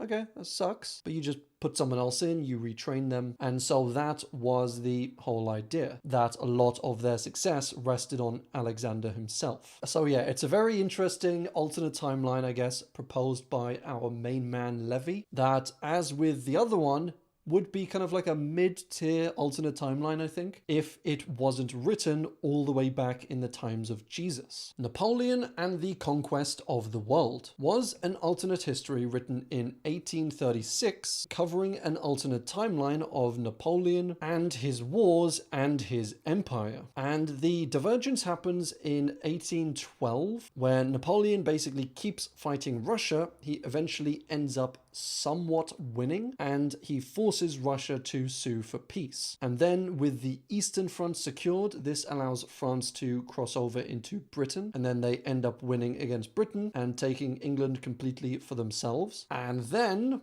with nothing to stop Napoleon, he sets his sights on the rest of Europe. He makes all of the various kingdoms basically vassal states of the French Empire. And then he moves naturally down into parts of Northern Africa. He also takes the Nordic countries over. So, Denmark, Sweden, Norway, etc. And then he heads south and into the Mediterranean. He ends up taking over the Ottoman Empire, as well as Israel, as well as Palestine. And then he goes east over into Asia. He takes over parts of the Middle East. He takes over China and basically just ends up taking over the entire world. And so with this vast empire, that also means that the state, Napoleon's state, basically the French Empire, is more or less at peace. In that, yes, they do have like revolts popping up here and there, as would naturally happen, but between countries within the empire, they don't really have any large-scale wars. And so this means two things. It means less freedom for the people, because it turns into kind of like a police state, but it also means that without these large other wars, this means that there's basically more money and resources available in order to put into stuff like science and research. And so while the people have less freedoms, they are also, as an empire, able to develop various new medicines, various cures to multiple diseases, and they build these massive highways, vast canal networks and infrastructure. Flying machines are also created. There are powered airships, and all around, the progress of society is just accelerated compared to how it would have been in our timeline. And so yeah, it's a pretty interesting timeline. Would it actually have gone down like this? I mean, probably not, although it is a little hard to tell with stuff like this. As you all know, a small, minor change in history, or, in a political campaign or in a military campaign, just these minor things can have massive changes. And so, will we ever have a worldwide French Empire? I mean, I don't really know, but I also do not want to find out. Aristopia imagines a timeline where one of the Virginia founders, Ralph Morton, discovers a reef of solid gold off the coast of Virginia, which he then uses to basically buy land from the Indians and start his own state called Aristopia, with it basically being like a semi-socialist commonwealth, basically. All the land is owned by the state and it is leased out to individuals Neanderthals instead of them owning the land. And so in theory, no individual person or company should be able to own or monopolize large amounts of land. They also have strict limits set on inheritance, for example, and so this is in an attempt to prevent generational monopolies. You know, if your father ends up earning $100 billion, then when he dies, a huge majority of that either gets given to charity or taken by the government and not just handed down to his children. So, you know, money you earn in your lifetime is yours, but you can't get any insane, massive head starts. And so, come the Revolutionary War, Aristopia fights on the side of the revolutionaries. They end up winning the war for America, but because they are a little more powerful, they end up in the process also annexing Canada. And so the size of this new United States is just absolutely massive. Then, due to Aristopia's wealth and growing success, it basically kind of shimmies its way into being the dominant state. And so the whole of America and our Canada is now just one big America that runs as a somewhat socialist commonwealth. We live in an alternate history. I think, pretty self-explanatory in that for every alternate history, to them, we are the alternate history or the alternate timeline. You know, if you believe that time branches off, sort of like in Avengers, then there's no real way of telling which branch we're actually on. You know, we could be on the main branch, we could be on any of the thousands or millions or infinite branches that might be out there. There's no real way of telling which one we're on. And so it is pretty trippy when you think about it, you know, thinking about our timeline and alternate timelines and us just being an alternate to that alternate timeline. But as always, it is a very interesting perspective nonetheless. Every alternate history did in fact happen in a different universe is honestly very similar to the last entry. But if there are infinite timelines and worlds within worlds, universes within universes, if there is an infinite amount of them, then that would mean that there's some alternate history or timeline out there that is identical in every single way to our timeline, except you were born with a slightly different eye color or something. And so there would be unique timelines with everything from like the most minor mundane changes you could notice all the way up to something huge, you know, humans never existed, or the earth never formed and life instead formed on another planet or another galaxy, or just not at all. And honestly, I think this way of thinking about it is a little dubious. Like, I get that we can kind of think about anything that we want. You know, a lot of these alternate timelines, alternate histories is just us imagining things. But I think, as we all know with stuff like the butterfly effect, if you do have alternate universes with super minor changes, then you aren't just gonna keep those super minor changes. You know, for example, this alternate timeline with everything exactly the same except you have a slightly different eye color, like that will in some way change other people. It'll change the flow of that universe, of that timeline, which would then lead to a alternate universe with major changes and not just minor ones. But I mean, what do I know?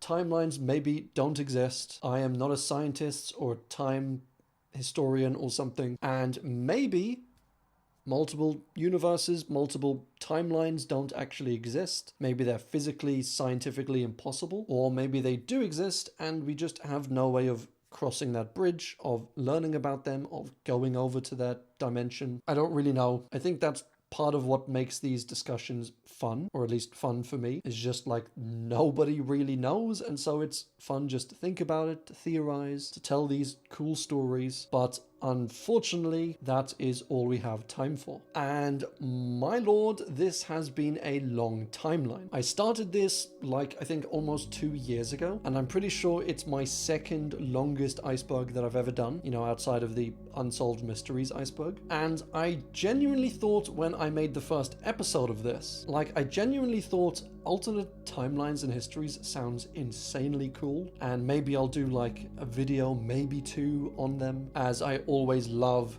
stories like this, theorizing about how different things might have played out. But it has taken a much longer time than I originally thought, with obviously it taking me 2 years to finish this iceberg. But I did have a lot of fun doing so. There were loads of variations, although there were some kind of similar timelines along the way. You know, I think a lot of people were getting fed up with, myself included, of, you know, Germany wins World War II sort of timelines. But we can't forget some of the crazier, some of the wackier, more unique timelines that for me, learning about, reading about, writing about were very fun. But now, with this being the last episode, we can all put the iceberg to rest. And I will probably make a compilation video of this sometime in the next few weeks or few months, just so if you ever do watch through these, you can just watch it in one solid, convenient video, I suppose. But this does free up some time on the schedule for